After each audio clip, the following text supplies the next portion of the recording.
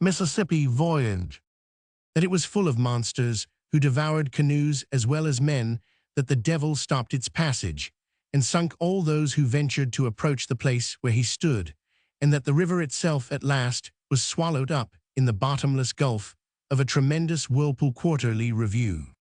Hic ver purpureum varios, hic flumina circum.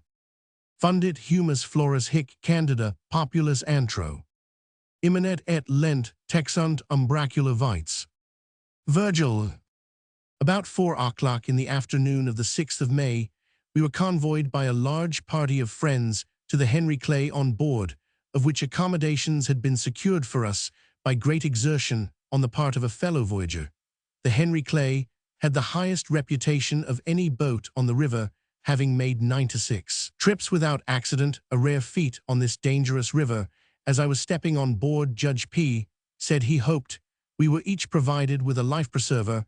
I concluded he was in joke, but he declared himself perfectly serious, adding that we should probably find ourselves the only cabin passengers unprovided with this means of safety. We should have been informed of this before it was too late. Now Mr. E. of our party on board told me all that. This inquiry made me anxious to know.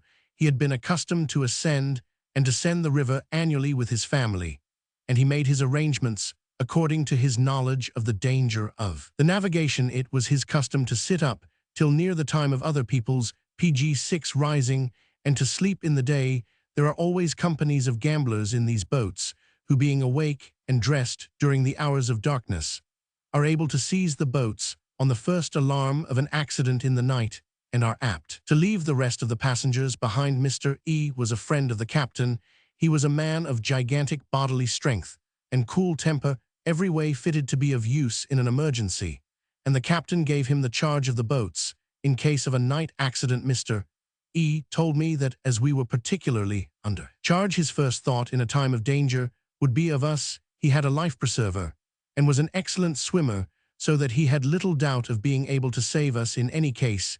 He only asked us to come the instant we were called, to do as we were bid, and to be quiet as we looked at the stately vessel with her active captain, her 2 pilots, the crowds of gay passengers, and all the provision for safety and comfort. It was scarcely possible to realize the idea of danger, but we knew that the perils of this extraordinary river, sudden and overwhelming, are not like those of the ocean, which can be in a great measure guarded against by skill and care. The utmost watchfulness cannot here provide against danger from squalls, from changes in the channel of the river, and from the snags, planters and sawyers, trunks of trees brought down from above by the current and fixed in the mud under water, which may at any moment pierce the hull of the vessel.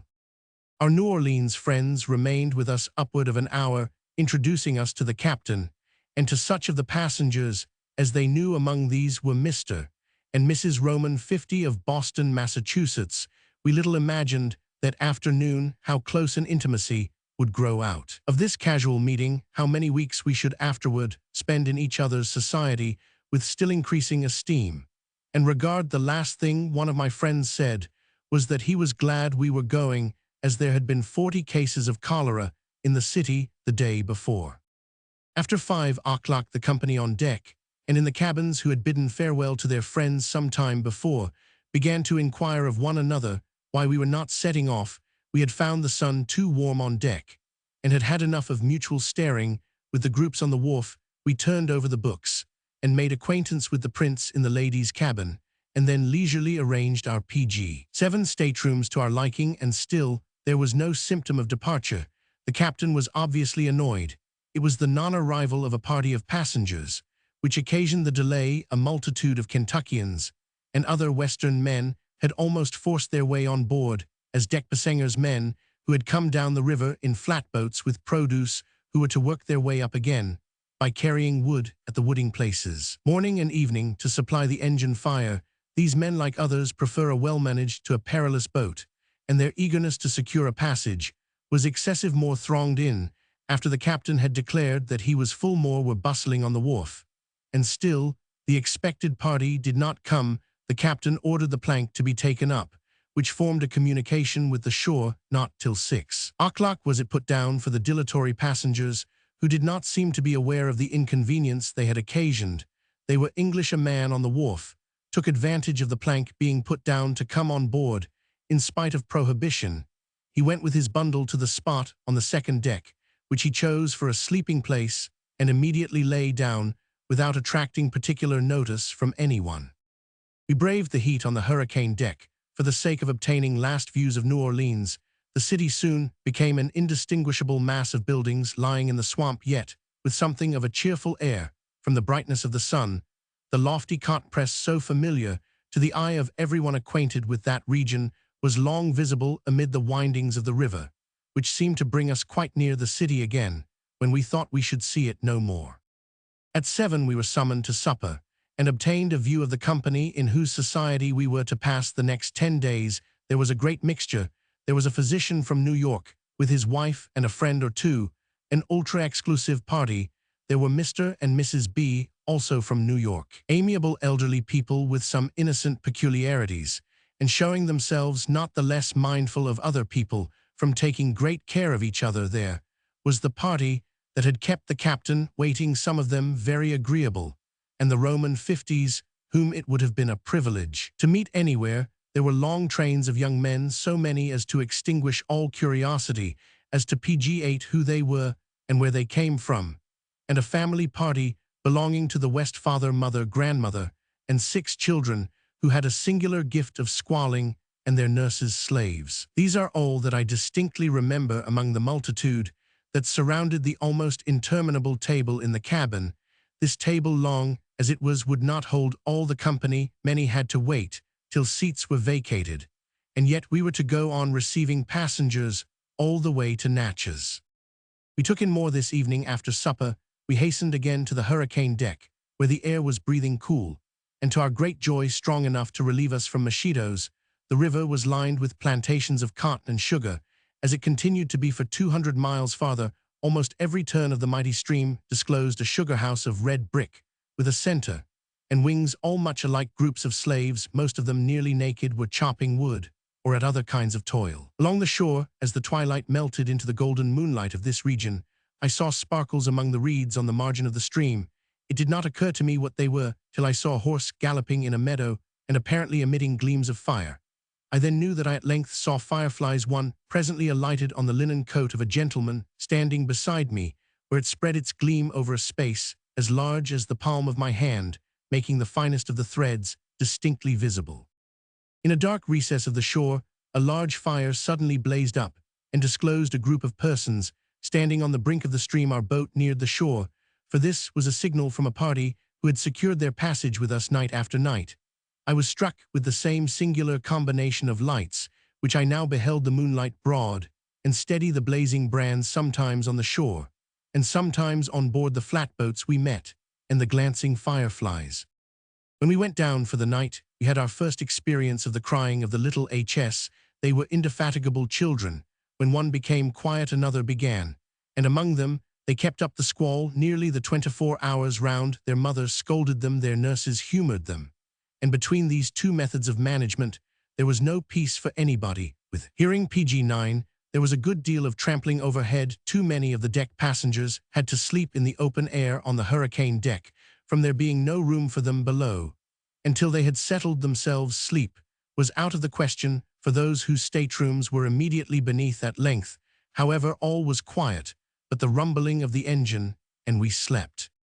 When I went on deck in the morning before 6, I was privately told by a companion that the man who had last forced his way on board had died of cholera in the night, and had been laid under a tree at the wooding place a few minutes before. Never was there a lovelier morning for a worn wretch to lie down to his long sleep. The captain particularly desired that the event should be passed over. Entire silence, as he was anxious that there should be no alarm about the disease on board the boat. The poor man had, as I have mentioned, lain down in his place. As soon as he came among us, he lay unobserved till 2 in the morning, when he roused the neighbor on each side of him. They saw his state at a glance, and lost not a moment in calling down the New York physician.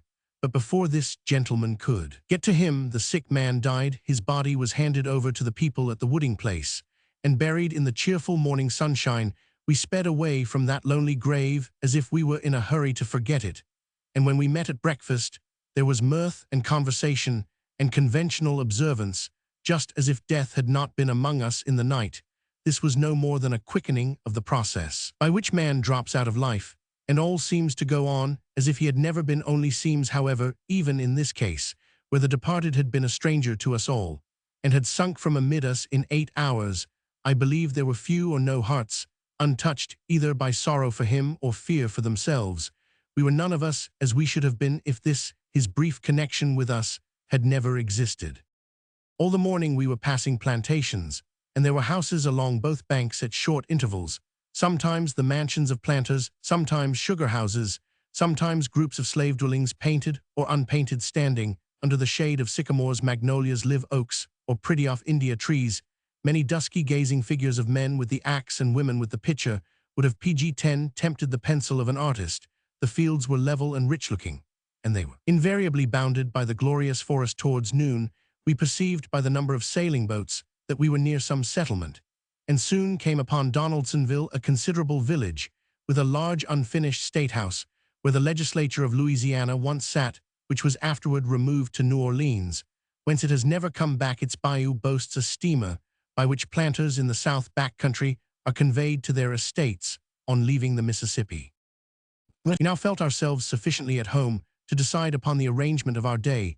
The weather was too hot to let the fatigues of general conversation be endurable for many hours together, and there was little in the general society of the vessel to make us regret this. We rose at 5 or a little later, the early morning being delicious. Breakfast was ready at 7, and after it, I apparently went to my stateroom for the morning. But this was not exactly the case. I observed that the laundresses hung their counterpanes and sheets to dry in the gallery before my window, and that therefore nobody came to that gallery. It struck me that this must be the coolest part of the boat, such an evaporation as was perpetually going on. I therefore stepped out of my window, with my bookwork or writing, and sitting under the shade of a counterpane, and in full view of the river and western shore, spent in quiet some of the pleasantest mornings I have ever known. I was now and then reminded of the poor parson, pitied by Mrs. Barbauld. Or crossing lines shall mar thy musings as the wet cold sheet flaps in thy face abrupt. And sometimes an unsympathizing laundress would hang up an impenetrable veil between me and some object on shore that I was eagerly watching. But these little inconveniences were nothing in the way of counterbalance to the privilege of retirement. I took no notice of the summons to luncheon at 11, and found that dinner at 1:30 came far too soon. We all thought it our duty to be sociable in the afternoon, and therefore took our seats in the gallery on the other side of the boat, where we were daily introduced to members of our society who before were strangers, and spent 2 or 3 hours in conversation or at chess. It PG-11 was generally very hot, and the conversation far from lively, consisting chiefly of complaints of the heat, or the glare of the children, or of the dullness of the river, varied by mutual interrogation about where everybody was going. A remark here and there was amusing, as when a lady described Canada as the place where people row boats, and sing row brothers row, and all that. When the heat began to decline, we went to the hurricane deck to watch the beauty of evening stealing on, and as no one but ourselves and our most esteemed acquaintance seemed to care for the wider view we here obtained, we had the place to ourselves, except that some giddy boys pursued their romps here, and kept us in a perpetual panic, lest in their racing they should run overboard. There is no guard whatever, and the lades overhang the water. Mr. E. said he never allowed his boys to play here, but gave them the choice of playing below or sitting still on the top. After tea, we came up again on fine evenings, walked for an hour or two, and watched the glories of the night, till the deck passengers appeared with their blankets, and compelled us to go down. Nothing surprised me more than to see that very few of the ladies looked out of the boat, unless their attention was particularly called. All the morning, the greater number sat in their own cabin, working collars, netting purses, or doing nothing. All the evening they amused themselves in the other cabin, dancing or talking, and such scenery as we were passing. I was in perpetual amazement that with all that has been said of the grandeur of this mighty river, so little testimony has been borne to its beauty. On the evening of our first day on the Mississippi, Mr. E. told me of the imminent danger. He and his lady had twice been in on board steamboats. His stories give an idea of the perils people should make up their minds to on such excursions as ours on their wedding journey. The E's, accompanied by their relative Judge H, went down the Alabama River one night, when Mr. E was just concluding the watch I have described him, as keeping the boat ran foul of another, and parted in two beginning. Instantly to sink, Mr. E roused his lady from her sleep, made her thrust her feet into his boots, threw his cloak over her, and carried her up to the deck, not doubting that from her being the only lady on board, she would be the first to be accommodated PG-12 in the boat.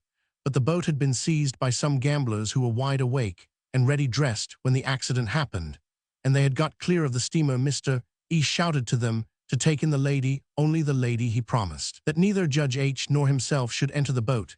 They might have come back for everyone on board with perfect safety, but he could not move them. Judge H meanwhile had secured a plank on which he hoped to seat Mrs. E, while Mr. E and himself, both good swimmers, might push it before them to the shore if they could escape the eddy from the sinking vessel. Mr.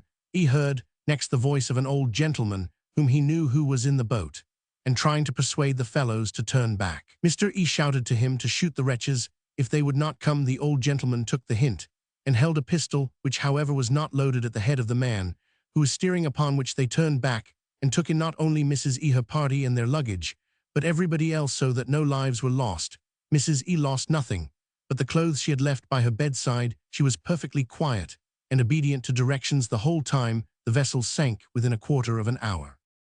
A few years after the E's went up the Mississippi with their little girl, some fine ladies on board wondered at Mrs. E for shaking hands with a rude farmer with whom she had some acquaintance, and it appears probable that the farmer was aware of what passed when Mr. E was going down to bed near day. He heard a deck passenger say to another in a tone of alarm, "I say, John, look here." "What's the matter?" asked Mr. E. "Nothing, sir, only the boat's sinking." Mr. E ran to the spot and found the news too true. The vessel had been pierced by a snag, and the water was rushing in by hogsheads. The boat seemed likely to be at the bottom. In 10 minutes Mr. E handed the men a pole and bade them thrust their bedding into the breach, which they did with much cleverness, till the carpenter was ready with a better plug. The horrid words, "the boat's sinking," had however been overheard, and the screams of the ladies were dreadful. The uproar above and below was excessive, but through it all was heard the voice of the rough farmer saying, "Where's E's girl? I shall save her first." The boat was run safely ashore, and the fright was the greatest damage sustained. PG-13. We passed Baton Rouge on the East Louisiana bank on the afternoon of this day. It stands on the first eminence we had seen on these shores, and the barracks have a handsome appearance from the water. A summer house perched on a rising ground was full of people amusing themselves with smoking and looking abroad upon the river, and truly they had an enviable station. A few miles farther on we went ashore at the wooding place, and I had my first walk in the untrodden forest. The height of the trees seemed incredible as we stood at their foot and looked up. It made us feel suddenly dwarfed. We stood in a crowd of locust and cottonwood trees, elm, maple, and live oak, and they were all bound together by an inextricable tangle of creepers, which seemed to forbid our penetrating many paces into the forest beyond, where the woodcutters had intruded. I had a great horror of going too far, and was not sorry to find it impossible. It would be so easy for the boat to leave 2 or 3 passengers behind without finding it out, and no fate could be conceived more desolate.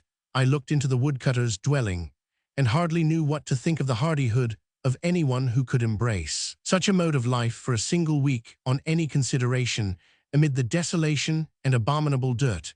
I observed a mosquito bara muslin curtain suspended over the crib. Without this, the dweller in the wood would be stung almost to madness or death before morning. This curtain was nearly of a saffron color. The floor of the hut was of damp earth, and the place so small that the wonder was how 2 men could live in it.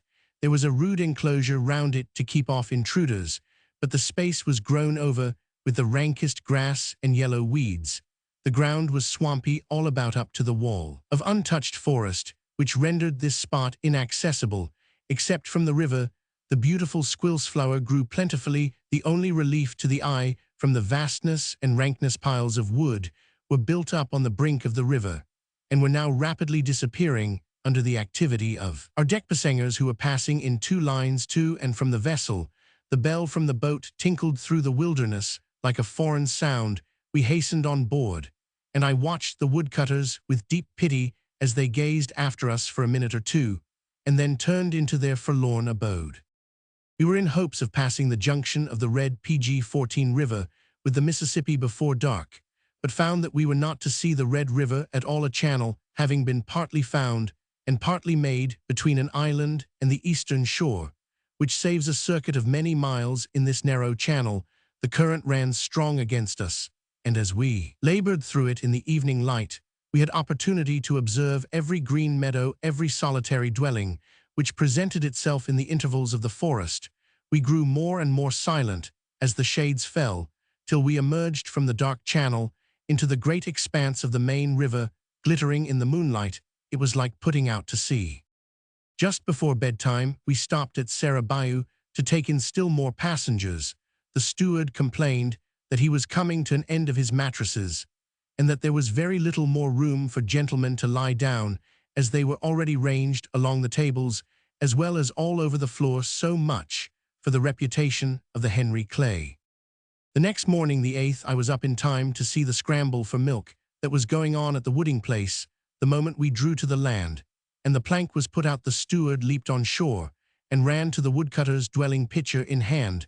The servants of the gentry on board followed, hoping to get milk for breakfast, but none succeeded, except the servant of an exclusive.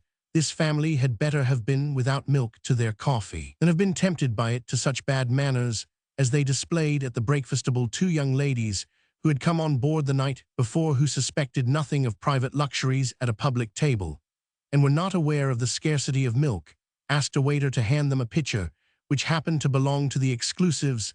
The exclusive servant was instantly sent round to take it from them, and not a word of explanation was offered.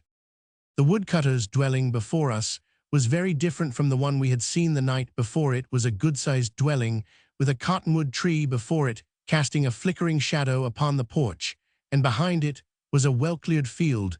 The children were decently dressed, and several slaves peeped out from the places where they were pursuing their avocations. A passenger brought me a beautiful bunch of dwarf roses, which he had gathered over the garden, paling. The piles of wood, prepared for the steamboat's PG-15, were enormous, betokening that there were many stout arms in the household.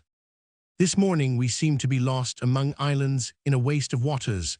The vastness of the river now began to bear upon our imaginations.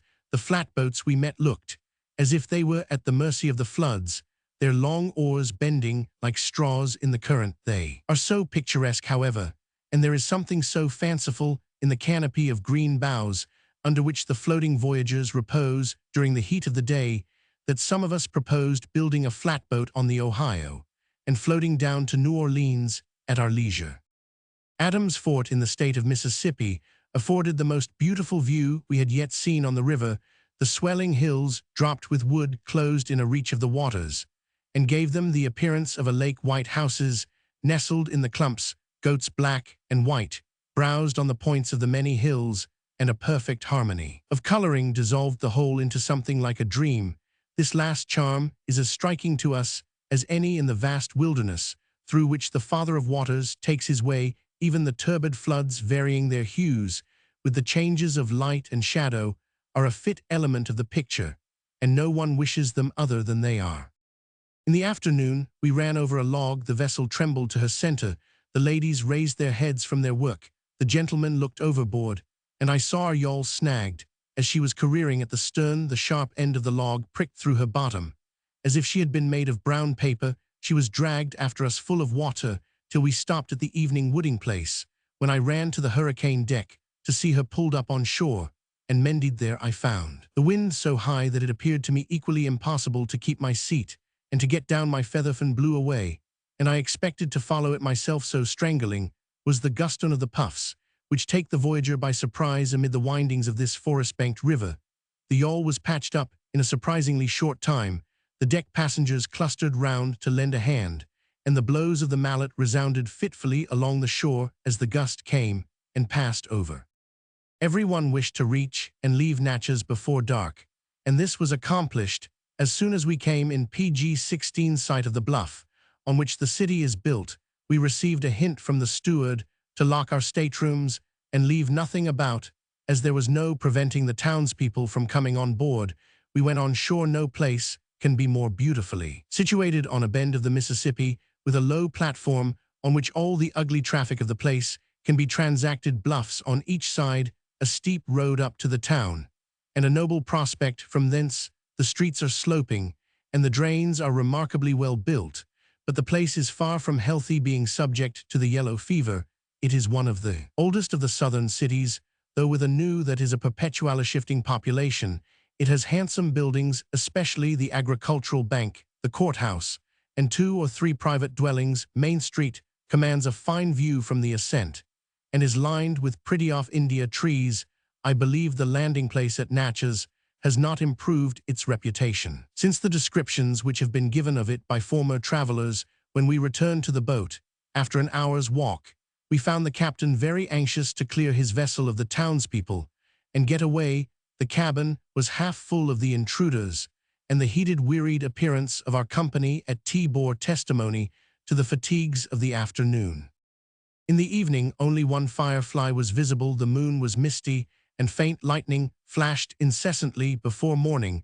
The weather was so cold that we shut our windows, and the next day there was a fire in the ladies' cabin. Such are the changes of temperature in this region. The quantity of driftwood that we encountered above Natchez was amazing. Some of it was whirling slowly down with the current, but much more was entangled in the bays of the islands, and detained in incessant accumulation. It can scarcely be any longer necessary to explain that it is a mistake to suppose this driftwood to be the foundation of the islands of the Mississippi, having itself no foundation.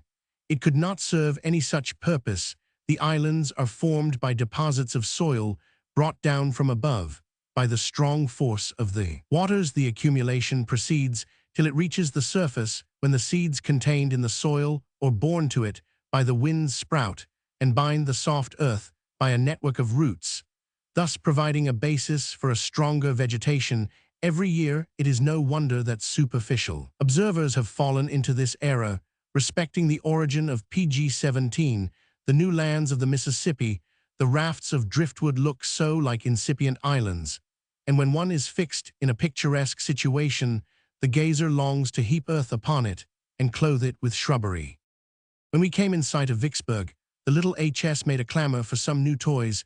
Their mother told them how very silly they were, what a waste of money it would be to buy such toys as they would get at Vicksburg, that they would suck the paint. Roman 100. Strange to say, none of these considerations availed anything. Somebody had told the children that toys were to be bought at Vicksburg, and all argument was to them worth less than the fact. The contention went on till the boat stopped, when the mother yielded with the worst possible grace, and sent a slave nurse on shore to buy toys. An hour after we were again on our way, the lady showed me in the presence of the children the wrecks of the toys: horses' legs, dogs' heads, the broken body of a wagon. Roman 100, all whether green, scarlet, or yellow, sucked into an abominable daub.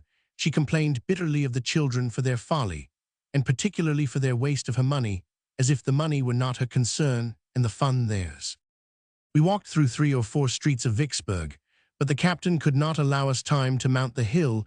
It is a rollicking, straggling place on the side of a steep ascent. The steeple of the courthouse, magnificently overlooking a huge expanse of wood and a deep bend of the river. It was 3 months after this time that the tremendous Vicksburg massacre took place, a deed at which the whole country shuddered, and much of the world beyond. In these disorders, upward of 20 persons were executed without trial by jury or pretense of justice. Some of the sufferers were gamblers and men of bad character. Otherwise, some were wholly innocent of any offense whatever, and I believe it is now generally admitted that the plot for rousing the slaves to insurrection, which was the pretext for the whole proceeding, never had any real existence. It was the product of that peculiar faculty of imagination which is now monopolized by the slaveholder, as of old by imperial tyrants. Among the sufferers in this disturbance was a young farmer of Ohio, I think, who was proceeding to New Orleans on business, and was merely resting on the eastern bank of the river on his way. I have seldom seen anything PG-18 more touching than his brief letter to his parents, informing them that he was to be executed the next morning. Nothing could be quieter in its tone than this letter, and in it he desired that his family would not grieve too much for his sudden death, for he did not know that he could ever feel more ready for the event than then. His old father wrote an affecting appeal to the governor of Mississippi, desiring not vengeance, for that could be of no avail to a bereaved parent, but investigation. For the sake of his son's memory and the future security of innocent citizens, the governor did not recognize the appeal. The excuse made for him was that he could not, that if the citizens of the state preferred lynch law to regular justice, the governor could do nothing against the will of the majority. The effect of barbarism like this is not to justify the imputation of its excesses to the country at large, but to doom the region in which it prevails to be peopled by barbarians. The lovers of justice and order will avoid the places where they are set at naught. Every day reminded us of the superiority of our vessel, for we passed every boat going the same way and saw some so delayed by accidents that we wondered what was to become of the passengers, at least of their patience. A disabled boat was seen on the morning of this day, the 9th, crowded with Kentuckians, some of whom tried to win their way on board the Henry Clay by witticisms, but our captain was inexorable, declaring that we could hold no more. Then we passed the Ohio steamboat, which left New Orleans 3 days before us, but was making her way very slowly with cholera on board. The 10th was Sunday. The children roared as usual, but the black damsels were dressed. There was no laundry work going on nor fancy work in the cabin, and there was something of a Sunday look about the place, as I was sitting by my stateroom window, sometimes reading, and sometimes looking out upon the sunny river, green woods, and flatboats that keep no Sabbath. A black servant entered to say that Mr. E. desired me to come to the preachin'.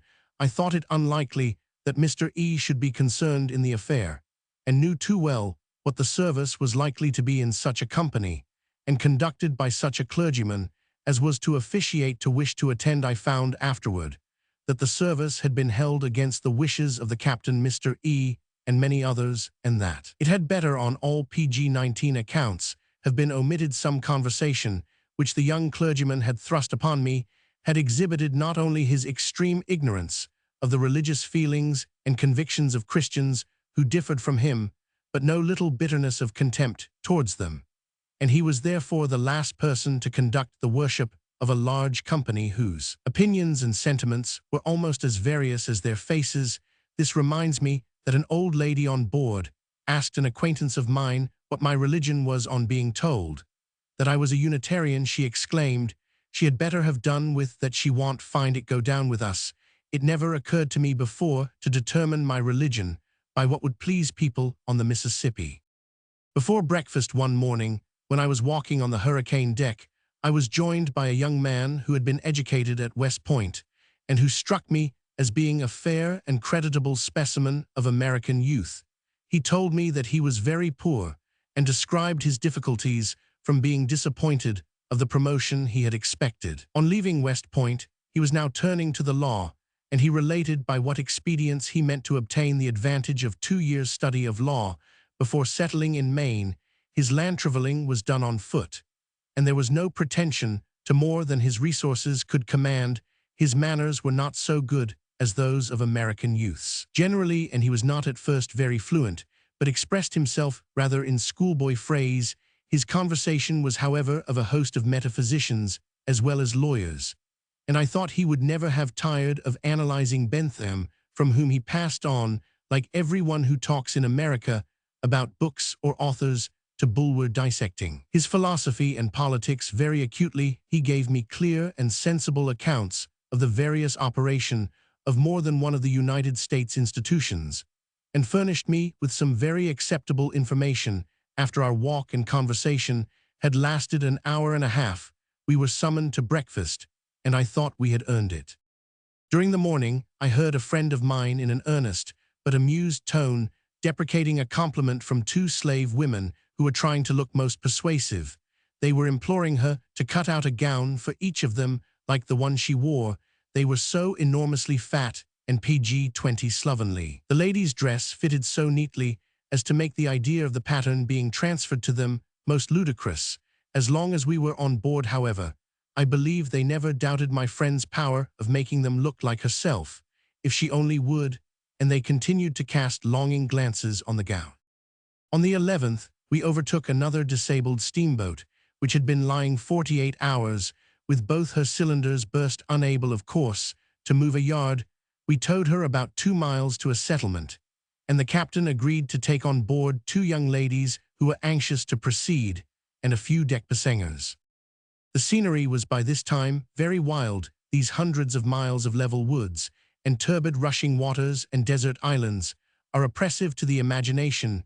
Very few dwellings were visible. We went ashore in the afternoon. Just for the sake of having been in Arkansas, we could penetrate only a little way through the young cottonwood and the tangled forest, and we saw nothing. In the evening we touched at Helena, and more passengers got on board. In defiance of the captain's shouts of refusal, he declared that the deck was giving way under the crowd, and that he would not go near the shore again, but anchor in the middle of the river and send his boats for provisions.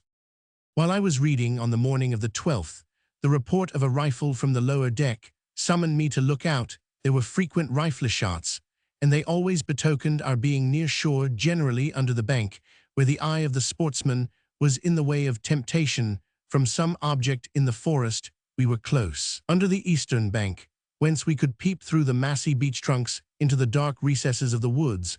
For 2 days our eyes had rested on scenery of this kind. Now it was about to change. We were approaching the fine Chickasaw Bluffs, below Memphis, in the state of Tennessee. The captain expressed a wish that none of the passengers would go on shore at Memphis, where the cholera was raging. He intended to stay only a few minutes for bread and vegetables, and would not admit a single passenger on any consideration.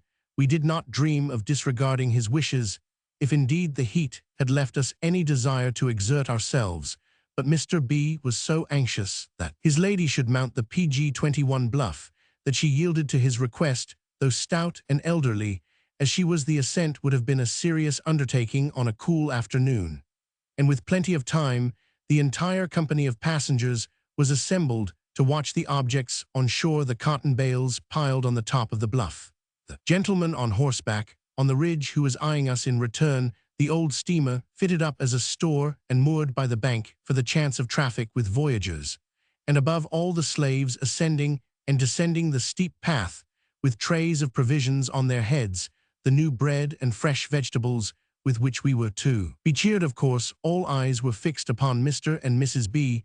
as they attempted the ascent. The husband lent his best assistance and dragged his poor lady about 1/3 of the way up. When she suddenly found that she could not go a step forward or back, she stuck in a most finished attitude of panic, with her face to the cliff and her back to us, her husband holding her up by one arm, and utterly at a loss what to do next. I hope they did not hear the shout of laughter which went up from our vessel. A stout boatman ran to their assistance and enabled the lady to turn round, after which she came down without accident. She won everybody's esteem by her perfect good humor on the occasion. Heated and flurried as she was perfectly contented with having tried to oblige her husband. This was her object, and she gained it, and more than she was aware of, unless, indeed, she found that her fellow passengers were more eager to give her pleasure after this adventure than before. The town of Memphis looked bare and hot, and the bluffs, though a relief from the level vastness on which we had been gazing for 2 days, are not so beautiful as the eminences 400 or 500 miles below. The air was damp and close this night. The moon dim, the lightning blew and glaring incessantly, and the wood ashes from the chimneys very annoying. It was not weather for the deck, and seeing that Mr. E. and 2 other gentlemen wanted to make up a rubber, I joined them in our well-lighted cabin. The lightning seemed to pour in streams, and the thunder soon began to crack overhead. Mrs. H. came to us and rebuked us for playing cards while it thundered, which she thought very blasphemous. When our rubber was over, and I retired to the ladies' cabin, I found PG-22 that the lady had been doing something which had at least as much levity in it. After undressing, she had put on her life preserver and floundered on the floor to show how she should swim if the boat sank. Her slaves had got under the table to laugh. They little thought how near we might come to swimming for our lives before morning. I believe it was about 3 hours after midnight when I was awakened by a tremendous and unaccountable noise overhead. It was most like plowing through a forest and crashing all the trees down. The lady who shared my stateroom was up, pale and frightened, and lights were moving in the ladies' cabin, I did not choose to cause alarm by inquiry, but the motion of the boat was so strange that I thought it must waken everyone on board. The commotion lasted, I should think, about 20 minutes, when I suppose it subsided, for I fell asleep in the morning. I was shown the remains of hailstones, which must have been of an enormous size to judge by what was left of them. At the end of 3 hours, Mr. E told me that we had been in the utmost danger for above quarter of an hour from one of the irresistible squalls to which this navigation is liable. Both the pilots had been blown away from the helm, and were obliged to leave the vessel to its fate. It was impossible to preserve a footing for an instant on the top, and the poor passengers who lay there had attempted to come down bruised. With the tremendous hail, which caused the noise we could not account for, and seeing with the pilot no other probability than that the hurricane deck would be blown completely away. But there was actually no standing room for these men, and they had to remain above and take their chance. The vessel drove madly from side to side of the dangerous channel, and the pilots expected every moment that she would founder. I find that we usually made much more way by night than by day, the balance of the boat being kept even while the passengers are equally dispersed and quiet, instead of running from side to side or crowding the one gallery and deserting the other. I was on the lookout for alligators all the way up the river, but could never see one. A deck passenger declared that a small specimen slipped off a log into the water one day when nobody else was looking, but his companions supposed he might be mistaken, as alligators are now rarely seen in this region. Terrapins were very numerous, sometimes pg-23, sunning themselves on floating logs, and sometimes swimming, with only their pert little heads visible above water. Wood pigeons might be seen flitting in the forest when we were so close under the banks as to pry into the shades, and the beautiful blue jay often gleamed before our eyes. No object was more striking than the canoes, which we frequently saw looking fearfully light and frail amid the strong current. The rower used a spoon-shaped paddle and advanced with amazing swiftness, sometimes crossing before our bows, sometimes darting along under the bank, sometimes shooting across a track of moonlight. Very often there was only one person in the canoe, as in the instance I have elsewhere mentioned, one of a woman, who was supposed to be going on a visit 20 or 30 miles up the stream.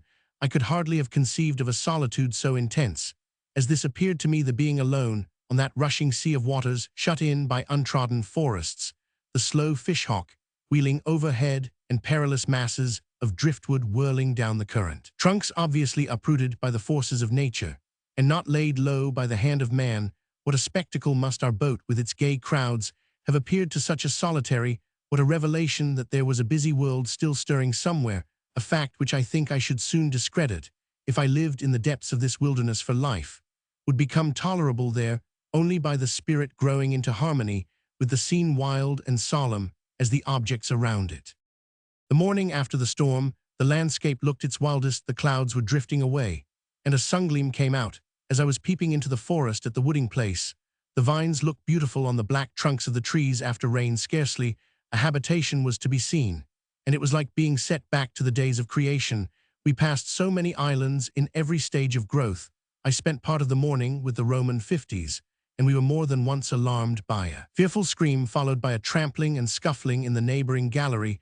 It was only some young ladies with their work and guitar who were in a state of terror, because some green boughs would sweep over when we were close under the bank. They could not be reassured by the gentlemen who waited upon them, nor pg-24 would they change their seats, so that we were treated with a long series of screams, till the winding of the channel carried us across to the opposite bank. In the afternoon, we came in sight of New Madrid in the state of Missouri, a scattered small place on a green tableland. We sighed to think how soon our wonderful voyage would be over, and at every settlement we reached repined at being there so soon. While others went on shore, I remained on board to see how they looked dispersed in the woods, grouped round the woodpiles and seated on logs. The clergyman urged my going, saying, "It's quite a retreat to go on shore. This gentleman is vice-president of an educational establishment for young ladies, where there are public exhibitions of their proficiency, and the poor ignorant little girls take degrees. Their heads must be so stuffed with vainglory that there can be little room for anything else."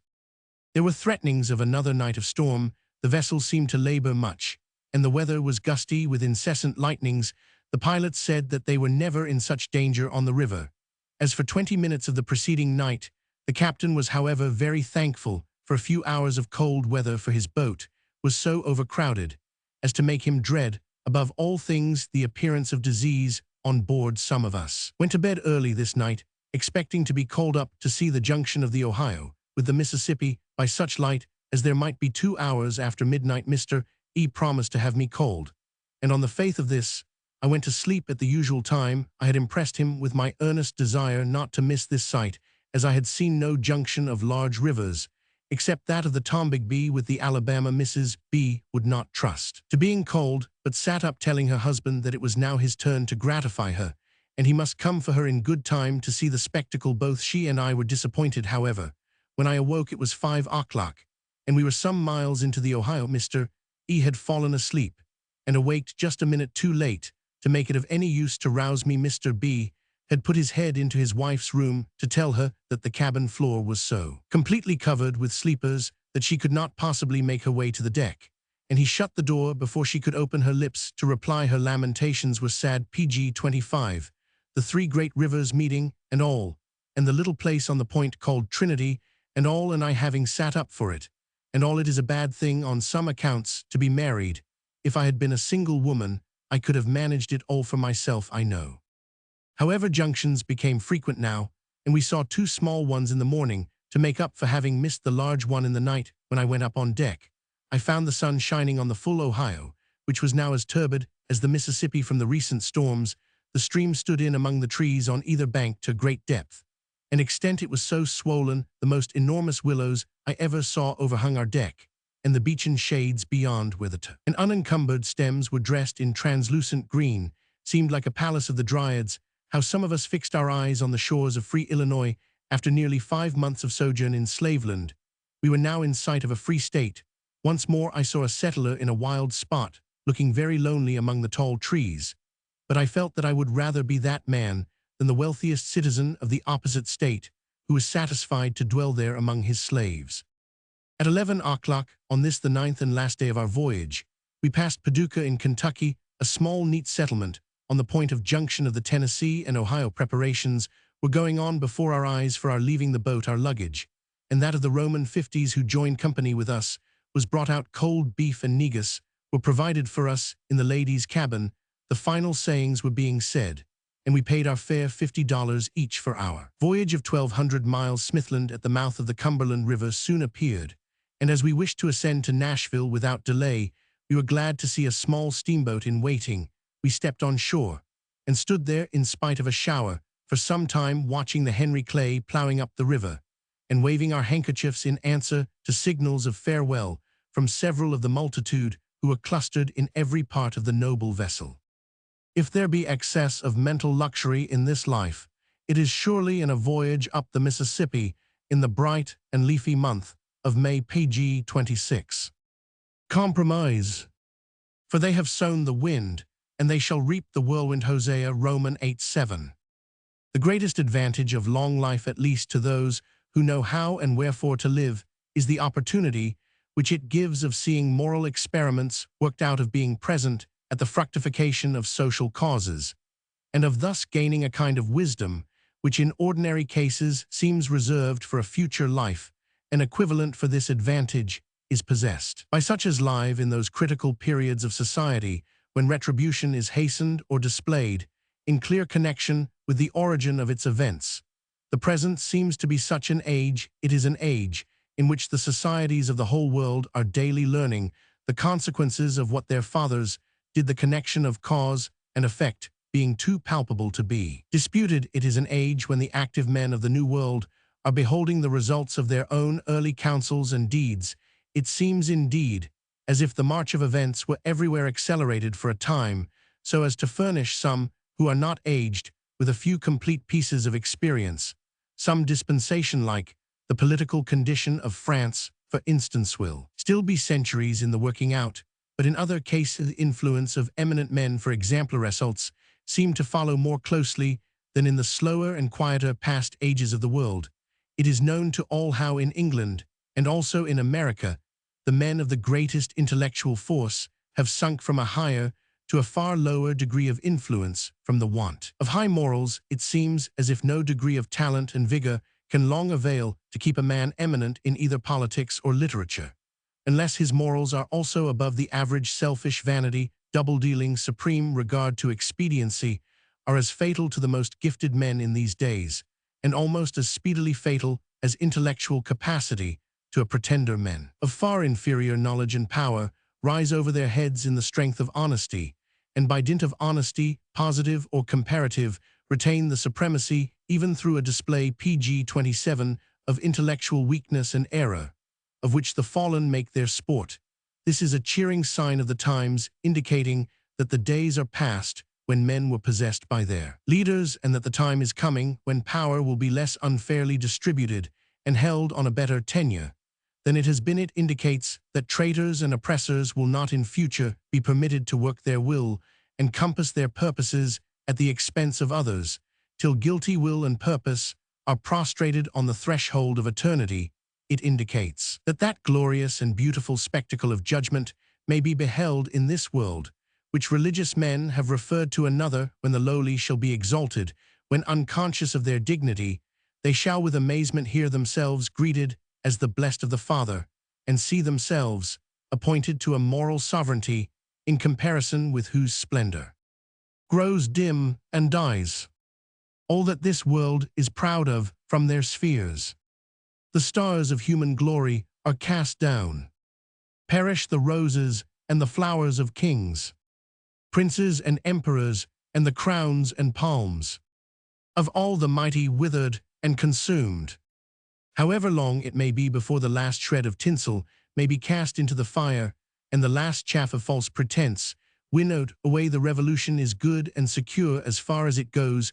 Moral power has begun its long series of conquests over physical force and selfish cunning, and the diviner part of man is a guarantee that not 1 inch of the ground gained shall ever be lost. For our encouragement, we are presented with a more condensed evidence of retribution than has hitherto been afforded to the world. Moral causes seem to be quickened as well as strengthened in their operation by the new and more earnest heed which is given to them.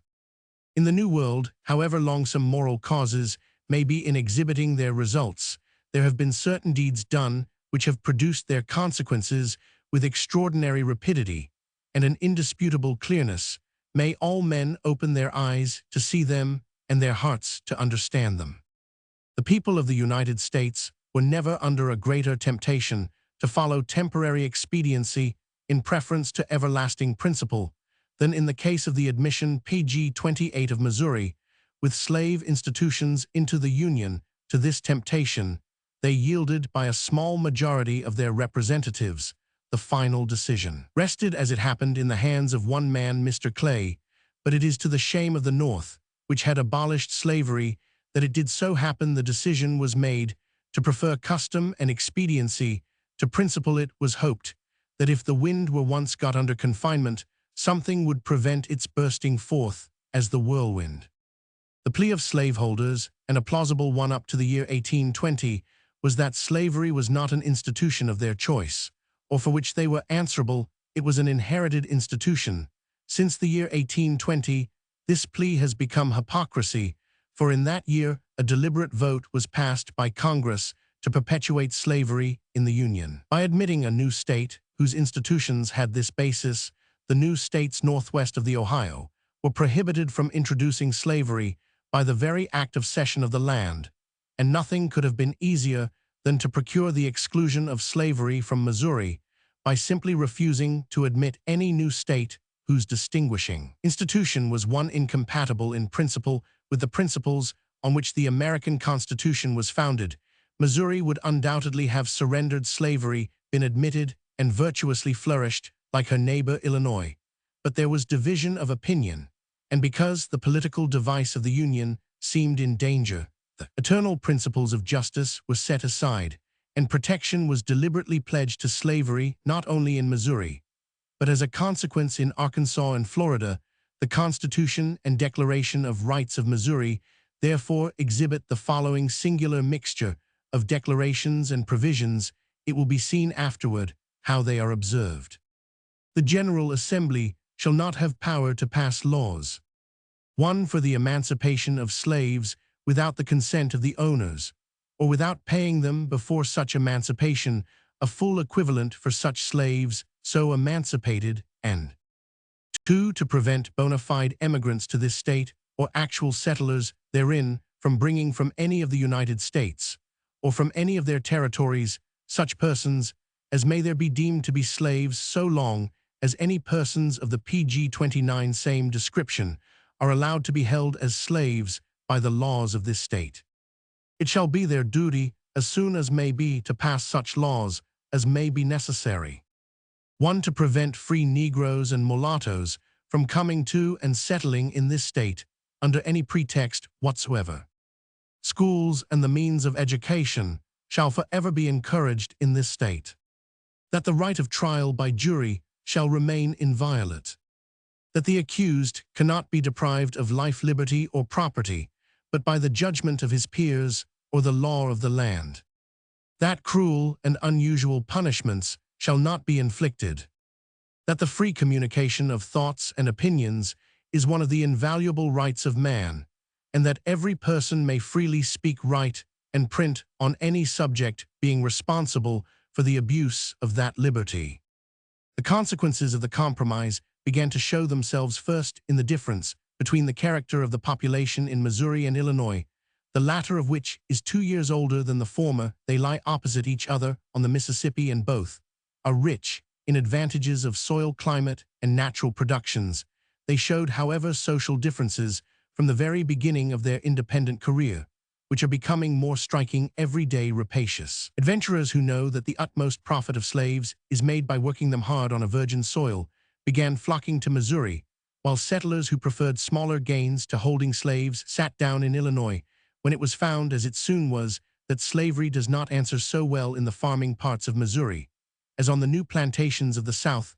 A farther difference took place. New settlers perceived that in point of immediate interest, merely the fine lands of Missouri were less worth having with the curse of slavery upon them than those of Illinois without it. In vain has the price of land been lowered in Missouri, as that in Illinois rose. Settlers go first and look at the cheaper land. Some remain upon it, but many recross the river and settle in the rival state. This enrages the people of Missouri. Their soreness and jealousy, combined with other influences of slavery, so exasperate their prejudices against the people of color as to give perfectly PG-30 diabolical character to their hatred of Negroes and the friends of Negroes. That such is the temper of those who conduct popular action in the state is shown by some events which happened in the year 1836, in the very bottom of the souls of the American statesmen who admitted Missouri on unrighteous terms. These events must kindle a burning comparison between what the social condition of the frontier states of their honorable union is and what it might have been.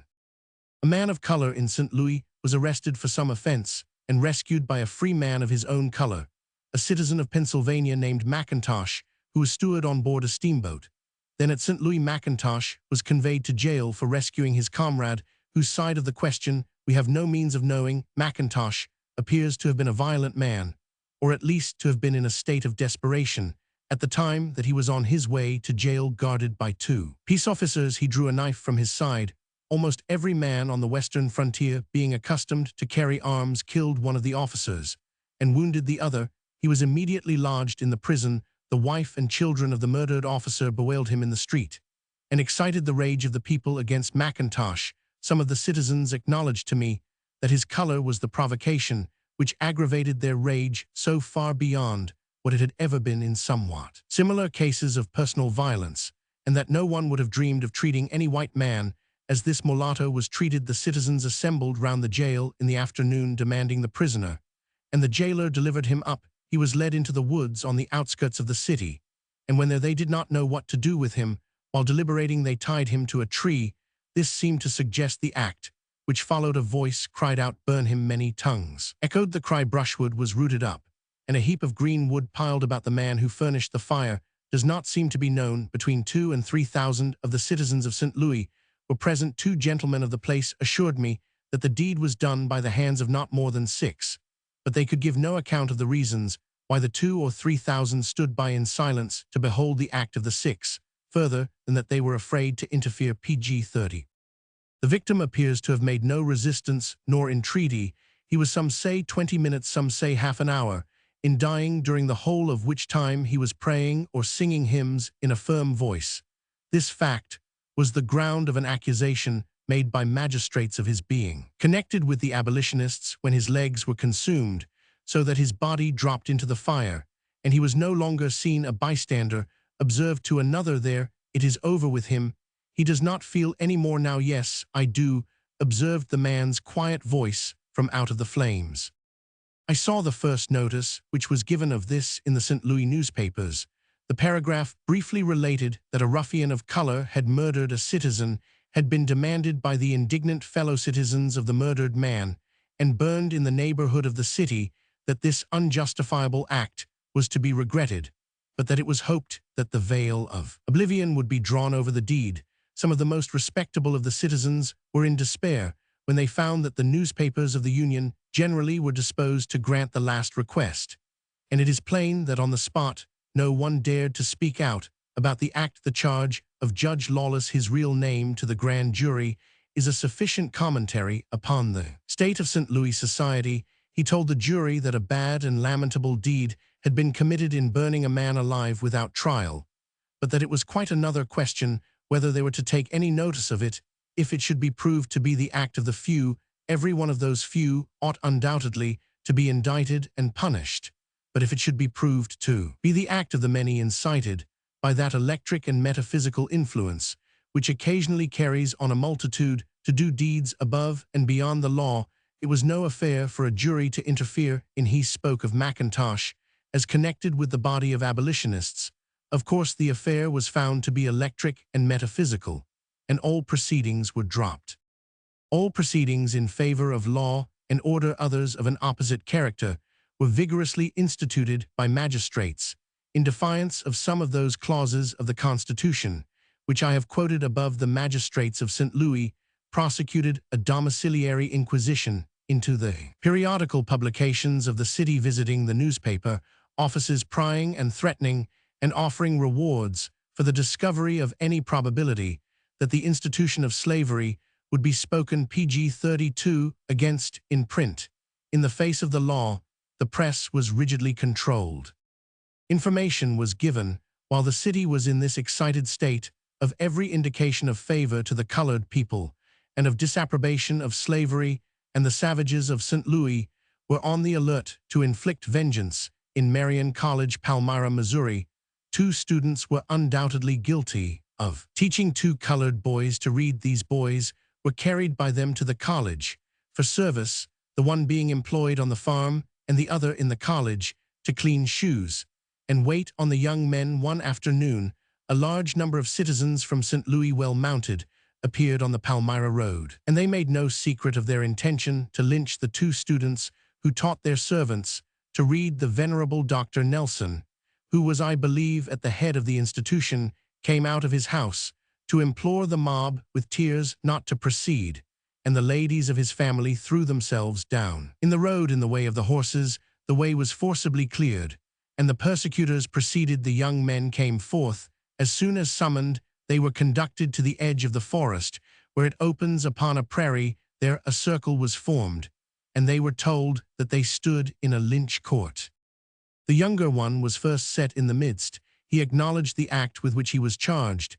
He was offered the alternative of receiving 20 lashes with the horrid cowhide, which was shown him, or of immediately leaving the state forever. He engaged to leave the state forever, and was set across the river into Illinois. The elder student made his trial a longer one. He acknowledged the act of teaching his servant to read, and made himself heard. While he defended it, he pleaded that he was a citizen of Missouri, being of age, and having exercised the suffrage at the last election, he demanded a fair trial in a court of law, and pledged himself to meet any accusation there. At last it came to their binding him to a tree, and offering him the choice of 200 lashes with the cowhide, or of promising to leave the state and never to return to it. He knew that a sentence of 200 lashes meant death by torture. It is so understood in lynch courts. And he knew that a promise thus extorted was not binding, so he promised. He was also set across the river, where he pg-33 immediately published a narrative of the whole transaction, and declared his intention of returning to his state to resume the duties and privileges of citizenship. as soon as he could be personally safe. The St. Louis lynchers next ordered the heads of Marion College to hold a public meeting and declare their convictions and feelings on the subject of slavery. They were obeyed, and they put pretty close questions to the professors, especially to Dr. Ely, who was a suspected man. Dr. Ely came from one of the eastern states and was considered by the abolitionists of his own religious persuasion to be one of their body sometime after he went into Missouri. It appeared incidentally in some newspaper communications that he had bought a slave. His friends at the East resented the imputation and were earnest in vindication, but were presently stopped and thrown into amazement by his coming out with an acknowledgment and defense of the act. He thought that the way in which he could do most good was by purchasing Negroes for purposes of enlightenment. So he bought his man Abraham, designing to enlighten him for 9 years, and then set him free, employing the proceeds of his 9 years' labor in purchasing 2 other slaves to be enlightened and robbed in the same manner for the purpose of purchasing 4 more at the expiration of another series of years. And so on. It seems astonishing that a clergyman should thus deliberately propose to confer his charities through the medium of the grossest injustice, but so it was when at the enforced meeting he was questioned by the lynchers as to his principles. He declared himself opposed to the unchristian fanaticism of abolitionism, spurned the imputation of being one of the body, and in proof of his sincerity declared himself to be the master of 1 slave, and to be already contracting for more. The lynchers returned to St. Louis without having committed murder. They had triumphantly broken the laws and trodden underfoot their constitution of 16 years old. If it could be made known at what expense they were saved from bloodshed, if it could be revealed what violence they offered to conscience, what feelings they lacerated, what convictions they stifled, what passions they kindled, what an undying worm they fixed at the core of many a heart, at the root of many a life, it might have been clear to PG-30 for all eyes that the halter and the cowhide would have been mercy in comparison with the tortures with which they strewed their way. I have told enough to show what comes of compromise. There is no need to lengthen out my story of persecutions. I will just mention that the last news from Missouri that I saw was in the form of an account of the proceedings of its legislature, but which yet seems to me incredible. It is stated to have been enacted that any person of any complexion coming into or found in the state of Missouri who shall be proved to have spoken, written, or printed a word in disapprobation of slavery or in favor of abolition shall be sold into slavery for the benefit of the state. If, in the fury of the moment, such a law should really have been passed, it must speedily be repealed. The general expectation is that slavery itself will soon be abolished in Missouri, as it is found to be unprofitable and perilous, and a serious drawback to the prosperity of the region. What a lesson is meantime afforded as to the results of compromise. Missouri might now have been a peaceful and orderly region inhabited by settlers as creditable to their country as those of the neighboring free states, instead of being a nest of vagabond slave dealers, rapacious slave drivers, and ferocious rioters. If the inhabitants think it hard that all should be included in a censure which only some have deserved, they must bestir themselves to show in their legislature, and by their improved social order, that the majority are more respectable than they have yet shown themselves to be at present. It seems as if one who might have been a prophet preaching in the wilderness had preferred the profession of a bandit of the desert. But it should never be forgotten whence came the power to inflict injury by a permission being given where there should have been a prohibition. Whatever danger there ever was to the Union from difference of opinion on the subject of the compromise is now increased. The battle has still to be fought at a greater disadvantage than when a bad deed was done to avert it. Page 35. Cincinnati. Sir, said the custom house officer at Leghorn, your papers are forged. There is no such place in the world. Your vessel must be confiscated. The trembling captain laid before the officer a map of the United States, directed him to the Gulf of Mexico, pointing out the mouth of the Mississippi, led him 1,000 miles up it to the mouth of the Ohio, and thence another 1,000 to Pittsburgh. There, sir, is the port whence my vessel cleared out. The astonished officer, before he saw the map, would as soon have believed that this ship had been navigated from the Moonclay's speeches. We reached Cincinnati by descending the Ohio from Maysville, Kentucky, whence we took passage in the first boat going down to the great city of the West. It happened to be an inferior boat, but as we were not to spend a night on board, this was of little consequence. We were summoned by the bell of the steamer at 9 Roman 1000, but did not set off till past noon. The cause of the delay forbade all complaint, though we found our station in the sun and out of any breeze that might be stirring oppressively hot in the hottest part of a midsummer day. The captain had sent 9 miles into the country for his mother, whom he was going to convey to a place down the river, where her other son was lying sick of the cholera at noon. The wagon with the old lady and her packages appeared. We were prepared to view her situation with the kindest feelings, but our pity scarcely survived the attempts she made to ensure it. I suppose the emotions of different minds must always have different modes of expression, but I could comprehend nothing of such a case as this while there were apartments on board where the afflicted mother might have indulged her feelings in privacy. It was disagreeable to see the parade of hartshorn and water and exclamations and sensibilities in the presence of a company of entire strangers. Her son and a kind-hearted stewardess were very attentive to her, and it was much to be wished that she had been satisfied with their assiduities. The scenery was fully equal to my expectations, and when we had put out into the middle of the river, we found ourselves in the way of a breeze, which enabled us to sit PG-36 outside and enjoy the luxury of vision to the utmost, the sunny and shadowy hills, advancing and retiring, ribbed and crested with belts and clumps of gigantic beech, the rich bottoms always answering on the one shore to the group of hills on the other, a perfect level, smooth, rich and green, with little settlements sprinkled over it. The shady creeks very frequent between the hills, with sometimes a boat, and figures under the trees which meet over it. These were the spectacles which succeeded each other before our untiring eyes. We touched at a number of small places on the banks to put out and take in passengers. I believe we were almost as impatient as the good captain to get to Richmond, where his sick brother was lying, that the family might be out of suspense about his fate. A letter was put into the captain's hand from the shore, which did not tend to raise his spirits. It told him of the death by cholera of a lady whom he had just brought up the river. The captain's brother, however, was better. We were all committed to the charge of the clerk of the boat, and as we put out into the stream again, we saw the captain helping his mother up the hill and looking a changed man within a few minutes. The moral plagues consequent on pestilence are an old subject, but one ever new to the spectator.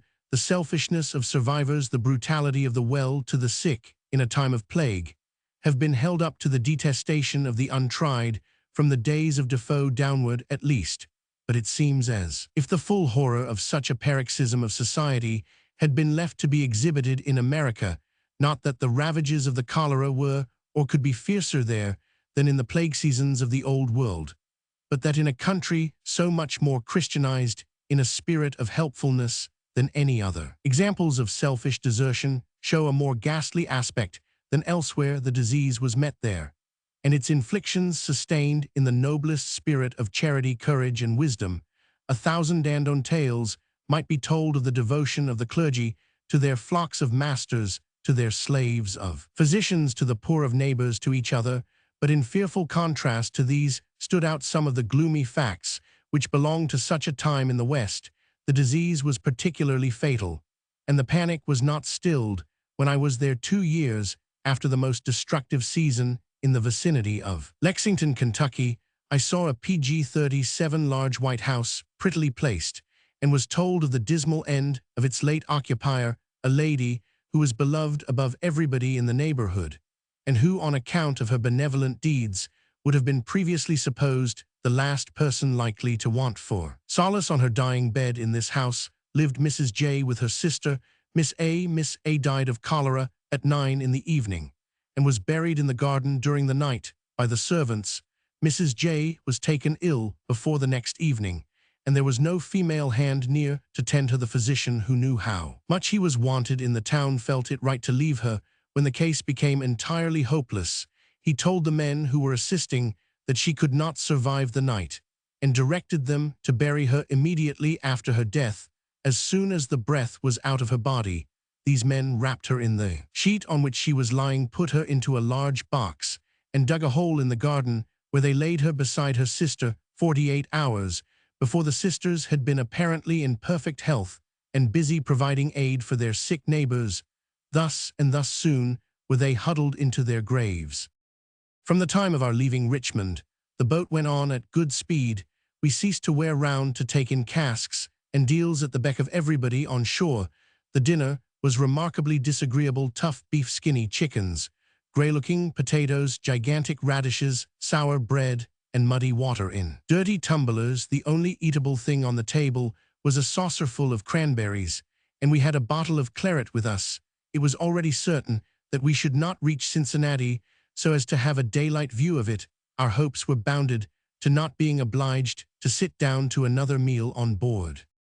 The western sky faded while we were watching the Hunter pursuing the Coquette, two pretty little steamboats that were moving along under the shadow of the bank. Some time after dark, we came in sight of long rows of yellow lights with a flaring and smoking furnace here and there, which seemed to occupy a space of nearly 2 miles from the wharf, where we at length stopped. I had little idea how beautiful this flaring region would appear in sunshine. After waiting some time in the boat for the arrival of a hack, we proceeded up the steep pavement above the wharf to the Broadway Hotel and Boarding House. There we, PG-38, were requested to register our names, and were then presented with the cards of some of the inhabitants who had called to inquire for us. We were well and willingly served, and I went to rest intensely thankful to be once more out of sight of slavery. The next morning was bright, and I scarcely remember a pleasanter day during all my travels than this 16th of June. We found ourselves in a large boarding house managed by a singularly zealous and kindly master. His care of us was highly amusing during the whole time of our stay. His zeal may be judged of by a circumstance which happened one morning at breakfast. He appeared heated and confused, and looked as if he had a bad headache. He requested us to excuse any forgetfulness that we might observe, and mentioned that he had by mistake taken a dangerous dose of laudanum. We begged he would leave the table and not trouble himself about us, and hoped he had immediately taken measures to relieve himself of the dose. He replied that he had had no time to attend to himself till a few minutes ago.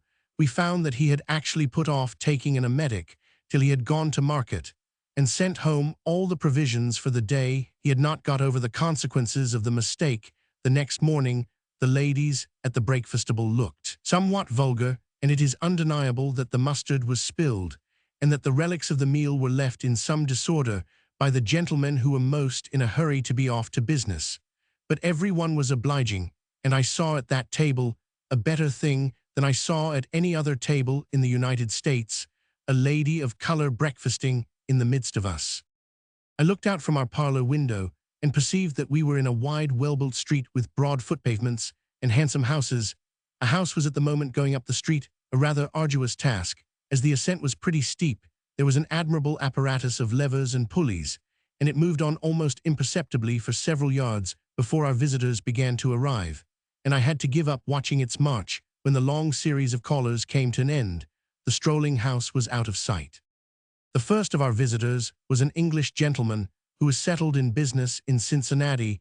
He immediately undertook a commission of inquiry with which I had been PG-39 charged from England about a family of settlers, and sent me a pile of new books and tickets for a concert which was to be held in Mrs. Trollope's bazaar the next evening. But when he was followed by a gentleman of whom much will be told in my next chapter, and by Dr. Drake, the first physician in the place, and Miss Beecher, daughter of the Rev. Dr. Beecher, head of Lane's Seminary near Cincinnati, then on his trial for heresy, and justly confident of acquittal. Miss Beecher is a lady eminent for learning and talents, and for her zeal in the cause of education. These were followed by several merchants with their ladies' sisters and daughters. The impression their visits left on our minds was of high respect for the society of Cincinnati, if these were in manners, dress, and conversation fair specimens. Dr. Drake and his daughter proposed to call for us for an afternoon's drive, and take us home to tea with them, a plan to which we gladly agreed.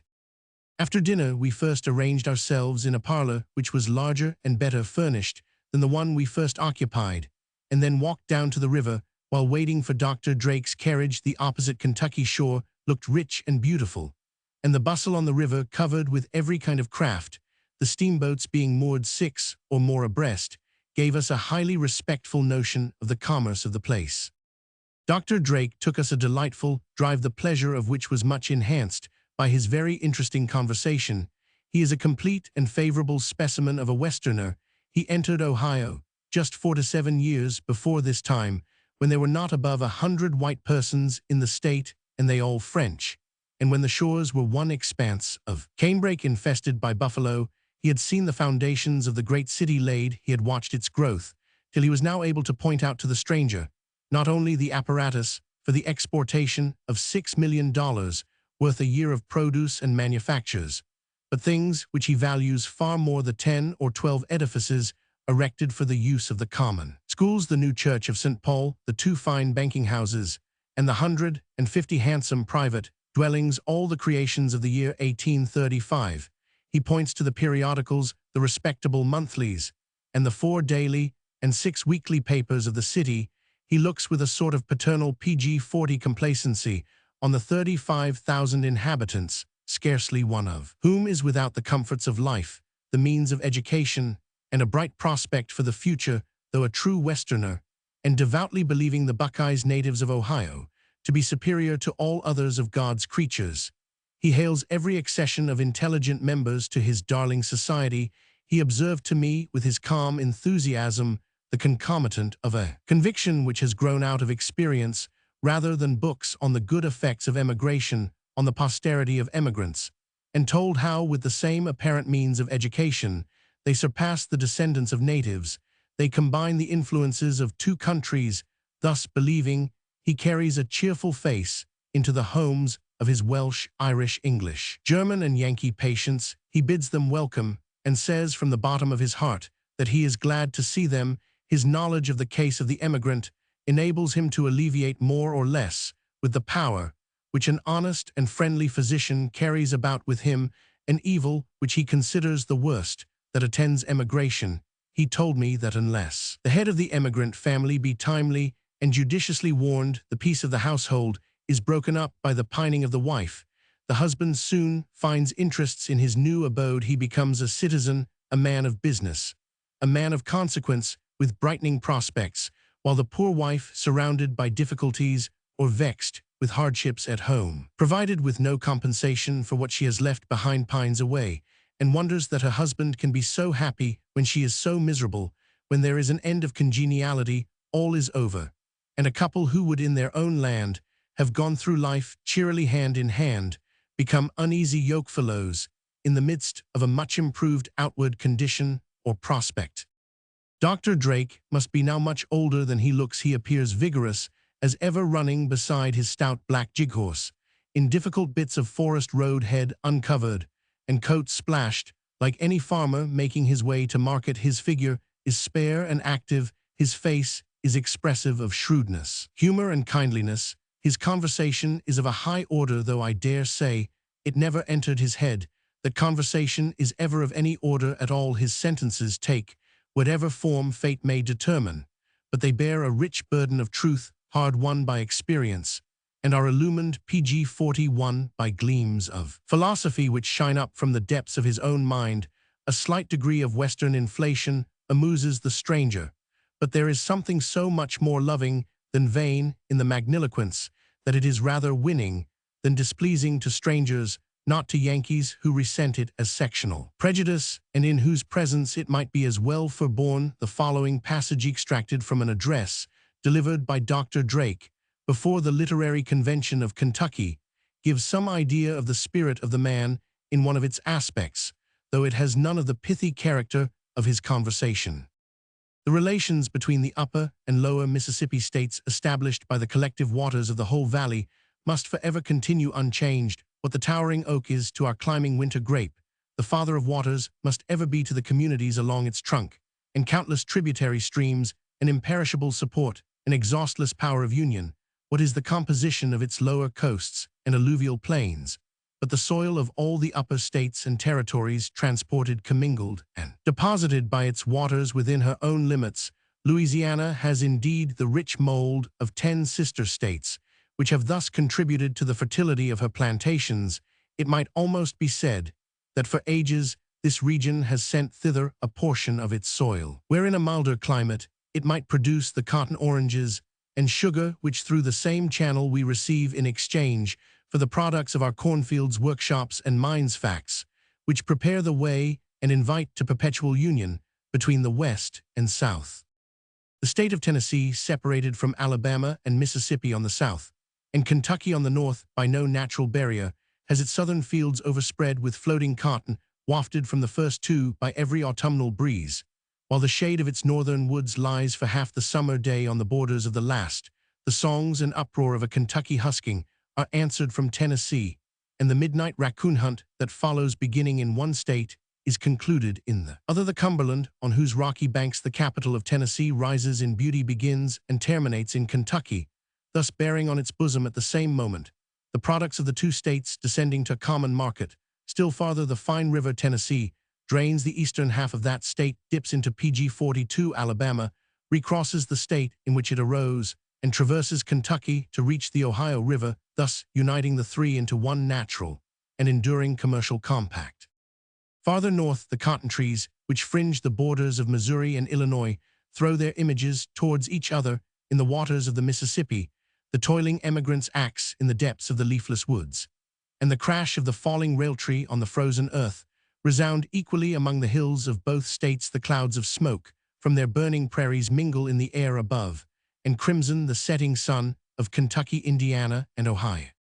The pecan tree sheds its fruit at the same moment among the people of Indiana and Illinois, and the boys of the two states paddle their canoes and fish together in the Wabash or hail each other from opposite banks. Even villages belong equally to Indiana and Ohio, and the children of the two commonwealths trundle their hoops together in the same street. But the Ohio River forms the most interesting boundary among the republics of the West. For 1,000 miles, its fertile bottoms are cultivated by farmers who belong to the different states, while they visit each other as friends or neighbors. As the schoolboy trips or loiters along its shores, he greets his playmates across the stream, or they sport away an idle hour in its summer waters. These are to be among the future, perhaps the opposing statesmen of the different commonwealths. When at low water we examine the rocks of the channel, we find them the same on both sides.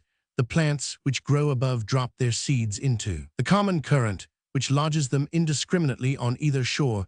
Thus the very trees and flowers emigrate from one republic to another. When the bee sends out its swarms, they as often seek a habitation beyond the stream as in their native woods. Throughout its whole extent, the hills of western Virginia and Kentucky cast their morning shadows on the plains of Ohio, Indiana, Illinois, and Missouri. The thundercloud pours down its showers on different commonwealths, and the rainbow, resting its extremities on two sister states, presents a beautiful arch on which the spirits of peace may pass and repass in harmony and love. Thus connected by nature in the Great Valley, we must live in the bonds of companionship, or imbrue our hands in PG 43 each other's blood. We have no middle destiny. To secure the former to our posterity we should begin, while society is still tender and pliable. The saplings of the woods, if intertwined, will adapt themselves to each other and grow together. The little bird may hang its nest on the twigs of different trees, and the dewdrop falls successively on leaves which are nourished by distinct trunks. The tornado strikes harmless on such a bower, for the various parts sustain each other, but the grown tree, sturdy and set in its way, will not bend to its fellow, and when uprooted by the tempest, is dashed in violence against all within its reach. Communities, like forests, grow rigid by time. To be properly trained, they must be molded. While young, our duty then is quite obvious. All who have moral power should exert it. In concert, the germs of harmony must be nourished, and the roots of present contrariety or future discord torn up and cast into the fire. Measures should be taken to mold a uniform system of manners and customs out of the diversified elements which are scattered over the West. Literary meetings should be held in the different states, and occasional conventions in the central cities of the Great Valley be made to bring into friendly consultation our enlightened and zealous teachers, professors, lawyers, physicians, divines, and men of letters from its remotest sections in their deliberations, the literary and moral wants of the various regions might be made known, and the means of supplying them devised the whole should successively lend a helping hand to all the parts on the great subject of education, from the primary school to the university. Statistical facts bearing on this absorbing interest should be brought forward, and collected. The systems of common school instruction should be compared, and the merits of different school books, foreign and domestic, freely canvassed. Plans of education adapted to the natural, commercial, and social condition of the interior should be invented. A correspondence instituted among all our higher seminaries of learning, and an interchange established of all local publications on the subject of education. In short, we should foster Western genius, encourage Western writers, patronize Western publishers, augment the number of Western readers, and create a Western heart. When these great objects shall come seriously to occupy our minds, the Union will be secure, for its center will be PG 44 sound, and its attraction on the surrounding parts irresistible. Then will our state governments emulate each other in works for the common good. The people of remote places begin to feel as the members of one family, and our whole intelligent and virtuous population unite heart and hand in one long, concentrated, untiring effort to raise still higher the social character and perpetuate forever the political harmony of the green and growing West. How strange is the feeling to the traveler in wild regions of having his home associations unexpectedly connected with the scene before him here in this valley of the Mississippi, to my eye wild and luxuriant in beauty, as I fancy Solon or Juan Fernandez. Dr. Drake pointed out to me two handsome dwellings with gardens built by artisans from Birmingham, and he presently alighted to visit a Welsh patient. What a vision of brass-founding tones and dingy streets, and then of beaver hats and mob caps did these incidents call up. And again, when we were buried in a beechen wood, where a sunbeam that had lost its way streaked the stems and lighted up the wild vines. Dr. Drake, in telling me of the cholera season in Cincinnati, praised a medical book on cholera, which happened to be by a brother-in-law of mine. It was an amusing incident. The woods of Ohio are about the last place where the author would have anticipated that I should hear accidental praises of his book. The doctor had at present a patient in Dr. Beecher's house, so we returned by the theological seminary. Dr. Beecher and his daughters were not at home. We met them on the road in their cart, the ladies returning from their school in the city, and we spent an evening there. The next week, the seminary Presbyterian was then in a depressed condition in consequence of the expulsion of most of the pupils for their refusal to avoid discussion of the slavery question. These expelled youths have since been founders and supporters of abolition societies, and the good cause has gained even more than the seminary has lost by the absurd tyranny practiced against the students. From this, the Montgomery Road, there is a view of the city and surrounding country which defies description. It was of that melting beauty which dims the eyes and fills the heart, that magical combination of all elements off hill, wood, lawn, river, with a picturesque city steeped in evening sunshine, the impression of which can never be lost. PG 45, nor ever communicated. We ran up a knoll and stood under a clump of beeches to gaze, and went down and returned again and again, with the feeling that if we lived upon the spot, we could never more see it look so beautiful. We soon entered a somewhat different scene, passing the slaughterhouses on Deer Creek, the place where more thousands of hogs in a year than I dare to specify are destined to breathe their last. Deer Creek, pretty as its name is little more than the channel through which their blood runs away. The division of labor is brought to as much perfection in these slaughterhouses as in the pin manufactories of Birmingham, so I was told. Of course, I did not verify the statement. By attending the process in my childhood, I was permitted by the carelessness of a nursemaid to see the cutting up of the reeking carcass of an ox, and I can bear witness that one such sight is enough for a lifetime. But tell the story as it was told to me. These slaughterhouses are divided into apartments communicating with each other. One man drives into one pen or chamber the reluctant hogs to be knocked on the head by another whose mallet is forever going. A third sticks the throats, after which they are conveyed by some clever device to the cutting-up room, and thence to the pickling, and thence to the packing and branding, a set of agents being employed for every operation. The exportation of pickled pork from Cincinnati is enormous. Besides, supplying the American Navy shiploads, are sent to the West India Islands, and many other parts of the world. Dr. Drake showed me the dwelling and slaughterhouse of an Englishman who was his servant in 1818, who then turned pork butcher, and was in a few years worth $10,000. The teetable was set out in the garden at Dr. Drake's. We were waited upon for the first time for many months by a free servant. The long grass grew thick under our feet, fireflies were flitting about us, and I doubted whether I had ever heard more sense and eloquence at any old-world teetable than we were entertained with as the twilight drew on. As we walked home through the busy streets, where there was neither the apathy of the South nor the disorder consequent on the presence of a pauper class, I felt strongly tempted to jump to some hasty conclusions about the happiness of citizenship. In Cincinnati, I made a virtuous determination, pg 46, to suspend every kind of judgment, but I found each day as exhilarating as the first, and when I left the city my impressions were much like what they were after an observation of 24 hours. The greater part of the next morning was occupied with visitors, but we found an interval to go out under the guidance of friends to see a few things which lay near at hand.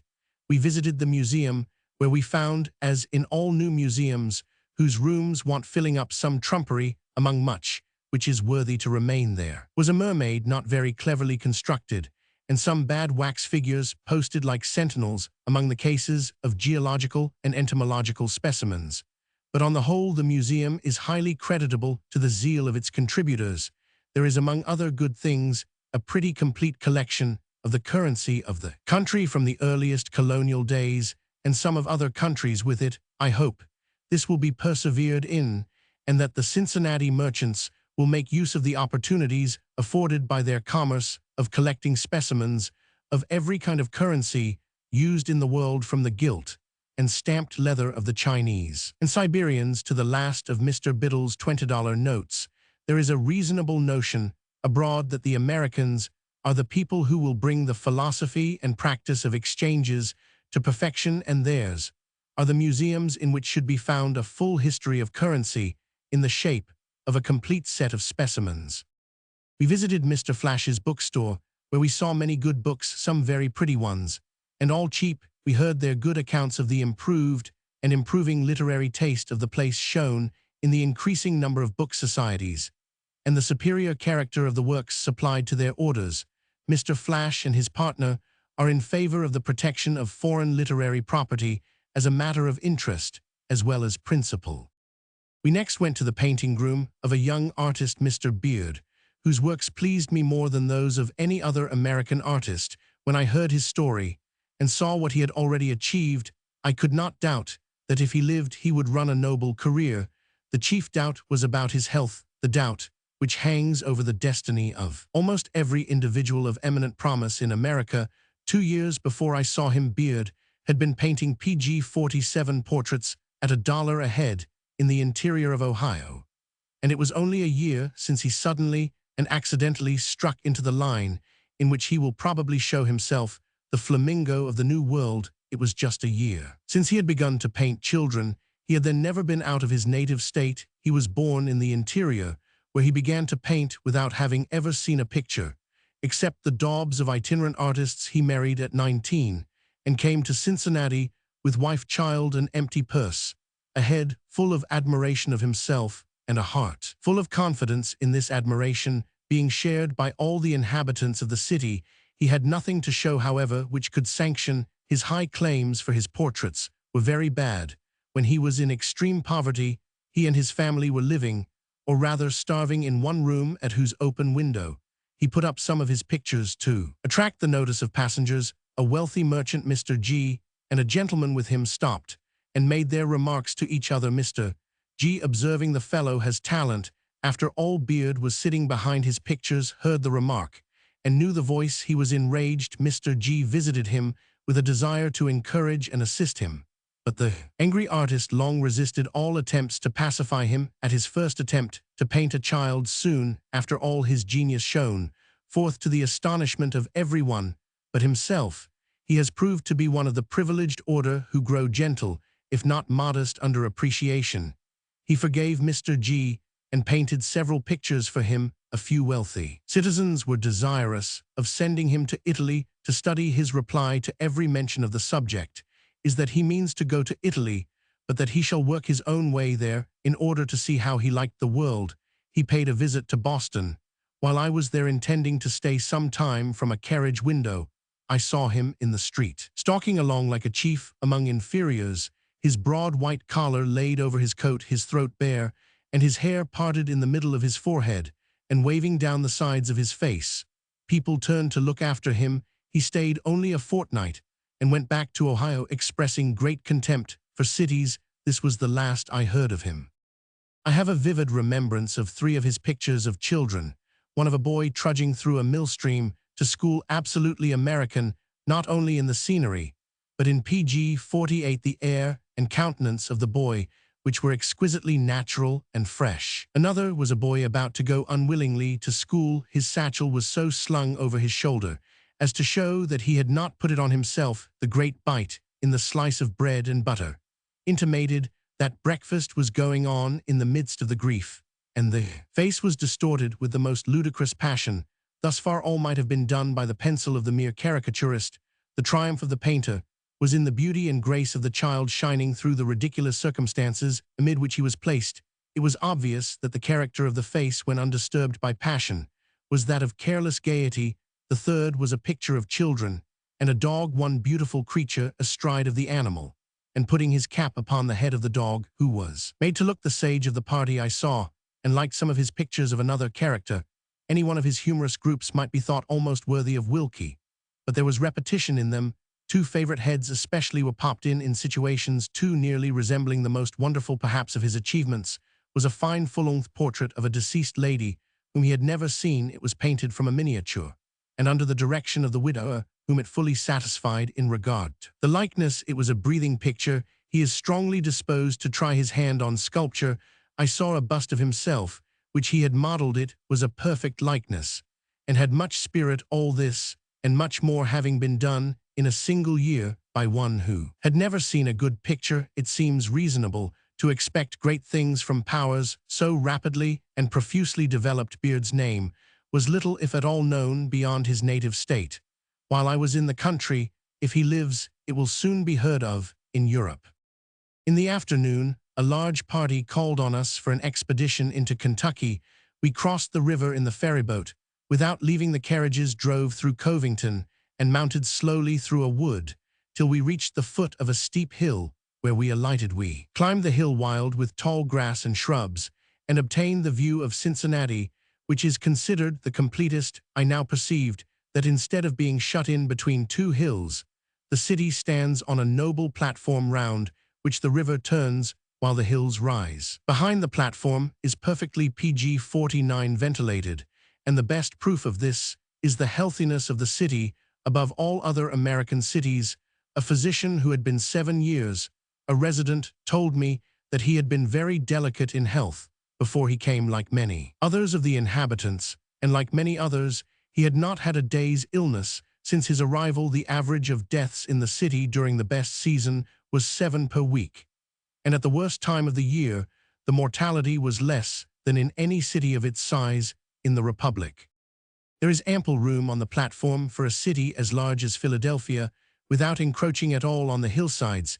The inhabitants are already consulting as to where the capital shall stand whenever the nation shall decree the removal of the general government beyond the mountains. If it were not for the noble building at Washington, this removal would probably take place soon, perhaps after the opening of the Great Southern Railroad. It seems rather absurd to call senators and representatives to Washington from Missouri and Louisiana, while there is a place on the great rivers which would save them half the journey and suit almost everybody else just as well, and many much better. The peril to health at Washington in the winter season is great, and the mild and equable temperature of Cincinnati is an important circumstance in the case. We hurried home to prepare for an evening party, and tea was brought up to us. While we dressed, all the parties I was at in Cincinnati were very amusing, from the diversity in the company, and in the manners of the natives of the East and West. The endeavor seems to be to keep up rather than to disuse distinctive observances, and this almost makes the stranger fancy that he has traveled 1,000 miles between one evening and the next, the effect is entertaining enough to the foreign guest, but not very salutary to the temper of the residents, to judge by the complaints I heard about sectional exclusiveness. It appeared to me that the thing chiefly to be wished in this connection was that the Easterners should make large concessions and allowance. It would be well for them to remember that it was they who chose the Western city and not the city them, and that if the elderly inhabitants are rather proud of their Western deeds and ostentatiously attached to their Western symbols, this is a circumstance belonging to the place and deliberately encountered with other circumstances by new residents PG 50, and that moreover all that they complain of is an indulgence of the feelings of a single generation, when the elderly members of the society drop off. The children of all residents will wear the buckeye or forget it alike. And it certainly appeared to me that the cool assumption by Easterners of the superiority of New England over all other countries was whether just or not likely to be quite as offensive to the Buckeyes as any Buckeye exultation could be to the Yankees. At one evening party, the company sat round the drawing-room, occasionally changing places or forming groups without much formality. They were chiefly Yankees of various accomplishments, from the learned lawyer who talked with enthusiasm about Channing and with strong sense about everything but politics, in which his aristocratic bias drew him aside into something like nonsense, to the sentimental young widow who instantly began talking to me of her dear Mr., and who would return to the subject as often as I led away from it. Every place was remarkable for her dear Mr. having been better or worse there, and every event was measured by its having happened so long before or after her dear Mr. was buried. The conversation of the society was most about books and society, and its leaders at home and abroad. The manners of the lady of the house were, though slightly impaired by timidity, such as would grace any society of any country. The house handsomely furnished and adorned with some of the best of Beard's pictures stood on a terrace, beautifully surrounded with shrubbery and commanding a fine view of the city. At another party, there was a great variety. An enormous Buckeye bowl of lemonade with a ladle of Buckeye stood on the hall table, and symbolical sprigs of the same adorned the walls. On entering the drawing-room, I was presented with a splendid bouquet sent by a lady by the hands of her brother from a garden and conservatory, which are the pride of the city. My first introduction was to the Catholic bishop, my next to a lady whom I thought then and afterward one of the cleverest women I met in the country. There was a slight touch of pedantry to be excused, and a degree of Tory prejudice against the bulk of the human race, which could scarcely be exceeded even in England, but there was a charming good humor in the midst of it, all in a power both of observation and reasoning, which commanded high respect. One Western gentleman sidled about PG 51, in a sort of minuet step, unquestionably a gentleman, as he was in all essential respects, and one young lady, who was, I fancy, taking her first peep at the world, kept her eyes earnestly fixed on the guests, as they entered, bowing unconsciously in sympathy with every gentleman who bowed, and courtesying with every lady who courtesied. She must have been well practiced in salutation. Before the evening was over, for the party was a large one, all the rest, with the exception of a forward Scotchman, were well-bred, and the evening passed off very pleasantly amid brisk conversation, mirth, and excellent refreshments. Another party was at the splendid house to which the above-mentioned garden and conservatory belong. The proprietor has a passion for gardening, and his ruling taste seems likely to be a blessing to the city. He employs 4 gardeners and toils in his grounds with his own hands. His garden is on a terrace which overlooks the canal, and the most park-like eminences form the background of the view between the garden and the hills. Extend his vineyards, from the produce of which he has succeeded in making 12 kinds of wine, some of which are highly praised by good judges. Mr. Longworth himself is sanguine as to the prospect of making Ohio a wine-growing region, and he has done all that an individual can to enhance the probability. In this house is West's preposterous picture of Ophelia, the sight of which amazed me after all I had heard of it. It is not easy to imagine how it should have obtained the reputation of being his best. While his Cromwell is in existence, the party at this house was the largest and most elegant of any that I attended in Cincinnati. Among many other guests, we met one of the judges of the Supreme Court, a member of Congress, and his lady, two Catholic priests, Judge Hall, the popular writer, with divines, physicians, lawyers, merchants, and their families. The spirit and superiority of the conversation were worthy of the people assembled. The morning of the 19th shone brightly down on the festival of the day. It was the anniversary of the opening of the common schools. Some of the schools passed our windows in procession, their banners dressed with garlands, and the children gay with flowers and ribbons. A lady who was sitting with me remarked, "This is our populace." I thought of the expression months afterward, when the gentlemen PG 52 of Cincinnati met to pass resolutions on the subject of abolitionism, and when one of the resolutions recommended mobbing as a retribution for the discussion of the subject of slavery, the law affording no punishment for free discussion among those who moved and seconded these resolutions and formed a deputation to threaten an advocate of free discussion, were some of the merchants who formed the aristocracy of the place, and the secretary of the meeting was the accomplished lawyer whom I mentioned above, and who told me that the object of his life is law reform in Ohio. The populace, of whom the lady was justly proud, have in no case that I know of been the lawbreakers, and in as far as the populace means not the multitude, but the vulgar, I do not agree with the lady that these children were the populace. Some of the patrons and prizegivers afterward proved themselves the vulgar of the city. The children were neatly and tastefully dressed. A great improvement has taken place in the costume of little boys in England within my recollection, but I never saw such graceful children as the little boys in America, at least in their summer dress. They are slight, active, and free. I remarked that several were barefoot, though in other respects well clad, and I found that many put off shoes and stockings from choice during the 3 hot months. Others were barefoot from poverty, children of recent settlers, and of the poorest class of the community. We set out for the church. As soon as the procession had passed and arrived, before the doors were opened, a platform had been erected below the pulpit, and on it was seated the mayor and principal gentlemen of the city. The 2,000 children then filed in. The report was read and proved very satisfactory. These schools were established by a cordial union of various political and religious parties, and nothing could be more promising than the prospects of the institution as to funds, as to the satisfaction of the class benefited, and as to the continued union of their benefactors. Several boys then gave specimens of elocution, which were highly amusing. They seemed to suffer under no false shame, and to have no misgiving about the effect of the vehement action they had been taught to employ. I wondered how many of them would speak in Congress hereafter.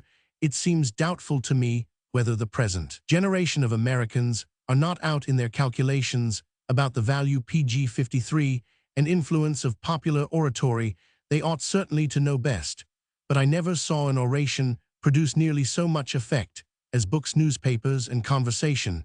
I suspect that there is a stronger association in American minds than the Times will justify between republicanism and oratory, and that they overlook the facts of the vast change introduced by the press, a revolution which has altered men's tastes and habits of thought, as well as varied the methods of reaching minds. As to the style of oratory itself, reasoning is now found to be much more impressive than declamation, certainly in England, and I think also in the United States. And though as every American boy is more likely than not to act some part in public life, it is desirable that all should be enabled to speak their minds clearly and gracefully. I am inclined to think it a pernicious mistake to render declamatory accomplishment so prominent a part of education as it now is. I trust that the next generation will exclude whatever there is of insincere and traditional in the practice of popular oratory, discern the real value of the accomplishment, and redeem the reproach of bad taste which the oratory of the present generation has brought upon the people, while the Americans have the glory of every citizen being a reader, and having books to read they cannot have, and need not desire the glory of shining in popular oratory, the glory of an age gone by. Many prizes of books were given by the gentlemen on the platform, and the ceremony closed with an address from the pulpit, which was true and in some respects beautiful, but which did not appear altogether judicious to those who are familiar with children's minds. The children were exhorted to trust their teachers entirely, to be assured that their friends would do by them what was kindest. Now neither children nor grown people trust any more than they believe, because they are bid telling them to have confidence is so much breath wasted. If they are properly trained, they will unavoidably have this trust and confidence. And the less that is said about it, the better, if not the less said the better too, for confidence is then out of the question, and there is danger in making it an empty phrase. It would be well if those whose office it is to address children were fully aware that exhortation, persuasion, and dissuasion are of no use in their case, and that there is immeasurable value in the opposite method of appeal. Make truth credible, and they pg 54 will believe it. Make goodness lovely, and they will love it. Make holiness cheerful, and they will be glad in it. But remind them of themselves by threat, inducement, or exhortation. And you impair, if you do anything, the force of their unconscious affections. Try to put them upon a task of arbitrary self-management, and your words pass over their ears only to be forgotten. Before 8 o'clock in the evening, the Cincinnati public was pouring into Mrs. Trollope's bazaar to the first concert ever offered to them. This bazaar is the great deformity of the city. Happily, it is not very conspicuous, being squatted down among houses nearly as lofty as the summit of its dome from my window at the boarding house. However, it was only too distinctly visible. It is built of brick, and has Gothic windows, Grecian pillars, and a Turkish dome, and it was originally ornamented with Egyptian devices, which have however all disappeared under the brush of the whitewasher. The concert was held in a large plain room, where a quiet, well-mannered audience was collected. There was something extremely interesting in the spectacle of the first public introduction of music into this rising city.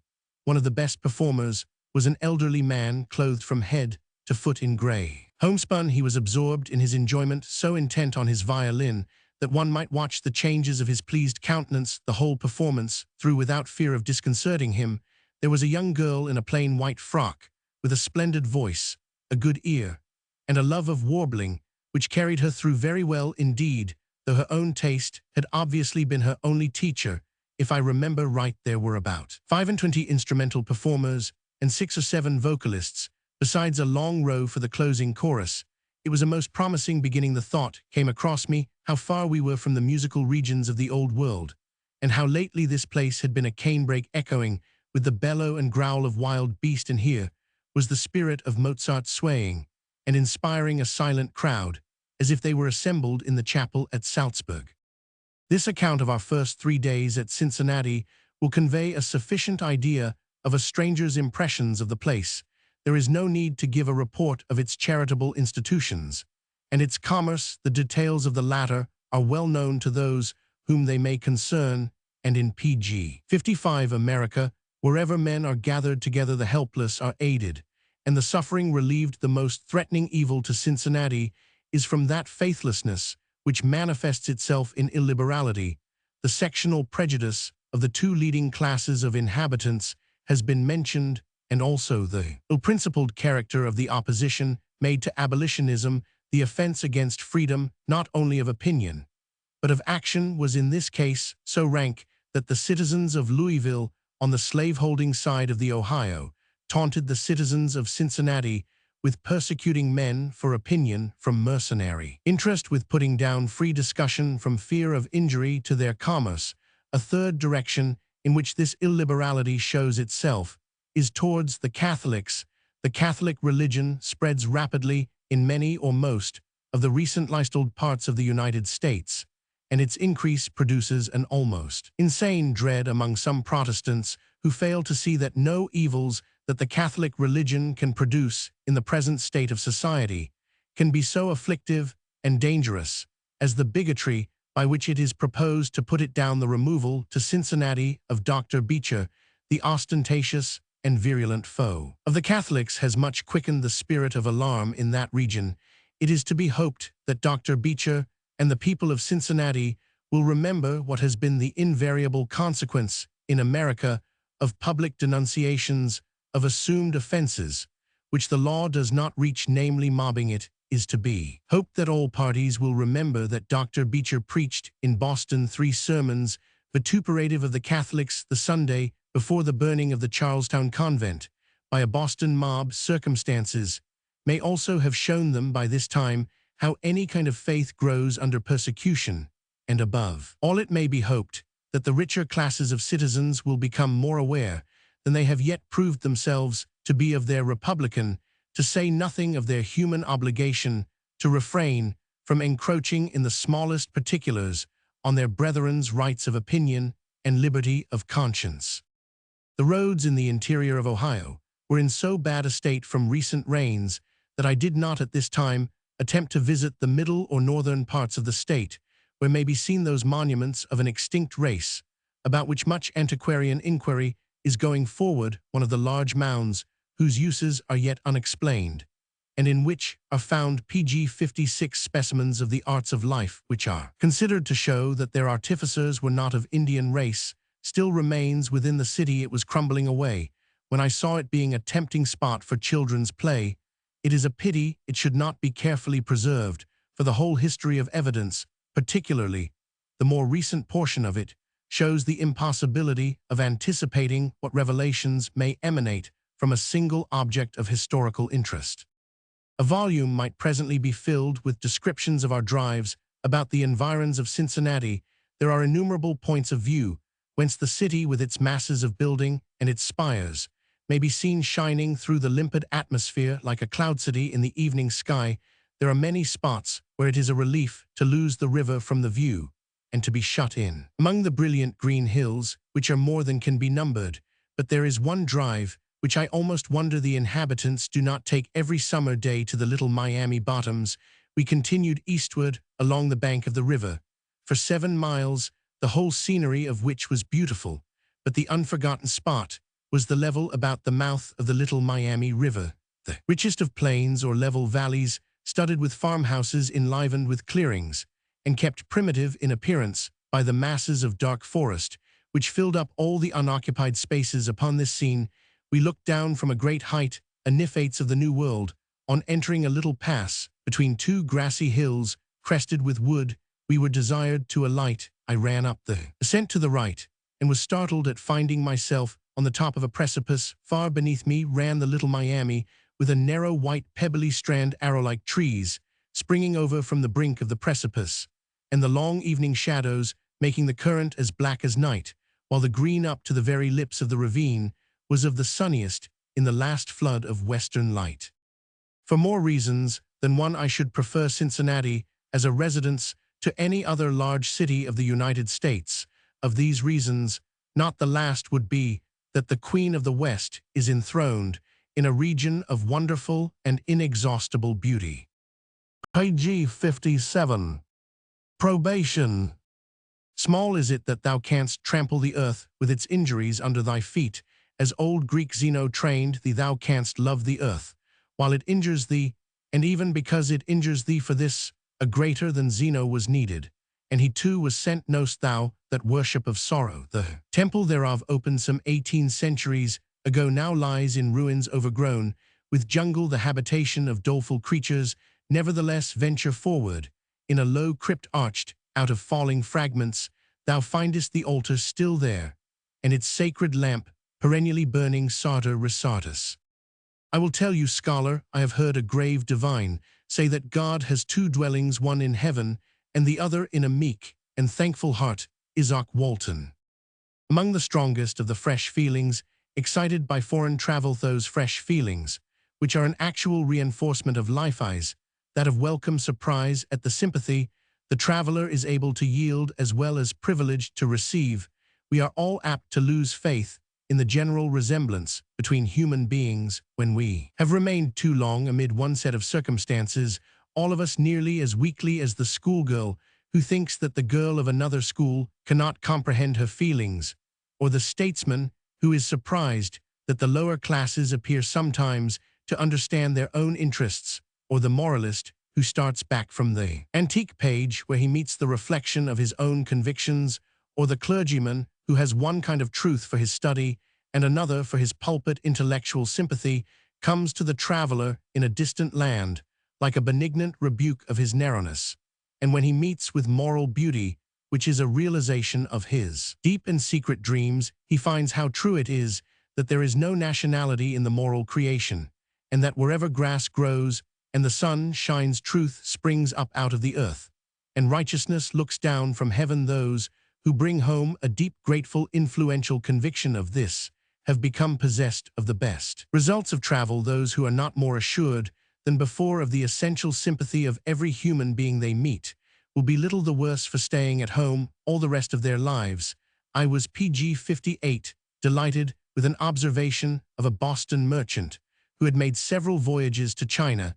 He dropped a remark by his own fireside on the narrowness, which causes us to conclude avowedly or silently that however well men may use the light they must be very pitiable, very far behind us, unless they have our philosophy, our Christianity, our ways of knowing the God who is the Father of us all, and the nature which is the home of us all. He said that his thoughts often wandered back with vivid pleasure to the long conversations he had enjoyed with some of his Chinese friends on the deepest themes of philosophy and the highest truths of religion, when he found them familiar with the convictions, the emotions, the hopes, which in religious New England are supposed to be derivable only from the Christianity of this region.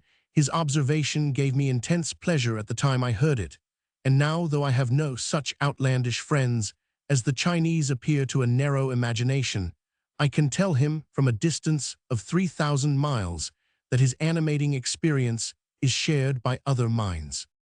The most extensive agreement that I have ever known to exist between three minds is between two friends of mine in America and myself, Dr. F. being German, Mrs. F. American, and I English by birth, education, and at least in one of the three prejudice, before any of the three met, all had become as fixed as they were ever likely to be in habits of thought and feeling, and yet our differences were so slight, our agreements so extensive, that our intercourse was like a perpetual recognition, rather than a gradual revelation. Perhaps a lively imagination may conceive something of the charm of imparting to one another glimpses of our early life, while our years were passing amid scenes and occupations as unlike as possible. Our minds were converging through foreign regions of circumstance to a common center of conviction. We have sat mutually listening for hours, day after day, week after week, to his account of early years spent in the range of a royal forester's domain, and of the political struggles of later years, to her history of a youthful life nourished by all kinds of American influences, and to mine as unlike both theirs as each was to the other. The same sort of experience is yielded by every chapter of human history which comes under the mind's eye in a pg 59 foreign country. The indolence of the speculatist, however, generally prevents his making this use of any but the most extraordinary and eventful sections of this interminable history. Such contemplations rouse sympathy, extinguish nationality, and enlarge the spirit to admit new kindred by an irresistible assurance of the rightfulness of all claims of brotherhood. Every love tale has this effect, for true love is the same all over the wide earth. Most tales of woe have the same influence, for the deepest woes spring from causes universally prevalent. But above all, spectacles of moral beauty work miracles of reconciliation between foreign minds. The heart warms to every act of generosity, and the spirit sends out a fervent greeting to every true expression of magnanimity, whether it be meek intrepidity in doing or unconscious bravery in suffering. Many such a heartwarming must the stranger experience in America, where the diversities of society are as great as over the European continent, and where all virtues can find the right soil to thrive in.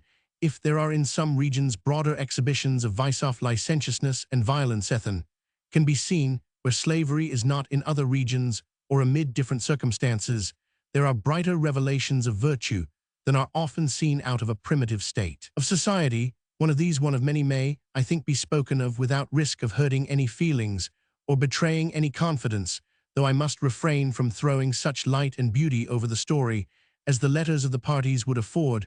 I was never so tempted to impart a correspondence, and it is not conceivable that any harm could arise from it beyond the mischief of violating the sacredness of private correspondence, but this is not to be thought of.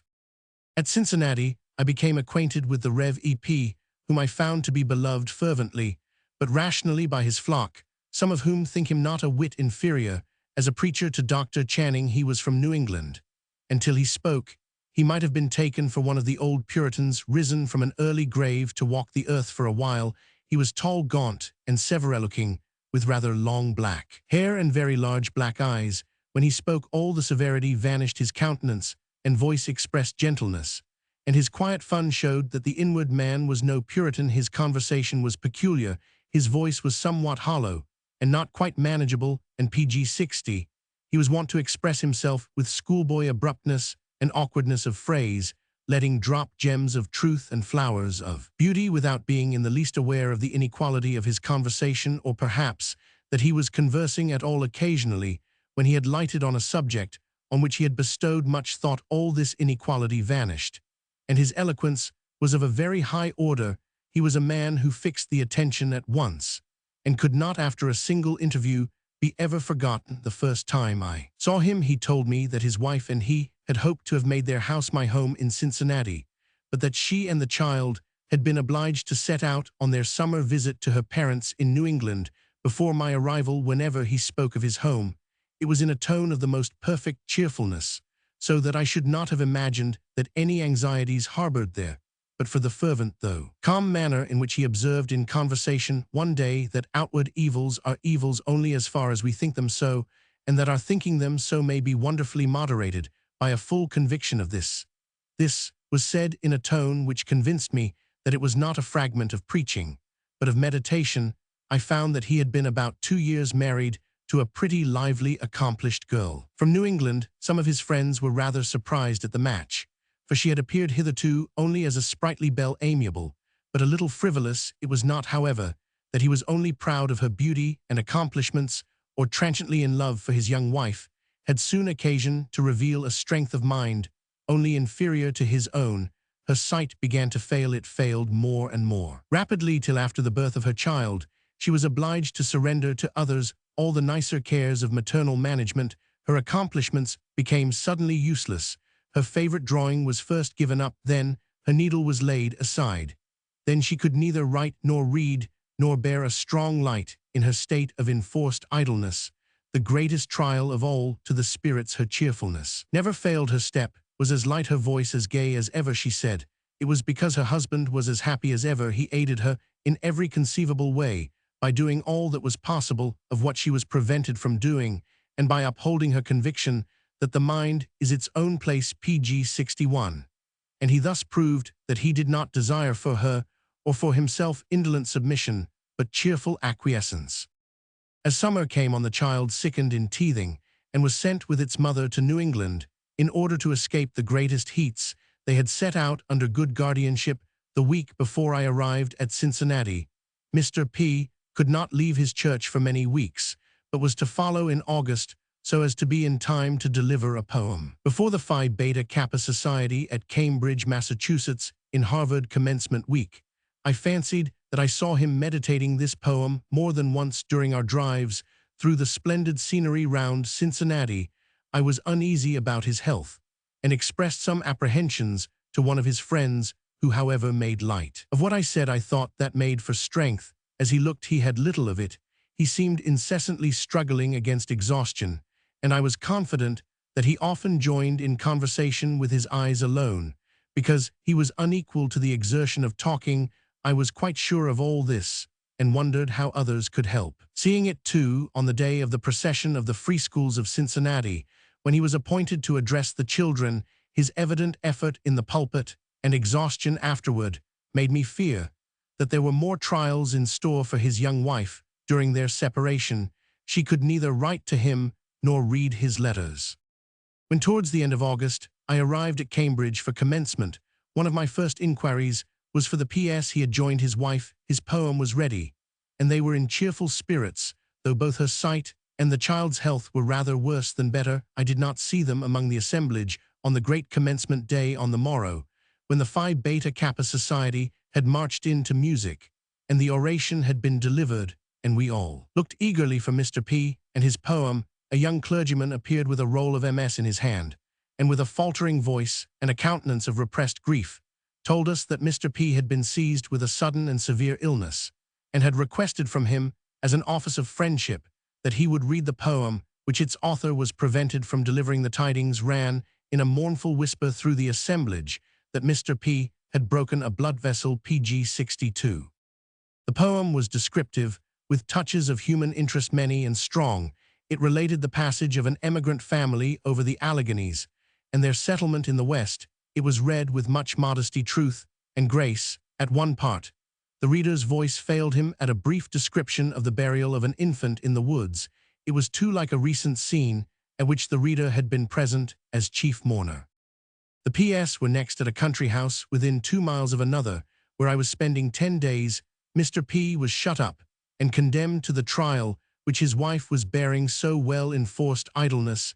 His bodily weakness made him feel it more, and he found it difficult to bear. He had been unused to sickness, and the only failure I ever saw in him was in obedience to the necessities of his situation and the orders of his physician. He could not write a page of a letter, and reading fatigued his head, but he could not help trying to do what he had been accustomed to perform with ease, and no dexterity of his visitors could prevent his clapping on his hat and being at the carriage door before them. I thought once that I had fairly shut him into his parlor, but he was holding my stirrup before I had done my farewell to his wife.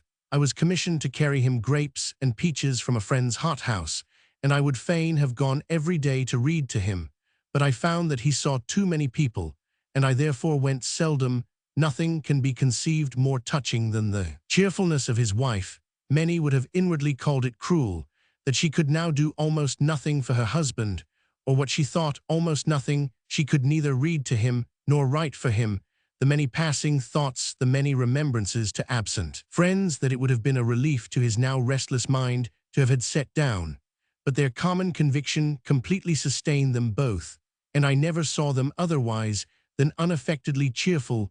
The child was sometimes better, and sometimes worse. I saw him but once, but I should have known him again among 1,000. The full, innocent gaze of his bright black eyes, the upright carriage, so striking in a well-tended infant, and the attitude of repose in which he contemplated from his mother's arms whatever went on about him, fixed the image of the child in my memory forever. In another month, I heard at a distance of the child's death, for a PG 63 fortnight before he had been quite blind, and had suffered grievously. In the common phrase, I was told that the parents supported themselves wonderfully. As the cold weather approached, it became necessary for Mr. P. to remove southward. It was a weary journey over the Alleghenies into Ohio, but it had to be performed. Every arrangement of companionship and about conveyance, resting places, Roman 100, was made to lessen the fatigue to the utmost, but we all dreaded it for him. The party was to touch at Providence, Rhode Island, where the steamboat would wait a quarter of an hour. I was in Providence and, of course, went down to the boat to greet them. Mr. P. saw me from a distance and ran ashore and let down the steps of the carriage with an alacrity which filled me with joy and hope. He was not nearly so thin as when I last saw him, and his countenance was more radiant than ever. I knew we should see you, said he, as he led me on board to his wife. She too was smiling. They were not in mourning like some other persons in America who disapprove of wearing mourning. They had the courage to break through the custom. It would indeed have been inconsistent with the conviction which was animating them all this time, of conviction that the whole disposal of us is wise and right and kind, to have made an external profession that anything that befell them was to be lamented. I could not but observe the contrast between their countenances and that of their maidservant, whose heart was doubtless aching at having to go back without the child. The mother's feelings were anything but deadened the cheerfulness, and the heart's mourning existed together. Tears trembled in her eyes, and her voice faltered more than once. But then came the bright smile again, and an intimation given almost in a spirit of gaiety that it was easy to bear anything, while he was always so strong in spirit and so happy. This was the last I saw of them. Their traveling companions wrote cheerlessly of his want of strength, and of the suffering the long journey caused him. They were taken into the house of a kind friend at Cincinnati, where there was a room fitted up with green for the sake of Mrs. P.'s eyes, and every arrangement made in a similar spirit of consideration. But it would not do. There was yet to be no rest for the invalid. The excitement of being among his flock while unable to do anything in their service was PG 64 injurious to him. He was sent down the river to New Orleans, and his wife was not allowed to accompany him. The reasons were sufficient, but the separation at a time when he was nearly as anxious about her health as she about his was a dreadful trial. I heard of it, and wrote him a long letter to amuse him, desiring him not to exert himself to answer it. After a while, however, he did so, and I shall never part with that letter. He spoke briefly of himself and his affairs, but I saw the whole state of his mind in the little he did say. He found himself in no respect better, in many much worse. He often felt that he was going down the dark valley, and longed intensely for the voices of his home to cheer him on his way. But still, his happiest conviction was the uppermost. He knew that all things were ordered well, and he had no cares. He wrote more copiously of other things of his voyage down the great river, of the state of mind and manners amid the influences of slavery, which had converted his judgment and his sympathies to the abolition cause, and of the generous kindness of his people, the full extent of which he might never have known. But for his present sickness, this letter left me little hope of his recovery. Yet even here the spirit of cheerfulness predominant through the whole was irresistible, and it left me less anxious for them than before. After this, I wandered about for some months, out of reach of any of the P.S. connections, and could only procure general accounts of his being better. Just before I sailed, I received from Mr. P. a letter full of good news, as calmly cheerful in its tone as any written in the depths of his adversity. He had ascended the river with the first warmth of spring, was so much better as to be allowed to preach once on the Sunday, and to be about to undertake it twice, and was now writing beside the cradle of his newborn daughter, whose mother sent me word that they were all well and happy. The power of a faith like theirs goes forth in various directions to work many wonders. It not only fortifies the minds of sufferers, but modifies the circumstances themselves from which they suffer, bracing the nerves in sickness and equalizing the emotions in sorrow. It practically asserts the supremacy of the real over the apparent and the high over the low, and among other kindly operations, refreshes the spirit of the stranger with a revelation of true kindred in a foreign land. For this faith is the fundamental quality in the brotherhood of the race. Page 65. The natural bridge. Come on, sir, here's the place. Stand still, how fearful and dizzy 'tis to cast one's eyes so low. Shakespeare. Desperate now, all farther course, yon beetling brow, in craggy nakedness sublime, what heart or foot shall dare to climb? S'god. The shrewd Yankee driver of the extra-exclusive return stage, which contained 4 out of 6 of our traveling party in Virginia, was jocose about the approach to the natural bridge. Mr. Roman 50 and I were on horseback, and the driver of the stage called after us when we were going ahead to warn us that we should get over the bridge without knowing it if we went first. We, of course, determined to avoid looking so foolish as we should do if we passed the natural bridget little spot, deemed important enough to be put in capital letters in maps of the American Union. Without knowing it, heads were popped out of the stage window to shout the warning after us, and the jokes really seemed so extremely insulting that we were disposed to push on and get our sight of Jefferson's great wonder before our fellow travelers came up. For 5 miles we kept out of sight of the stage, but at this point there was a parting of the roads, and we could see no possible means of learning which we were to follow. We were obliged to wait in the shade till the distant driver's whip pointed out the right-hand road to us. We were now not far from the object of our expectations. We agreed that we felt very quiet about it, that we were conscious of little of the veneration which the very idea of Niagara inspires. The intensity of force combined with repose is the charm of Niagara. No form of rock, however grand in itself or however beautifully surrounded, can produce anything like the same impression. Experience proved that we were right. At a mile from the bridge, the road turns off through a wood, while the stage rolled and jolted along the extremely PG 66 bad road. Mr. Roman 50 and I went prying about the whole area of the wood, poking our horses' noses into every thicket and between any 2 pieces of rock, that we might be sure not to miss our object. The driver smiling after us whenever he could spare attention from his own not very easy task of getting his charge. Along with all my attention, I could see no precipice, and was concluding to follow the road without more vagaries when Mr. Roman 50, who was a little in advance, waved his whip as he stood beside his horse, and said, "Here is the bridge." I then perceived that we were nearly over it, the piled rocks on either hand forming a barrier which prevents a careless eye from perceiving the ravine which it spans. I turned to the side of the road and rose in my stirrup to look over, but I found it would not do. I went on to the inn, deposited my horse, and returned on foot to the bridge. With all my efforts, I could not look down steadily into what seemed the bottomless abyss of foliage and shadow. From every point of the bridge I tried, and all in vain. I was heated and extremely hungry and much vexed at my own weakness. The only way was to go down and look up, though where the bottom could be was past my imagining the view from the top seeming to be of foliage below foliage forever. The way to the glen is through a field opposite the inn, and down a steep, rough, rocky path, which leads under the bridge and a few yards beyond it. I think the finest view of all is from this path just before reaching the bridge, the irregular arch of rock spanning a chasm of 160 feet in height, and from 60 to 90 in width, is exquisitely tinted with every shade of gray and brown, while trees encroach from the sides and overhang from the top, between which and the arch there is an additional depth of 56 feet.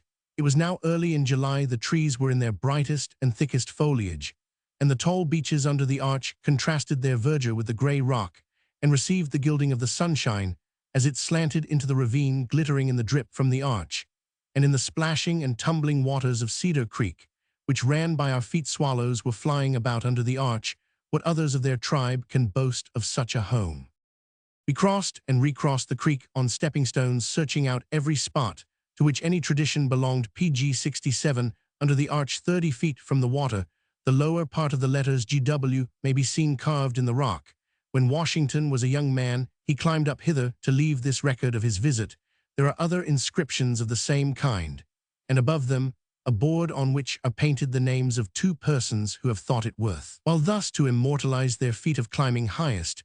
But their glory was but transient. After all, they have been outstripped by a traveler whose achievement will probably never be rivaled, for he would not have accomplished it if he could by any means have declined the task. Never was a wonderful deed more involuntarily performed. There is no disparagement to the gentleman in saying this. It is only absolving him from the charge of foolhardiness.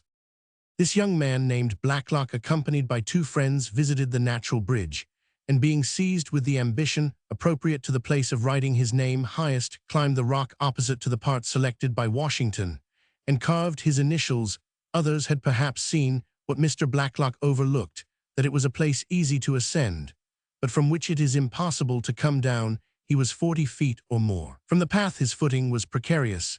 He was weary with holding on while carving his name, and his head began to swim. When he saw the impossibility of getting down again, he called to his companions that his only chance was to climb up upon the bridge. Without hesitation or delay they saw this, and with anguish agreed between themselves that the chance was a very bare one. They cheered him and advised him to look neither up nor down. On he went, slanting upward from under the arch, creeping round a projection on which no foothold is visible from below, and then disappearing in a recess filled up with foliage. Long and long they waited, watching for motion and listening for crashing among the trees. He must have been now 150 feet above them. At length their eyes were so strained that they could see no more, and they had almost lost all hope. There was little doubt that he had fallen while behind the trees, where his body would never be found. They went up to try the chance of looking for him from above. They found him lying insensible on the bridge. He could just remember reaching the top, when he immediately fainted. One would like to know whether PG 68, the accident, left him a coward in respect of climbing, or whether it strengthened his confidence in his nerves. The guide showed us a small cedar which projected from a shelf of the rock about 200 feet above our heads, and along whose stem a young lady climbed several feet, so as to court destruction in a very vain and foolish manner. If the support had failed, as might reasonably have been expected, her immortality of reputation would not have been of an enviable kind. We remained in the ravine till we were all exhausted with hunger, but we had to wait for dinner still another hour.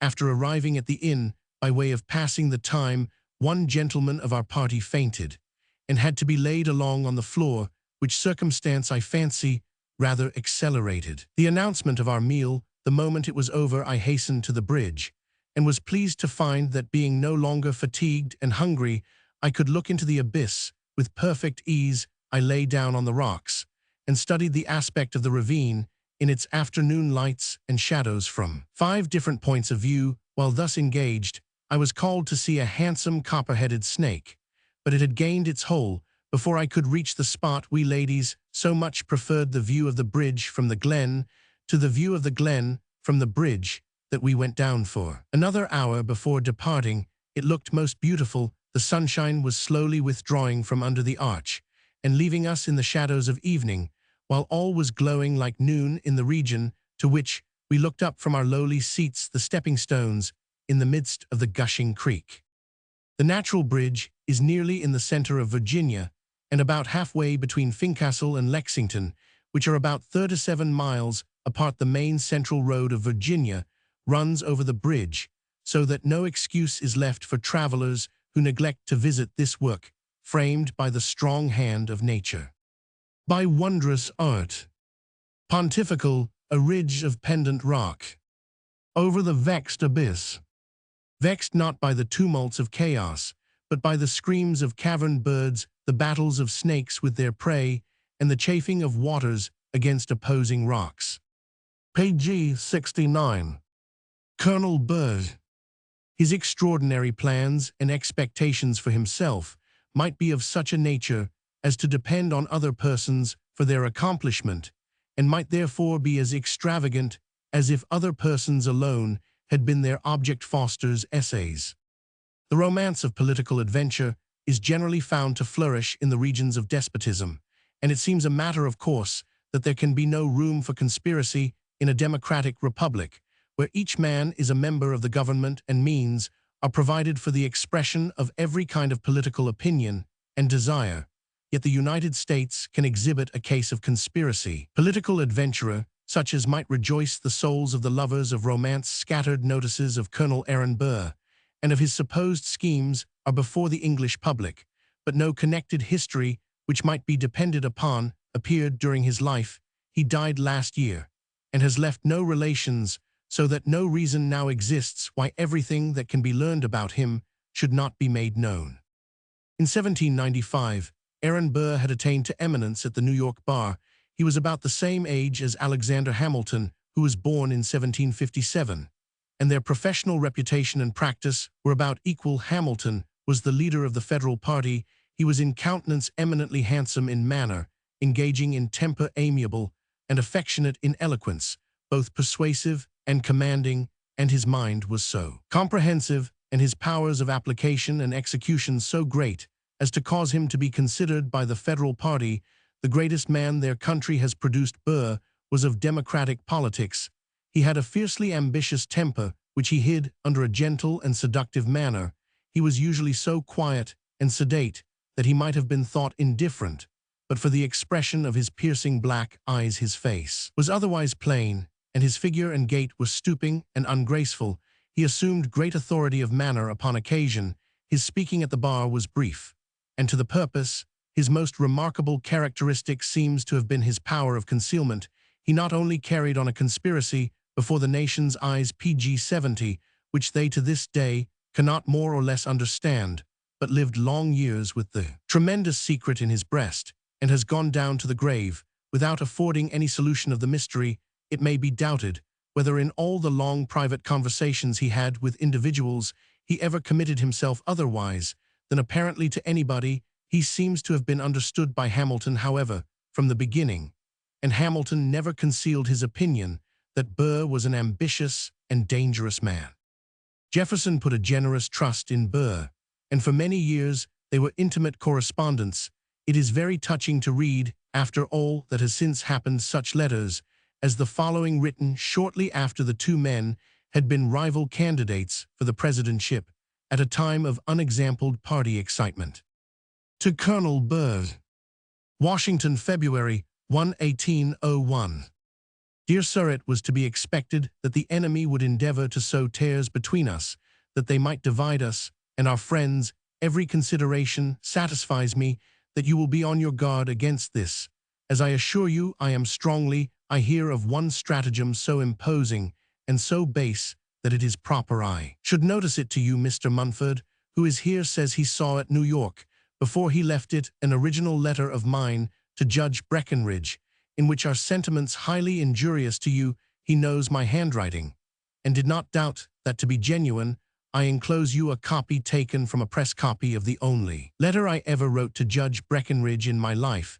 The press copy itself has been shown to several of our mutual friends. Here of consequence, the letter seen by Mr. Munford must be a forgery, and if it contains a sentiment unfriendly or disrespectful to you, I affirm it solemnly to be a forgery as also. If it varies from the copy, enclosed with the common trash of slander, I should not think of troubling you, but the forgery of one's handwriting is too imposing to be neglected. A mutual knowledge of each other furnishes us with the best test of the contrivances which will be practiced by the enemies of both. Accept assurances of my high respect and esteem. T.H. Jefferson, pg 71. In the presidential election of 1800, there were 4 candidates: Jefferson, Burr, John Adams, and Pinckney. The votes were for Jefferson 73, for Burr 73, for Adams 65, for Pinckney 64. The numbers for Jefferson and Burr being equal, the choice devolved upon the House of Representatives, which voted to attend to no other business till the election was settled, and not to adjourn till the decision was effected for 7 days and nights. The balloting went on, every member being present. Some who were ill or infirm were accommodated with beds and couches, and one sick member was allowed to be attended by his wife. Adams was as president on the spot. Watching his impending political annihilation, Jefferson was at hand daily presiding in the Senate. Burr was in the state of New York, anxiously expecting tidings. The Federal party were in despair at having to choose between 2 Republicans, as the Democratic Party was at that day called. It is said that Hamilton was consulted by his party, and that his advice was to choose Jefferson rather than Burr, a piece of counsel which affected the everlasting destinies of the country, and cost the counselor his life. At the end of the 7 days, Jefferson was elected president and Burr vice president, which office Burr held for a single term 4 years.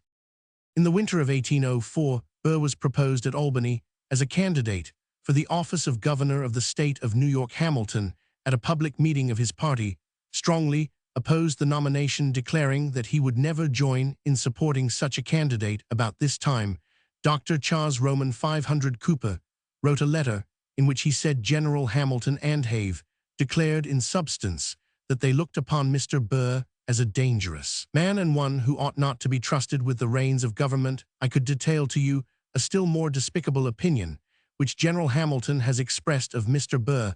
This letter was published, and on the 18th of June, 1804, Burr sent a copy of it to Hamilton with a demand that the expressions it contained should be acknowledged or denied. The correspondence which ensued is discreditable to both parties. To use the expression of a great man, Hamilton went into it like a Capuchin. He knew that it was Burr's determination to fix a deadly quarrel upon him.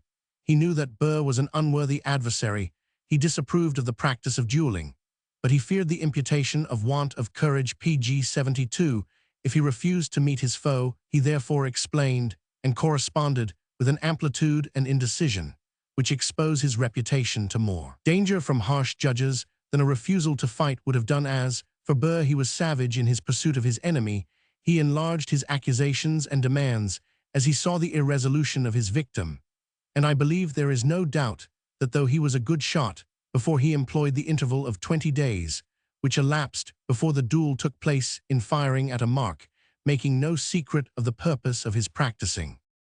This interval was occasioned by Hamilton's refusal to go out till the circuit court, in the business of which he was engaged, should have closed its sittings. The court rose on Friday, the 6th of July, and Burr received notice that General Hamilton would be ready at any time after the following Sunday.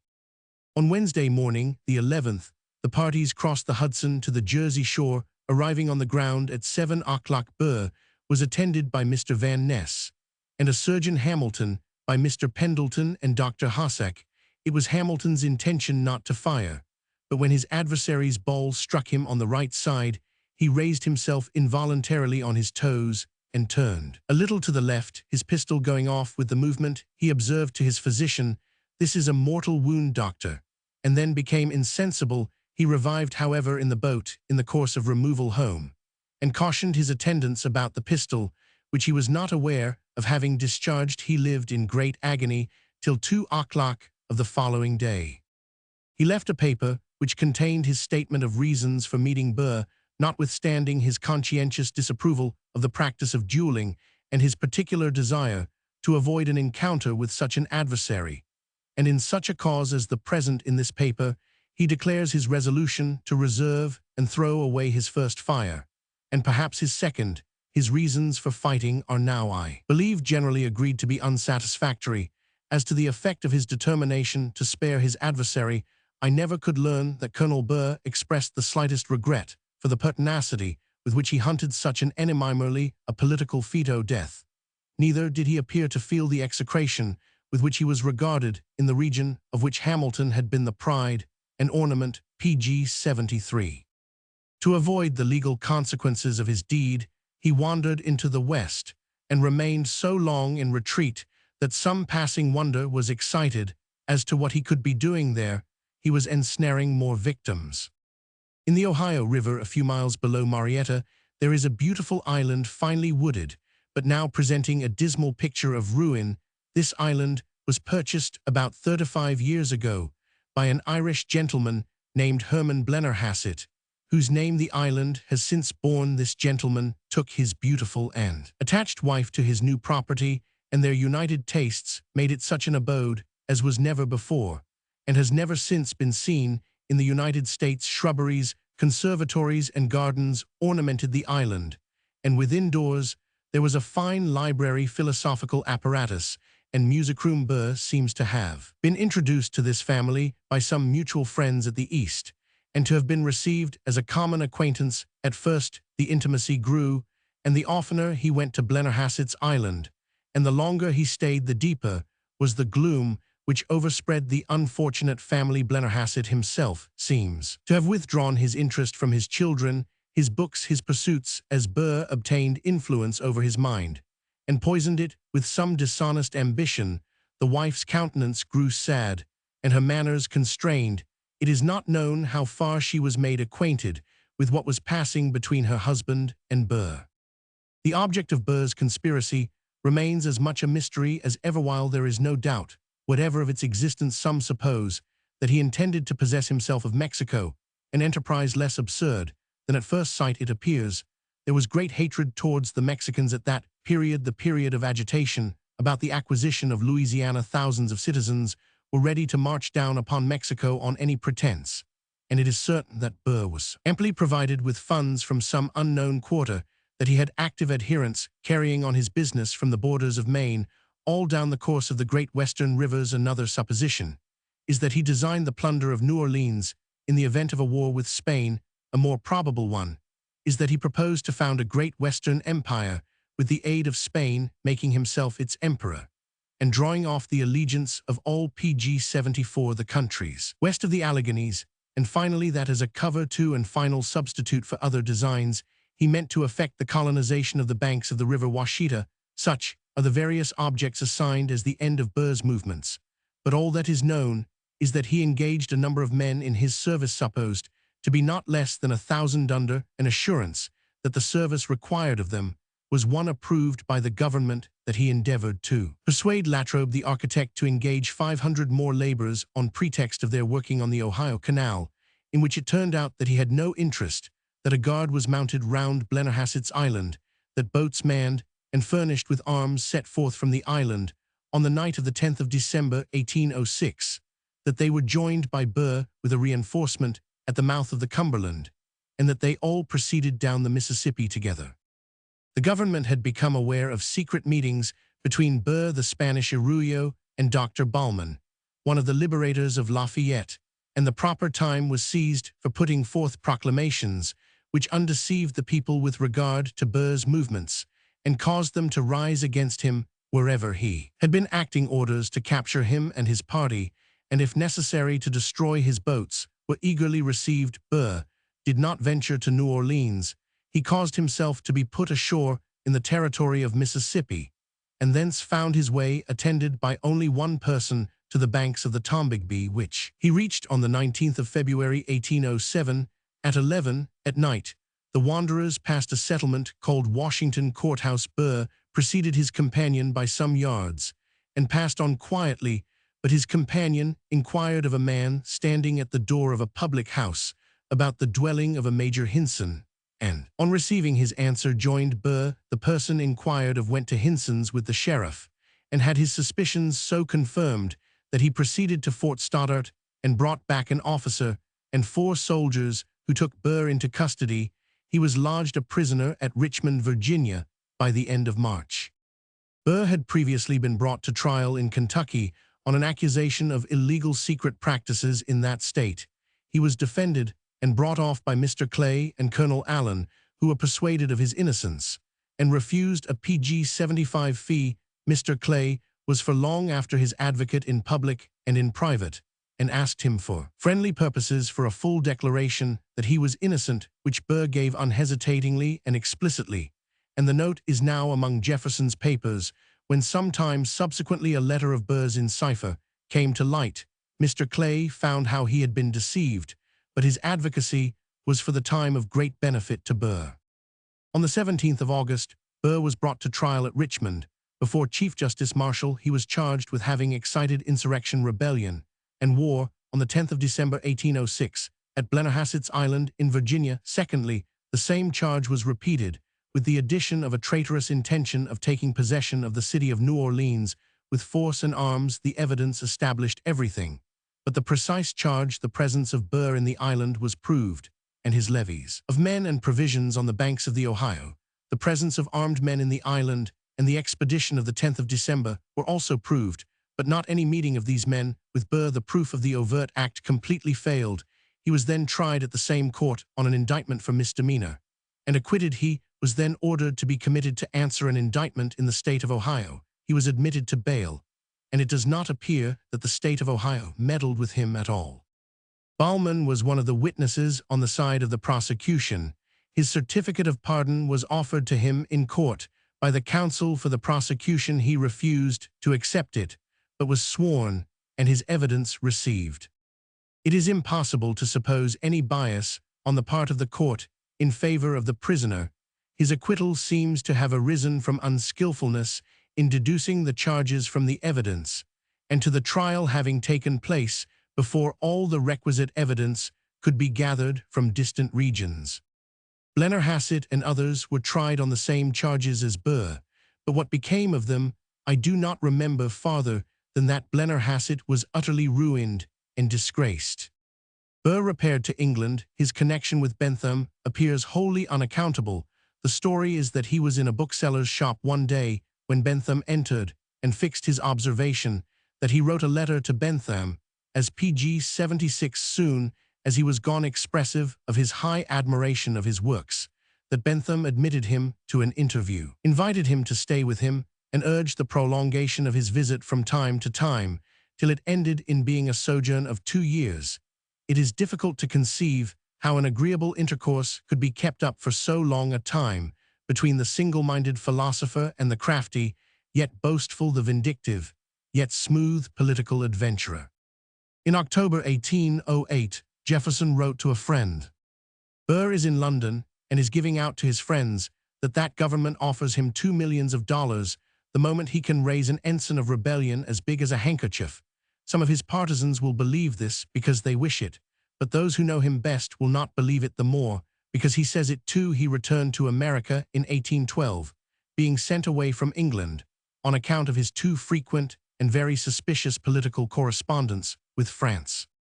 He settled quietly at New York and resumed practice at the bar, which he continued as long as his health permitted. He owed such practice as he had to his high legal ability, and not to any improved opinion of his character. When Mr. Clay arrived in New York from his English mission, he went the round of the public institutions, attended by the principal inhabitants. In one of the courts he met Burr, and of course, after the affair of the cipher letter cut him, Burr made his way to him, declared himself anxious to clear up every misapprehension, and requested to be allowed half an hour's private conversation.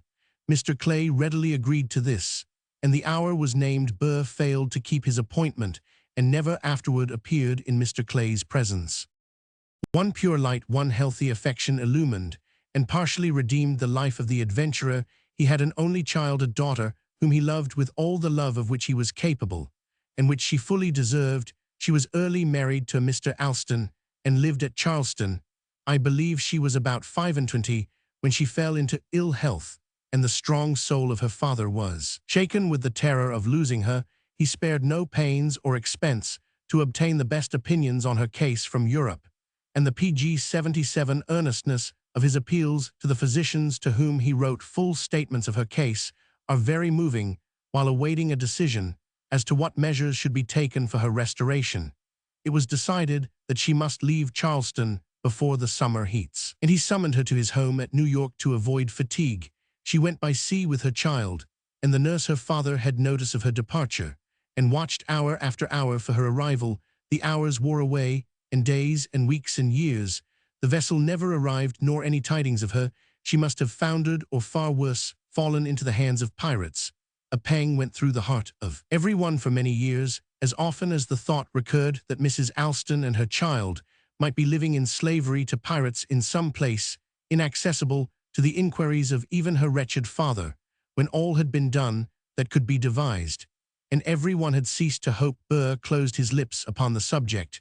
No one of the few who were about him ever heard him mention his daughter. While I was in America, a foreign sailor died in a hospital. My memory fails me as to where it was when, near death, he made a confession which was believed to be true by all whom I heard speak on the subject. He confessed himself to have been a pirate, and to have served on board the vessel which captured that which was conveying Mrs. Alston. He declared that she was shut up below, while the captain and crew were being murdered on deck. She was then brought up, and was present at the decision that it would not be safe to spare her life. She was ordered to walk the plank with her child in her arms, and finding all quiet remonstrance vain, she did it without hesitation or visible tremor.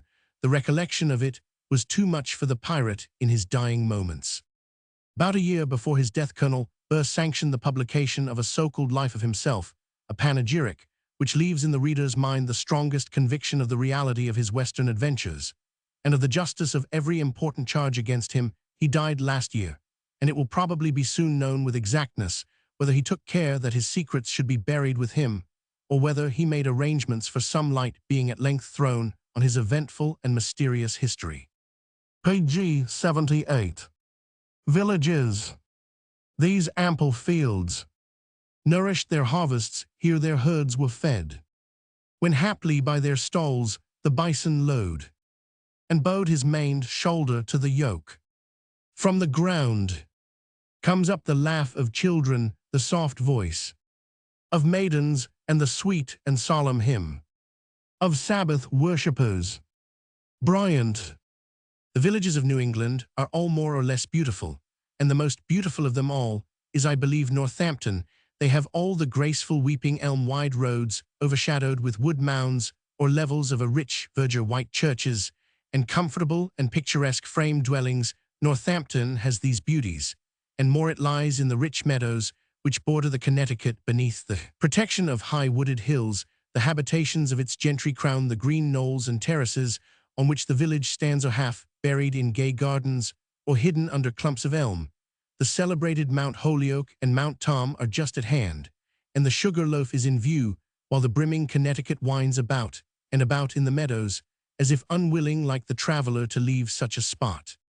The Pilgrims were not long in discovering the promise of the rich alluvial lands amid which Northampton stands, and their descendants established themselves here as in the midst of a wilderness long before there were any settlements between the spot on which they had sat down and the coast. The perils of such an abode were extreme, but so were its temptations, and here for many years did a handful of whites continue to live surrounded by red neighbors, now trafficking, now fighting, sometimes agreeing to render mutual service, but always on the watch against mutual injury. So early as 1658, the township of Northampton, then called Nonotuck, was purchased at the price set upon it by the Indians, viz., for 90 square miles of land.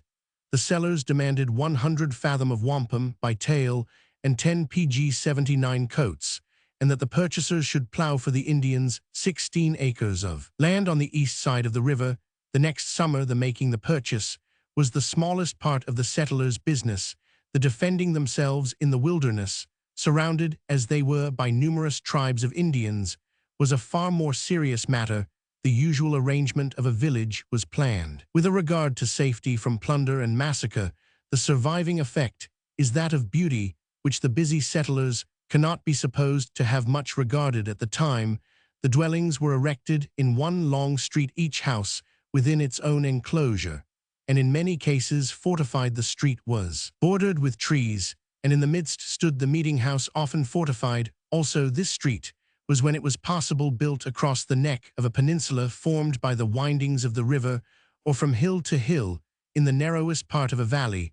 The cattle, which grazed during the day in the peninsula or under the eye of the owners, were driven at night into the area between the rows of houses here and there.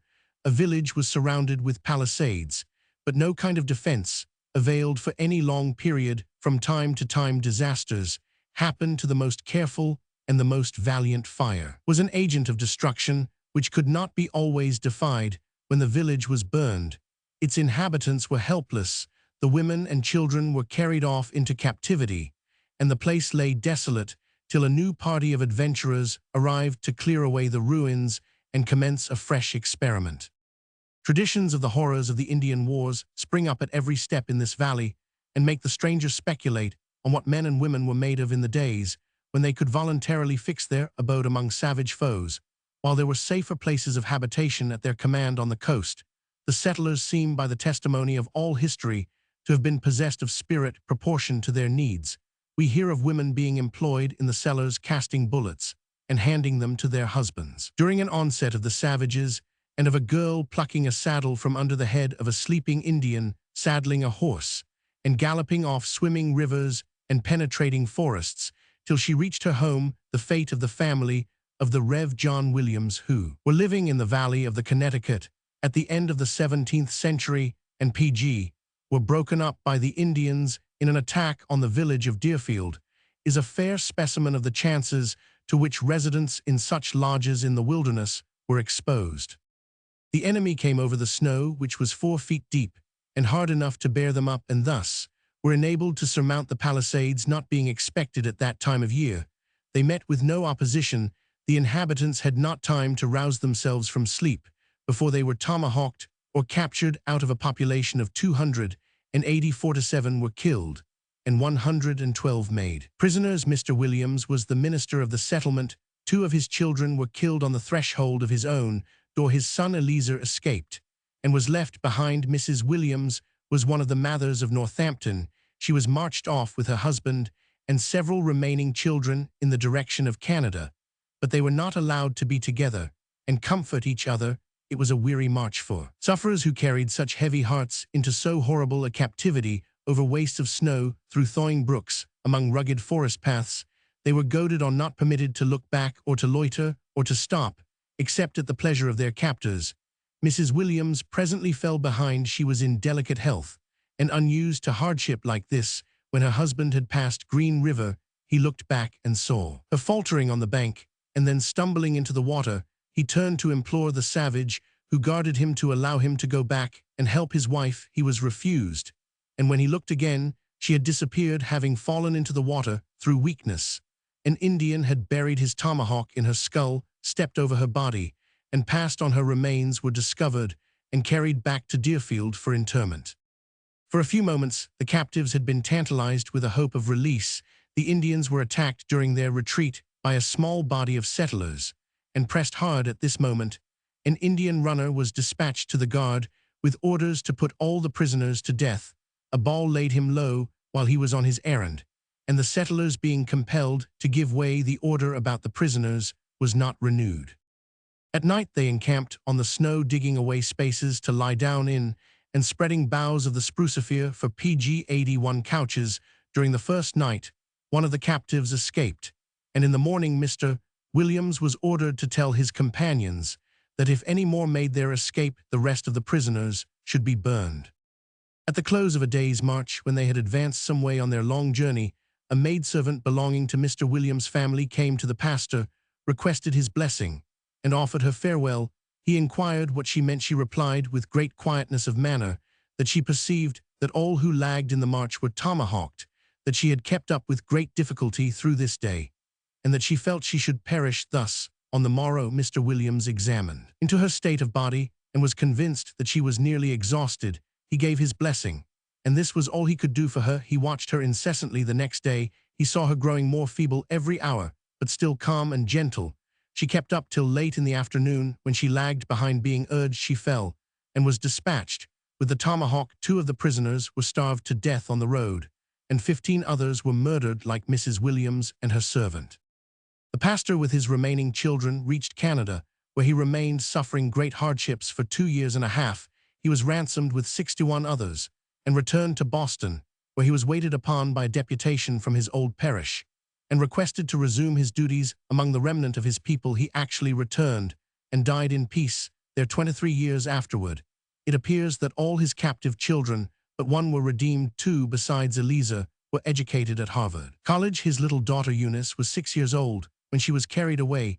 She grew up to womanhood among the Indians, and married a red man, retaining the name of Williams, and adopting the Romish faith. Being brought to Deerfield to see her family, she could not be persuaded to remain, nor would she accommodate herself to the habits of civilized life, preferring to sleep on the floor on a blanket, to using a bed. Some half-breed descendants of hers are living on the borders of Lake Michigan.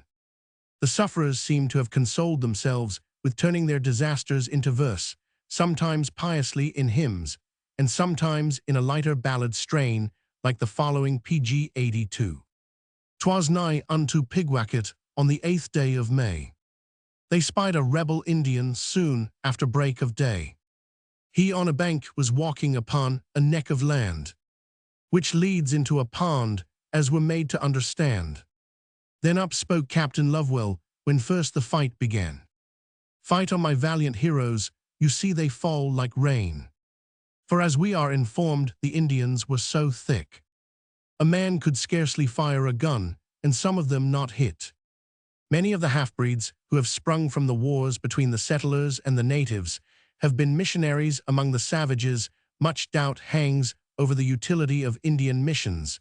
If good has been done, it seems to be chiefly owing to the offices of half-breeds who modify the religion to be imparted so as to suit it to the habits of mind and life of the new converts. As far as I could learn, the following anecdote is no unfair specimen of the way in which missionaries and their religion are primarily regarded by the savages to whom they are sent.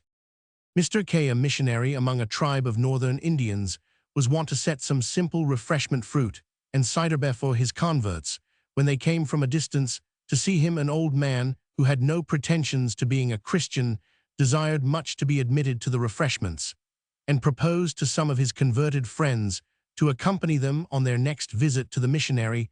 They told him he must be a Christian first. What was that? He must know all about the Bible. When the time came, he declared himself prepared and undertook the journey with them. When arrived, he seated himself opposite the missionary, wrapped in his blanket, and looking exceedingly serious. In answer to an inquiry from the missionary, he rolled up his eyes and solemnly uttered the following words with a pause between each. "Adam Eve Cain no, Jeremiah Beelzebub Solomon." "What do you mean?" asked the missionary. "Solomon Beelzebub Noah."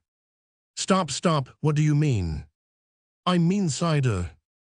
This is one way in which an unintelligible religion is received by savages. Another resembles the mode in which they meet offers of traffic from suspicious parties. The more you say bow, and arrows the more we want make pg them. Where Christianity is received among them with any efficacy, it appears to be exactly in proportion to the skill of the missionary in associating the new truth he brings with that which was already sanctified in their hearts, in proportion as the new religion is made a sequel of the old one, instead of a substitution for it. The dusky race was in my mind's eye as we followed the windings of the river through the rich valley, from Springfield to Northampton. The very names of the places, the hamlet of Hockenham at the foot of Mount Holyoke, and that of Pascomack lying below Mount Tom, remind the traveler how the possessors have been displaced from this fair land, and how their descendants must be mourning their lost Quonnecticut. Such sympathies soon wither away, however, amid the stir and loveliness of the sunny village. We had letters of introduction to some of the inhabitants of Northampton, and knew that our arrival was expected, but we little anticipated such eagerness of hospitality. As we were met with, the stage was stopped by a gentleman who asked for me. It was Mr. Bancroft, the historian, then a resident of Northampton. He cordially welcomed us as his guests and ordered the stage up the hill to his house. Such a house it stood on a lofty terrace, and its balcony overlooked first the garden, then the orchard stretching down the slope, then the delicious village and the river with its meadows, while opposite rose Mount Holyoke. Far off in the valley to the left lay Hadley, half hidden among trees, and on the hills still farther to the left was Amherst with its college buildings conspicuous on the height. All was in readiness for us, the spacious rooms with their cool arrangements. It was the 7th of August, and the ladies of the family with their ready merry welcome. It was past noon when we arrived, and before the early dinner hour we were as much at home as if we had been acquainted for months. The American mirth, common everywhere, was particularly hearty in this house, and as for us, we were intoxicated with the beauty of the scene. From the balcony we gazed as if it was presently to melt before our eyes. This day, I remember, we first tasted green corn, one of the most delicious of vegetables, and by some preferred to green peas. The greatest drawback is the way in which it is necessary to eat it. The cob, 8 or 10 inches long, is held at both ends, and having been previously sprinkled with salt, pg 84, is nibbled and sucked from end to end till all the grains are got out. It looks awkward enough, but what is to be done? Surrendering such a vegetable from considerations of grace is not to be thought of. After dinner we walked in the blooming garden till summoned within doors by callers. My host had already discovered my taste for rambling and determined to make me happy during my short visit by driving me about the country. He liked nothing better. Himself, his historical researches had stored his memory with all the traditions of the valley of the state, and I rather think of the whole of New England. I find the entries in my journal of this and the next 2 days the most copious of any during my travels.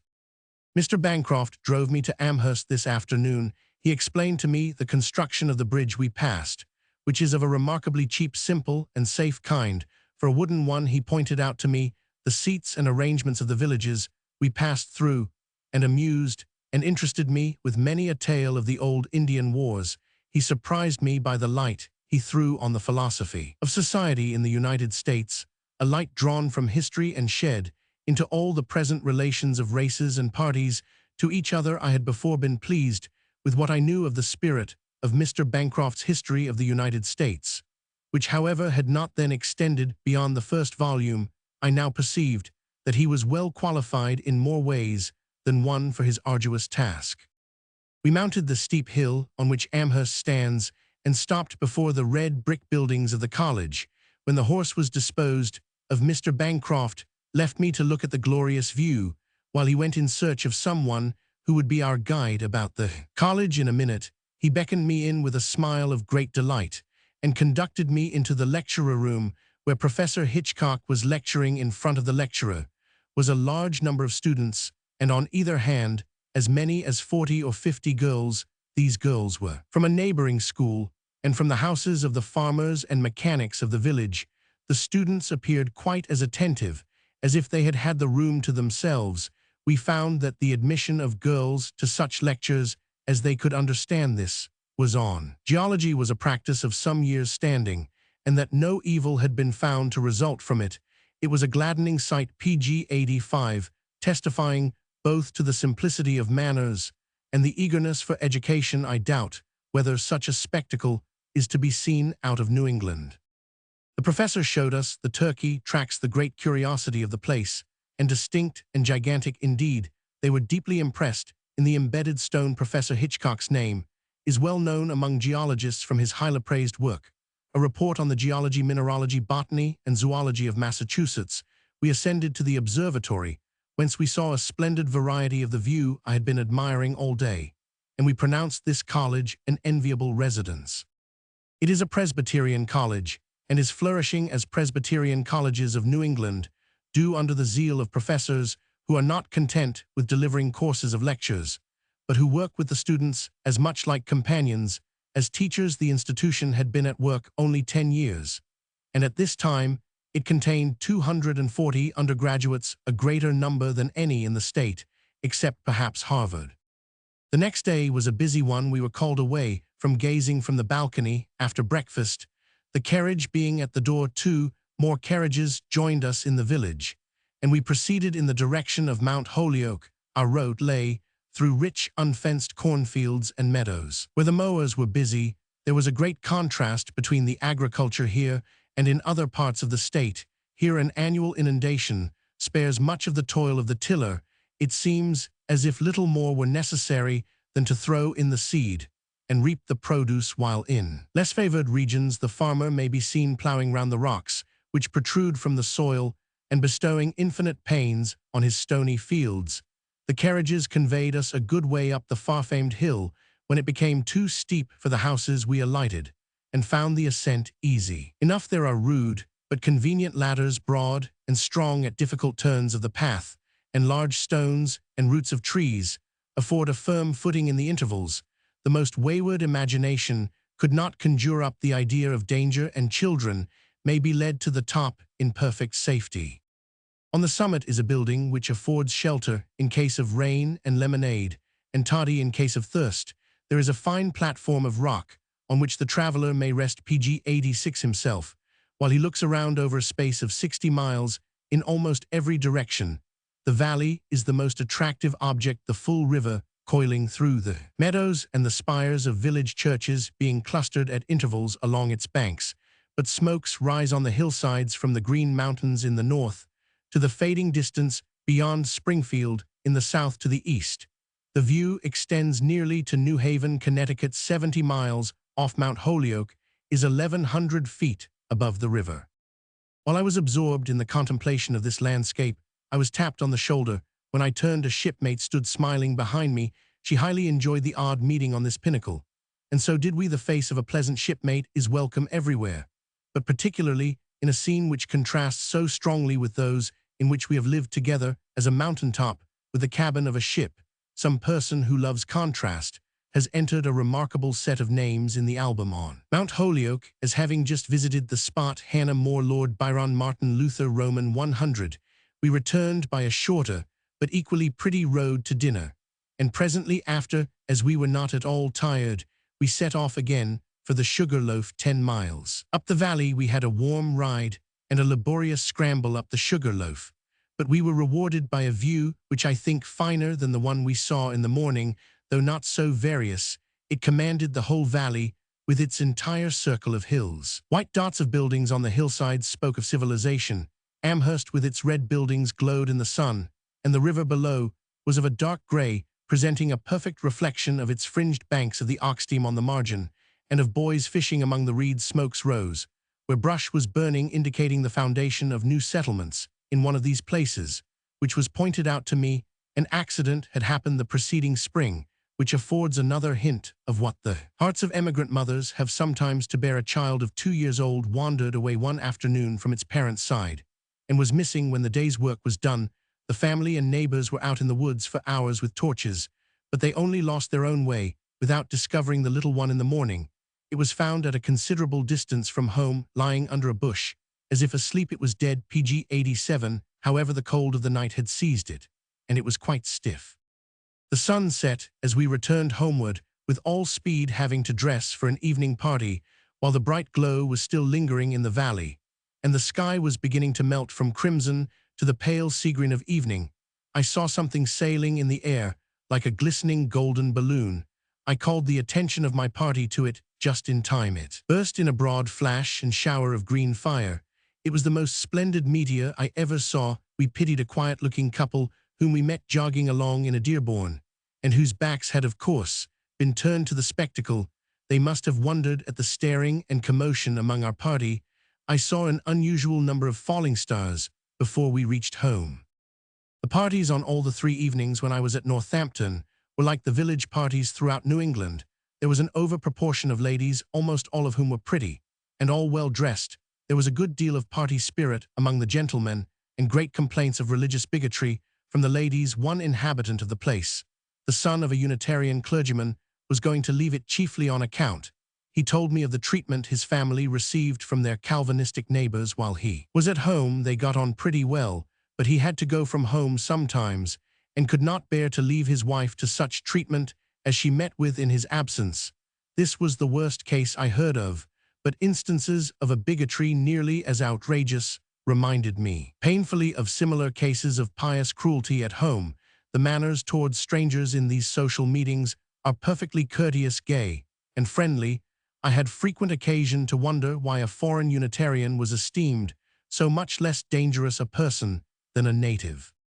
There was endless amusement to me in observing village manners and ways of thinking. Sometimes I had to wait for explanations of what passed before my eyes, finding myself wholly at fault. At other times, I was charmed with the upright simplicity which villagers not only exhibit at home, but carry out with them into the world. In one Massachusetts village, a large party was invited to meet me at tea time. I was busily engaged in conversation with a friend, when the tea tray was brought to me by a PG-88 young person in a plain white gown. After I had helped myself, she still stood just before me for a long while, and was perpetually returning again, and again. I refused more tea, but she still came. Her pertinacity was afterward explained. It was a young lady of the village who wished to see me, and knew that I was going away the next day. She had called on the lady of the house in the afternoon, and begged permission to come in a plain gown. As a waiter, she was of course invited as a guest, but she would not accept the invitation, and she was allowed to follow her own fancy. In another village, I became acquainted with one of its most useful residents, the schoolmaster, who has a passion for music, and is organist of a church. It was delightful to hear him reveling in his own music, pouring his soul out over his organ. He has been to Rome, and indulged himself with listening to the Miserere. He told me that 2 monks whom he met in Italy before reaching Rome saw him reading his Bible, with a commentary lying before him in his own words.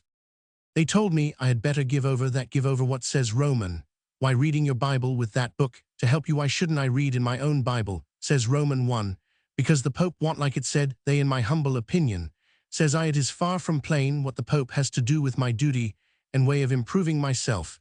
It's no wish of mine, I am sure, to speak disrespectfully of the Pope, or to interfere with what he chooses to do in his own sphere, but I must save my own soul in the way. I think right well they talked about the Inquisition, and would fain have made me believe I was doing what was very unsafe, so, after a good deal more argument, I settled with myself what I would do. When I got to Rome, I put away the commentary, thinking that way of reading was not necessary, and might be left to another time, but I went on reading my Bible as usual. Well, when Passion Week came, I took care to see all that was going forward, and I was in the great square when the Pope came out to give the blessing. The square was as full as ever it could hold, and I stood near the middle of it. I found all the people were about to go down on their knees. Now, you know, it is against my principles altogether to go down on my knees before the Pope or any PG-89 man. So I began to think what I should do. I thought the right principle was to pay the same respect to the Pope that I would to any sort of chief ruler, but none in particular on religious grounds. So I settled to do just what I should do to the President of the United States. So when the whole crowd dropped on their knees in one moment, there I stood all alone in the middle of the square. I knew the Pope must see me and the people about him, but my hope was that the crowd would be so occupied with their own feelings that they would not notice me. Not so, however. One looked at me, and then another, and then it spread, till I thought that the whole crowd was looking at nothing but me. Meantime, I was standing with my body bent about this much and my hat off, which I held so above my head. It happened the sun was very hot, and I got a bad headache with keeping my head uncovered, but that was not worth minding. Well, I was glad enough when the people all rose on their feet again, but it was by no means over yet. The Pope came down and walked through the midst of the people, and as it happened, he came just my way. I was not sorry at the prospect of getting a near view of him, so I just stood still till he came by. The people kept dropping on their knees on either side of him. As he approached, some of them tugged at me to do the same, but said, excuse me, I can't. So when the old Pope came as near to me as I am to you, he stopped and looked full in my face, while I stood bent and my hat raised as before, and thinking within myself, now, sir, I am paying you the same respect I would show to the President of the United States, and I can't show any more to anyone. So, after a good look at me, the old gentleman went on, and the people near seemed soon to have forgotten all about me, and so I got off. On the last day of my visit at Northampton, I went into the graveyard. Some of the inhabitants smiled at Mr. Bancroft for taking me there being no fine monuments, no gardens and plantations, as in more modern cemeteries. But there were things which my host knew I should consider more interesting. There were some sunken, worn, mossy stones, which bore venerable pilgrims' names and pious inscriptions. Several of the original settlers lie here, and their graves, gay with a profusion of the golden-rod, and waving with long grass, are more interesting to the traveler PG than, if their remains reposed in a less primitive mode, the stranger is taken by surprise at finding how much stronger are the emotions excited among these resting places of the pilgrims than by the institutions in which their spirit still lives. Their spirit lives in its faulty as well as its nobler characteristics. I saw here the grave of a young girl who was as much murdered by fanaticism as Mary Jar, who was hanged for her antinomianism in the early days of the colony, the young creature whose tomb is scarcely yet grass-grown, died of a brain fever brought on by a revival. I happened to be going the round of several Massachusetts villages when the marvelous account of Sir John Herschel's discoveries in the moon was sent abroad. The sensation it excited was wonderful, as it professed to be a republication from the Edinburgh Journal of Science. It was some time before many persons, except professors of natural philosophy, thought of doubting its truth. The lady of such a professor, on being questioned by a company of ladies as to her husband's emotions at the prospect of such an enlargement of the field of science, excited a strong feeling of displeasure against herself. She could not say that he believed it, and would gladly have said nothing about it, but her inquisitive companions first cross-examined her, and then were angry at her skepticism. A story is going told by some friends of Sir John Herschel, but whether in earnest or in the spirit of the moon story, I cannot tell, that the astronomer has received at the Cape a letter from a large number of Baptist clergymen of the United States, congratulating him on his discovery, informing him that it had been the occasion of much edifying preaching and of prayer meetings for the benefit of brethren in the newly explored regions, and beseeching him to inform his correspondents whether science affords any prospects of a method of conveying the gospel to residents in the moon. However it may be with this story, my experience of the question, with regard to the other, do you not believe, it was very extensive. In the midst of our amusement at credulity like this, we must remember that the real discoveries of science are likely to be more faithfully and more extensively made known in the villages of the United States than in any others in the world. The moon hoax, if advantageously put forth, would have PG-91 been believed by a much larger proportion of any other nation than it was by the Americans, and they are traveling far faster than any other nation beyond the reach of such deception. Their common and high schools, their lyceums and cheap colleges, are exciting and feeding thousands of minds, which in England would never get beyond the loom or the ploughtail. If few are very learned in the villages of Massachusetts, still fewer are very ignorant, and all have the power and the will to invite the learning of the towns among them, and to remunerate its administration of knowledge. The consequence of this is a state of village society in which only vice and total ignorance need hang the head. While out of the desolate range of religious bigotry, all honorable tastes are as sure of being countenanced and respected as all kindly feelings are of being reciprocated, I believe most enlightened and virtuous residents in the villages of New England are eager to acknowledge that the lines have fallen to them in pleasant places. Cambridge commencement. A good way to continue their memories, while having the advantage of plural successions. They could not but act something remarkable in such variety of being, and enjoying the fame of their past selves, make accumulation of glory unto their last duration. Sir Thomas Browne.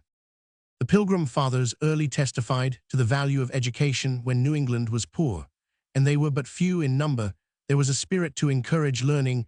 One of their primary requisitions, first by custom, and then by law, was that none of the brethren shall suffer so much barbarism in their families as not to teach their children and apprentices so much learning as may enable them perfectly to read the English tongue. They next ordered, to the end that learning may not be buried in the graves of our forefathers, every township, after the Lord hath increased them to the number of 50 householders, shall appoint one to teach all children to write and read. And where any town shall increase to the number of 100 families pg 92, they shall set up a grammar school, the masters thereof being able to instruct youth so far as they may be fitted for the university. This university was Harvard in 1636. The General Court had voted a sum equal to a year's rate of the whole colony towards the erection of a college. 2 years afterward, John Harvard, who arrived at the settlements only to die, left to the infant institution 1/2 of his estate, and all his library the state set apart for the college, the rent of a ferry. The wealthiest men of the community gave presents which were thought profuse at the time, and beside their names in the record stand entries of humbler gifts from each family in the colonies, 12 or a peck of corn or an equivalent in wampum-pig, and from individuals the sums of 5 shillings, 9 shillings, 1 pound, and 2 pounds. There were legacies also from one colonist, a flock of sheep, from another cotton cloth worth 9 shillings, from others a pewter flagon worth 10 shillings, a fruit dish, a sugar spoon, a silver-tipped jug, 1 great salt, 1 small trencher salt. Afterward the celebrated Theophilus Gale bequeathed his library to the college, and in 1731 Bishop Berkeley, after visiting the institution, presented it with some of the Greek and Latin classics. The year following John Harvard's bequest, the Cambridge printing press was set up, the only press in America north of Mexico. The General Court appointed licensors of this press, and did not scruple to interfere with the licensors themselves when any suspicion of heresy occurred, to torment the minds of the worthy fathers. Their supervision over other departments of management was equally strict. Mrs. Eaton, wife of the first president of the college, was examined before the General Court on a complaint of short or disagreeable commons urged by the students. The breakfast was 2 sizings of bread and a Q quarters of beer, and the evening commons were a pie. What became of Mrs. Eaton further than that the blame of the dissensions rested on her bad housewifery, I do not know. Subsequently a law was passed for reforming the extravagancies of commencements, by which it was provided that henceforth no preparation nor provision of either plum cake, or roasted, boiled, or baked meats, or pies of any kind, shall be made by any commencer. No such was to have any distilled liquors in his pg 93 chamber, or any composition therewith, under the penalty of a forfeiture of the good things, and a fine of 20 shillings. There was another act passed, that if any who now do or hereafter shall stand for their degrees presume to do anything contrary to the said act, or go about to evade it by plain cake, they shall forfeit the honors of the college. Yet another law was passed to prohibit the costly habits of many of the scholars, their wearing gold or silver lace, or brocades, silk nightgowns, Roman 100, as tending to discourage persons from giving their children a college education, and as inconsistent with the gravity and decency proper to be observed in this society. For 100 years after its establishment, Harvard College enforced the practice in those days common in Europe of punishing refractory students by corporeal infliction. In Judge Sewell's manuscript diary, the following entry is found, dated June 15, 1674. This was his sentence: those sergeants that being convicted of speaking blasphemous words concerning the H.G., he should be therefore publicly whipped before all the scholars, that he should be suspended. As to taking his degree of bachelor, this sentence read before him twice, at the President's, before the committee, and in the library before execution.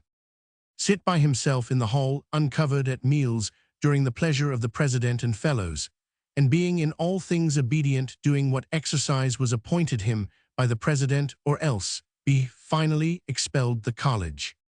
The first was presently put in execution in the library. Before the scholars he kneeled down, and the instrument Goodman Healy attended the President's word. As to the performance of his part in the work, prayer was had before and after by the President. In 1733, a tutor was prosecuted for inflicting this kind of punishment, yet in the revised body of laws made in the next year, we find the following: notwithstanding the preceding pecuniary mulcts, it shall be lawful for the President, tutors, and professors to punish undergraduates by boxing, when they shall judge the nature or circumstances of the offense call for it. The times are not a little changed of late years. The PG 94 students have more than once appeared to have almost come up to the point of boxing their tutors. If Harvard is ever to recover her supremacy, to resume her station in usefulness and in the affections of the people, it must be by a renovation of her management and a change in some of the principles recognized by her. Everyone is eager to acknowledge her past services.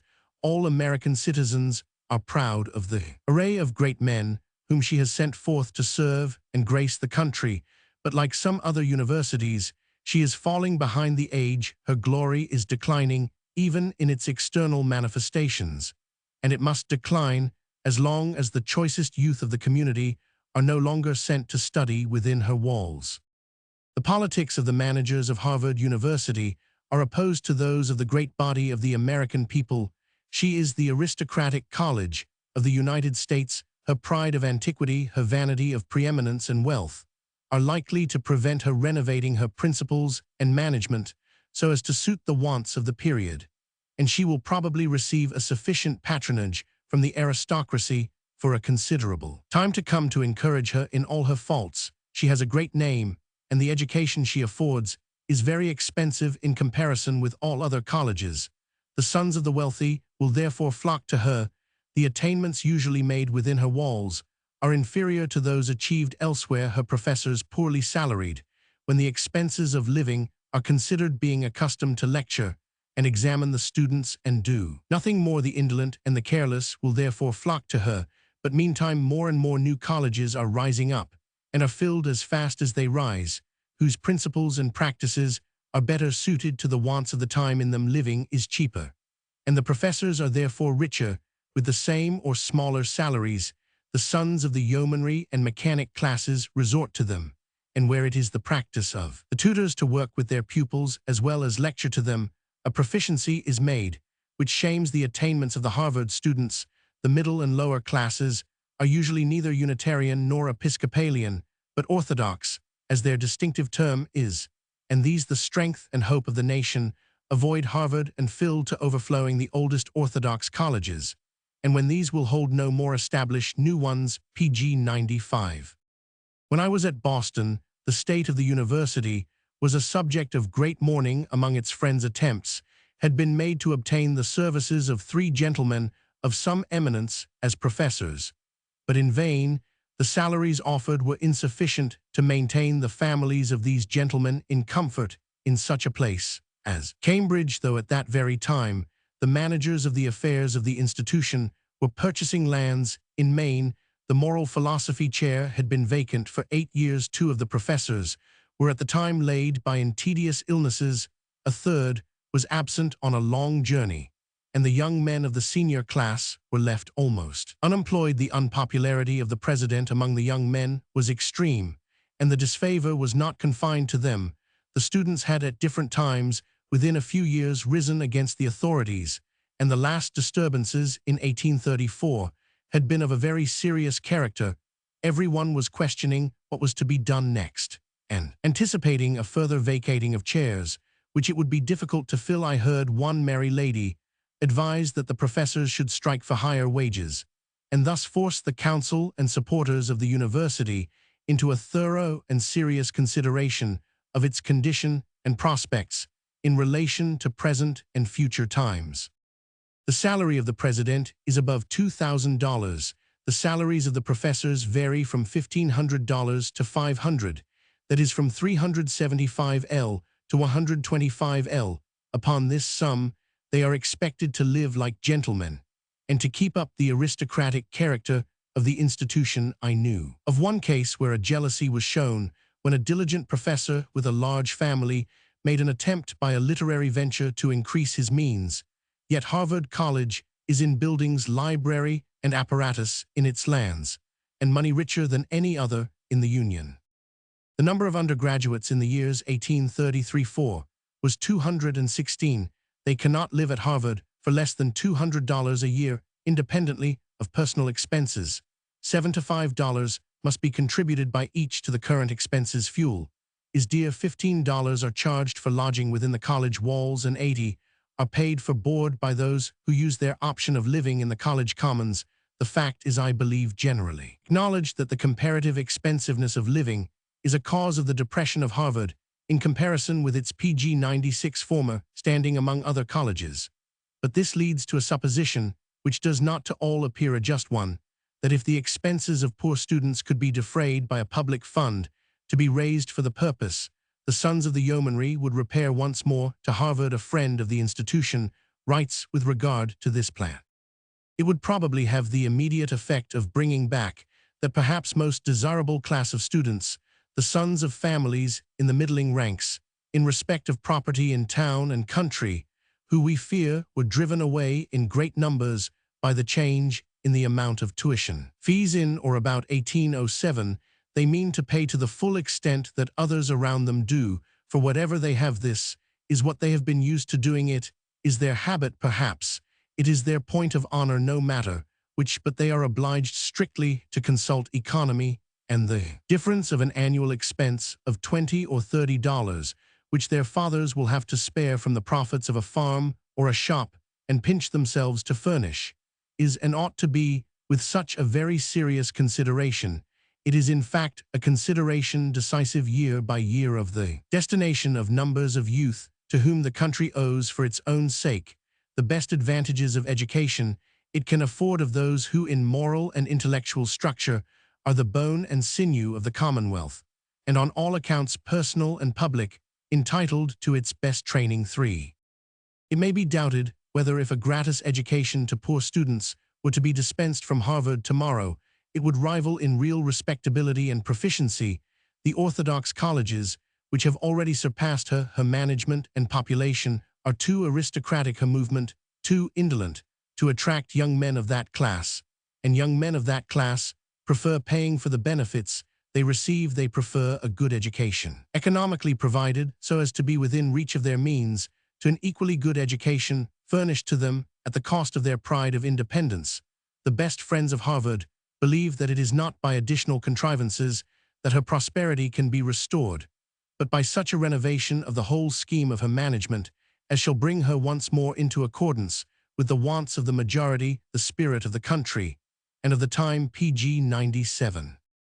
The first commencement was held in August 1640, only 20 years after the landing of the Pilgrims. Mr. Pearce, the historian of the university, writes, upon this novel and auspicious occasion, the venerable fathers of the land, the governor, magistrates, and ministers from all parts, with others in great numbers, repaired to Cambridge, and attended with delight to refined displays of European learning on a spot which, but just before, was the abode of savages. It was a day which on many accounts must have been singularly interesting. In attending the commencement of 1835, I felt that I was present at an antique ceremonial. We had so arranged our movements as to arrive at Cambridge just in time for the celebration which always takes place on the last Wednesday in August. We were the guests of the natural philosophy professor and his lady, and we arrived at their house before noon on Monday the 24th. Next to the hearty greeting we received came the pleasure of taking possession of my apartment. It looked so full of luxury, besides the comfort of complete furniture of the English kind, and a pretty view from the windows. There was a table covered with books and flowers, and on it a program of the engagements of the week. On looking at the books, I found among them a history and some reports of the university, so that it was my own fault if I plunged into the business of the week, without knowing the whence and the wherefore of its observances. The aspect of Cambridge is charming. The college buildings have no beauty to boast of, it is true, but the professors' houses dropped around each in its garden give an aristocratic air to the place which I saw in no other place of the size, and which has the grace of novelty. The greensward, the white palings, and the gravel walks are all well kept, and nowhere is the New England elm more flourishing. The noble old elm, under which Washington first drew his sword, spreads a wide shade over the ground. After refreshing ourselves with lemonade, we set out for the Botanic Garden, which is very prettily situated and well taken care of. Here I saw for the first time red water lilies. None are so beautiful to my eyes as the white, but the red mix in well with these, and the yellow. In a large pond there were some splendid South American plants, but the head gardener seemed more proud of his dahlias than of any other individual of his charge. From a small cottage on PG 98, the terrace at the upper end of the garden, came forth Mr. Sparks, the editor of Washington's Correspondence, while engaged in his great work, he lives in this delightful spot. He took me into his study and showed me his parchment-bound collection of Washington's papers, so fearful in amount that I almost wondered at the intrepidity of any editor who could undertake to go through them. When one looks at the shelf above shelf of thick folio volumes, it seems as if Washington could have done nothing but write all his life. I believe Mr. Sparks has now finished his arduous task and given to the world the last of his 12 ample volumes. It is interesting to know that he received orders for the book from the remotest corners of the Union. A friend writes to me 200 copies have recently gone to the Red River, and in Georgia, South Carolina, and Alabama, the work is generously patronized. Can the dead letter of such a man's mind be scattered through the land without carrying with it something of his spirit? From the Botanic Garden, we proceeded to the college, where we visited a student's room or two, the museum, our host's lecturer room and apparatus, and the library. The Harvard Library was in 1764, destroyed by fire, as everything in America seems to be sooner or later. The immediate occasion of the disaster was the General Court having sat in the library, and it being the month of January, had a large fire lighted there. One of the most munificent contributors to the lost library was the benevolent Thomas Hollies. He afterward assisted to repair the loss, writing, "I am preparing and going on with my might to Harvard College, and lament the loss it has suffered exceedingly, but hope a public library will no more be turned into a council room on this occasion." There was a great mourning.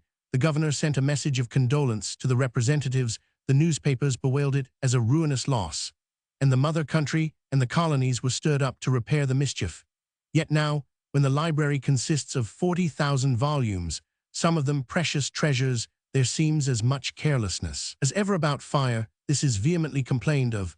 On the spot, one honest reviewer declaring that he cannot sleep on windy nights for thinking of the risk arising from the library being within 6 feet of a building where 30 fires are burning day and night under the care of students only who are PG 99, required by their avocations to be absent 3 times a day. It is to be wished that the Cambridge scholars would take warning by the fate of the statue of Washington by Canova. This statue was the property of the state of North Carolina and was deposited at Raleigh, the ornament and glory of that poor state. A citizen expressed his uneasiness at such a work of art being housed under a roof of wood, and urged that a stone chapel should be built for it. He was only laughed at not long after the statue was utterly destroyed by fire, and there was a general repentance that the citizens' advice had not been attended to. Thomas Hollies was the donor of a fine polyglot Bible, which I saw in the library, inscribed with his hand, he describing himself a citizen of the world. With his contributions made before the fire, he had taken great pains, lavishing his care, first on the selection of the books, which were of great value, and next on their bindings. He had emblematical devices cut, such as the caduceus of Mercury, the wand of Sculapius, the owl, the cap of Liberty, Roman 100. And when a work was patriotic in its character, it had the cap of liberty on the back. When the book was of solid wisdom, I suppose on philosophy or morals, there was the owl; when on eloquence, the caduceus; when on medicine, the Sculapian wand, and so forth. All this ingenuity is lost, except in tradition. 35 years ago, Fisher Ames observed that Gibbon could not have written his history at Cambridge for want of works of reference.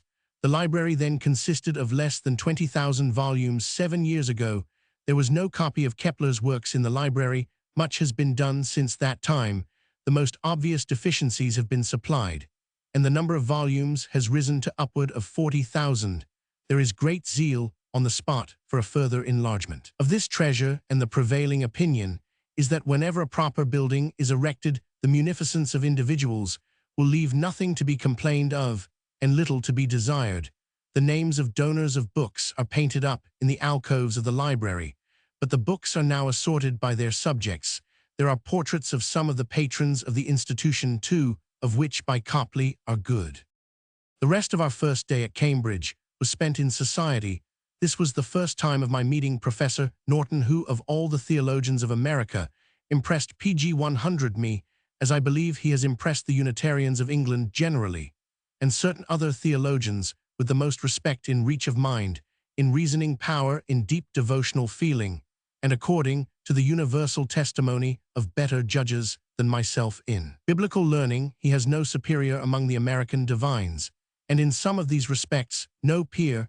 He is regarded with grateful veneration by the worthiest of his pupils for the invaluable guidance he afforded them, while professor in their biblical studies, though they cannot but grieve that his philosophical prejudices and his extreme dread and dislike of opposition to his own opinions should betray him into a tone of arrogance, and excite in him a spirit of persecution, which but for ages of proof to the contrary would seem to be incompatible with so large a knowledge and so humble and genuine a faith as his being duly reverenced, is the reason of his having been hitherto unduly feared. His services to theological science and to religion are gratefully appreciated, and naturally more weight has at least till lately been allowed to his opinions of persons and affairs than should ever be accorded to those of a man among men. But this is a temporary disadvantage when the friends of free inquiry and the champions of equal intellectual rights have gone on a little longer in the assertion of their liberty. Professor Norton's peculiarities will have lost their power to injure, and his great qualities, accomplishments, and services will receive a more ready and unmixed homage than ever. On the Tuesday, several friends arrived to breakfast, and we filled up the morning with visiting the admirably conducted lunatic asylum at Charlestown, and with a drive to Fresh Pond, one of the pretty meres which abound in Massachusetts. We dined at the house of another professor close at hand. The house was full in every corner, with family connections arrived for commencement. I remember there were 11 children in the house. We were a cheerful party at the long dinner table, and a host of guests filled the rooms in the evening. The ladies sat out on the piazza in the afternoon and saw the smoke of a fire far off. Presently the fire bells rang, and the smoke and glow increased, and by dark it was a tremendous sight. It was the great Charlestown fire, which burned 60 houses. Some of us mounted to the garrets, whence we could see a PG 101 whole street, burning on both sides, stack after stack of chimneys falling into the flames. It is thought that the frequency of fires in America is owing partly to the practice of carrying wood ashes from room to room, perhaps from general carelessness about wood ashes, and partly to the houses being too hastily built, so that cracks ensue sometimes in the chimneys and beams are exposed. The important morning rose dark and dull, and soon deepened into rain. It was rather vexatious that in a region where at this time of year one may, except in the valleys, put by one's umbrella for 3 or 4 months, this particular morning should be a rainy one. Friend after friend drove up to the house, popped in, shook hands, and popped out again till an hour after breakfast, when it was time to be setting out for the church. I was fortunate enough to be placed in a projecting seat at a corner of the gallery over a flank of the platform, where I saw everything and heard most of the exercises. The church is large and was completely filled. The galleries and half the area were crowded with ladies, all gaily dressed, some without either cap or bonnet, which had a singular effect. We were sufficiently amused with observing the varieties of countenance and costume which are congregated on such occasions, and in recognizing old acquaintances from distant places, till 10 o'clock, when music was heard. The bar was taken down from the center door of the church, and students and strangers poured in at the sitting entrances, immediately filling all the unoccupied pews. A student from Maryland was marshal, and he ushered in the president, and attended him up the middle aisle and the steps of the platform. The governor of the state and his aides, the corporation and officers of the college, and several distinguished visitors took their seats on either hand of the president. The venerable head of Dr. Bowditch was seen on the one side, and Judge Story's animated countenance on the other. The most eminent of the Unitarian clergy of Massachusetts were there, and some of its leading politicians. Mr. Webster stole in from behind when the proceedings were half over and retired before they were finished. A great variety of exercises were gone through by the young men. Orations were delivered, and poems and dialogues and addresses. Some of these appeared to me to have a good deal of merit. 2 or 3 were delivered by students who relied on their PG 102 reputation at college, with a manner mixed up of pomposity and effrontery, which contrasted amusingly with the modesty of some of their companions, who did things much more worthy of honor. I discovered that many, if not most, of the compositions contained allusions to Mablo, of course, reprobating it. This was very satisfactory, particularly if the reprobation was accompanied with a knowledge of the causes and a recognition of the real perpetrators of the recent illegal violences, a knowledge that they have invariably sprung out of a conflict of selfish interests with eternal principles, and a recognition that their perpetrators have universally been at first or second-hand aristocratic members of American society. The exercises were relieved by music 4 times during the morning, and then everybody talked, and many changed places, and the intervals were made as refreshing as possible, yet the routine must be wearisome to persons who are compelled to attend it every year. From my high seat, I looked down upon the top of a friend's head-on of the Reverend Professor Sand, was amused by watching the progress of his ennui. It would not do for a professor to look wearied or careless, so my friend had recourse to an occupation which gave him a sufficiently sage air. While furnishing him with entertainment, he covered his copy of the program with an infinite number of drawings. I saw stars, laurel sprigs, and a variety of other pretty devices gradually spreading over the paper as the hours rolled on. I tried afterward to persuade him to give me his handiwork as a memorial of commencement, but he would not. At length a clever valedictory address in Latin, drolly delivered by a departing student, caused the large church to reecho with laughter and applause. The president then got into the antique chair from which the honors of the university are dispensed, and delivered their diplomas to the students. During this process, we departed at 4:30, the business being concluded, except the final blessing given by the oldest clerical professor.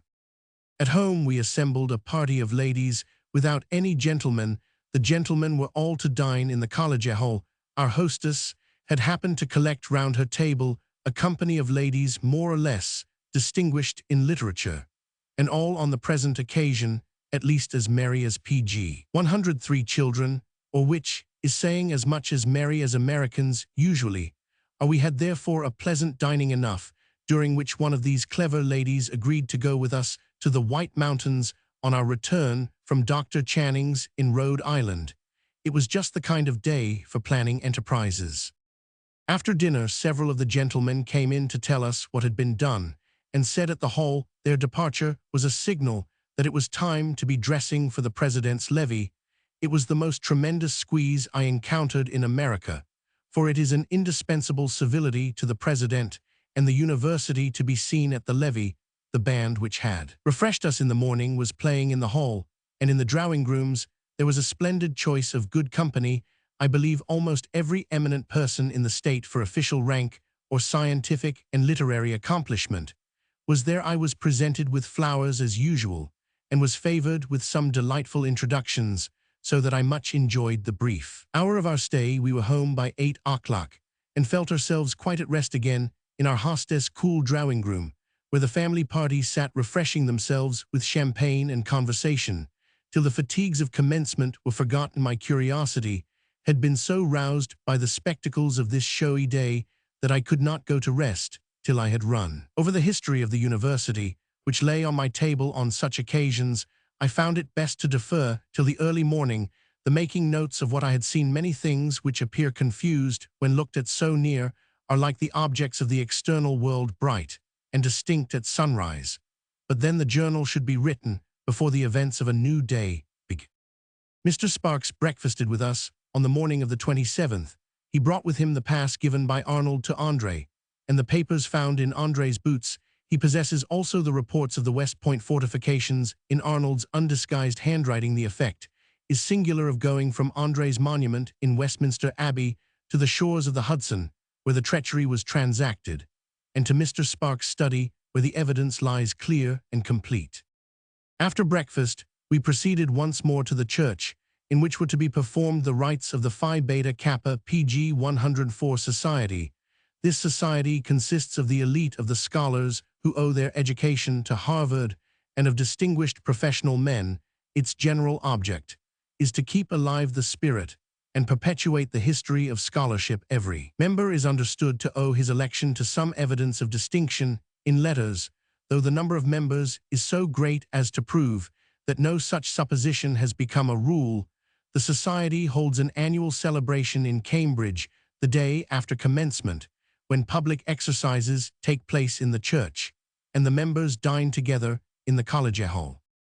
We saw the Society march in to music and take possession of the platform, as on the preceding day they were on the whole a fine-looking set of men, and interesting to a stranger as being the elite of the lettered society of the Republic. A traveller could not be expected to understand why they were so numerous, nor what were the claims of the greater number.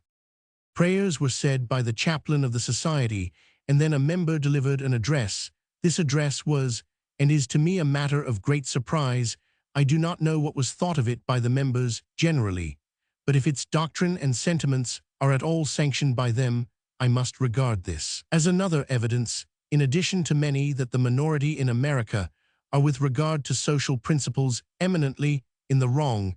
The traveller is met everywhere among the aristocracy of the country, with what seems to him the error of concluding that letters are wisdom, and that scholarship is education among a people whose profession is social equality, and whose rule of association is universal self-government.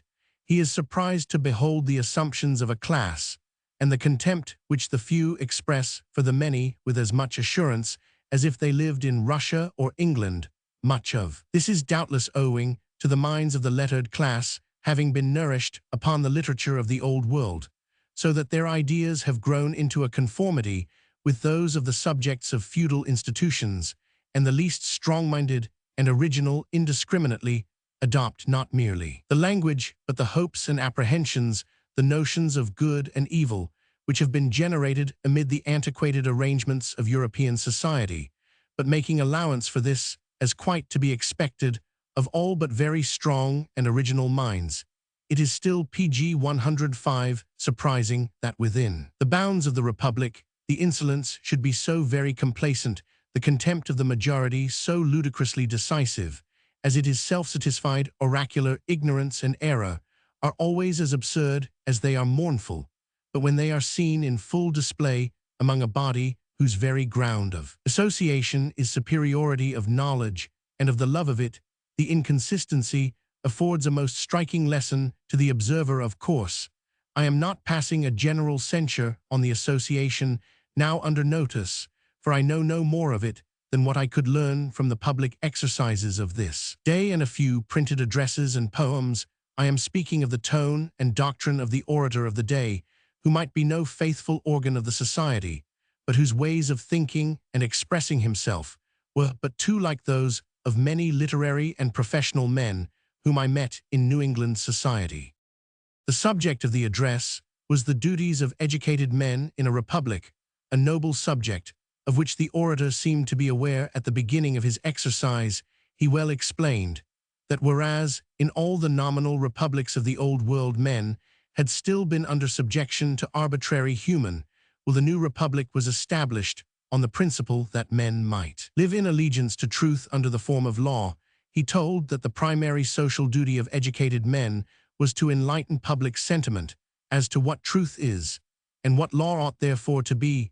But here he diverged into a set of monstrous suppositions, expressed or assumed, that men of letters are the educated men of society in regard not only to literature and speculative truth, but to morals, politics, and the conduct of all social affairs, that power and property were made to go eternally together, that the masses are ignorant, that the ignorant masses naturally form a party against the enlightened few, that the masses desire to wrest power from the wealthy few, that therefore the masses wage war against property, that industry is to be the possession of the many and property of the few, that the masses naturally desire to make the right instead of to find it, that they are consequently opposed to law, and that a struggle was impending in which the whole power of mind must be arrayed against brute force.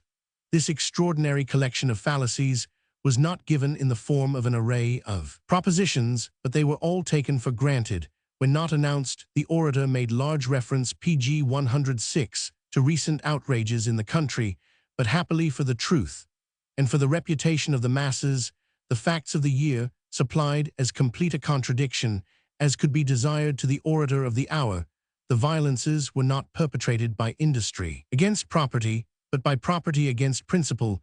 The violators of law were almost without an exception members of the wealthy and educated class, while the victorious upholders of the law were the industrious masses, the rapid series of victories, since gained by principle over the opposition of property, and without injury to property wholly and harmless victorious. Failure of the lawbreakers in all their objects, and their virtual surrender to the sense and principle of the majority, are sufficient, one would hope, to enlighten the enlightened, to indicate to the lettered class of American society that while it is truly their duty to extend all the benefits of education which it is in their power to dispense to the masses, it is highly necessary that the benefit should be reciprocated, and that the few should be also receiving an education. From the many there are 1,000 mechanics, shops, 1,000 loghouses, where certain members of the Phi Beta Kappa society, the orator of the day, for one, might learn new and useful lessons on morals and politics, on the first principles of human relations. I have had the pleasure of seeing the address delivered before the Phi Beta Kappa Society at its last celebration, an address differing most honorably from the one I was present at. The address of last August was by Mr. R. Waldo Emerson, a name which is a sufficient warrant on the spot for the absence from his production of all aristocratic insolence, all contempt of man or men in any form, and under any combination. His address breathes a truly philosophical reverence for humanity and exhibits an elevated conception of what are the right aims and the reasonable discipline of the mind of a scholar and thinker. Whatever the reader may conclude as to the philosophical doctrine of the address and the mode in which it is conveyed, whether he accuse it of mysticism or hail it as insight, he cannot but be touched by the spirit of devotedness and roused by the tone of moral independence which breathed through the whole. The society may be considered as having amply atoned by this last address for the insult pg 107, rendered by its organ, however unconsciously, to republican morals by that of 1835. The address was followed by the reading of the poem, whose delivery by its author I have before mentioned, as being prevented by his sudden and alarming illness. The whole assembly were deeply moved, and this was the most interesting part of the transactions of the day. The society marched out of the church to music, and proceeded by the band to the college, and up the steps of the hall to dinner in the order of seniority as members. We hastened home to dress for dinner at the President's, where we met the corporation of the university. My seat was between Dr. Bowditch and one of the professors, and the entertainment to us strangers was so great and so novel that we were sorry to return home, though it was to meet an evening party no less agreeable. The ceremonial of Commencement Week was now over, but not the bustle and gaiety.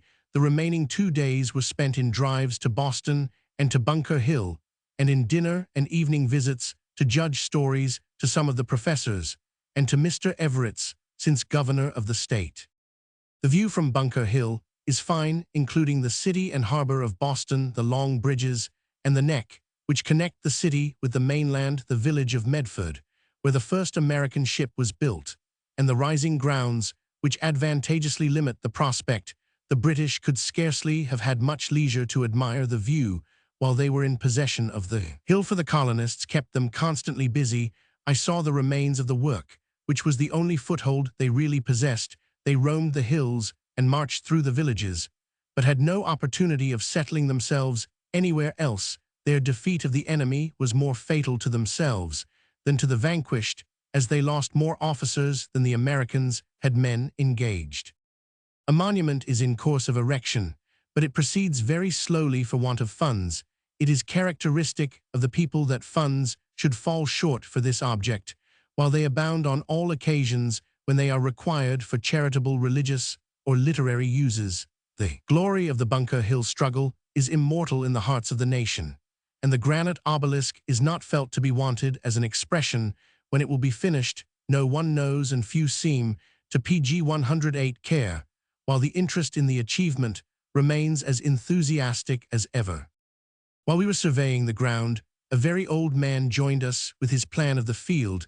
It was well worn, almost tattered, but he spread it out once more for us on a block of the monumental granite, and related once again for our benefit the 1,000 times told tale. He he was in the battle, with his musket being then 15 years old. Many were the boys who struck some of the first blows in that war, and of those boys one here and there still lives, and may be known by the air of serene triumph, with which he paces the field of his enterprise, once soaked with blood, but now the center of regions where peace and progress have followed upon the achievement of freedom. The White Mountains. Hast thou entered the storehouses of the snow? Book of Job.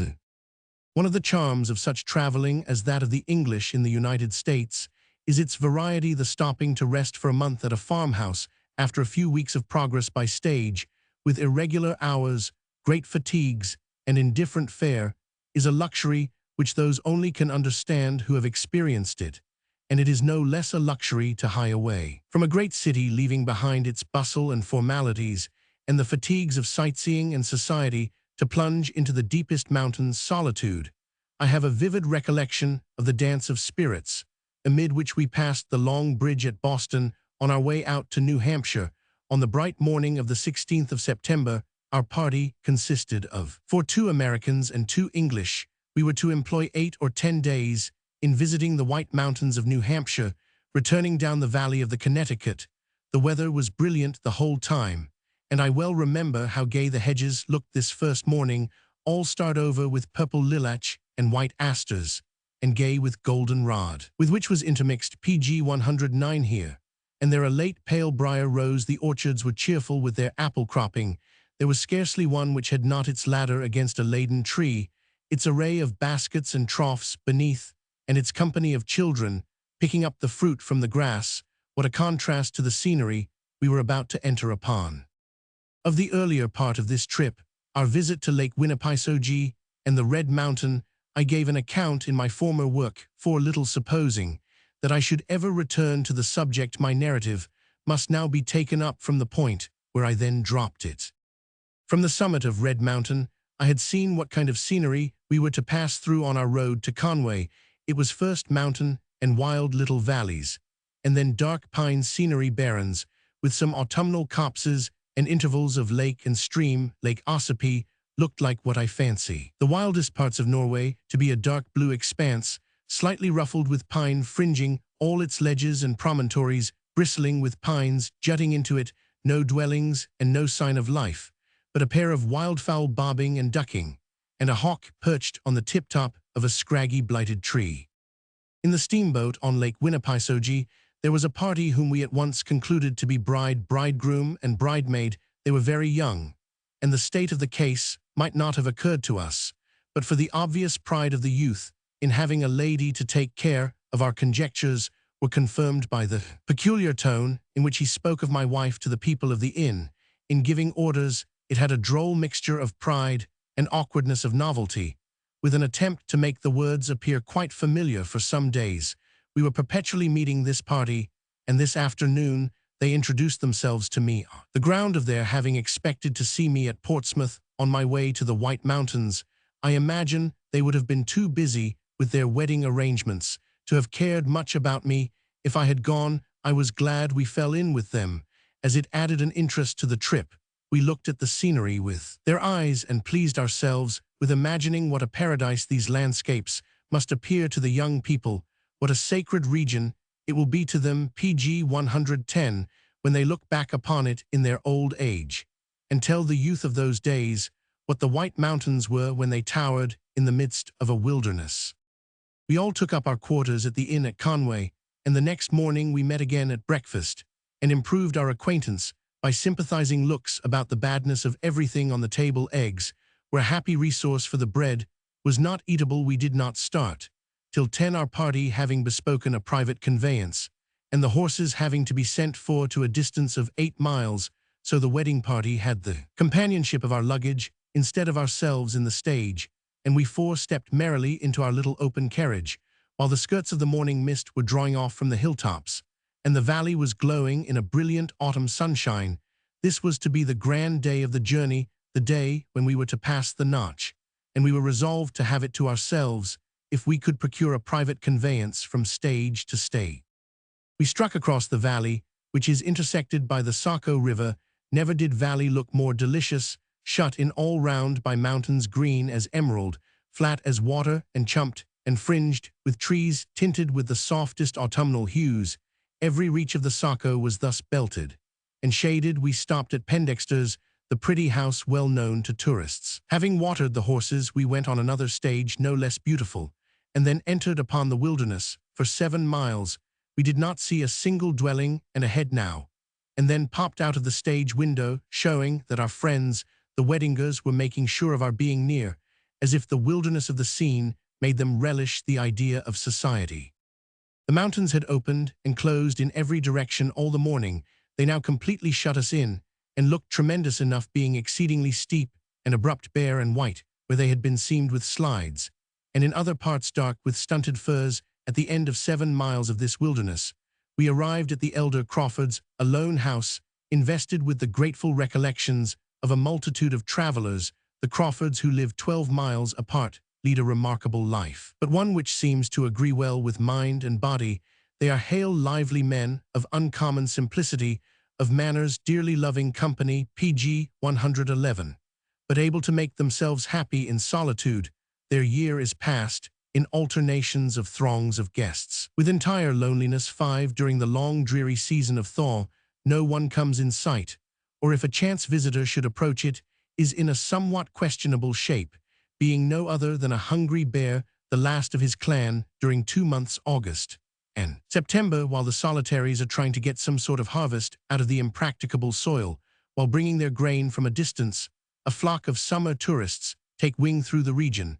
Then the Crawfords lay down beds in every corner of their dwellings, and spread their longest tables and bustle from morning till night, the hosts acting as guides to every accessible point in the neighborhood, and the women of the family cooking and waiting from sunrise till midnight. After the 1st of October comes a pause, dead silence again for 3 months, till the snow is frozen hard, and trains of loaded sleighs appear in the passes. Traders from many distant points come down with their goods, while the roads are in a state which enables 1 horse to draw the load of 5. This is a season of great jollity, and the houses are gay with roaring fires, hot provisions, good liquor, loud songs, and romantic travelers, tales of pranking wild beasts, bold sleigh drivers, and hardy woodsmen. The elder Crawford has a pet album in which he almost insists that his guests shall write. We found in it some of the choicest nonsense and brag that can be found in the whole library of albums. We dined well on mutton, eggs, and whortleberries with milk. Tea was prepared at dinner as regularly as bread throughout this excursion, while the rest of the party were finishing their arrangements for departure. I found a seat on a stone on a rising ground opposite, whence I could look some way up and down the pass, and wonder at leisure at the intrepidity which could choose such an abode. We proceeded in an open wagon, the road winding amid tall trees, and the sunshine already beginning to retreat up the mountain sides. We soon entered the secluded valley, where stands the dwelling of the Willies, the unfortunate family, who were all swept away in one night by a slide. PG 112, from the mountain in the rear of the house. 6 No one lives in that valley now, and this is not to be wondered at, so desolate is its aspect. The platform on which the unharmed house stands is the only quiet green spot in the pass. The slides have stripped the mountains of their wood, and they stand tempest-beaten, seamed and furrowed, while beneath lies the wreck of what was brought down by the great slide of 1826, a heap of rock and soil, bristling with pine trunks and upturned roots, half hidden by a rank new vegetation, which will in time turn all the chaos into beauty. A dark pine hill at the end of this pass is the signal of the traveler's approach to the notch. We walked up a long ascent, the road overhanging a ravine where rocks were capriciously tumbled together, brought down doubtless by a winter torrent. At present, instead of a torrent, there were 2 sparkling waterfalls leaping down the mountain. The notch is at the narrowest part, only 22 feet wide. The weather was so still that we were scarcely aware of the perpetual wind, which is one characteristic of the pass there. The wind is always north or south, and it ordinarily blows so strong as to impair the traveler's pleasure in exploring the scene. It merely breathed cool us as we entered the tremendous gateway formed by a lofty perpendicular rock on the right hand and a steep mountain on the left. When we were through and had rejoined our wagon, my attention was directed to the profile, an object which explains itself in being named the sharp rock. Certainly resembles a human face, but what then there is. Neither wonder nor beauty in it, I turned from it, to see the infant Saco bubble forth from its spring among stones and bushes under the shelter of the perpendicular rock, and in a semicircular recess of the greenest sward trees sprang from sharp projections, and wrenched themselves out of crevices, giving the last air of caprice to the scene. We were just in time, for the latest yellow light twilight stole on, and we grew silent. The stars appeared early to us on our shadowy way, and birds flitted by to their homes. A light still lingered on the mountain stream, when Sirius was tremblingly reflected in it, when the lights of Ethan Crawford's dwelling were seen twinkling in the distance. We were deep in the mutual recitation of poetry. As we drove up to the open door, Mr. Roman 500 said quietly, as he looked up PG 113 into the heavens, "Shall we get out or spend the evening as we got out?" And then followed supper, fiddle, and dancing, as I have elsewhere related. 7. We proposed to ascend Mount Washington the next morning, if the weather should allow. It is a difficult and laborious ascent, for all travelers, and few ladies venture upon the enterprise, but the American lady of our party was fully disposed to try her strength with me. I rose very early, and seeing that the mountain peak looked sharp and clear, never doubted that I ought to prepare myself for the expedition. On coming down, however, I was told that there was rather too much wind, and some expectation of rain by noon. Sure enough, while we were upon Mount Deception, so called from its real being so much greater than its apparent height, we saw that there was a tempest of wind and snow about the mountain top. This peak is the highest in the Union. It rises 6634 feet above the level of the sea, 4,000 feet of this height being clothed with wood, and the rest being called the bald part of the mountain. We spent our day delightfully in loitering about Mount Deception, in tracking the stream of the valley through its meadows and its thickets of alders, and in watching the course and explosion of storms upon the mountains. Some gay folks from Boston were at Crawford's, and they were not a little shocked at seeing us pack ourselves and our luggage into a wagon in the afternoon for a drive of 18 miles to Littleton. We should be upset, we should break down, we should be drowned in a deluge, they should pick us up on the morrow. We were a little doubtful ourselves about the prudence of the enterprise, but a trip to Franconia defile was in prospect for the next day, and we wished that our last sight of the White Mountains should be when they had the evening sun upon them. Our expedition was wholly successful. We had neither storm breakage nor overturn, and it was not sunset when we reached and walked up the long hill, which was to afford us the last view of the chain. Often did we stand and look back upon the solemn tinted mountains to the north, and upon the variegated range behind, sunny in places, as if angels were walking there and shedding light from their presence. We passed the town of Bethlehem, consisting as far as PG 114. We could see of one house and 2 barns. It was no more than 6 o'clock when we reached Littleton, so when we had chosen our rooms out of a number equally tempting from their cleanliness and air of comfort, we walked out to see what the place looked like. Our attention was caught by the endeavors of a woman to milk a restless cow, and we inadvertently stood still to see how she would manage when she at last succeeded in making the animal stand. She offered us milk.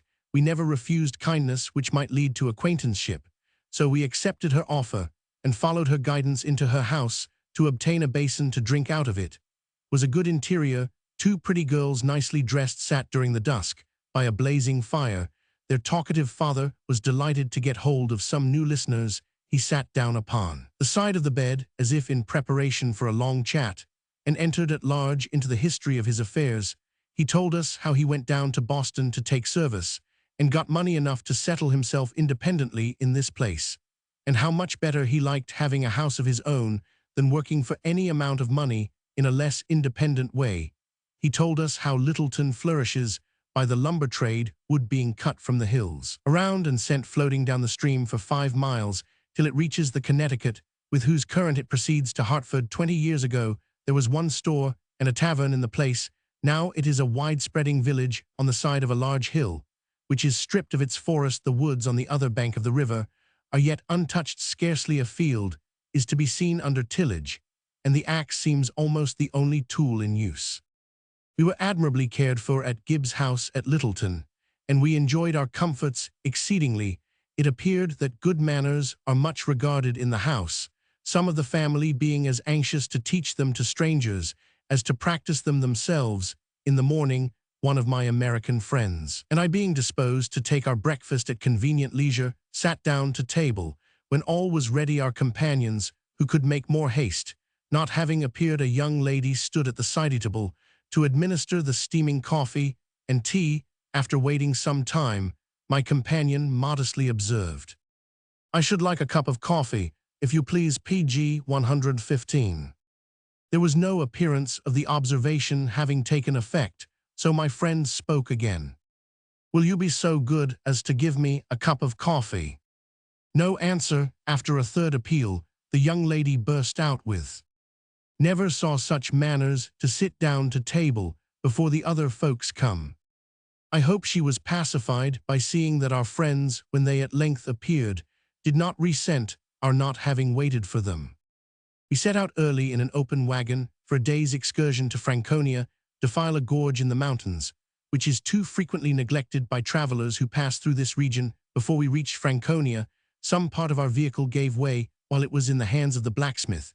We visited the large ironworks at Franconia and sat in a boat on the sweet Ammonoosuc, watching the waters as they fell over the dam by the ironworks. When we set off again, our umbrellas were forgotten, and as we entered upon the mountain region, the misty variegated peaks told that storm was coming. The mountain sides were more precipitous than any we had seen, and Mount Lafayette towered darkly above us to the right of our winding road.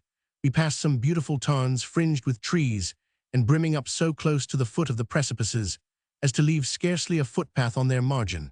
A pelting rain came on, which made us glad to reach the solitary dwelling of the pass. Called the Lafayette Hotel, this house had been growing in the woods 13 weeks before, and yet we were far from being among its first guests. The host, 2 boys, and a nice-looking, obliging girl wearing a string of gold beads, did their best to make us comfortable. They kindled a blazing wood fire, and the girl then prepared a dinner of hot bread and butter-broiled ham custards and good tea.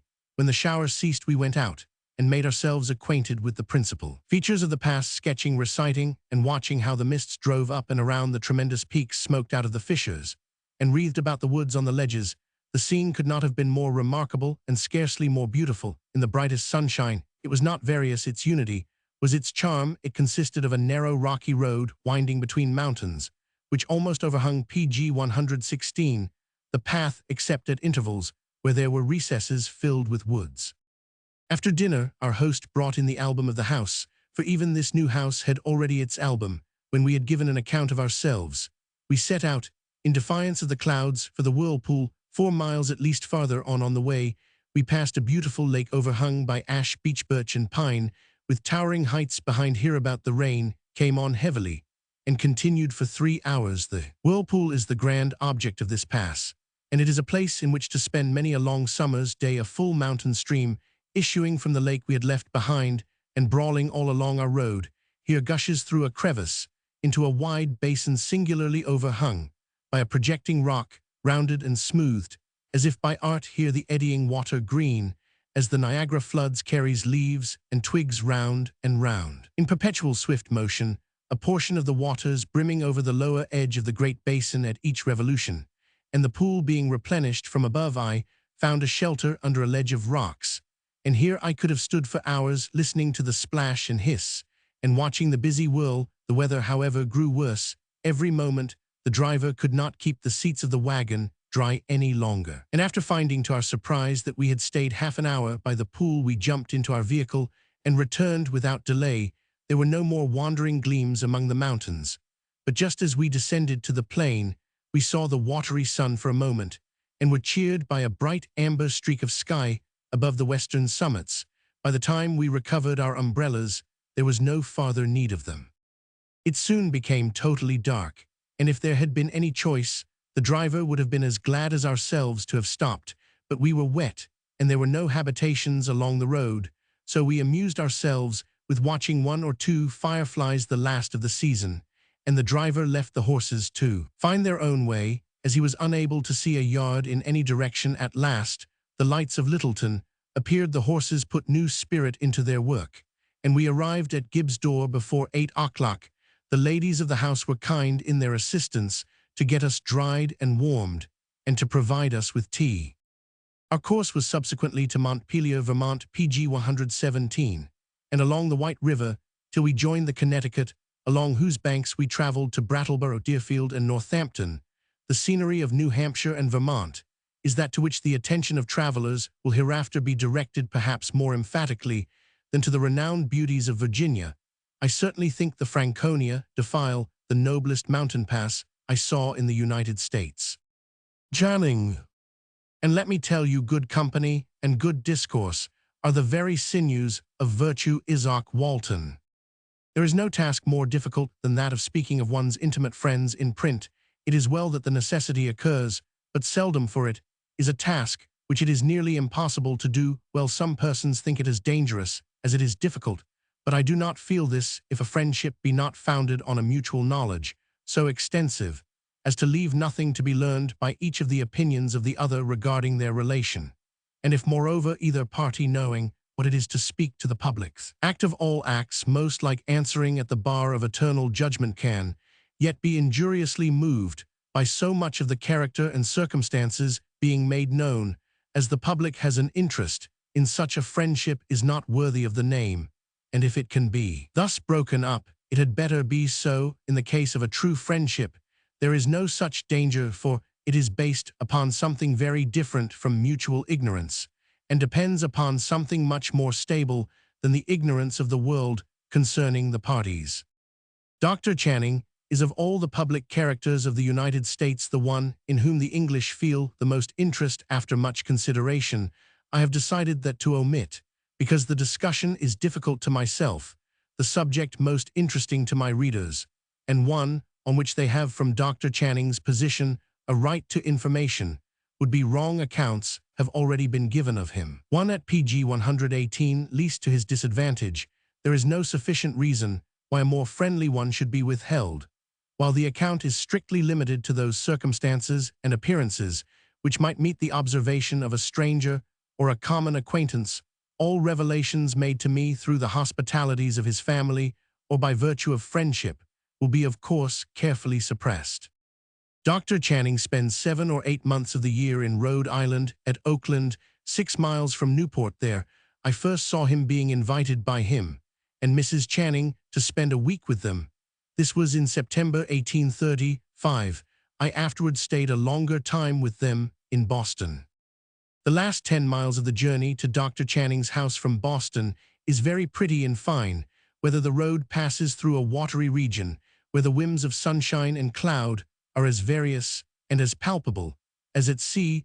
The road passes over a long bridge to the island and affords fine glimpses of small islands in the spreading river, and of the distant main with its breakers. The stage set me down at the guarding gate at Oakland, whither my host came out to receive me. I knew it could be no other than Dr. Channing, but his appearance surprised me. He looked younger and pleasanter than I had expected. The common engraving of him is undeniably very like, but it does not altogether do him justice. A bust of him was modeled by Persico the next winter, which is an admirable likeness. Favorable but not flattering. Dr. Channing is short and very slightly made. His countenance varies more than its first aspect would lead the stranger to suppose. It could in mirth. It is perfectly changed, and very remarkable. The lower part of other faces is the most expressive of mirth. Not so with Dr. Channing's, whose muscles keep very composed, while his laughter pours out at his eyes. I have seen him laugh till it seemed doubtful where the matter would end, and I could not but wish that the expression of face could be dashed into the canvas at the moment. His voice is, however, the great charm. I do not mean in the pulpit. Of what it is there I am not qualified to speak, for I could not hear a tone of his preaching. But in conversation his voice becomes delightful, after one is familiarized with it. At first his tones partake of the unfortunate dryness of his manner, but by use they grow, or seem to grow, more and more genial, till at last the ear waits and watches for them. Pg 119. Of the repulsiveness of his manners on a first acquaintance he is himself aware, though not, I think, of all the evil it causes in compelling mere strangers to carry away a wrong idea of him, and in deterring even familiar acquaintances from opening their minds and letting their speech run on as freely to him as he earnestly desires that it should.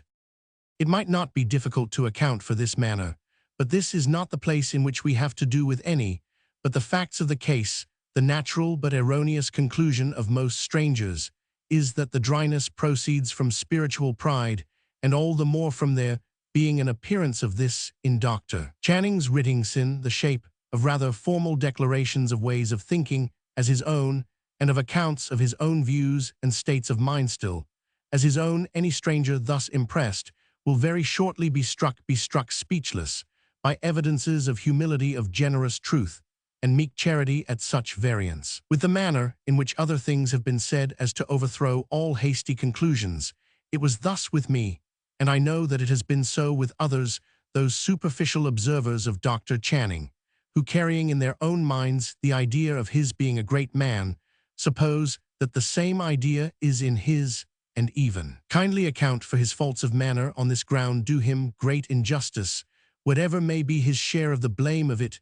No children consulting about their plays were ever farther from the idea of speaking like an oracle than Dr. Channing, and the notion of condescending off his being in a higher, while others are in a lower spiritual state, would be dismissed from his mind if it ever got in with the abhorrence with which the good chase away the shadows of evil from their souls. I say this confidently, the tone of his writings notwithstanding, and I say it not as a friend, but from such being the result of a very few hours' study of him. Whenever his conversation is not earnest, and it is not always earnest, it is for the sake of drawing out the person he is talking with and getting at his views.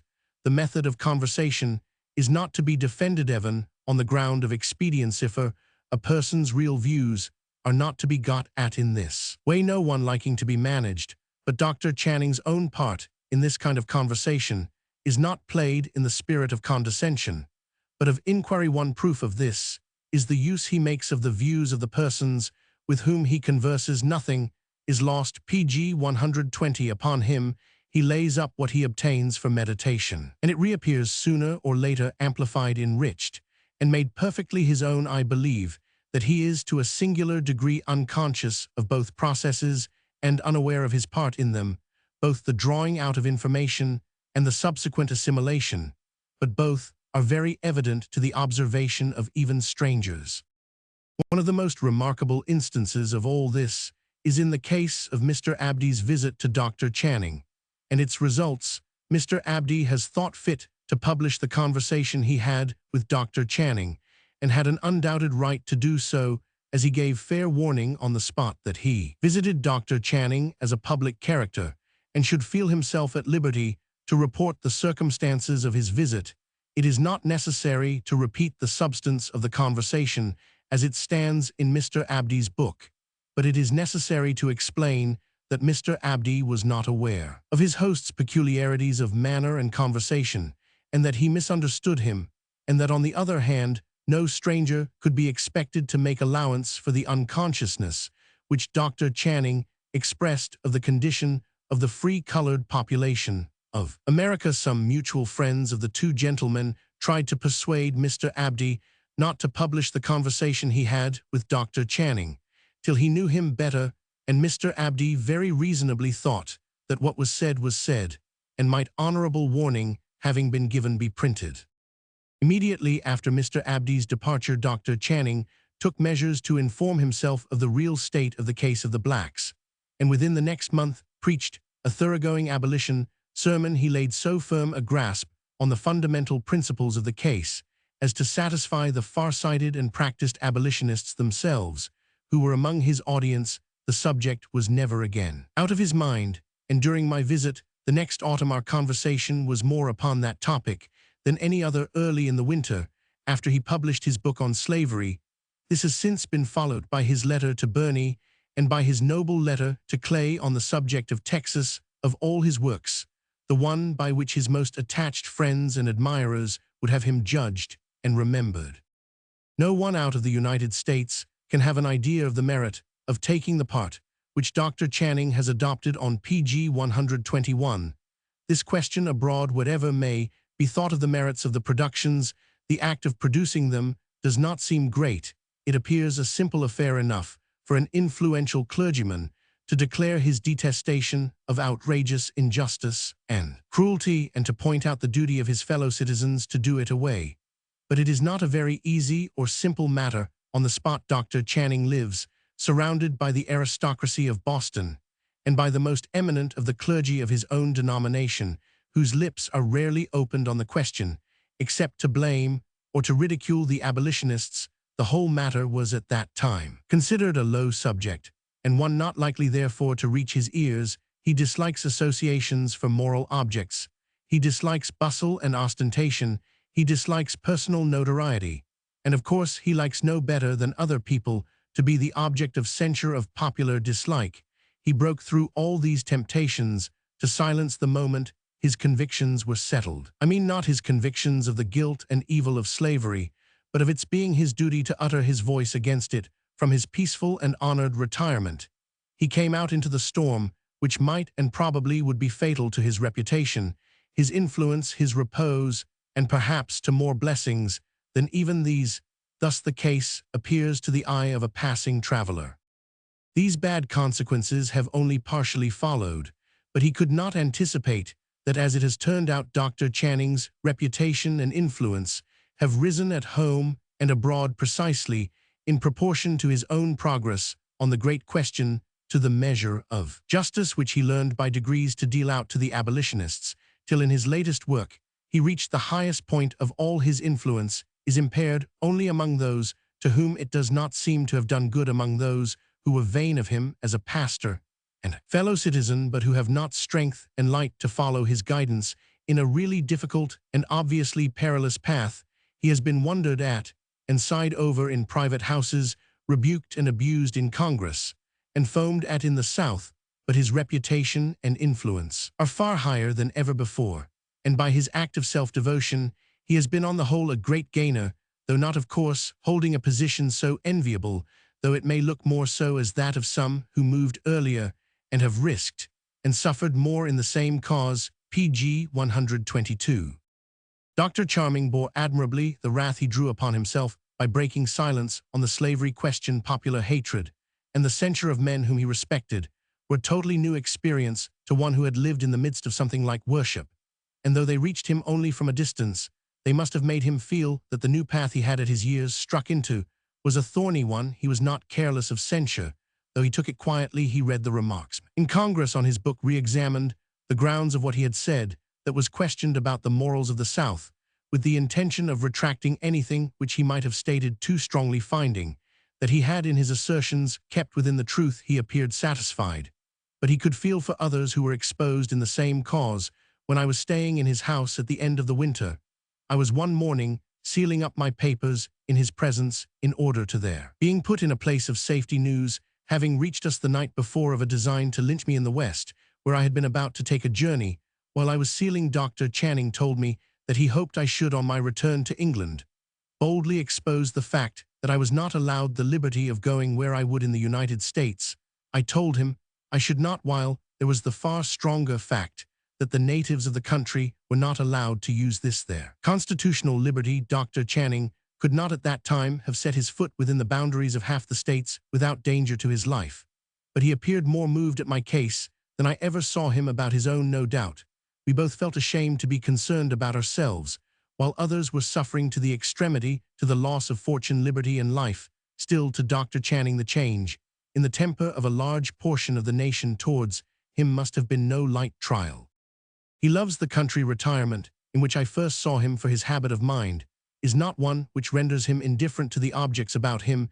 He never sits in his study for hours together occupied with books and thoughts, but even when most deeply engaged in composition, walks out into his garden so frequently that the wonder to persons who use different methods is how amid so many interruptions he keeps up any continuity of thought or accomplishes any amount of composition at all. He rarely has his pen in Pg 123 his hand for more than an hour at a time, and does not therefore enter into the enjoyments of writers who find the second hour twice as productive and pleasurable as the first, and the third as the second, and who grudge moving under 5 or 6 hours, instead of the delight of this continuous labor. Dr. Channing enjoys the refreshment of a change of objects in his last publication, as in some former ones. He affords an indication of this habit of his which, to those who know him, serves as a picture of himself in his garden, sauntering alone in his grey morning gown, or chatting with any of his family whom he may meet in the walks. I have prepared this letter. he says, not amid the goadings, irritations, and feverish tumults of a crowded city, but in the stillness of retirement amid scenes of peace and beauty. Hardly an hour has passed in which I have not sought relief from the exhaustion. Writing by walking abroad amid God's works, which seldom fail to breathe tranquility, and which by their harmony and beneficence continually cheer me as emblems and prophecies of a more harmonious and blessed state of human affairs than has yet been known, he has frequently referred in conversation even to strangers, and once at least in print, to the influence on his mind of having passed his boyhood on the seashore, and to this shore he lost no time in taking me. He liked that we should be abroad almost all day. In the morning we met early in the garden at noon. He drove me, or we went in the carriage to some point of the shore, and in the afternoon we walked to the glen, where truly anyone might be thankful to go every summer evening and autumn afternoon. The way was through a field, an orchard, a narrow glen, shadowy, with rocks and trees down to the shore, where the sea runs in between the island and the mainland, the little coves of clear blue water, the boats moving in the sunlight, the long distant bridge on the left hand, and the main opening and spreading on the right, made up a delicious scene, the favorite haunt of Dr. Channing's family, to the more distant shore of the ocean itself. He drove me in his gig, even to Purgatory 8. By the way, he showed me Berkeley's house of grey stone, rather sunk, pg 124, among trees, built by the bishop, in a rather unpromising spot, selected on account of the fine view of Newport, the downs, the beach, and the sea, which is obtained from the ridge of the hill over which he must pass on his way to, and from the town, the only beauty which the scene lacked. When I saw it was a brighter verdure, it was the end of summer, and the downs were not green, they were sprinkled over with dwellings and clumps of trees. Rocks jutted out for the waves to break upon the spray, dashing to a great height on the interval of smooth sand. The silver waves spread noiselessly abroad and retired, while flocks of running snipes and a solitary seagull were the only living things visible. This interval of smooth beach is bounded inland by the pile of rocks, which was Berkeley's favorite resort, and where the conversations in the Minute Philosopher are supposed to have taken place. They are not a lofty, but a shelvy, shadowy pile full of recesses where the thinker may sit sheltered from the heat, and of platforms where he may lie basking in the sun. Purgatory is a deep and narrow fissure in the rock, where the sea flows in one of those fissures, which, as Dr. Channing told me, are a puzzle to geologists. The surfaces of the severed rocks are as smooth as marble, though the split has taken place through the middle of very large stones. These rocks are considered remarkable specimens of pudding stone. After fearfully looking down into the dark floods of Purgatory, we wandered about long among the piles of rocks, the spray dashing all around us. Birds and spiders have thought fit to make their homes amid all the noise and commotion of these recesses. Webs were trembling under the shelves, above the breakers, and swallows' nests hung in the crevices. These are the spots in which Dr. Channing passed his boyhood, and here were the everlasting voices which revealed to him the unseen things for which he is living. The one remarkable thing about him is his spirituality, and this is shown in a way which must strike the most careless observer, but of which he is himself unconscious. He is not generally unconscious. His manner, indeed, betokens a remarkable self-consciousness, but he is not aware of what is highest in himself, though painfully so of some other things. Everyone who converses with him is struck with his natural supreme regard to the true and the right, with pg 125, the absence of all suspicion that anything can stand in competition with these. In this, there is an exemption from all professional narrowness, from all priestly prejudice. He is not a man of the world, anxious as he is to inform himself of matters of fact and of the present condition of affairs. Everywhere he does not succeed well, and this deficiency and a considerable amount of prejudice on philosophical subjects are the cause of his being extensively supposed to be more than ordinarily professional in his views, judgments, and conduct. But in this I do not agree, nor does anyone, I believe, who knows him. No one sees more clearly than he the necessity of proving and exercising principles by hourly action in all kinds of worldly business. No one is more free from attachment to forms or more practically convinced that rules and institutions are mere means to an end. He showed this in one instance out of 1,000 by proposing to his congregation some time ago that they should not always depend on their pastors for the guidance of their worship, but that any members who had anything to say should offer to do so as might have been foreseen. Everyone shrank from being concerned in so new an administration of religion, but Dr. Channing was disappointed that the effort was not made. No one again is more free from all pride of virtue. His charity towards frailty is as singular as his reprobation of spiritual vices is indignant. The genial side of his nature is turned to the weak and the sorely tempted, and the fallen best know the real softness and meekness of his character.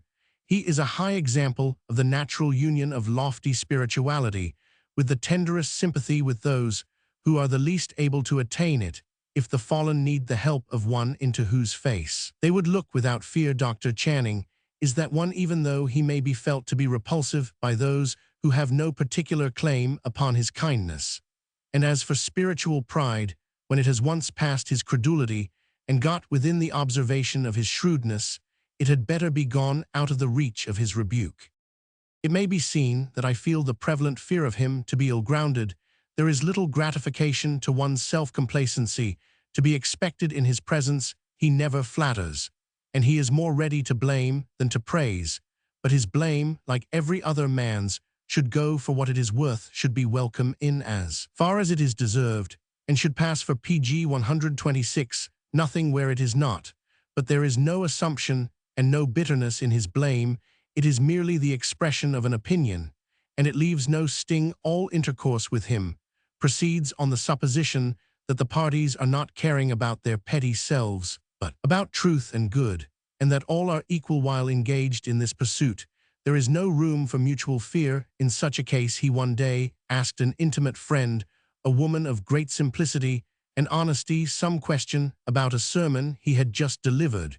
She replied that she could not satisfy him because she had not been able to attend to the sermon after the first sentence or two, and he was far better pleased with the answer than with the flatteries which are sometimes addressed to him about his preaching. This lady's method is that in which Dr. Channing's intimate friends speak to him, and not as to a man who is to be feared.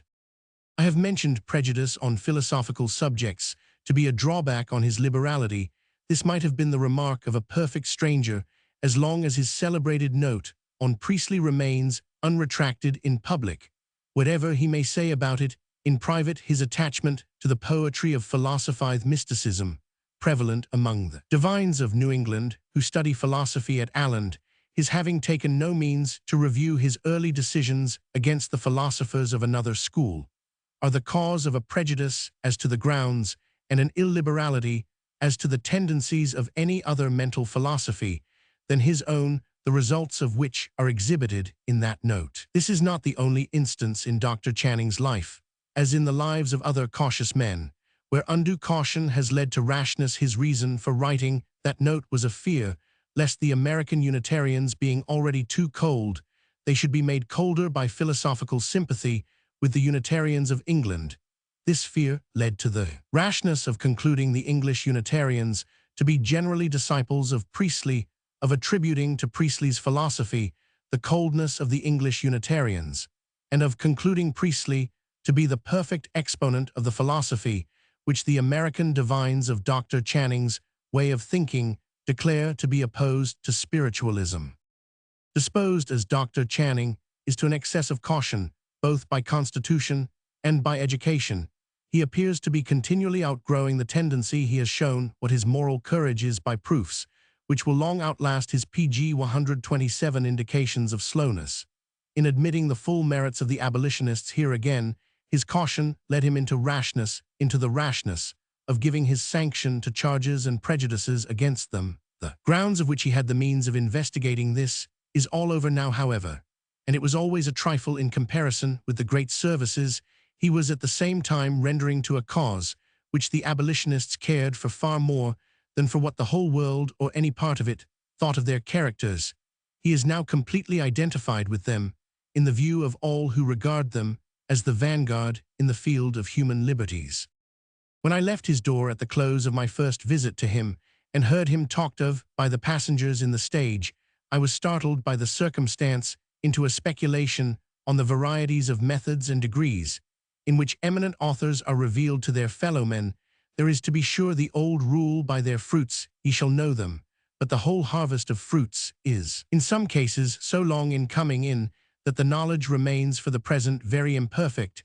As a general rule, earnest writers show their best selves in their books, in the series of calm thoughts, which they record in the passionless, though genial stillness of their retirement, whence the things of the world are seen to range themselves in their right proportions in their justest aspect, and where the glow of piety and benevolence is not damped by, but rather consumes fears and cares, which relate to self and discouragement, arising from the faults of others. In such cases, a close inspection of the life impairs more or less the impression produced by the writings. In other cases, there is a pretty exact agreement between the two modes of action by living and writing. This is a rarer case than the other, and it happens either when the principles of action are so thoroughly fixed and familiarized as to rule the whole being, or when the faults of the mind are so intimately connected with its powers as to be kept in action by the exercise of those powers in solitude as they are by temptations in the world.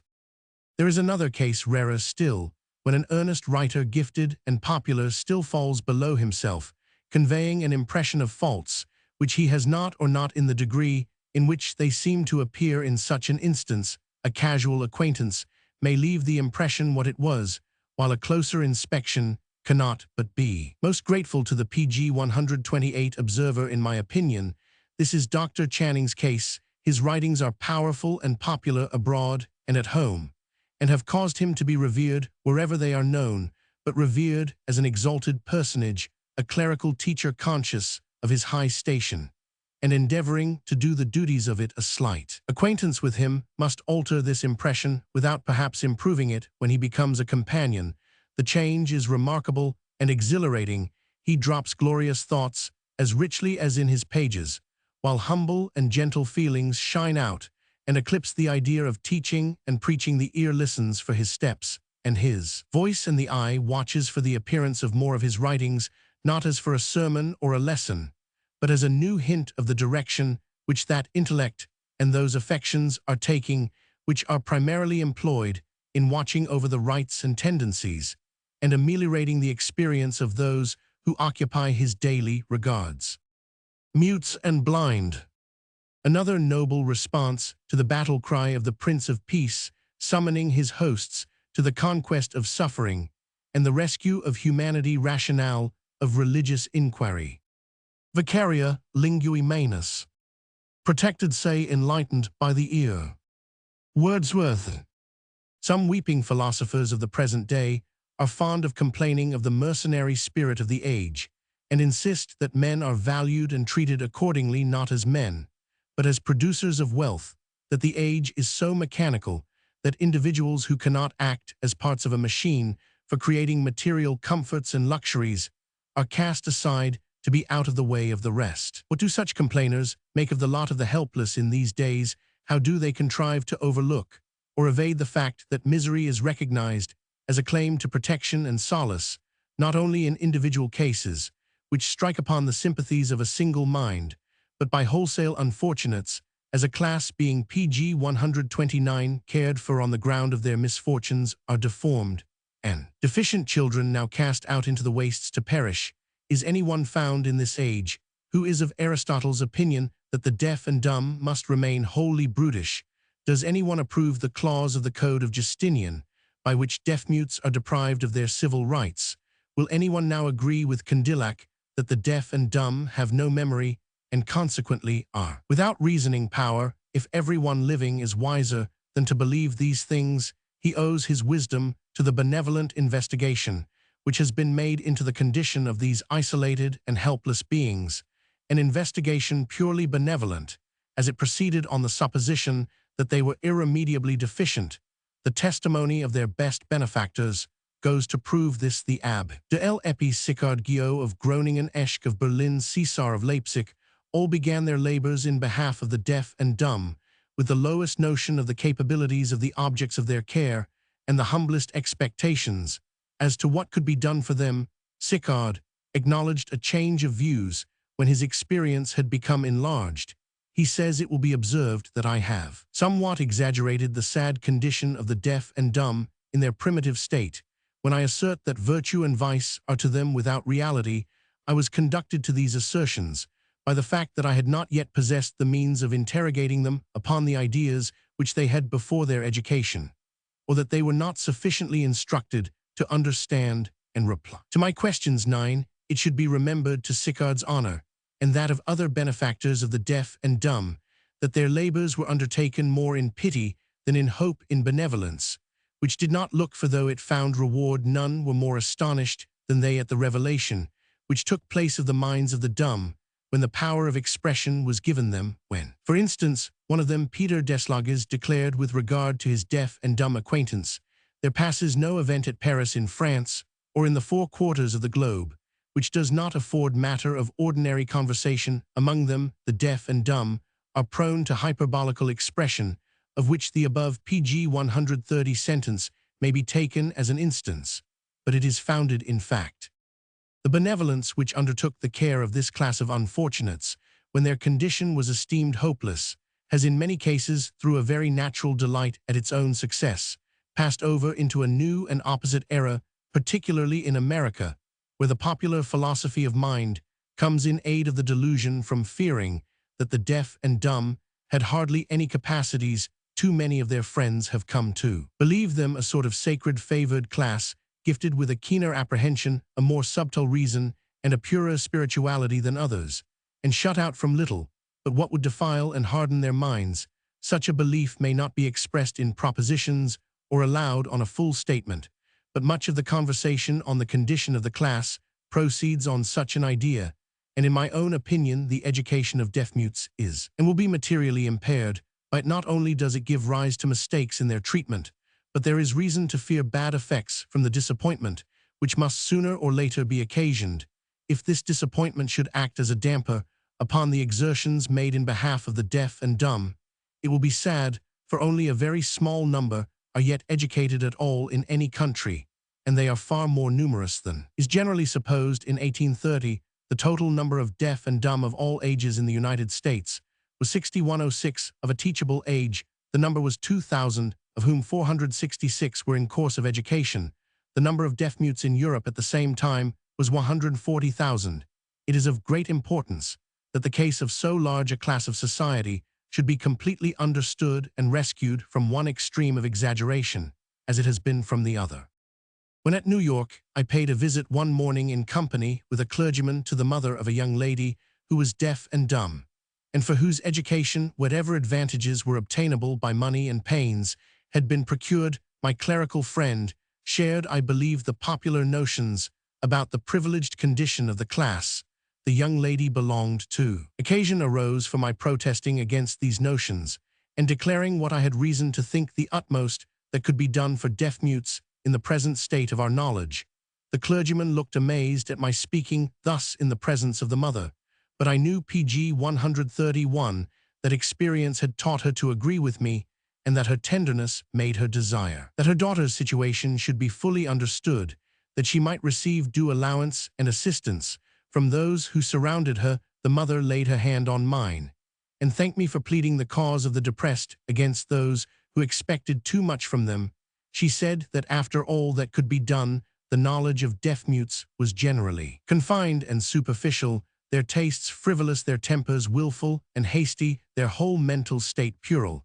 And she added that as long as all this was not allowed, they would be placed in positions to which they were unequal, and which they did not understand, and would not be so amply provided as they might be with enjoyments suited to their condition.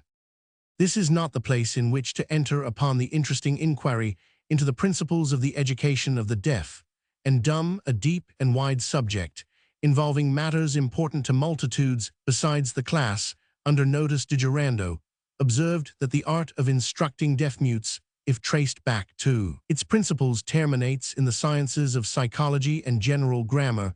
A very superficial view of the case of the class shows something of what the privation really is, and consequently furnishes hints as to the treatment by which it may be in part supplied. Many kind-hearted people in America, and not a few in Europe, cry out they are only deprived of one sense and one means of expression.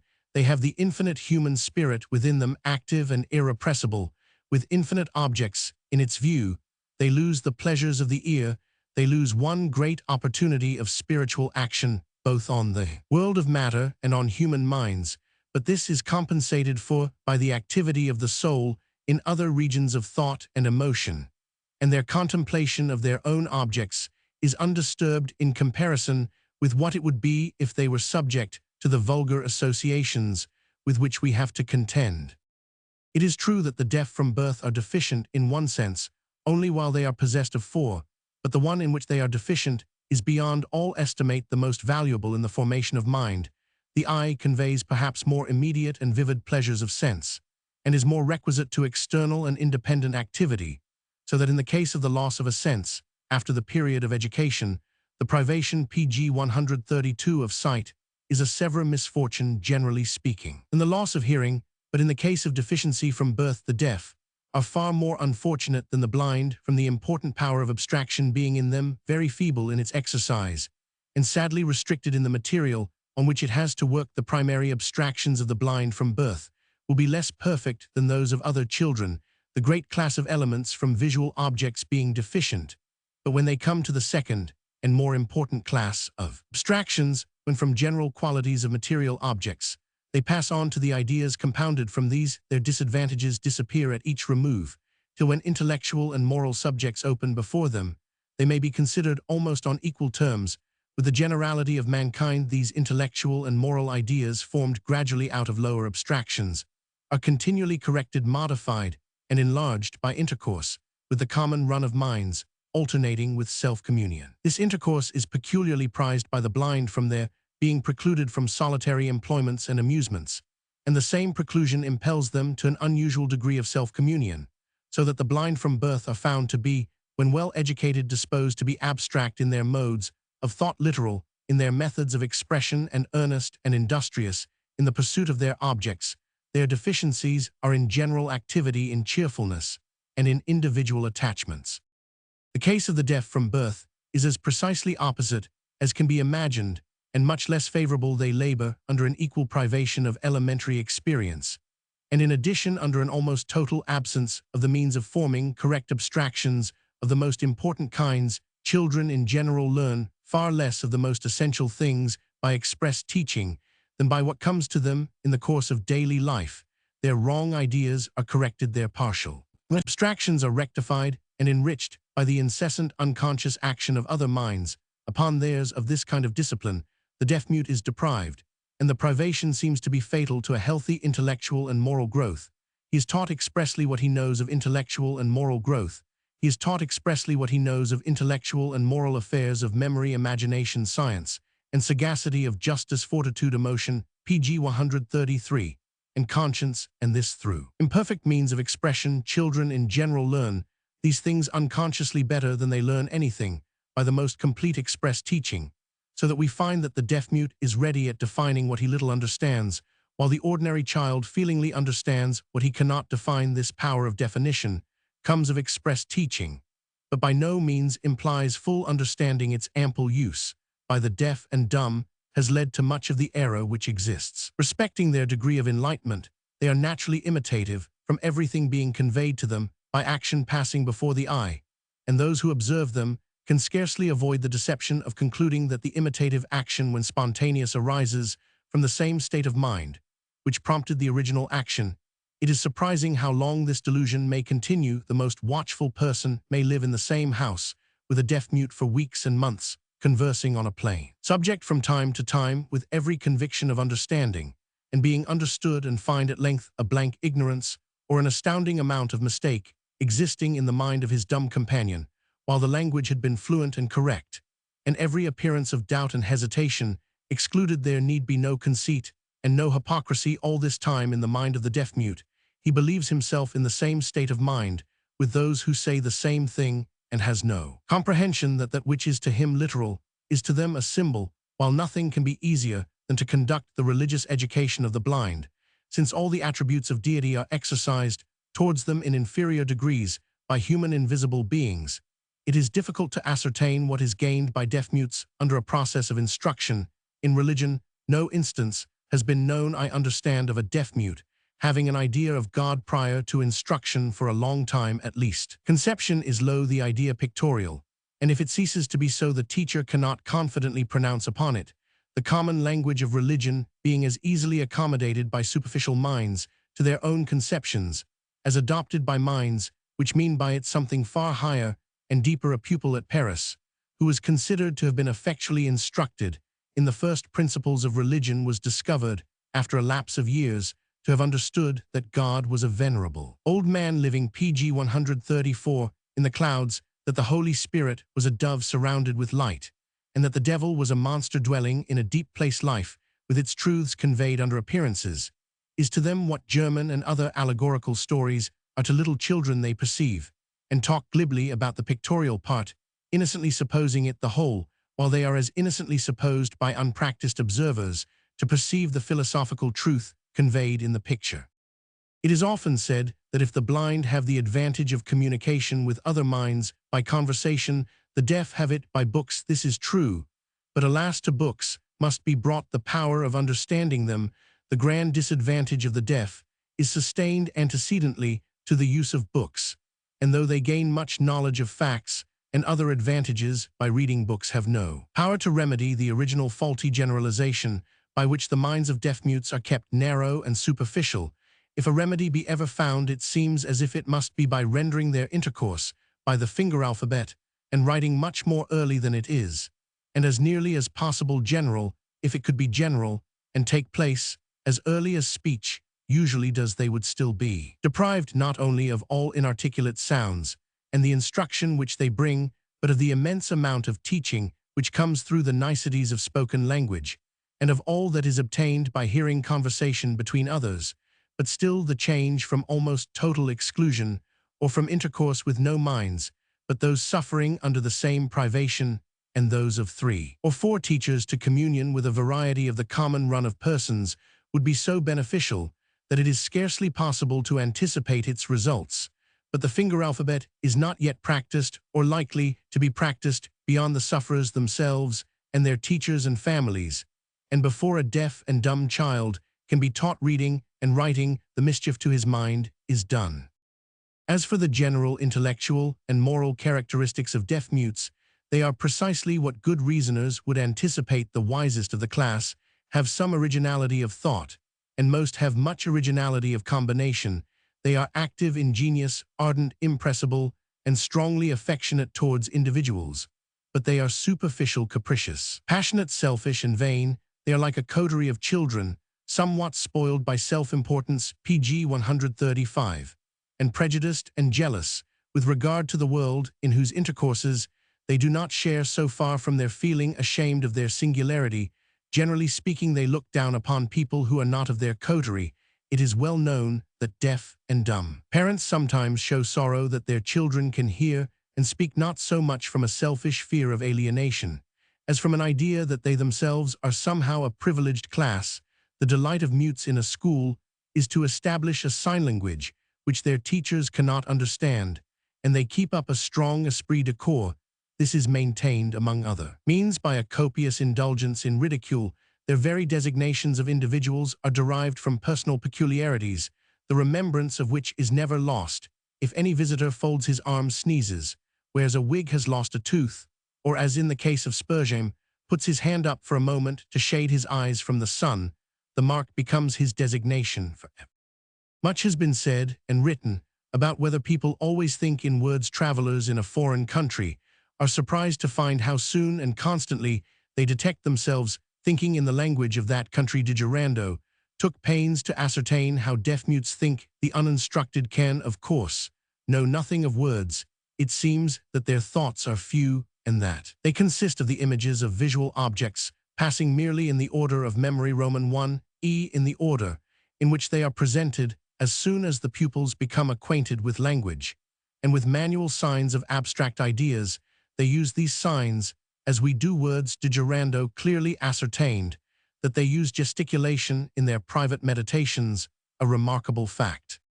The first efforts towards erecting an institution for the education of the deaf and dumb in America were made in 1815 at Hartford, Connecticut. This institution, called the American Asylum, from its having been aided by the general government, has always enjoyed a high reputation. I lament that I was prevented seeing it by being kept from Hartford. By bad whether the Pennsylvania institution followed in 1821, and the New York Asylum, opened in 1818, began to answer the hopes of its founders only in 1830.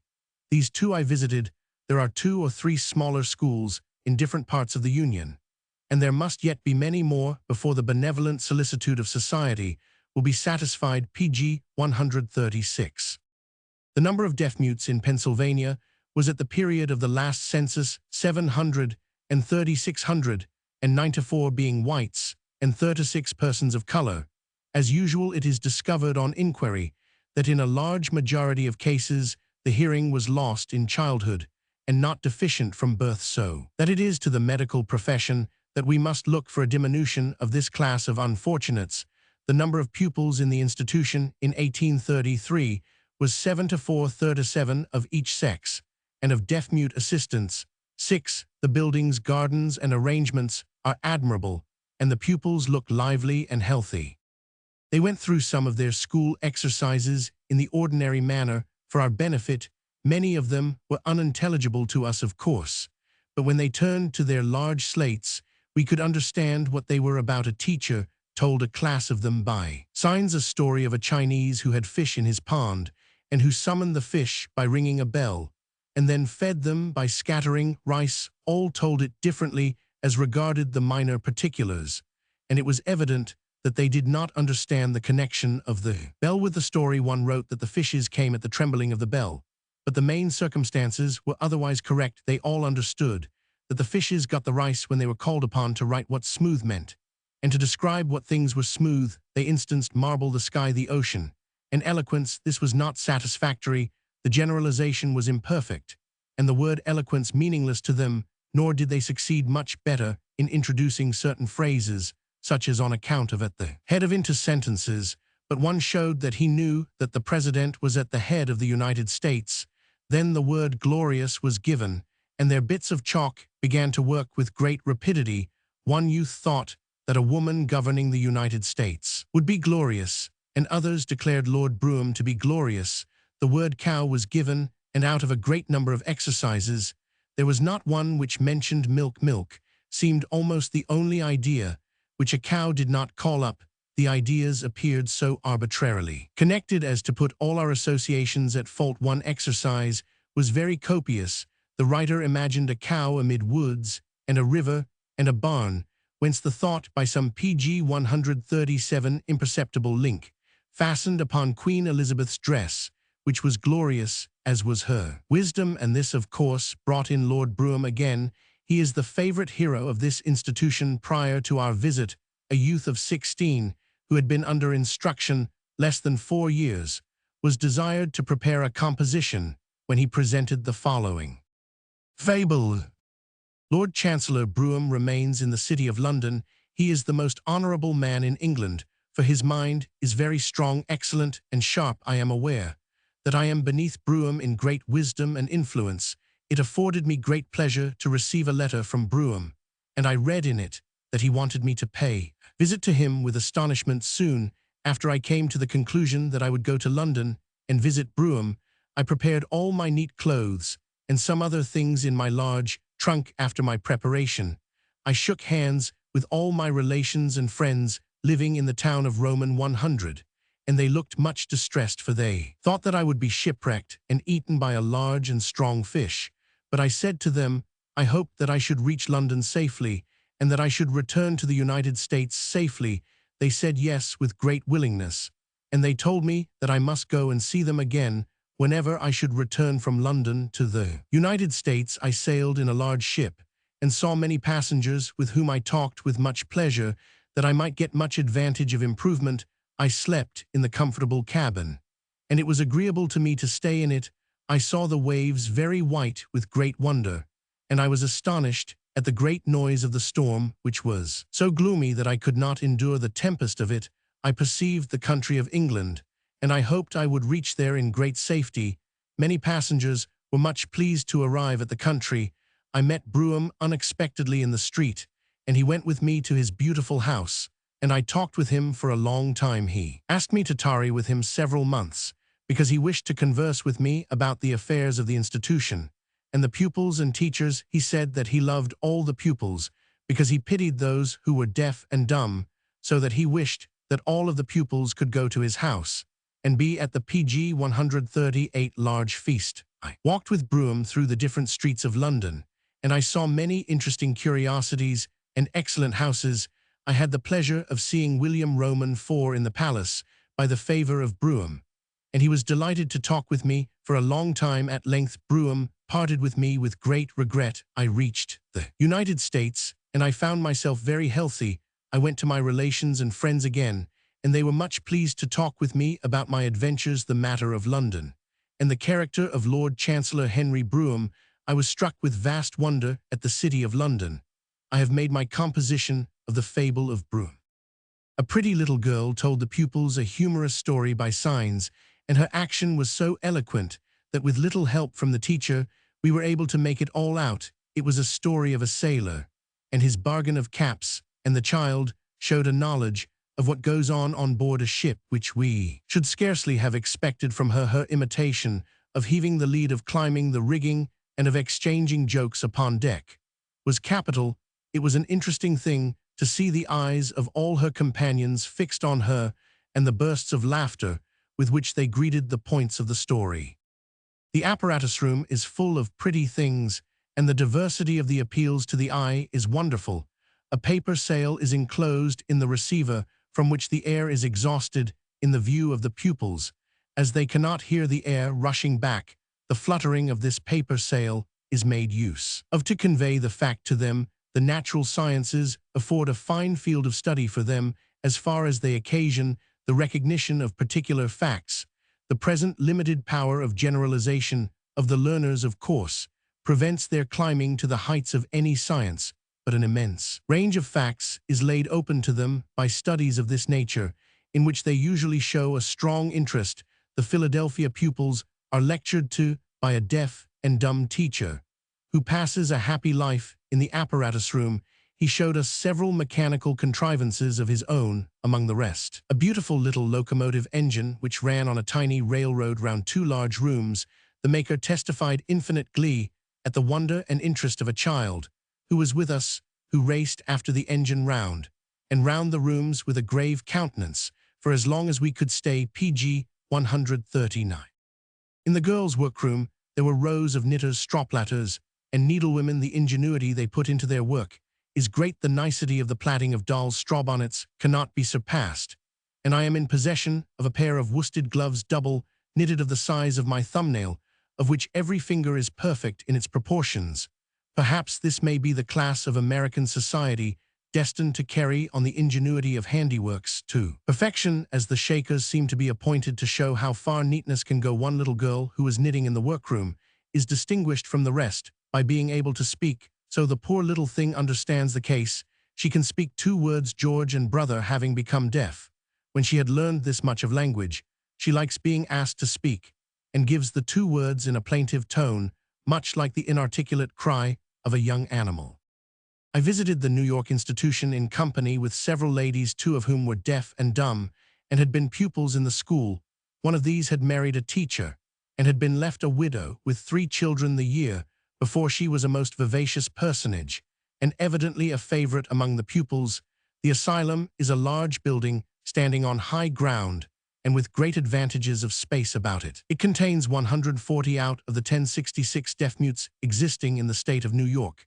The pupils are received up to the age of 25 years, and there was one of 27 from North Carolina who was making great progress. The girls' dormitory, containing 80 beds, was light, airy, and beautifully neat. The small philosophical apparatus museum and library were in fine order, and a general air of cheerfulness pervaded the institution. I had had frequent doubts whether nearly all the pupils in these asylums were perfectly deaf. On this occasion, I caused my trumpet to be tried on several, and found that some could hear and some imitate the sounds conveyed through it. The teachers rather discouraged the trial, and put away all suggestions about the use of these means of getting at the minds of their pupils. They were quite sure that the manual methods of teaching were the only ones by which their charge can profit. It is natural that, wedded as they are to the methods which to a certain extent succeed in the asylum, they should not like any interference with these PG 140. But surely the guardians of these institutions should see that while so few out of the large number of deaf-mutes can be provided with education, those few should be of a class to whom no other means are open. The totally deaf should be first served in all reason and humanity, and those who have any hearing at all should have the full advantage of the remains of the sense.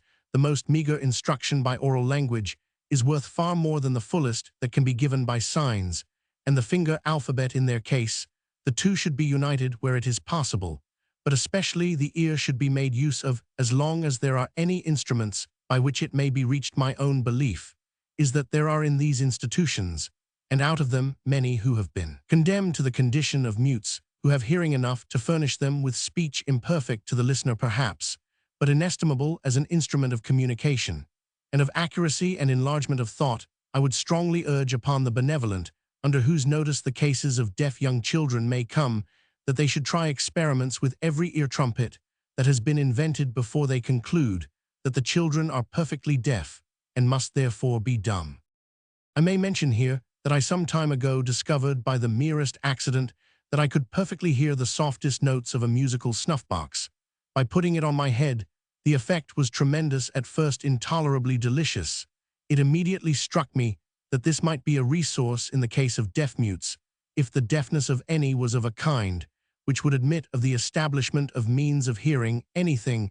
There was no saying how far the discovery might be improved. The causes and kinds of deafness vary almost as the subjects, and there might be no few who could hear as I did, and with whom some kind of audible communication might be established. I wrote to New York and begged two of my friends to go out to the asylum with musical boxes and try the effect. Their report was that they believed none of the pupils could hear at all by this method, but I am not yet fully satisfied. So few of them have the slightest idea of what hearing is. They show that their notion is so wide of the mark, and they are so inexpert at giving an account of their feelings, that I have not given up the matter. Yet at any rate no harm can be done by offering the suggestion to any who may be disposed to take it up. PG 141. We went to the New York asylum without notice, and walked immediately into one of the classrooms, where the pupils were at a historical lesson, each standing before a slate as tall as himself. In a minute, while the 5 ladies of our party were taking their seats, an arch-looking lad wrote down in the middle of his lesson about Richard Roman I, and John that I was there, describing me as the one next the lady in green, and giving a short account of me for the edification of his companions. It was almost instantly rubbed out, before it was supposed we had seen it. We could not make out by what means he knew me. The lessons here were no more satisfactory than elsewhere. As to any enlargement or accuracy of thought in the pupils, I doubt whether the means of reaching their wants have yet been discovered, for nothing can exceed the diligence and zeal with which the means in use are applied. Their repetition of what they had been taught was so far superior to what they could bring out of their own minds as to convince us that the reproduction was little more than an act of memory. They told us the history of Richard Roman I and John with tolerable accuracy, but they gave us the strangest accounts of the seasons of the year that ever were seen. A just idea occurred, however, here and there. A boy mentioned swimming as a seasonable pleasure, and others fruits, and one girl instanced convenience of studying as an advantage of cool weather. In geography, but little if any progress had been made, and the arithmetic was not much more promising. Everything that can be done is zealously done, but that all is very little. The teachers declare that the greatest difficulty is with the tempers of their pupils. They are suspicious and jealous, and when they once get a wrong idea and go into a passion upon it, there is no removing it. No possibility of explanation remains. They are strongly affectionate, however, towards individuals, and as we could bear witness, very sudden in their attachments. We doubtless owed much to having 2 deaf and dumb ladies in our party, but when we went away they crowded round us to shake hands again and again, and waved their hats, and kissed their hands from the windows and doors, as long as we remained in sight. Among the exercises in composition which are selected for the annual report of this institution, there is one which is no mere recollection of something read or told, but an actual PG 142 account of a piece of personal experience, and so far superior to what one usually sees from the pens of deaf-mutes that I am tempted to give a portion of it. It is an account by a lad of 15 of a journey to Niagara Falls. And soon we went into the steamboat. The steamboat stayed on the shore for a long time. Soon the boat left it and sailed away over the Lake Ontario. We were happy to view the lake, and we stayed in the boat all night. The next morning, we arrived at Lewistown, and after breakfast, we entered one of the stages for Niagara Falls. About 12 o'clock, we arrived at Niagara Falls and entered Mr. B.'s uncle's house. I was soon introduced to Mr. B.'s uncle, aunt, and cousins by himself. After dinner, we left the house of his uncle for the purpose of visiting the falls, which belonged to his uncle's judge and general porter, and we crossed the rapids, but we stopped at a part of the bridge and viewed the rapids with a feeling of interest and curiosity. The rapids appeared to us beautiful and violent and quarrelsome. Soon we left it and went to one of the islands to see the falls. When we arrived in a portion situated near the falls, we felt admiration and interest, and went near the river and saw the falls. We felt much wonder. The falls seemed to us angry and beautiful. We stayed in the part near the falls for a long time and felt amazement. We went into the staircase and descended, and we were very tired of descending in it. And we went to the rock to view the falls. The falls are about 160 feet in height. We saw the beautiful rainbow of red, green, blue, and yellow colors. One day we went to the river and crossed it by means of a ferryboat and left it. We went to the Canada side and arrived at Table Rock. Mr. B dressed himself in some old coarse clothes, and then he descended and went under the sheet of the falls. I felt earnest and anxious to go into it. In a few minutes he returned to me, and soon we went back to the river and crossed the river and came home, and soon sat down and dined. We went to the island and found some plant whose name I did not know. I had never seen it. When we were on the United States side, we could see Canada. One day, we again went to the ferry to cross the river and went to Table Rock. We dressed ourselves in some old clothes and entered under the falls with curiosity and wonder. We stayed at Niagara Falls a week. I wonder how the water of the Niagara River never is exhausted. pg 143. That so much power of expression as this can be attained is to those who reflect what grammar is, and what a variety of operations is required in putting it to use at all. A great encouragement to persevere in investigating the minds of the deaf and dumb, and in teaching them in the hope that means may at length be found of so enlarging their intercourses at an early age as to create more to be expressed, as well as to improve the mode of expression. Those who may aid in such a conquest over difficulty will be great benefactors to mankind. Greater still will be the physicians who shall succeed in guarding the organ of hearing from early accident and decay. It should not be forgotten by physicians or parents that in the great majority of cases, the infirmity of deaf-mutes is not from birth. The education of the blind is a far more cheering subject than that of the deaf and dumb. The experiments which have been made in regard to it are so splendid, and their success so complete, that it almost seems as if little improvement remained to be achieved.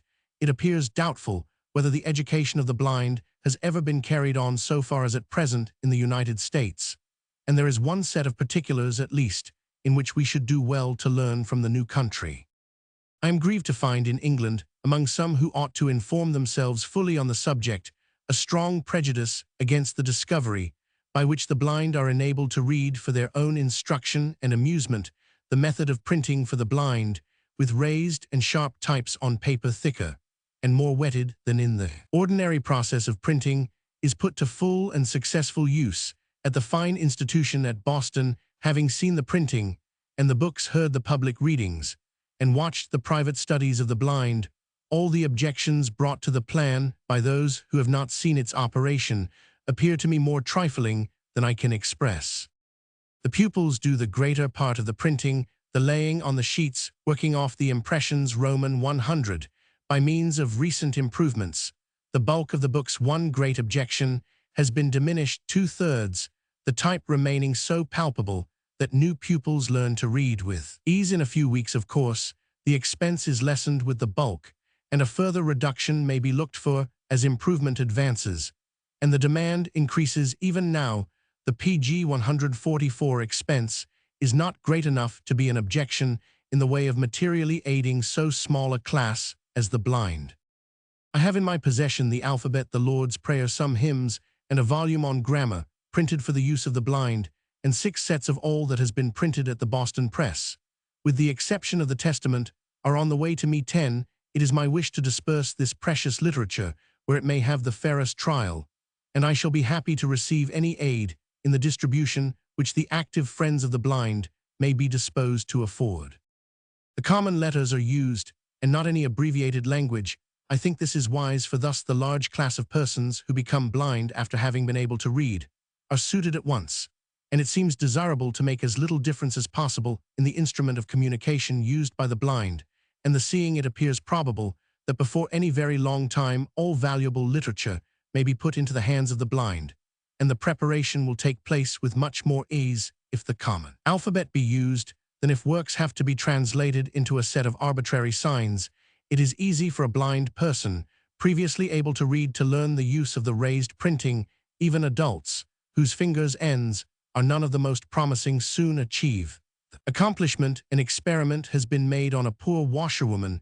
With the specimens I brought over, she had lost her sight 8 years, but she now reads and is daily looking for a new supply of literature from Boston, which a kind friend has ordered for her. It will scarcely be believed that the objection to this exercise, which is most strongly insisted on, is that it is far better for the blind to be read to than that they should read to themselves. It seems to me that this might just as well be said about persons who see that it would save time for one member only of a family to read, while the others might thus be saved the trouble of learning. Their letters let the pg 145 blind be read to as much as any benevolent person pleases, but why should they not also be allowed the privilege of private study? Private reading is of far more value and interest to them than to persons who have more diversified occupations in their power. None could start this objection who had seen, as I have, the blind at their private studies, instead of poring over a book held in the hand, as others do. They lay their volume on the desk before them, lightly touch the lines with one finger of the right hand, followed by one finger of the left, and with face upturned to the ceiling show, in their varying countenances, the emotions stirred up by what they are reading, a frequent passing smile, an occasional laugh, or an animated expression of grave interest passes over the face, while the touch is exploring the meaning which it was till lately thought could enter only through the eye or the ear. They may be seen going back to the beginning of a passage, which interests them, reading it 3 or 4 times over, dwelling upon it, as we do upon the beauties of our favorite authors, and thus deriving a benefit which cannot be communicated by public reading. One simple question seems to set this matter in its true light. If we were to become blind tomorrow, should we prefer depending on being read to, or having in addition to this privilege a library which we could read for ourselves? As to the speed with which the blind become able to read, those whom I heard read aloud about as fast as the better sort of readers in a Lancasterian school, with perhaps the interval of a second between the longer words, and perfect readiness about the commonest little words. Alphabetical printing is far from being the only use the Boston Press is put to. The arithmetical, geometrical, and musical signs are as easily prepared, and there is an atlas which far surpasses any illustrations of geography previously devised. The maps made in Europe are very expensive and exceedingly troublesome to prepare, the boundaries of sea and land being represented by strings glued on to the lines of a common map pasted on a board. The American maps are embossed, the land being raised, and the water depressed, one species of raised mark being used for mountains, another for towns, another for boundaries, the degrees being marked by figures in the margin, and the most important names in the same print with their books. These maps are really elegant in appearance, and seem to serve all purposes. pg 146.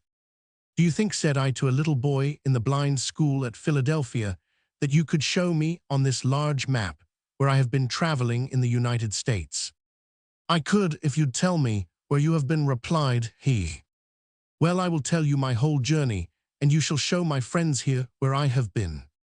The little fellow did not make a single mistake. Up rivers, over mountains, across boundaries, round cataracts, along lakes, straight up to towns, when his delicate fingers as unerringly as our eyes. This is a triumph. It brings out the love of the blind pupils for geography, and with this the proof that there are classes of ideas which we are ignorant or heedless of, and which yield a benefit and enjoyment which we can little understand to those to whom they serve instead of visual ideas. What is our notion of a map and of the study of geography putting visual ideas out of the question? The inquiry reminds one of Saunderson's reply from his deathbed to the conversation of a clergyman who was plying the blind philosopher with the common arguments in natural theology. You would fain have me allow the force of your arguments drawn from the wonders of the visible creation. But may it not be that they only seem to you wonderful, for you and other men have always been wondering how I could accomplish many things which seem to me perfectly simple. The best friends and most experienced teachers of the blind lay down as their first principle in the education of their charge, that the blind are to be treated in all possible respects like other people, and these respects are far more numerous than the inexperienced would suppose. One of the hardest circumstances in the lot of a blind child is that his spirits are needlessly depressed, and his habits made needlessly dependent from his birth or from the period of his loss of sight. He never finds himself addressed in the everyday human voice. He hears words of pity from strangers uttered in tones of hesitating compassion, and there is a something in the voices of his parents when they speak to him which is different from their tone towards their other children. Everything is done for him. He is dressed, he is fed, he is guided. If he attempts to walk alone, someone removes every impediment which lies in his way. A worse evil than even helplessness arises out of this method of treatment. The spirits and temper are injured. The pg 147 child is depressed when someone is not amusing him, and sinks into apathy when left to himself. If there is the slightest intermission or abatement of tenderness in the tone in which he is addressed, he is hurt. If he thinks himself neglected for a moment, he broods over the fancied injury, and in his darkness and silence nourishes bad passions. The experienced students of the case of the blind hint at worse consequences still arising from this pernicious indulgence of the blind at home, unless the mind be fully and independently exercised, and unless the blind be drawn off from the contemplation of himself as an isolated and unfortunate, if not injured being. The animal nature becomes too strong for control, and some species of sensual vice finishes the destruction which ill-judged indulgence began. In the New England institution at Boston, the pupils are treated from the time of their entrance like human beings who come to be educated. All there are on an equality, except a very few of the people about the house. The teachers are blind, and so all have to live on together on the same terms.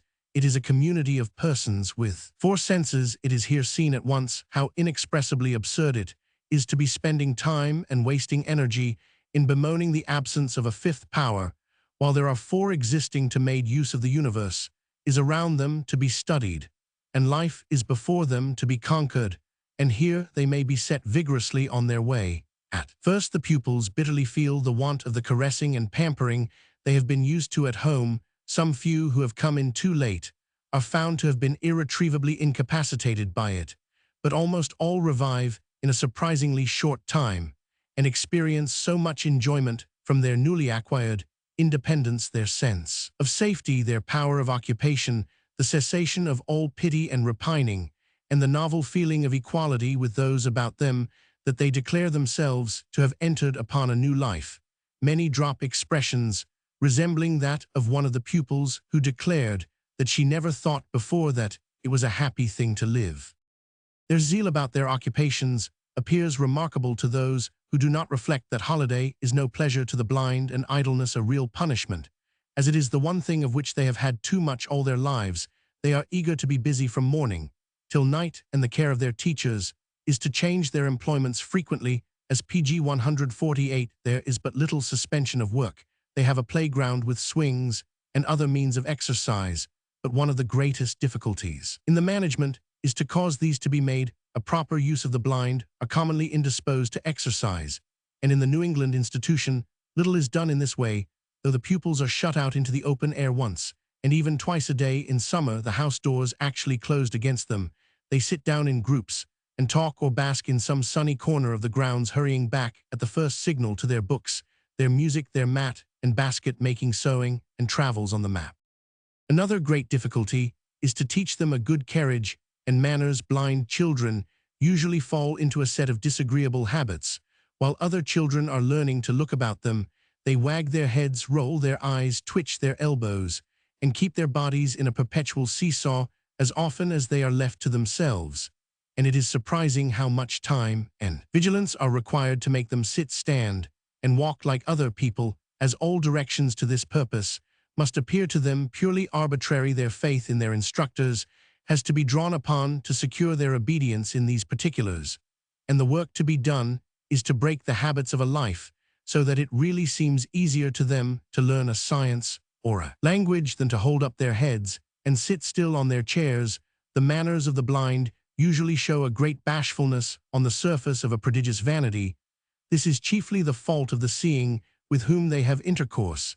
If their compassionate visitors would suppress all tears and sighs, make an effort to forget all about the sense that is absent, and treat them on the ground of the other four, as they would treat all other pupils in any other school, the demeanor of the blind would nearly cease to be peculiar.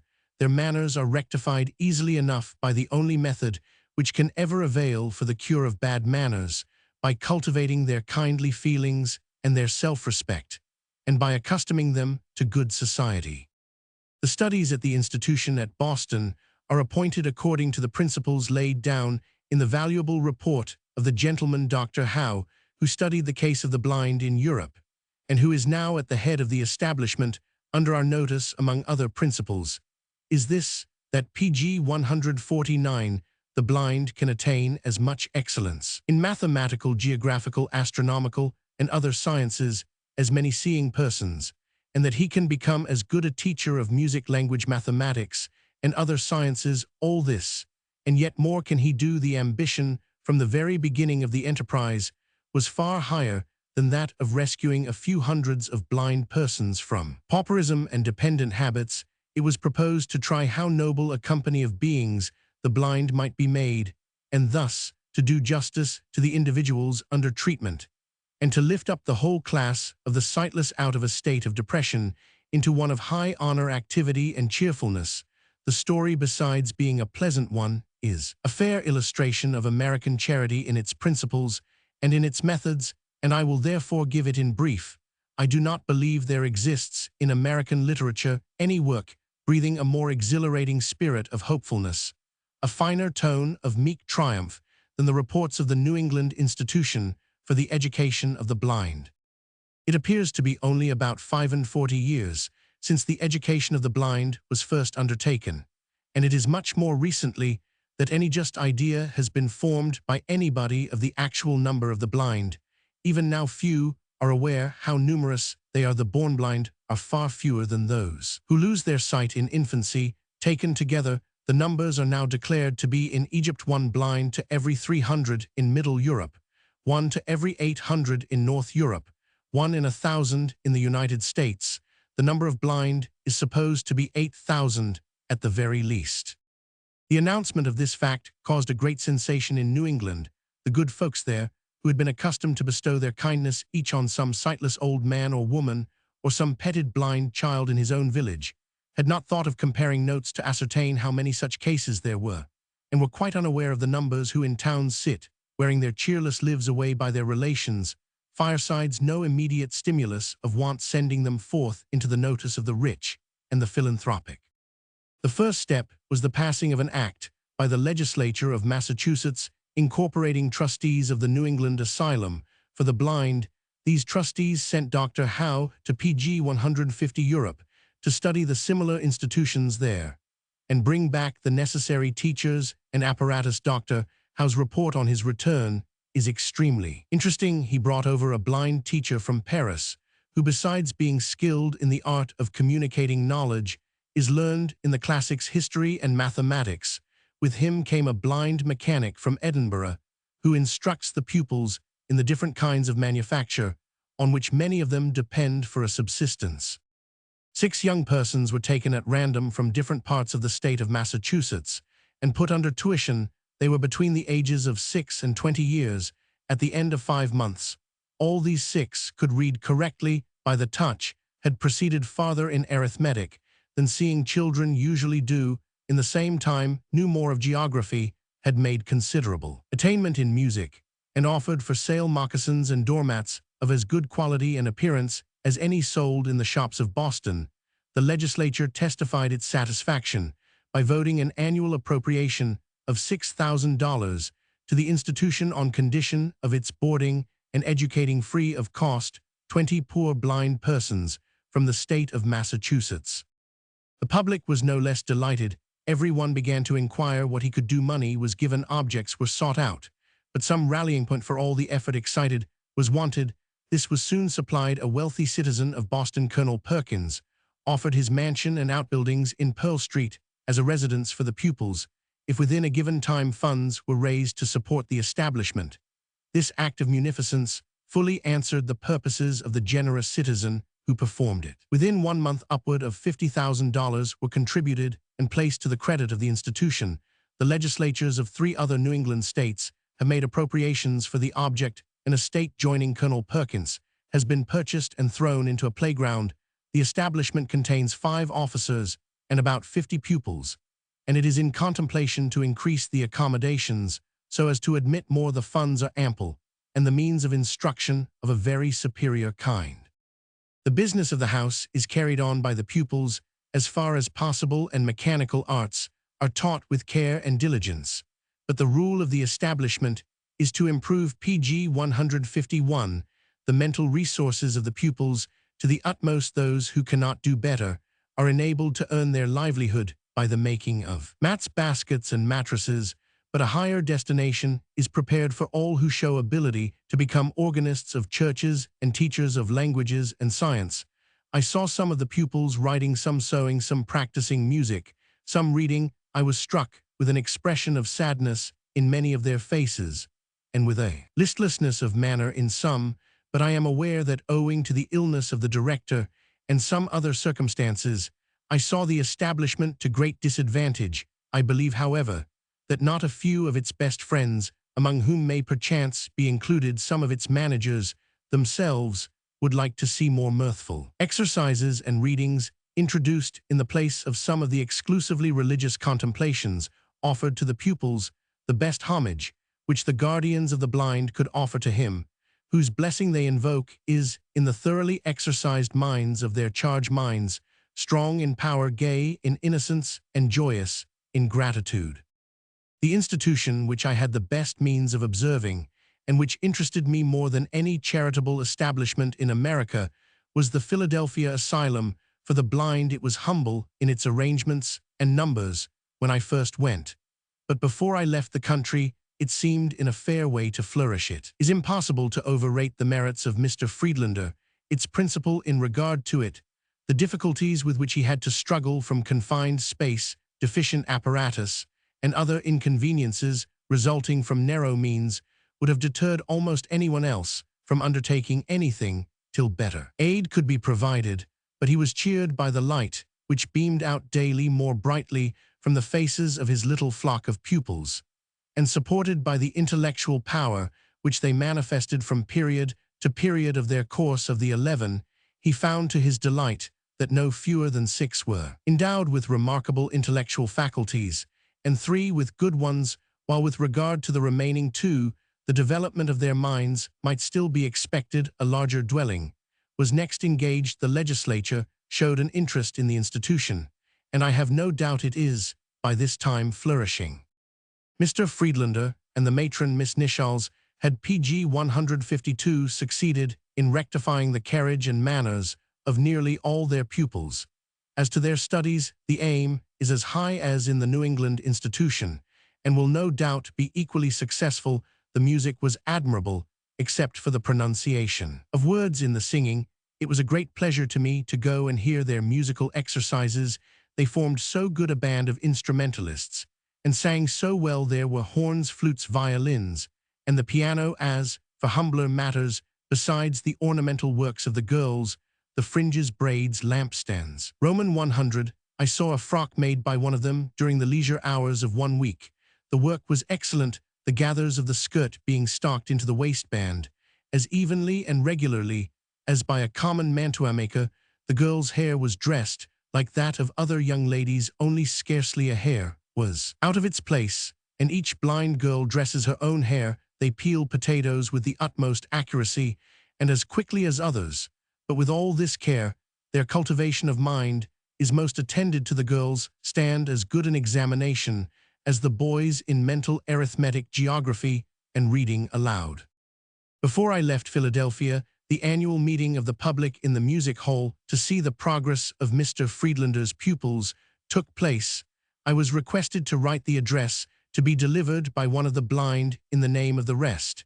And now I found what the difficulty is to an inexperienced person of throwing one's self into the mind of a being in such different circumstances, and uttering only what he might say with truth. I now saw that the common run of hymns and other compositions put into the mouths of the blind become no less cant when uttered by them than the generality of the so-called religious tracts, which are written for the poor. The blind do not know what they miss in not receiving the light of the sun, and they would never spontaneously lament about it, nor would they naturally try to be submissive and resigned about privations, which they are only by inference aware of. Their resignation should be about evils whose pressure they actually feel. To a blind child, it is a greater pain to have a thorn in its foot than not to have eyes. To a blind man, it is a greater sorrow not to have got his temper under control than to be shut out from the face of nature. The joy of the sightless should in the same manner be for the positive powers they hold and the achievements they grasp, and not for what others call compensations. For pg 153, what they do not miss to bear all this in mind, and to conceive one's thoughts accordingly, to root out of the expression of thought every visual image and substitute such derived from other senses as may arise naturally from the state of mind of the blind, is no easy task, as anyone may find who tries it. Led me into a speculation on the vast amount of empty words which the blind must swallow while seeking from books their intellectual food. We are all apt in reading to take in as true and understood a great deal more than we verify and comprehend. But in the intercourses of the blind, what a tremendous proportion does the unreal bear to the real which is offered them. I saw at the deaf and dumb asylum at Boston one of those unhappy beings the bare mention of whose case excites painful feelings of compassion. I was told that a young man who was deaf, dumb, and blind was on the premises, and he was brought to us. Impossible as it was to hold communication with him, we were all glad when, after standing and wandering awkwardly about, he turned from us and made his way out. He is not quite blind. He can distinguish light from darkness, but cannot be taught by any of the signs which are used with his deaf-mute companions. His temper is violent, and there seems to be no way of increasing his enjoyments. His favorite occupation is piling wood, and we saw him doing this with some activity, mounted on the woodpile. It is now feared that the cases of this tremendous degree of privation are not so few as has been hitherto supposed. In a memorial of the Genoa Deaf and Dumb Institution, it is stated that there are 7 such cases in the Sardinian states on the mainland of Italy, and the probability is that about the same proportion as in other kinds of infirmity exists among other nations. Copious accounts have been given of 3 sufferers of this class, and a 4th, Hannah Lamb, who was accidentally burned to death in London at the age of 9 years, has been mentioned in print. The 3 of whom we have been favored with copious accounts are James Mitchell, who is described to us by Dugald Stewart, Victoria Morisot at Paris by Roman 1000 Bibian, and Julia Brace, Hartford, Connecticut by Mrs. Sigourney. All these have given evidence of some degree of intellectual activity and feeling of right and wrong enough to constitute a most affecting appeal to those who are too late to aid them. pg 154, but who may possibly be the means of saving others from falling into their state. The obligation lies chiefly on the medical profession. Every enlightened member of that profession laments that little is known about the diseases of the ear and their treatment. Whenever this organ with its liabilities becomes as well understood as that of sight, the number of deaf-mutes will doubtless be much reduced, and such cases as that of poor Julia Brace will probably disappear. At least, the chances of the occurrence of such will be incalculably lessened. The generosity of American society, already so active and extensive, will continue to be exerted in behalf of sufferers from the privation of the senses, till all who need it will be comprehended in its care. No one doubts that the charity will be done. The fear is lest the philosophy, which should enlighten and guide the charity. Should be wanting, such sufferers are apt to allure the observer, by means of his tenderest sympathies, into the imaginative regions of philosophy, science, and generosity, equally demand that the allurement should be resisted, if observers will put away all mere imaginations respecting their charge, if they will cease to approach them as superior beings in disguise, and look upon them as a peculiar class of children, more than ordinarily ignorant and ignorant in a remarkable direction. Facts may be learned relative to the formation of mind, and the exercise of intellect, which may give cause to the race of ordinary men to look upon their infirm brethren with gratitude and love as the medium through which new and great blessings have been conferred by a union of inquirers and experimenters, by the speculative and practical cordially joining to work out the cases of human beings. With four senses, the number might perhaps be speedily lessened of those who seeing see not, and who hearing hear not nor understand. Pg 155. Nahant. A breath of our free heaven and noble sires. Hemans. The whole coast of Massachusetts Bay is well worth the study of the traveler. Nothing can be more unlike than the aspect of the northern and southern extremities of the Bay of Cape and the northern point, with its bold shores and inexhaustible granite quarries. I have given some account in another book. 11 Not a ledge of rock is to be seen near Cape Cod, the southern extremity, but instead of it, a sand so deep that travelers who have the choice of reaching it by horse or carriage prefer going over the last 20 miles on horseback. But then the sandhills are of so dazzling a whiteness as to distress the eyes.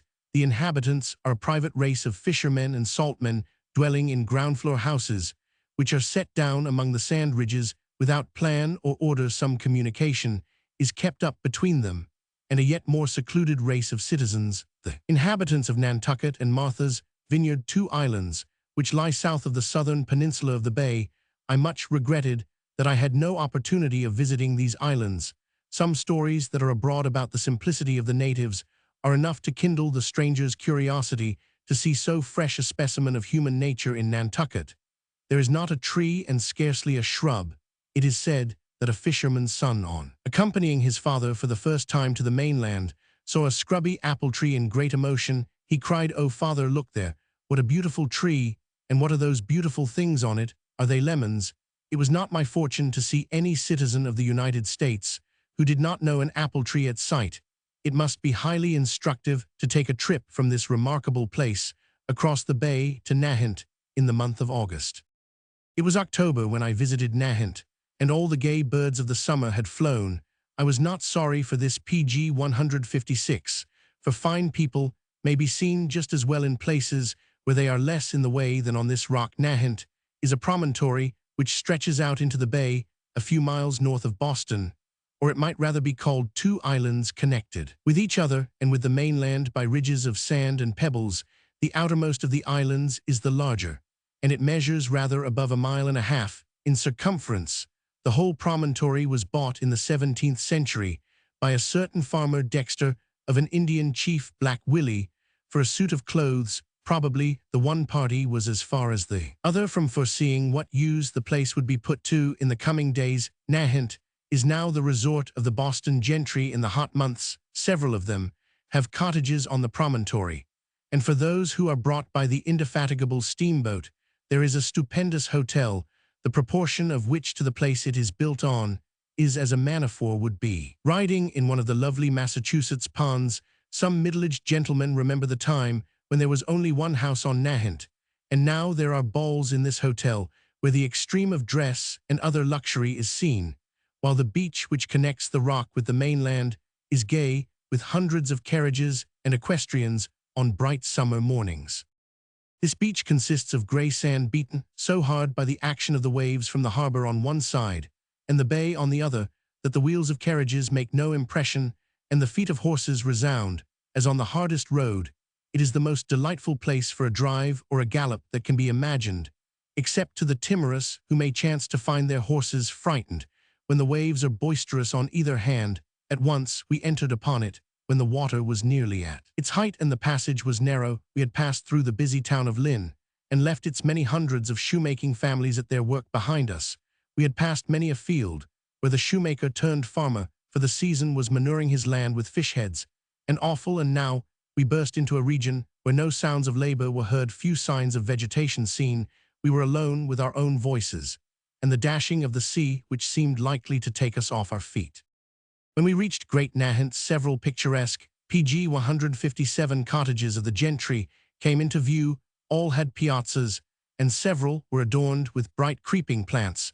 No inhabitants were visible. Some rows of miserable young trees looked as if they were set up in order to be blown down. Many attempts have been made to raise forestries, but hitherto in vain. Some large willows grow in a partially sheltered spot, and under these are the boarding houses of the place. The verdure is scanty, of course, and this is not the kind of beauty to be looked for in Nahant.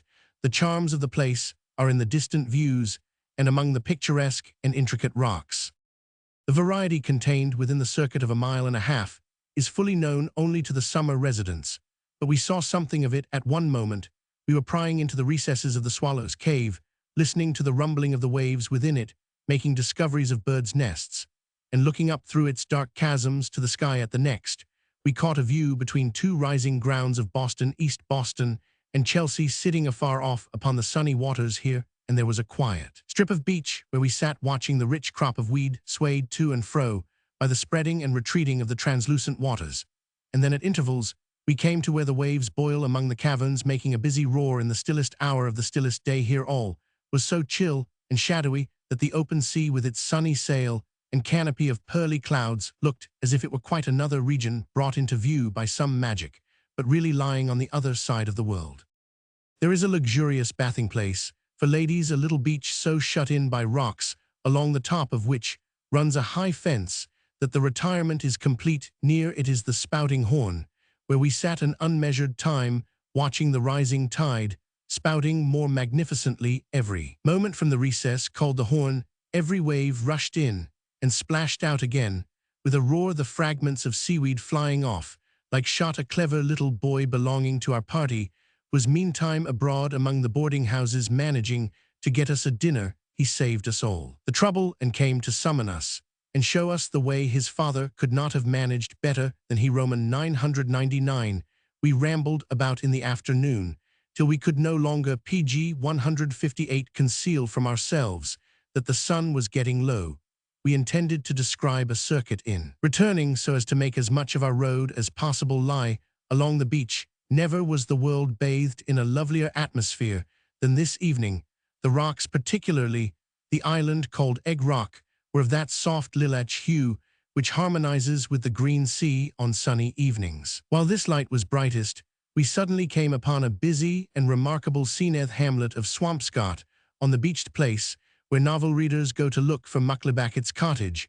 So much does it resemble the beach scenes in the antiquary. Boats were drawn up on the shore, the smallest boats really for use that I ever saw. They are flat-bottomed and are tenanted by one man, or at most two, when going out for cod.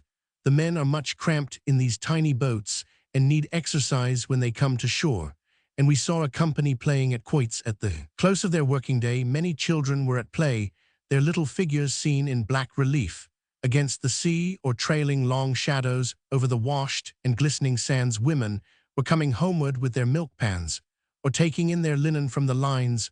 All were busy, and all looked joyous. While my companions were bargaining for fish, I had time to watch the singular scene, and when it was necessary to be gone, and we turned up into the darkening lanes away from the sea, we looked back to the last moment upon this busy reach of the bright shore. The scenery of Massachusetts Bay is a treasure which Boston possesses over and above what is enjoyed by her sister cities of the East. New York has a host of beauties about her.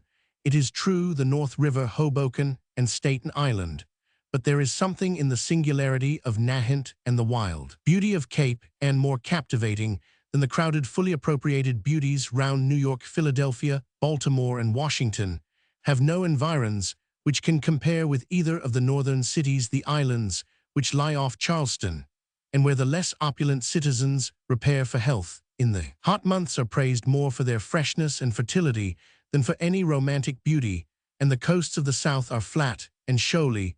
The South has the advantage in the winter, when none but the hardiest fishermen can be abroad to watch the march of the wintry storms over the northern sea, and sky but in summer PG 159, and autumn when the southerners who cannot afford to travel are panting and sickening in the glare among sands and swamps.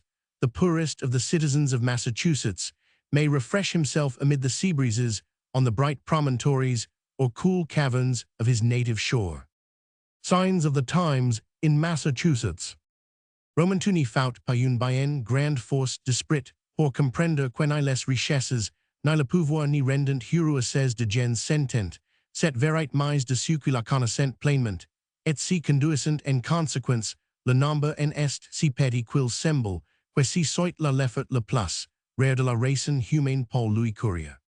Some few years hence, it will be difficult to believe what the state of the times was in some parts of the United States, and even in the maritime cities in 1835, the system of terrorism seems now to be over. It did not answer its purpose, and is dropped, but in 1835 it was new and dreadful. One of the most hideous features of the times was the ignorance and unconcern of a large portion of society about what was being done and suffered by other divisions of its members, I suppose. While Luther was toiling, and thundering German ladies and gentlemen were supping and dancing as usual, and while the Lollards were burning, perhaps little was known or cared about it in warehouses and upon farms. So it was in America. The gentry with whom I chiefly associated in New York knew little of the troubles of the abolitionists in that city, and nothing about the state of the anti-slavery question in their own region in Boston. I heard very striking facts, which had taken place in broad daylight, vehemently and honestly denied by many who happened to be ignorant of what had been done in their very streets. Not a few persons applied to me, a stranger, for information about the grand revolution of the time, which was being transacted not only on their own soil, but in the very city of their residence. A brief sketch of what I saw and experienced in Boston during the autumn of 1835 will afford some little information as to what the state of society actually was. PG 160. At the end of August, a grand meeting was held at Faneuil Hall in Boston. The hall was completely filled with the gentry of the city, and some of the leading citizens took the responsibility and conducted the proceedings of the day. The object of the meeting was to soothe the South by directing public indignation upon the abolitionists. The pretext of the assembly was that the Union was in danger, and though the preamble to the resolutions declared disapprobation of the institution of slavery, the resolutions themselves were all inspired by fear of or sympathy with slaveholders. They reprobated all agitation of the question, and held out assurances to the South that every consideration should be made subordinate to the grand one of preserving the Union. The speeches were a disgrace to the constituents of a democratic republic, pointed as they were against those rights of free discussion and association at the time acted upon by fellow citizens, and imbued with deference for the South. In the crowded assembly, no voice was raised in disapprobation, except when a speaker pointed to the portrait of Washington as that slaveholder, and even then the murmur soon died into silence. The gentlemen went home trusting that they had put down the abolitionists and conciliated the South. In how short a time did the new legislature of the state pass, in that very city, a series of thoroughgoing abolition resolutions, 16, constituting the minority, while the South had already been long despising the half-and-half doctrine of the Faneuil Hall meeting. Meantime, the immediate result of the proceeding was the mob, of which I have elsewhere given an account. 12. After that mob, the regular meetings of the abolitionists were suspended for want of a place to meet. In incessant attempts were made to hire any kind of public building, but no one would take the risk of having his property destroyed by letting it to so obnoxious a set of people. For 6 weeks exertions were made in vain. At last, a Boston merchant, who had built a pleasant house for himself and his family, said that while he had a roof over his head, his neighbors should not want a place in which to hold a legal meeting for honest objects, and he sent an offer of his house to the ladies of the Anti-Slavery Society.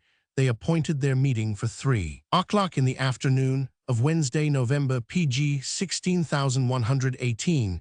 They were obliged to make known their intentions as they best could, for no newspaper would admit their advertisements, and the clergy rarely ventured to give out their notices, among others, from the pulpit.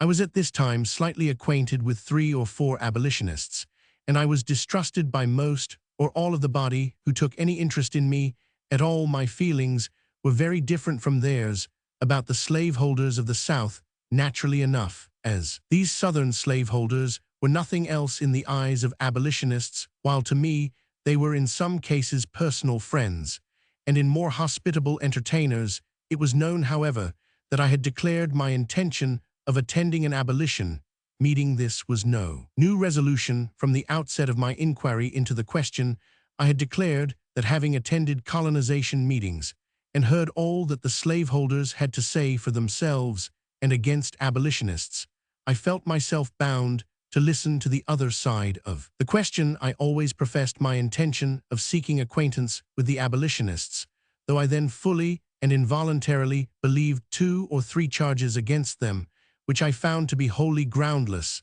The time was now come for discharging this duty.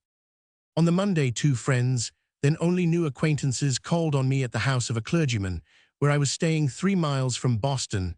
A late riot at Salem was talked over, a riot in which the family of Mr. Thompson had been driven from one house to another 3 times in one night, the children being snatched from their beds, carried abroad in the cold, and injuriously terrified. It was mentioned that the ladies of the Anti-Slavery Society were going to attempt a meeting on the next Wednesday, and I was asked whether I was in earnest in saying that I would attend one of their meetings. Would I go to this one? If I should be invited, I replied that it depended entirely on the nature of the meeting. If it was merely a meeting for the settlement of accounts and the dispatch of business, where I should not learn what I wanted, I should wait for a less perilous time. If it was a bona fide public meeting, a true reflection of the spirit and circumstances of the time and the cause, I would go. The matter was presently decided by the arrival of a regular official invitation to me to attend the meeting and to carry with me the friend who was my PG 162 traveling companion, and anyone else who might be disposed to accompany me.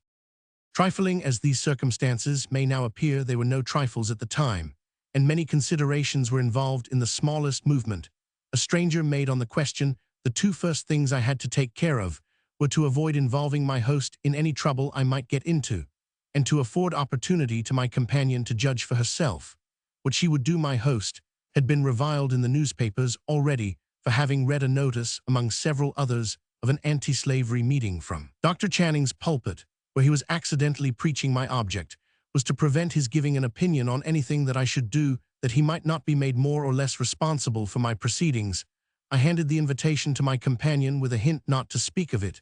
We separately made up our minds to go, and announced our determination to our host and hostess. Between joke and earnest, they told us we should be mobbed, and the same thing was repeated by many who were not in joke at all. At 2 o'clock on the Wednesday, we arrived at the house of a gentleman, where we were to meet a few of the leading abolitionists, and dine. Previous to the meeting, our host was miserably ill that day, unfit to be out of his chamber, but he exerted himself to the utmost, being resolved to escort his wife to the meeting. During dinner, the conversation was all about the Southern gentry, in whose favor I said all I could, and much more than the party could readily receive, which was natural enough, considering that they and I looked at the people of the South from different points of view. Before we issued forth on our expedition, I was warned once more that exertions had been made to get up a mob, and that it was possible we might be dispersed by violence. When we turned into the street where the house of meeting stood, there were about a dozen boys hooting before the door. As they saw ladies of color entering, we were admitted without having to wait an instant on the steps, and the door was secured behind us. The ladies assembled in 2 drawing rooms, thrown into one by the folding doors being opened. The total number was 130. The president sat at a small table by the folding doors, and before her was a large Bible, paper, pens, and ink, and the secretary's papers. Their PG 163 were only 3 gentlemen in the house, its inhabitant, the gentleman who escorted us, and a clergyman who had dined with us. They remained in the hall, keeping the front door fastened, and the back way clear for our retreat, if retreat should be necessary. But the number of hooters in the streets at no time exceeded 30, and they treated us to nothing worse than a few yells. A lady who sat next me amused me by inquiring with kindness whether it revolted my feelings to meet thus in assembly with people of color, She was as much surprised as pleased with my English deficiency. Of all feeling on the subject, my next neighbor, on the other hand, was Mrs. Thompson, the wife of the anti-slavery lecturer, who had just effected his escape, and was then on the sea. The proceedings began with the reading of a few texts of scripture by the president. My first impression was that the selection of these texts gave out a little vainglory about the endurance of persecution.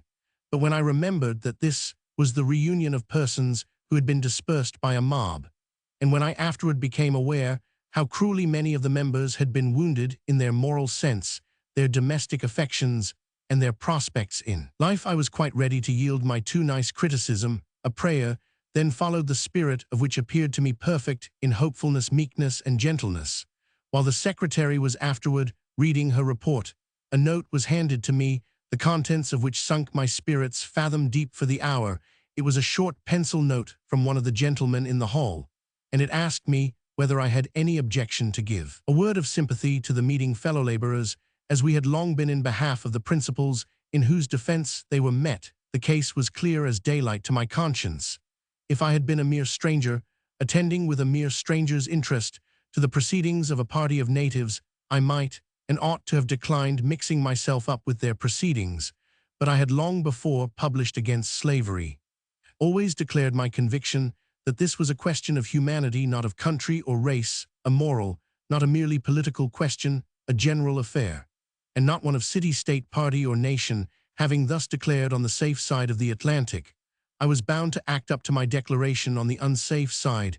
If called upon, I thought it a pity that the call had been made, though I am PG 164, now very glad that it was, as it was the means of teaching me more of the temper and affairs of the times than I could have known by any other means, and as it ripened the regard which subsisted between myself and the writer of the note into a substantial, profitable, and delightful friendship. But at the moment I foresaw none of these good consequences, but a formidable array of very unpleasant ones. I foresaw that almost every house in Boston, except those of the abolitionists, would be shut against me, that my relation to the country would be completely changed, as I should be suddenly transformed from being a guest and an observer to being considered a missionary or a spy, and results even more serious than this might reasonably be anticipated. During the few minutes I had for consideration, the wife of the writer of the note came to me and asked what I thought of it, begging me to feel quite at liberty to attend to it or not, as I liked. I felt that I had no such liberty. I was presently introduced to the meeting, when I offered the note as my reason for breaking the silence of a stranger, and made the same declarations of my abhorrence of slavery and my agreement in the principles of the abolitionists, which I had expressed throughout the whole of my travels through the South. Of the consequences of this simple affair, it is not my intention to give any account, chiefly because it would be impossible to convey to my English readers my conviction of the smallness of the portion of American society which was concerned in the treatment inflicted upon me. The hubbub was so great, and the modes of insult were so various, as to justify distant observers in concluding that the whole nation had risen against me. I soon found how few can make a great noise, while the many are careless or ignorant of what is going on about a person or a party with whom they have nothing to do, and while not a few are rendered more hearty in their regard and more generous in their hospitality by the disgraces of the individual who is under the oppression of public censure. All that I anticipated at the moment of reading the note came to pass, but only for a time. Eventually, nothing remained which in the slightest degree modified my opinions or impaired my hopes of the society I was investigating. The secretary's report was drawn up with remarkable ability, and some animating and beautiful letters were read PG 165 from distant members of the association. The business, which had been interrupted by violence, was put in train again, and when the meeting broke up, a strong feeling of satisfaction visibly pervaded it. The right of meeting was vindicated, righteous pertinacity had conquered violence, and no immediate check to the efforts of the society was to be apprehended. The trials of the abolitionists of Boston were, however, not yet over 2 months before the Attorney General of the state had advocated in council the expected demand of the South that abolitionists should be delivered up to the slave states for trial and punishment under Southern laws. This fact is credible to those, and perhaps to those only, who have seen the pamphlet in reply to Dr. Channing's work on slavery, attributed to this gentleman. The South was not long in making the demand letters arrived from the governors of southern states to the new governor of Massachusetts, demanding the passing of laws against abolitionism in all its forms. The governor, as was his business, laid these letters before the legislature of his state. This was the only thing he could do on this occasion. Just before, at his entrance upon his office, he had aimed his blow at the abolitionists. In the following passages of his address, the same delusion, if it be mere delusion, is visible here that is shared by all persons in power who cannot deny that an evil exists, but have not courage to remove it. A vague hope that fate or providence or something will do the work which men are created to perform, men of principle and men of peace, like the abolitionists, victims, not perpetrators of violence, as the genius of our institutions and the character of our people are entirely repugnant to laws impairing the liberty of speech and of the press, even for the sake of repressing its abuses. The patriotism of all classes of citizens must be invoked to abstain from a discussion which, by exasperating the master, can have no other effect than to render more oppressive the condition of the slave, and which, if not abandoned, there is great reason to fear, will prove the rock on which the Union will split. A conciliatory forbearance, he proceeds to say, would leave this whole painful subject where the Constitution leaves it, with the states where it exists, and in the hands of an always Providence, who in his own good time is able to cause it to disappear like the slavery of the ancient world, under the pg 166 gradual operation of the gentle spirit of Christianity. The time is at hand. The gradual operation of the gentle spirit of Christianity had already educated the minds and hearts of the abolitionists for the work they are doing, but which the governor would fain have put off. It thus appears that they had the governor and attorney general of the state against them, and the wealth, learning, and power of their city.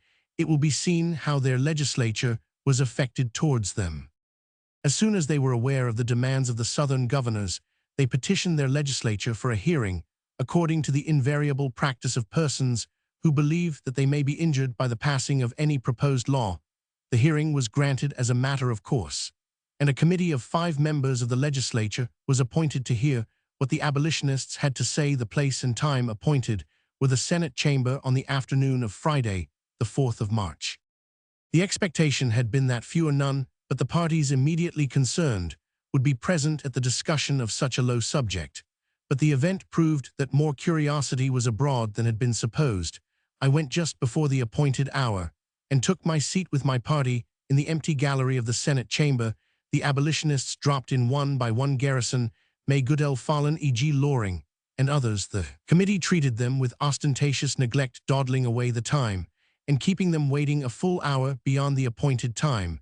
The gallery filled rapidly, and more citizens entered the room below. To our great delight, Dr. Channing made his appearance there. At length it was manifest that the Senate chamber was not large enough, and we adjourned to the Hall of Representatives, which was soon about 2/3 filled. I could not have conceived that such conduct could have been ventured upon as that of the chairman of the committee.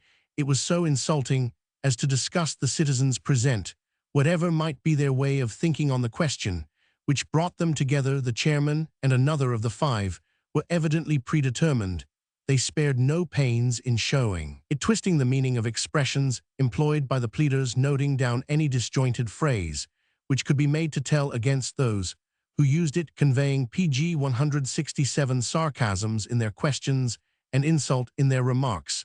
2 others evidenced a desire to fulfill their function, to hear what the abolitionists had to say. Dr. Channing took his seat behind the pleaders, and I saw with pleasure that he was handing them notes, acting on their side as decisively and almost as publicly as if he had spoken after several unanswerable defenses against charges had been made, and Mr. Loring had extorted the respect of the committee by a speech in which he showed that a legislative censure is more injurious than penal laws. It was Dr. Fallon's turn to speak. He was presently stopped by the chairman with a command that he should be respectful to the committee, with an intimation that the gentlemen were heard only as a matter of favor.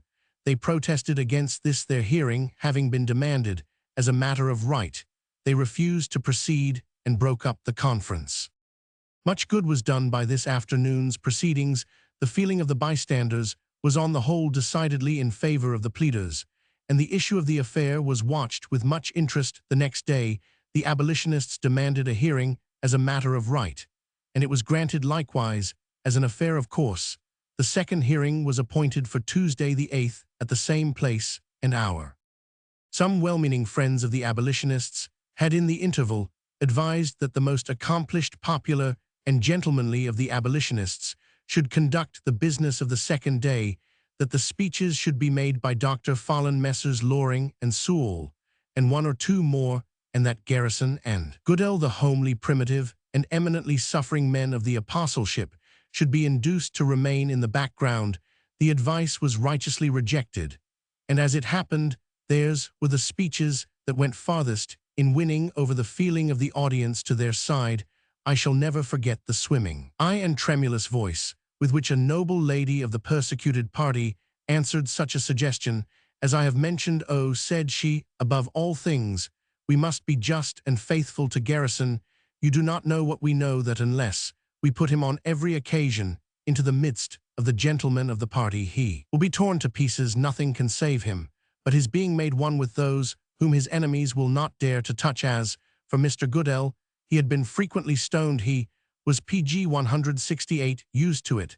They appeared in the midst of the professional gentlemen of the association, and did the most eminent service of the day. The hall was crowded, and shouts of applause broke forth as the pleaders demolished an accusation, or successfully rebutted the insolence of the chairman. Dr. Follen was again stopped, as he was showing that mobs had been the invariable consequence of censures of abolitionism, passed by public meetings. In the absence of gag laws, he was desired to hold his tongue, or to be respectful to the committee, to which he replied in his gentlest and most musical voice, Am I then to understand that in speaking ill of mobs I am disrespectful to the committee? The chairman looked foolish enough during the applauses which followed this question. Dr. Follen fought his ground inch by inch, and got out all he had to say. The conduct of the chairman became at last so insufferable that several spectators attempted a remonstrance. A merchant was silenced. A physician was listened to, his speech being seasoned with wit so irresistible as to put all parties into good humor. The loudly expressed opinion of the spectators as they dispersed was that the chairman had ruined his political career, and probably filled the chair of a committee of the legislature for the last time. The result of the affair was that the report of the committee spoke disrespectfully of the exertions of the abolitionists, but rejected the suggestion of penal laws being passed to control their operations. The letters from the South, therefore, remained unanswered. The abolitionists held a consultation whether they should complain to the legislature of the treatment their statements had received, and of the impediments thrown in the way of their self-justification. They decided to let the matter rest, trusting that there were witnesses enough of their case to enlighten the public mind on their position. A member of the legislature declared in his place what he had seen of the treatment of the appellants by the chairman, and proposed that the committee should be censured, as the aggrieved persons made no formal complaint. However, the matter was dropped, but the faith of the abolitionists was justified. The people were enlightened as to their position, and in the next election they returned a set of representatives, one of whose earliest acts was to pass a series of anti-slavery resolutions by a majority of 378 to 16 PG 169. These were a few of the signs of the times in Massachusetts. When I was there, they proved that while the aristocracy of the great cities were not to be trusted to maintain the great principles on which their society was based, the body of the people was sound. Hot and cold weather. Weigh me the fire, or canst thou find a way to measure out the wind? Show me that world of stars, and whence they noiseless spill their influence. This if thou canst. Harriet. Sic veto.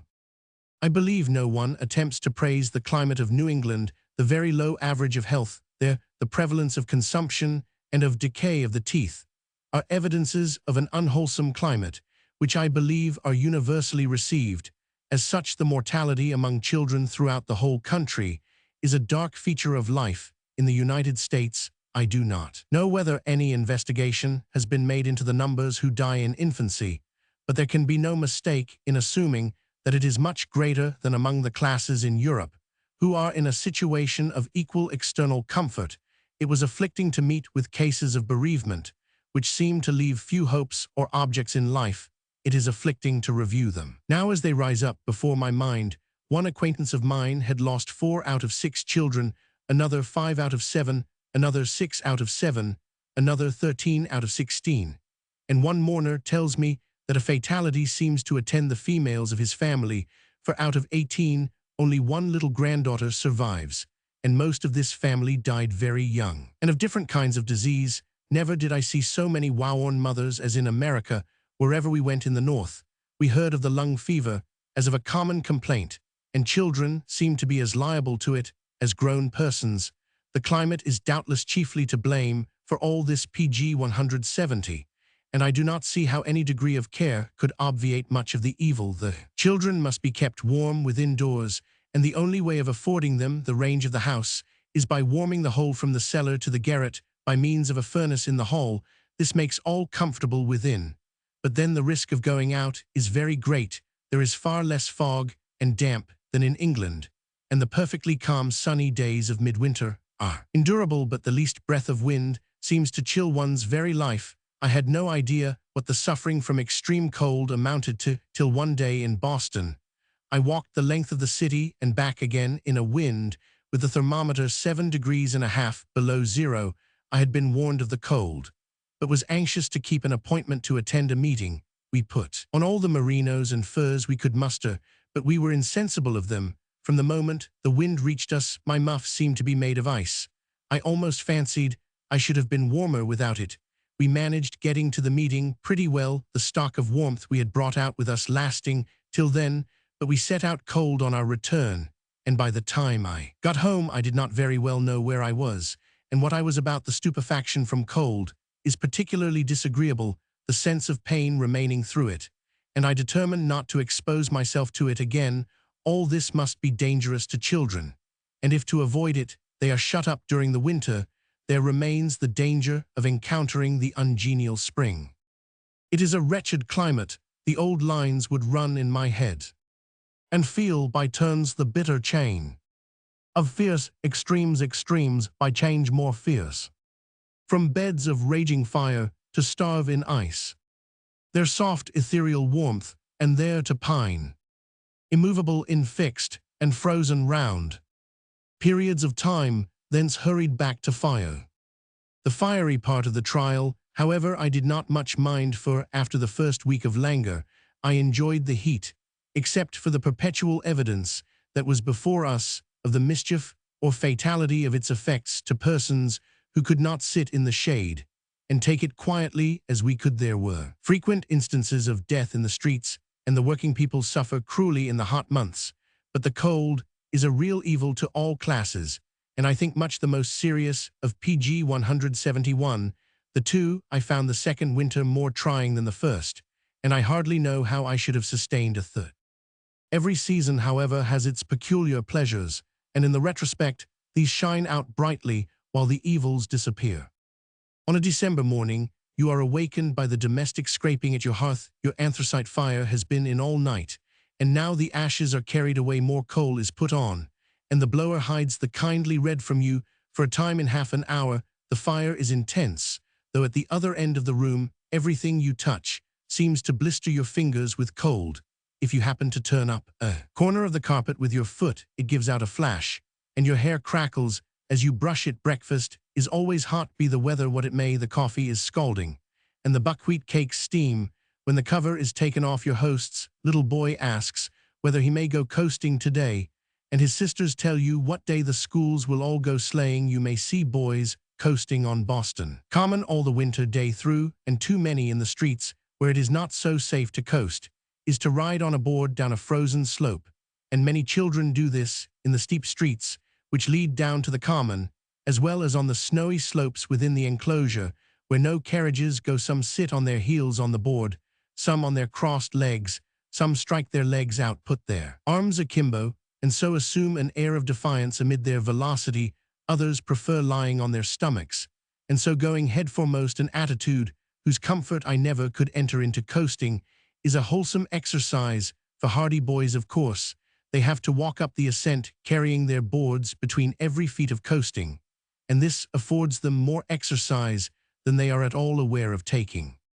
As for the sleighing, I heard much more than I experienced of its charms. No doubt early association has something to do with the American fondness for this mode of locomotion, and much of the affection which is born to music, dancing, supping, and all kinds of frolic is transferred to the vehicle in which the frolicking parties are transported.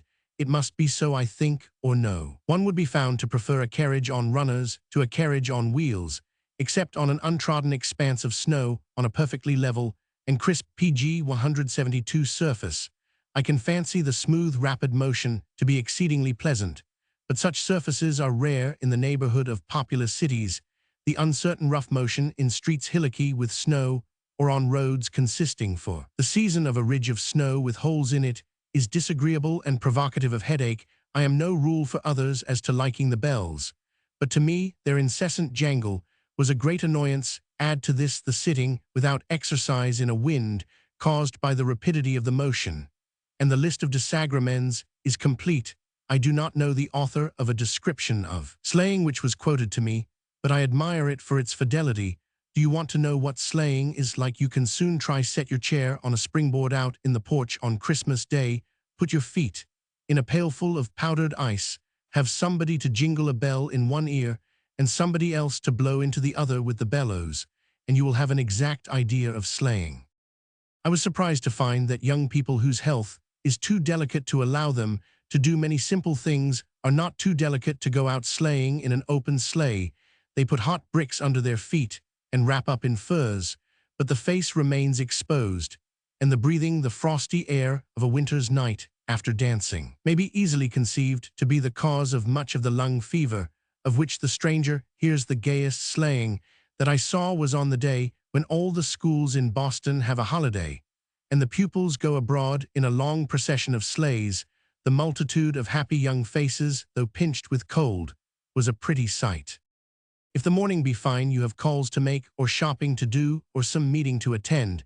If the streets be coated with ice, you put on your indirubber shoesen solto, guard you from slipping. If not, you are pretty sure to measure your length on the pavement before your own door. Some of the handsomest houses in Boston, those which boast the finest flights of steps, have planks laid on the steps. During the season of frost, the wood being less slippery than stone, if, as sometimes happens, a warm wind should be suddenly breathing over the snow, you go back to change your shoes. Indirubbers being as slippery in wet as leather soles are on ice. Nothing is seen in England like the streets of Boston and New York at the end of the season, while the thaw is preceding. The area of the street had PG 173 been so raised that passengers could look over the blinds of your ground floor rooms. When the sidewalks become full of holes and puddles, they are cleared, and the passengers are reduced to their proper level, but the middle of the street remains exalted, and the carriages drive along a ridge of course. This soon becomes too dangerous, and for a season ladies and gentlemen walk, carts, tumble, slip, and slide and get on as they can, while the mass, now dirty not only with thaw, but with quantities of refuse vegetables, sweepings of the poor people's houses, and other rubbish, which it was difficult to know what to do with, while every place was frozen up, daily sinks and dissolves into a composite mud. It was in New York and some of the inferior streets of Boston that I saw this process in its completeness. If the morning drives are extended beyond the city, there is much to delight the eye. The trees are cased in ice, and when the sun shines out suddenly, the whole scene looks like one diffused rainbow, dressed in a brilliancy which can hardly be conceived of in England. On days less bright, the blue harbor spreads in strong contrast with the sheeted snow which extends to its very brink. The winter evenings begin joyously with the festival of Thanksgiving Day, which is, if I remember rightly, held on the first Thursday of December. The festival is ordered by proclamation of the governor of the state, which proclamation is read in all the churches. The Boston friends with whom we had ascended the Mississippi and traveled in Tennessee and Kentucky did not forget that we were strangers in the land, and many weeks before Thanksgiving Day, they invited us to join their family gathering on that great annual festival. We went to church in the morning and listened to the thanksgiving for the mercies of the year, and to an exemplification of the truth that national prosperity is of value only as it is sanctified to individual progression. An important doctrine well enforced this is the occasion chosen by the boldest of the clergy to say what they think of the faults of the nation, and particularly to reprobate apathy on the slavery question. There are few who dare do this, though it seems to be understood that this is an occasion on which particular preaching may go a greater length than on common Sundays. Yet a circumstance happened in New York on this very day, which shows that the clergy have, at least in some places, a very short tether. Even on PG 174, Thanksgiving Day, an Episcopalian clergyman from England, named Pine, who had been some years settled in America, preached a Thanksgiving sermon in which he made a brief and moderate, even commonplace allusion to the toleration of slavery, among other national sins. For some weeks he heard only the distant mutterings of the storm which was about to burst upon him, but within 3 months he was not only dismissed from his office, but compelled to leave the country. Though he had settled his family from England beside him, he was anxious to obey the wishes of his friends and print verbatim the sermon which had caused his ruin. But no printer would print, and no publisher would agree to sell his sermon at length. He found a printer who promised to print it on condition of his name being kept secret, and the sermon was dispersed without the aid of a publisher. Mr. Pine sailed for England on the following 1st of April, as it happened, in the same ship with Mr. Breckenridge, the Presbyterian clergyman who put himself into unsuccessful opposition to Mr. Thompson at a public discussion at Glasgow last year. The voyage was not a pleasant one, as might be supposed to either clergyman. Nothing could be more malapropos than that one who came over with a defense in his mouth of the conduct of the American clergy on the slavery question should be shut up for 3 weeks, with a clergyman banished for opening his lips on the subject. After service, Dr. Channing took us to Persico's studio, where the new bust of Dr. Channing stood, and one scarcely less excellent of Governor Everett. We then spent an hour at Dr. Channing's, and he gave me his book on slavery, which was to be published 2 days afterward. I was obliged to leave it unread till the festivities of the day were over, but that night and 2 succeeding ones I read it completely through. Before I slept, it is impossible to communicate an idea of the importance and interest of that book. At the time it was published, I heard soon afterward that there was difficulty in procuring it at Washington, partly from the timidity of the booksellers, it having been called in Congress an incendiary book. It was let out at a high price per hour, of course. As soon as this was understood at Boston, supplies were sent otherwise than through the booksellers, so that members of Congress were no longer obliged to quote the book merely from the extracts contained PG 175 in the miserable reply to it, which was extensively circulated in the metropolis. This book was in my head all the rest of the day, from whose observances all dark subjects seemed banished. At 3 o'clock, a family party of about 30 were assembled round 2 well-spread tables. There was only one drawback, that 5 of the children were absent, being ill of the measles.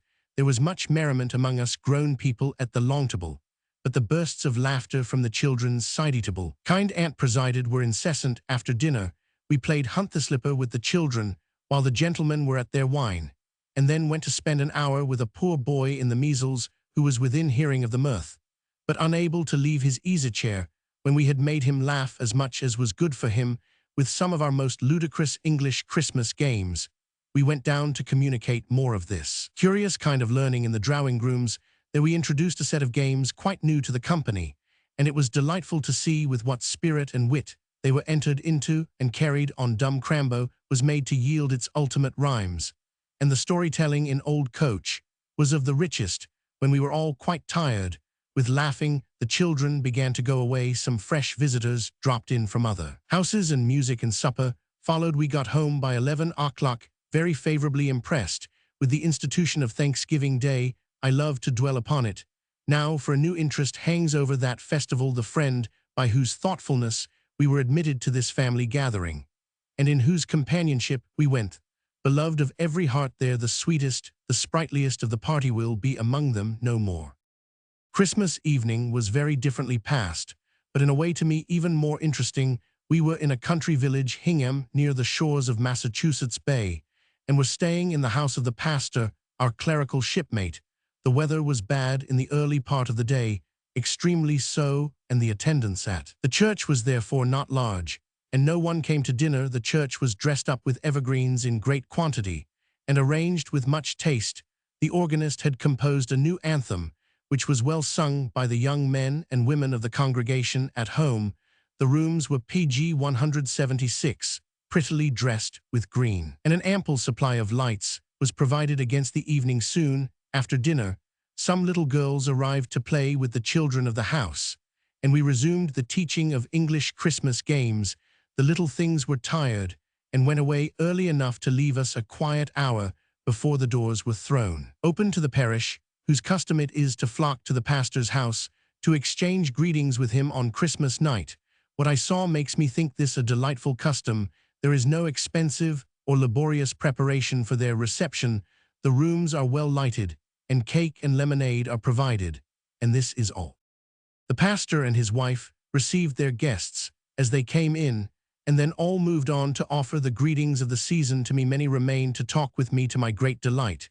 There was the schoolmaster with his daughters. There was Farmer B, who has a hobby. This place was colonized by English from Hingham in Norfolk, and Farmer B.'s ancestors were among them. He has a passion for hearing about old Hingham, and by dint of questioning every stranger and making use of all kinds of opportunity, he has learned far more than I ever knew about the old place. His hopes rose high when he found I was a native of Norfolk, but I was obliged to depress them again by confessing how little I could tell of the old place, within a few miles of which my early years were spent.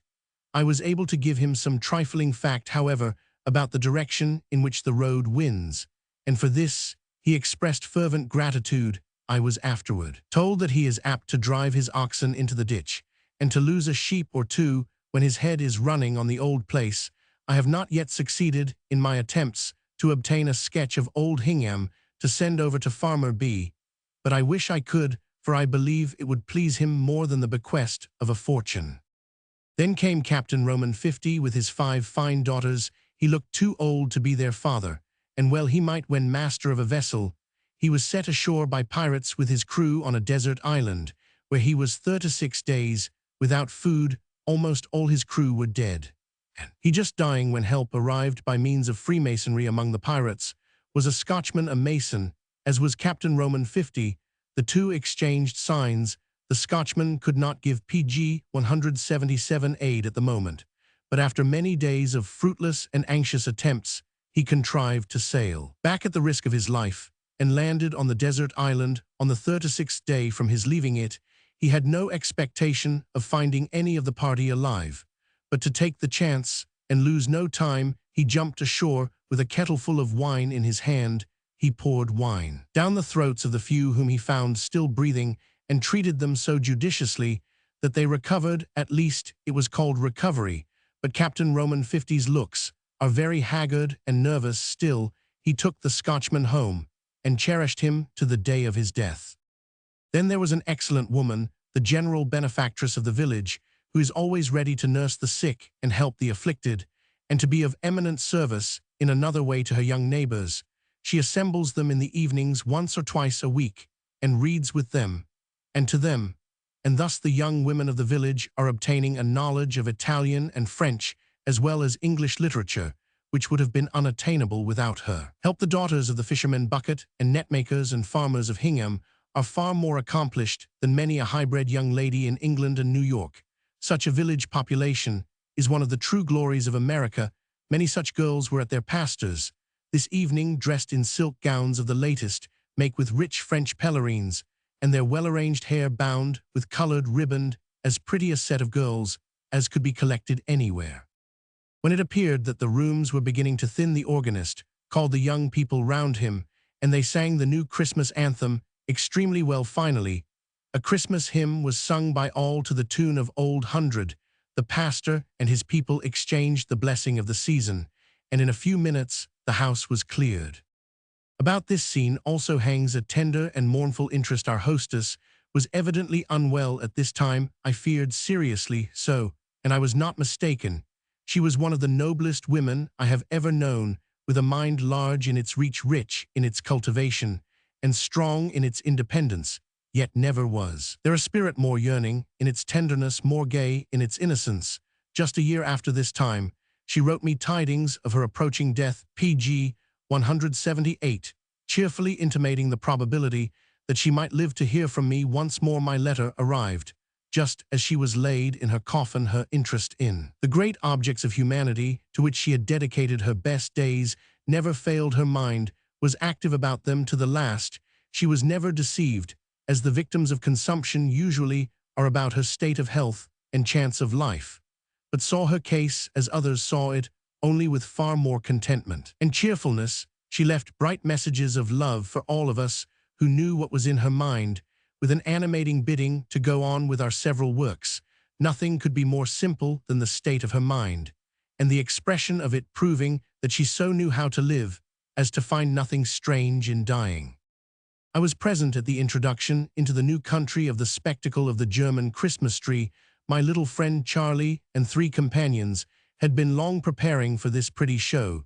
The cook had broken her eggs carefully in the middle for some weeks past, that Charlie might have the shells for cups, and these cups were gilded and colored very prettily. I rather think it was, generally speaking, a secret out of the house, but I knew what to expect. It was a New Year's tree, however, for I could not go on Christmas, and it was kindly settled that New Year's Eve would do as well. We were sent for before dinner, and we took up 2 round-faced boys, by the way, early as it was. We were all so busy that we could scarcely spare a respectful attention to our plum-pudding.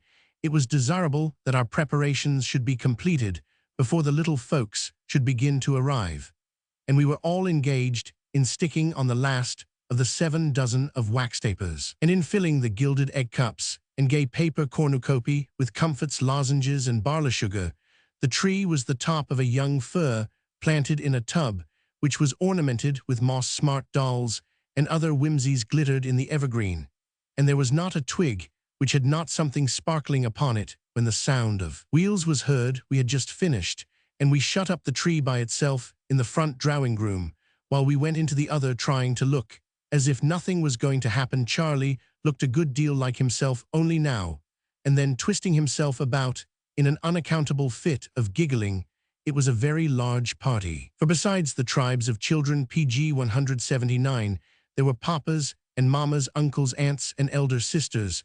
When all were come, we shut out the cold. The great fire burned clearly. The tea and coffee were as hot as possible, and the cheeks of the little ones grew rosier, and their eyes brighter every moment. It had been settled that in order to cover our designs, I was to resume my vocation of teaching Christmas games after tea, while Charlie's mother and her maids went to light up the front room. So all found seats, many of the children on the floor for old coach. It was difficult to divide even an American stagecoach into parts enough for every member of such a party to represent one, but we managed it without allowing any of the elderly folks to sit out. The grand fun of all was to make the clergyman and an aunt or 2 get up and spin round. When they were fairly practiced in the game, I turned over my story to a neighbor and got away to help to light up the tree. It really looked beautiful. The room seemed in a blaze, and the ornaments were so well hung on that no accident happened, except that one doll's petticoat caught fire. There was a sponge tied to the end of a stick to put out any supernumerary blaze, and no harm ensued. I mounted the steps behind the tree to see the effect of opening the doors. It was delightful. The children poured in, but in a moment every voice was hushed. Their faces were upturned to the blaze, all eyes wide open, all lips parted, all steps arrested. Nobody spoke. Only Charlie leaped for joy. The first symptom of recovery was the children's wandering round the tree.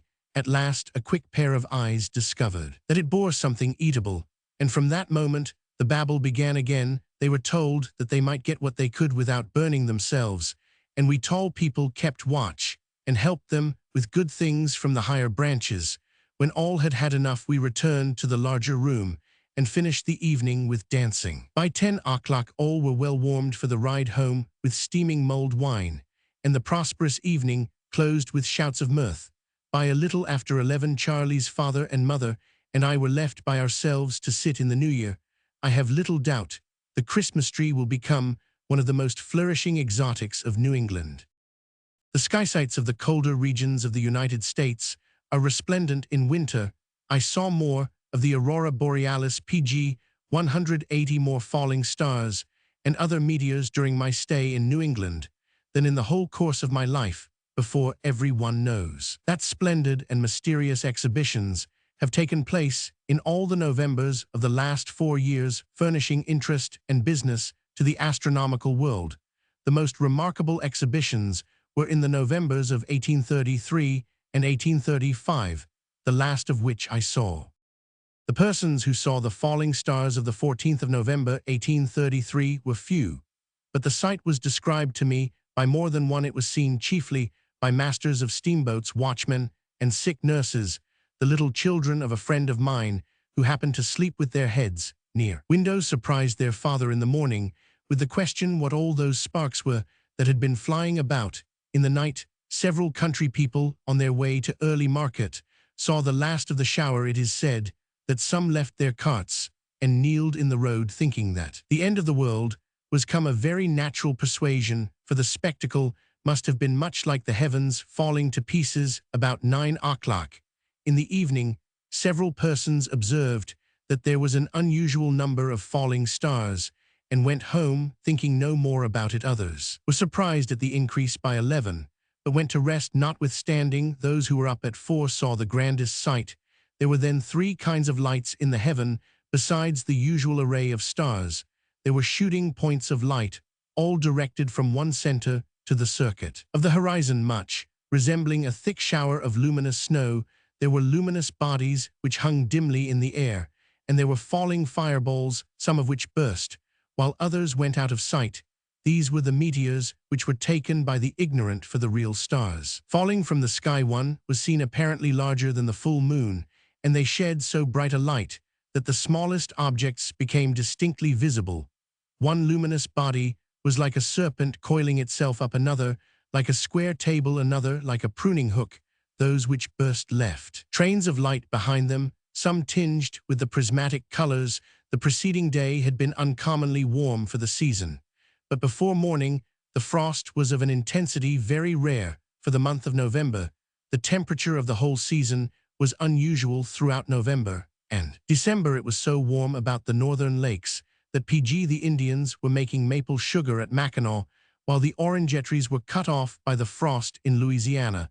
A tremendous succession of gales at the same time set in along the eastern coast. Those may explain these mysteries who can. It is exceedingly easy to laugh at men who created to look before and after, walking erect with form express and admirable under the broad canopy of heaven, yet contrive to miss the sights which are hung out in the sky. But which of us does not deserve to be thus laughed at? How many nights in the year do we look up into the heavens? How many individuals of a civilized country see the stars on any one night of the year? Some of my friends, and I had a lesson on this during the last April I spent in America. I was staying at a house in the upper part of New York. My host and hostess had 3 guests at dinner that day, 3 persons sufficiently remarkable for knowing how to use their eyes. Miss Sedgwick, Mr. Bryant, and the author of the Palmyra Letters. During dinner, we amused ourselves with pitying some persons who had actually walked abroad on the night of the last 17th of November without seeing the display. Our 3 friends walked homeward together 2 miles down Broadway and did exactly the same thing, failed to look up while an aurora borealis worthy of November was illuminating the heavens. We at home failed to look out and missed it too. The next time we all met, we agreed to laugh at ourselves before we bestowed any more of our pity upon others. On the 17th of November in question, that of 1835, I was staying in the house of one of the professors of Harvard University at Cambridge. The professor and his son John came in from a lecture at 9 o'clock and told us that it was nearly as light as day, though there was no moon. The sky presented as yet no remarkable appearance, but the fact set us telling stories of sky sights. A venerable professor told us of a blood-red heaven which shone down on a night of the year 1789, when an old lady interpreted the whole French Revolution. From what she saw, none of us had any call to prophesying this night. John looked out from time to time while we were about the piano, but our singing had come to a conclusion before he brought us news of a very strange sky. It was now near 11. We put cloaks and shawls over our heads and hurried into the garden. Pg 182. It was a mild night, and about as light as with half a moon. There was a beautiful rose-colored flush across the entire heaven from southeast to northwest. This was every moment brightening, contracting in length, and dilating in breadth. My host ran off without his hat to call the natural philosophy professor. On the way, he passed a gentleman who was trudging along pondering the ground. "A remarkable night, sir," cried my host. "Sir? How, sir?" replied the pedestrian. "Why, look above your head." The startled walker ran back to the house he had left to make everybody gaze. There was some debate about ringing the college bell, but it was agreed that it would cause too much alarm. The natural philosophy professor came forth in curious trim, and his household and ours joined in the road. One lady was in her nightcap, another with a handkerchief tied over her head, while we were cowled in cloaks. The sky was now resplendent. It was like a blood-red dome. A good deal pointed streams of a greenish-white light radiated from the center in all directions. The colors were so deep, especially the red, as to give an opaque appearance to the canopy, and as Orion and the Pleiades and many more stars could be distinctly seen, the whole looked like a vast dome inlaid with constellations. These sky sights make one shiver. So new are they, so splendid, so mysterious. We saw the heavens grow pale, and before midnight believed that the mighty show was over, but we had the mortification of hearing afterward that at 1 o'clock it was brighter than ever and as light as day. Such are some of the wintry characteristics of New England. If I lived in Massachusetts, my residence during the hot months should be beside one of its ponds. These ponds are a peculiarity in New England scenery, very striking to the traveler. Geologists tell of the time when the valleys were chains of lakes, and in many parts the eye of the observer would detect this without the aid of science. There are many fields and clusters of fields of remarkable fertility, lying in basins, the sides of which have much the appearance of the greener and smoother of the dikes of Holland. These suggest the idea of their having been ponds at the first glance. Many remain filled with clear water, the prettiest meres in the world. A cottage on Jamaica Pond, for Pg 183 instance, within an easy ride of Boston, is a luxurious summer abode. I know of one unequaled in its attractions, with its flower garden, its lawn, with banks shelving down to the mere banks, dark with rustling pines, from under whose shade the bright track of the moon may be seen lying cool on the rippling waters. A boat is moored in the cove at hand. The cottage itself is built for coolness, and its broad piazza is draperied with vines which keep out the sun from the shaded parlors. The way to make the most of a summer's day in a place like this is to rise at 4, mount your horse, and ride through the lanes for 2 hours, finding breakfast ready on your return.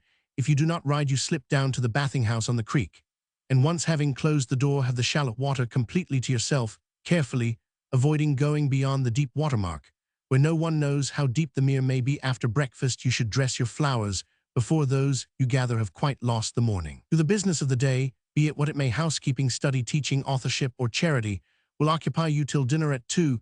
You have your dessert carried into the piazza, where, catching glimpses of the mere through the wood on the banks, your watermelon tastes cooler than within, and you have a better chance of a visit from a pair of hummingbirds. You retire to your room, all shaded with green blinds, lie down with a book in your hand, and sleep soundly for 2 hours, at least. When you wake and look out, the shadows are lengthening on the lawn, and the hot haze has melted away. You hear a carriage behind the fence, and conclude that friends from the city are coming to spend the evening with you. They sit within till after tea, telling you that you are living in the sweetest place in the world.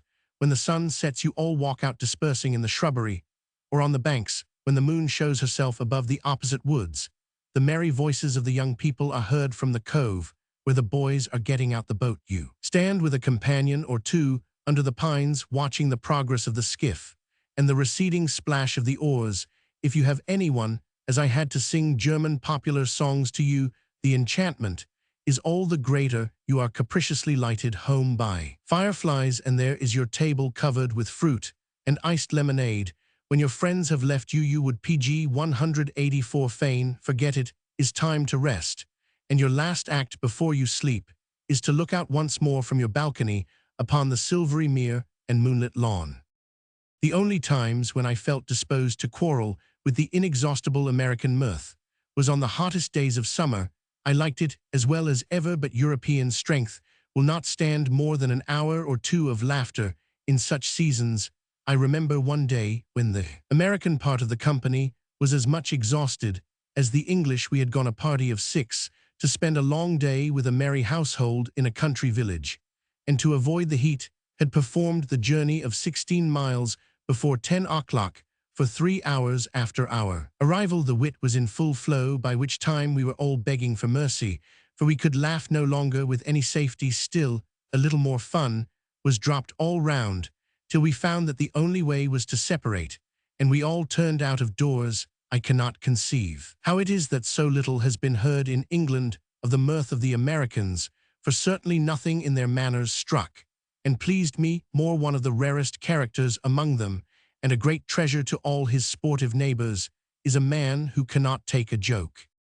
The prettiest playthings of summer are the hummingbirds. I call them playthings because they are easily tamed and are not very difficult to take care of. For a time, it is impossible to attend to bookwork or conversation while there is a hummingbird in sight. Its exercises and vagaries are so rapid and beautiful. Its prettiest attitude is vibrating before a blossom which is tossed in the wind. Its long beak is inserted in the flower, and the bird rises and falls with it, quivering its burnished wings with dazzling rapidity. My friend E told me how she had succeeded in taming a pair. One flew into the parlor, where she was sitting, and perched. E's sister stepped out for a branch of honeysuckle, which she stuck up over the mirror. The other bird followed, and the pair alighted on the branch, flew off, and returned to it. E procured another branch, and held it on the top of her head, and hither also the little creatures came without fear. She next held it in her hand, and still they hovered, and settled. They bore being shut in for the night, a nest of cotton wool being provided. Of course, it was impossible to furnish them with honeysuckles enough for food, and sugar and water was tried, which they seemed to relish very well. Pg 185. One day, however, when he was out of the room, one of the little creatures was too greedy in the saucer, and when he returned, she found it lying on its side with its wings stuck to its body, its whole little person clammy with sugar. E tried a sponge and warm water. It was too harsh. She tried old linen, but it was not soft enough. It then occurred to her that the softest of all substances is the human tongue. In her love for her little companion, she thus cleansed it, and succeeded perfectly so far as the outward bird was concerned. But though it attempted to fly a little, it never recovered, but soon died of its surfeit. Its mate was of course allowed to fly away. Some Boston friends of mine, a clergyman and his wife, told me of a pleasant summer adventure which they had quite against there. Well, the lady had been duly inoculated or vaccinated, I forget which, in her childhood, but nevertheless had the smallpox in a way. After her marriage she was slightly feverish, and a single spot appeared on her hand. The physician declared that is it, and as good citizens are bound to do, they gave information of this fearful smallpox to the authorities. The lady and her husband were ordered into quarantine. The city coach came for them, and they were transported to the wharf, and then to the little quarantine island in the harbor, where they spent a particularly pleasant week. My friend was getting well when she went, and she was quite able to enjoy the charms of her new residence. Her husband read to her in the piazza. As she worked, he bathed, and was spared a Sunday's preaching. She looked abroad over the sea, and laughed as often as she imagined what their friends supposed their situation to be. They had the establishment all to themselves, except that there was a tidy Scotchwoman to wait on them. Was ever quarantine so performed before? The reader may think at the end of this chapter that there is something far more pleasant than worthy of complaint in the extremes of the seasons in the United States. It would be so if health were not endangered by them, but the incessant regard to the physical welfare which prudence requires is a great drawback to ease and pleasure, and the failure of health, which is pretty sure to come sooner or later, is a much worse, in my own opinion, the dullest climate and scenery may be turned to more pleasurable account by vigor of body and mind than all the privileges of Pg 186. American variety and beauty by languid powers. All that the people of New England can do is to make the best of their case. Those who are blessed with health should use every reasonable endeavor to keep it, and it may be hoped that an improved settlement and cultivation of the country will carry on that amelioration of its climate, which many of its inhabitants are assured has already begun. Originals. The ideal is in thyself, thy condition is but the stuff thou art to shape that same ideal out of what matters whether such stuff be of this sort or of that, so the form thou give it be heroic, be poetic. Sartor Resartus. Every state of society has happily its originals, men and women who in more or fewer respects think, speak, and act naturally and unconsciously in a different way from the generality of men. There are several causes from which this originality may arise, particularly in a young community less gregarious than those of the civilized countries of the Old World. The commonest of these causes in a society like that of the United States is perhaps the absence of influences to which almost all other persons are subject. The common pressure being absent in some one direction, the being grows out in that direction, and the mind and character exhibit more or less deformity to the eyes of all, but the individual most concerned, the back states, afford a full harvest of originals of this class, while in England, where it is scarcely possible to live out of society, such are rarely to be found. Social and professional eccentricity comes next, when local and professional influences are inadequately balanced by general ones. A singularity of character is produced which is not so agreeable as it is striking and amusing of this class of characters. Few examples are to be seen at home, but instead of them, something much worse, which is equally rare in America. In England, we have confessors to tastes and pursuits, and martyrs to passions and vices, which arise out of a highly artificial state of society. Pg 187. In England, we have a smaller proportion of grave, innocent professional buffoons, but in America, there are few or no fashionable ingrained profligates, few or no misers. In its possession of a third higher class, it is reasonable and delightful to hope that there is no superiority in the society of any one civilized country over that of any other of men and women who have intellectual power to modify the general influences to which, like others, they are subject. Every nation has its share in every country. There have been beings who have put forth more or less of the godlike power involved in their humanity, whereby they can stem the current of circumstance, deliberately form the purpose of their life, and prosecute it, happen what may. The number is not large anywhere, but the species is nowhere unknown. A yet smaller class of yet nobler originals remains those who, with the independent power of the last mentioned, are stimulated by strong pressure of circumstance to put forth their whole force and form, and achieve purposes in which not only their own life, but the destiny of others is included. Such being the prophets and redeemers of their age and country rise up when and where they are wanted, the deed being ripe for the doing. The doer appears, the field being white for harvest. The reaper shows himself at the gate, whether the song of fellow reapers cheers his heart or lions are growling in his solitary path. Many English persons have made up their minds that there is very little originality in America, except in regions where such men as David Crockett grow up in the wilds of Tennessee and Kentucky 20 years ago, and now in Arkansas and Missouri, where bear hunting and the buffalo chase are still in full career.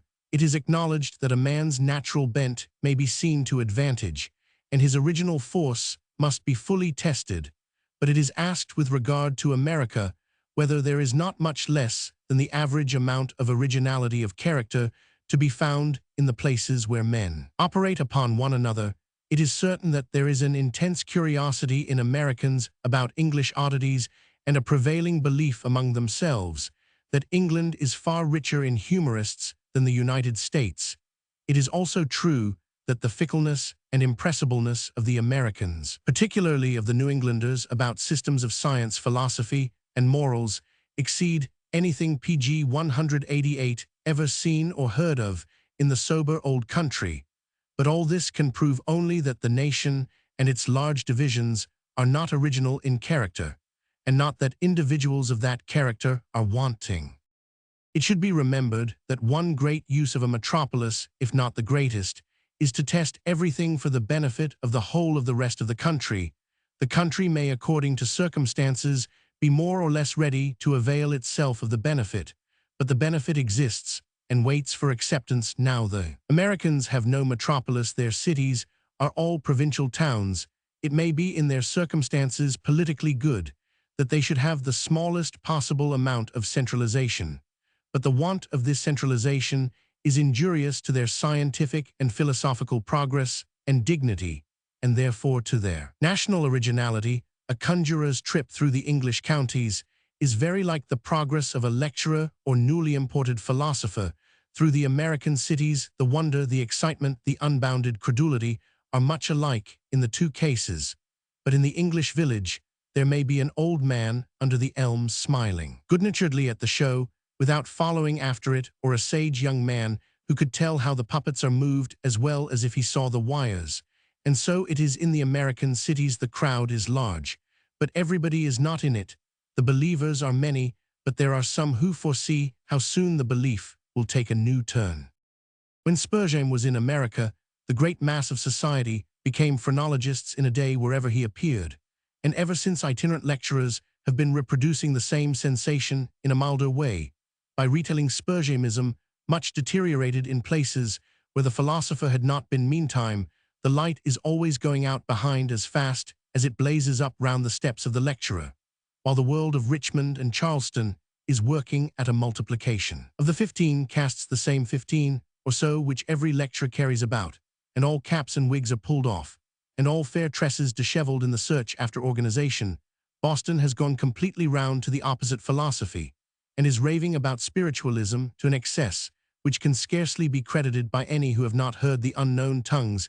If a phrenological lecturer from Paris, London, or Edinburgh should go to Boston, the PG 189 superficial visible portion of the public would wheel round once more so rapidly, and with so clamorous a welcome on their tongues, that the transported lecturer would bless his stars, which had guided him over to a country whose inhabitants are so candid, so enlightened, so ravenous for truth, before 5 years are out.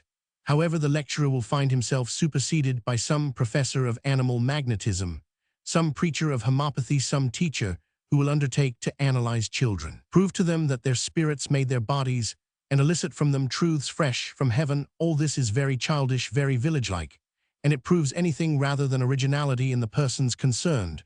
But it does not prove that there is not originality in the bosom of a society whose superficial movement is of this kind, and it does not prove that national originality may not arise out of the very tendencies which indicate that it does not at present exist. The Americans appear to me an eminently imaginative people. The unprejudiced traveler can hardly spend a week among them without being struck with this every day at a distance.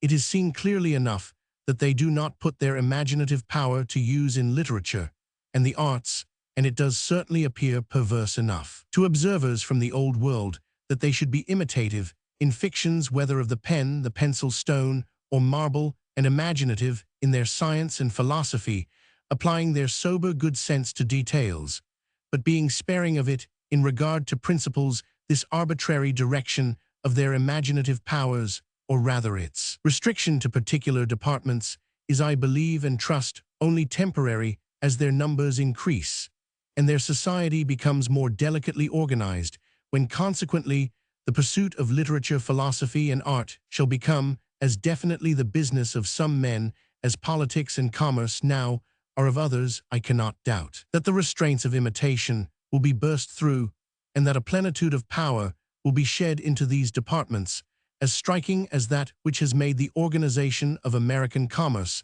notwithstanding some defects, the admiration of the world, and vindicated the originality of American politics in theory and practice.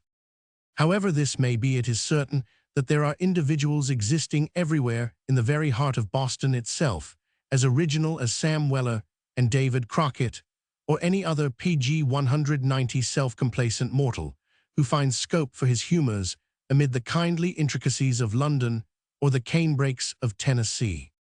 Some of the most extraordinary instances I met with of persons growing mentally awry were among the scholars who are thinly sprinkled through the southern and western settlements. When these gentlemen first carried their accomplishments into the wilderness, they were probably wiser than any living and breathing being. They encountered the impression of their own wisdom was deep from the beginning, and it continues to be deepened by every accident of intercourse with persons who are not of their way of thinking, for to differ from them is to be wrong at the same time.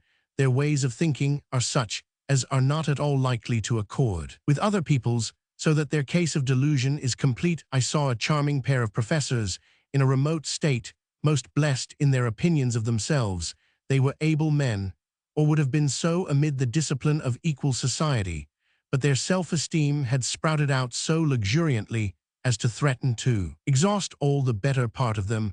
One of the most remarkable circumstances in the case was that they seemed aware of their self-complacency, and were as complacent about it as about anything else. One, speaking of the other, says, has been examining my cranium. He says I am the most conceited man in the States, except himself.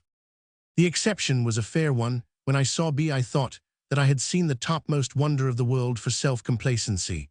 But upon this Alp, another was to arise, as I found, when I knew the only point of inferiority in A is that he is not quite immovably happy in himself. His feet are far from handsome, and no bootmaker at the West End could make them look. So this is the bitter drop in as cup. This is the vulnerable point in his piece. His pupils have found it out, and have obtained a hold over him by it. They have but to fix their eyes upon his feet, to throw him into disturbance.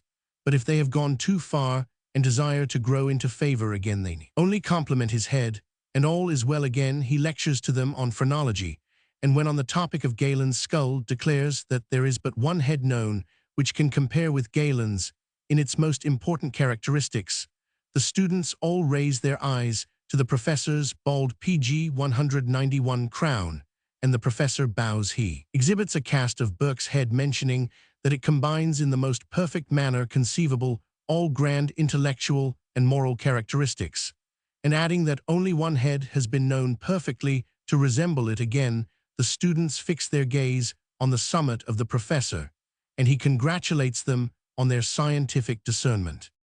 This gentleman patronizes Mrs. Somerville's scientific reputation. He told me one morning, in the presence of several persons whom he wished to impress with the highest respect for Mrs. Somerville, the particulars of a call he once made upon her during a visit to England. It was a long story, but the substance of it was that he found her a most extraordinary person. For that she knew more than he. Roman 999. He had always thought himself a pretty good mathematician, but she had actually gone further. He had prided himself upon being a tolerable chimist, but he found she could teach him something there. He had reason to think himself a good mineralogist, but when he saw her cabinet, he found that it was possible to get beyond him. On entering her drawing-room, he was struck by some paintings, which he ascertained to be done by her hand.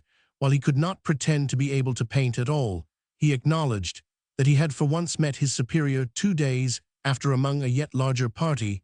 He told me the whole story over again.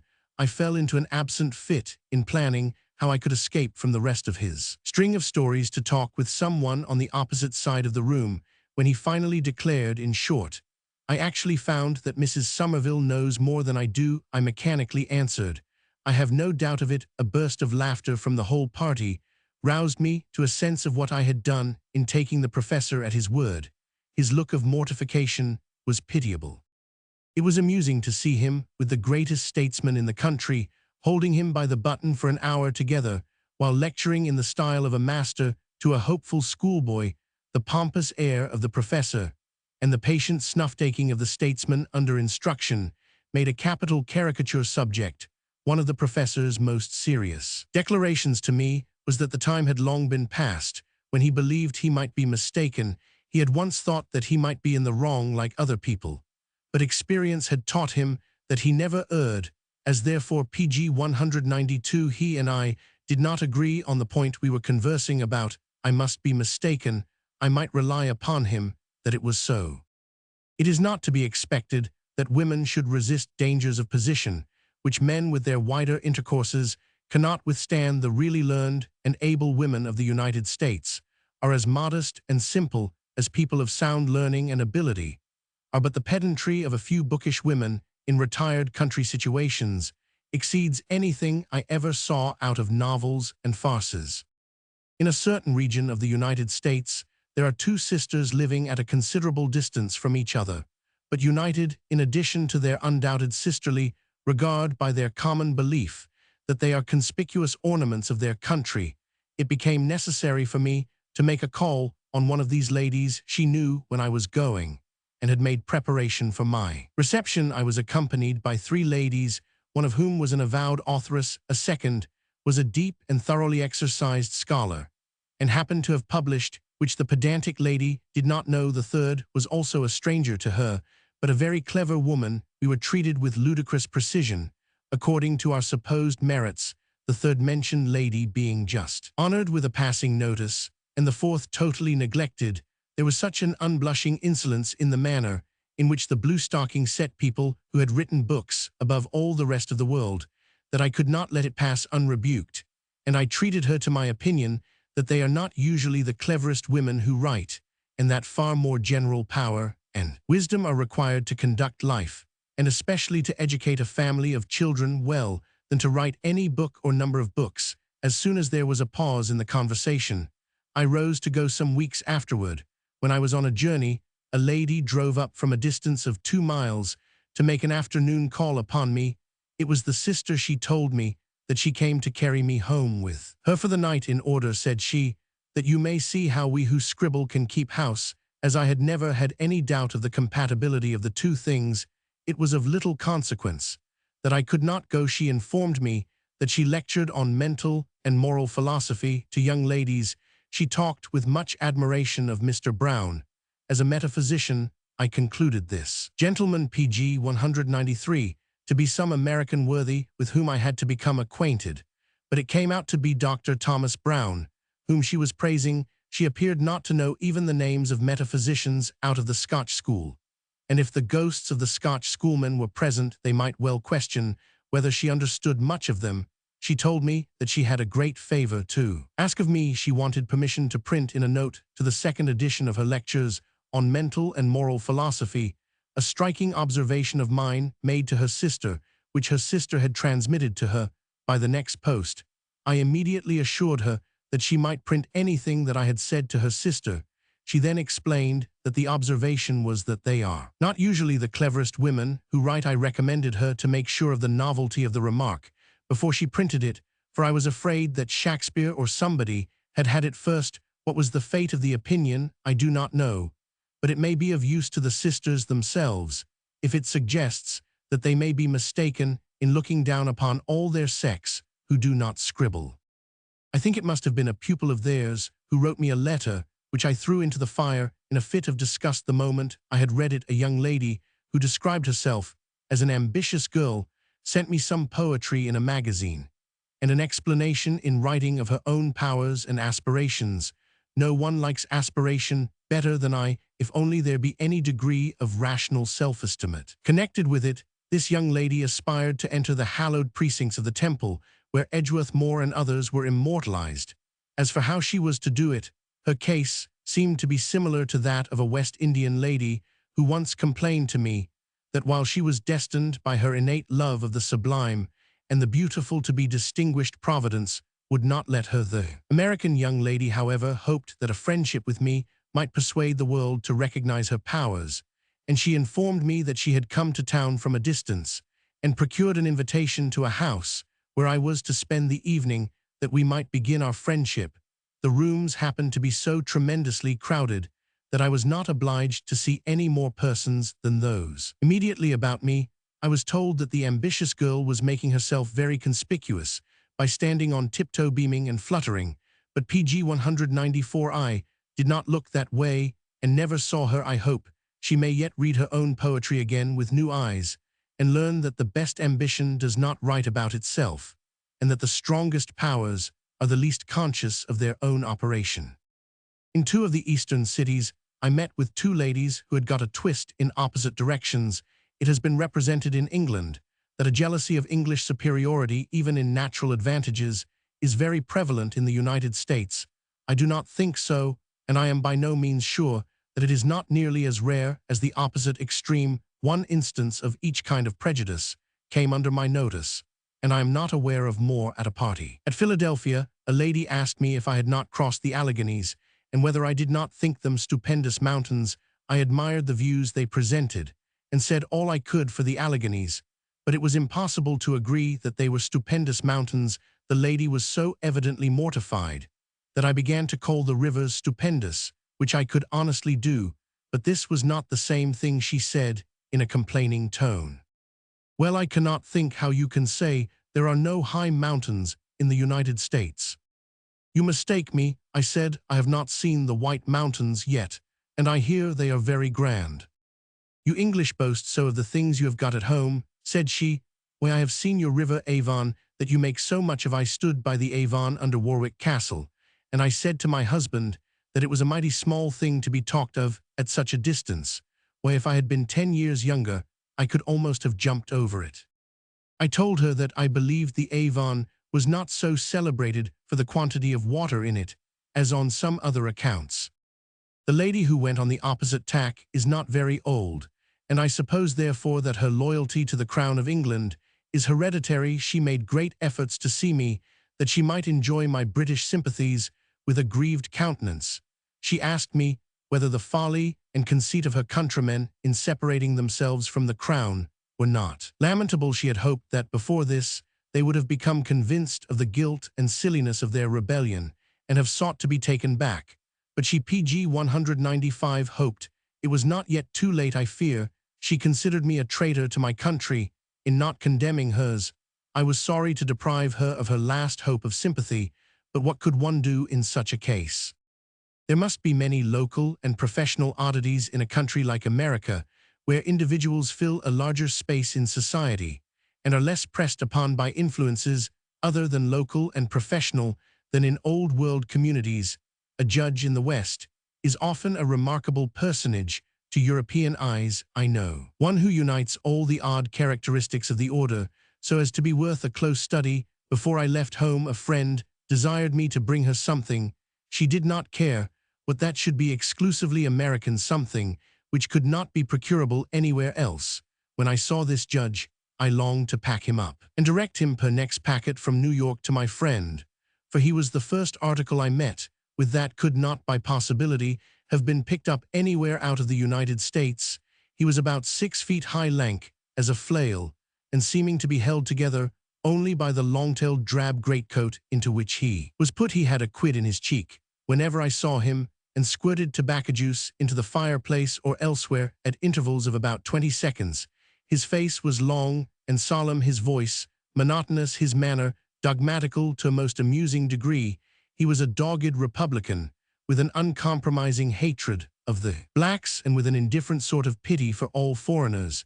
This last feeling probably induced him to instruct me on various matters. He fixed his eyes on the fire and talked on for my edification, but without taking express notice of the presence of anyone, so that his lecture had the droll appearance of being a formal soliloquy. In the same speech, he declared that no man was made by God to run wild through a forest, who is not able to comprehend Christianity at sight, missions to the heathen being therefore sanctioned from heaven itself, and that men with a dark skin cannot in 3 years learn the name of a rope or a point of the compass, and that they are therefore meant to be slaves. It seemed to me that he was bound to suspend the operation of the law against all colored persons on the ground of their incapacity, their lack of understanding of the common affairs of life, but the ground of their punishment in this life seemed to be that they might be as wise as they pleased. pg 196. About the affairs of the next, he proceeded with his enunciations, however, without vouchsafing an explanation of these mysteries. It must be an awkward thing to be either a heathen or a Negro under his jurisdiction, if he acts upon his own doctrines. Country doctors are not unlike wild country judges, being obliged to call in the aid of a village doctor. To a companion I found we had fallen in with a fine specimen of the class. I was glad of this afterward, but much annoyed at the time by the impossibility of extracting from him the slightest information as to my friend's state and prospects in regard to her health. I detained him in conversation day after day to no purpose, and varied my questions with as much American ingenuity as I could command, but all in vain. He would neither tell me what was the matter with her, nor whether her illness was serious or trifling, or whether it was likely to be long or short. He would give me no hint which could enable me to form my plans, or to give my distant friends an idea whether, or when they might expect to see us. All that he would say was hope. Your friend will be better, hope. She will enjoy better, health will make her better. If we can, must try to improve her health. And so on. I was informed that this was all that I should extract if the illness were to last a 12-month. He took a blue paper with some white powder in it out of one pocket, and a white paper with some other powder out of another pocket, spilled some at random into smaller papers, and gave directions when they should be taken, and my friend speedily and entirely recovered. I never was so completely in the dark about the nature of any illness I saw, and I am completely in the dark still. I fancy I hear now the short, sharp, conceited tones of the doctor doggedly using his power of exasperating my anxiety. Such was not his purpose, however. The country doctors themselves and their patients believe that they cure with far more certainty than any other doctors. The profession are probably convinced that they owe much to the implicit faith of their charge, and are resolved to keep up this faith by being impenetrable, allowing no part of their practice to be made a subject of discussion which can possibly be rendered mysterious. The chief reason of the success of country doctors is doubtless that they have to treat chiefly diseases of local prevalence, about which they employ long experience, pg 197, and practice sagacity, without having much account to give of their method of proceeding. A country physician of higher pretensions than the one who tormented me while curing my friend told me that Yankee inquisitiveness is the plague of the life of a country doctor. The querists seem to forget that families may object to have domestic sickness made the talk of the village or hamlet, and that the doctor must dislike to be the originator of news of this kind. They stop him on his rounds to ask whom he is visiting in this direction, and whom in that, and who could be sick on the road in which he was seen going yesterday morning, and what such a one's complaint is called, and how it is going to be cured. Roman 100. The physician told me that he was driven to invent modes of escape. If he was riding, he appeared to see some acquaintance at a distance, clapped spurs to his horse, and was off. If he was walking, he gave a name of 6 syllables to the disease talked about, and one of 7 syllables to the remedy, thus defying repetition. If our doctor took me to be one of this class of querists, I could easily forgive his reserve. I was told a story of an American physician which is characteristic, if it be true, showing how patriotic regards may enter into the practice of medicine. But I give it only as an on dit. It is well known that Adams and Jefferson died on the 4th of July of one year, and Monroe of another. Mr. Madison died on the 28th of June last year. It is said that the physician who attended Mr. Monroe expressed regret that he had not the charge of Mr. Madison, suspecting that he might have found means to keep him alive as he died of old age. Till the 4th of July, the practice in Mr. Monroe's case is said to have been this: when he was sinking, someone observed what a remarkable thing it would be if he should die on the anniversary like Adams and Jefferson. The physician determined he would give his patient the chance of its ending, so he poured down brandy and other stimulants, and omitted no means to keep life in the failing body. On the 3d of July, the patient was sinking so rapidly that there seemed little chance of his surviving the day. The physician's exertions were redoubled, and the consequence was that on the morning of the 4th, there seemed every probability of the patient's living to the 5th, which was not exactly desired. He died just as if he, pg 198, wished to oblige his friends to the last late in the afternoon of the 4th, so the story runs. It is astonishing what may be done by original genius in availing itself of republican sentiment for professional purposes. The drollery infused into the puffing system in America would command the admiration of Puff himself.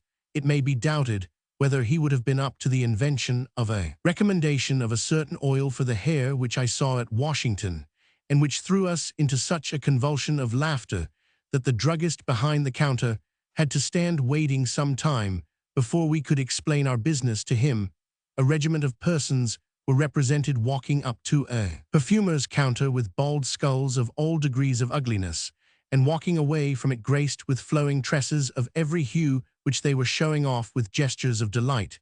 This was an ingenious device, but not perfectly wise, as it contained no appeal to patriotic feelings. I saw one at an optician's at Baltimore of a decidedly more elevated character.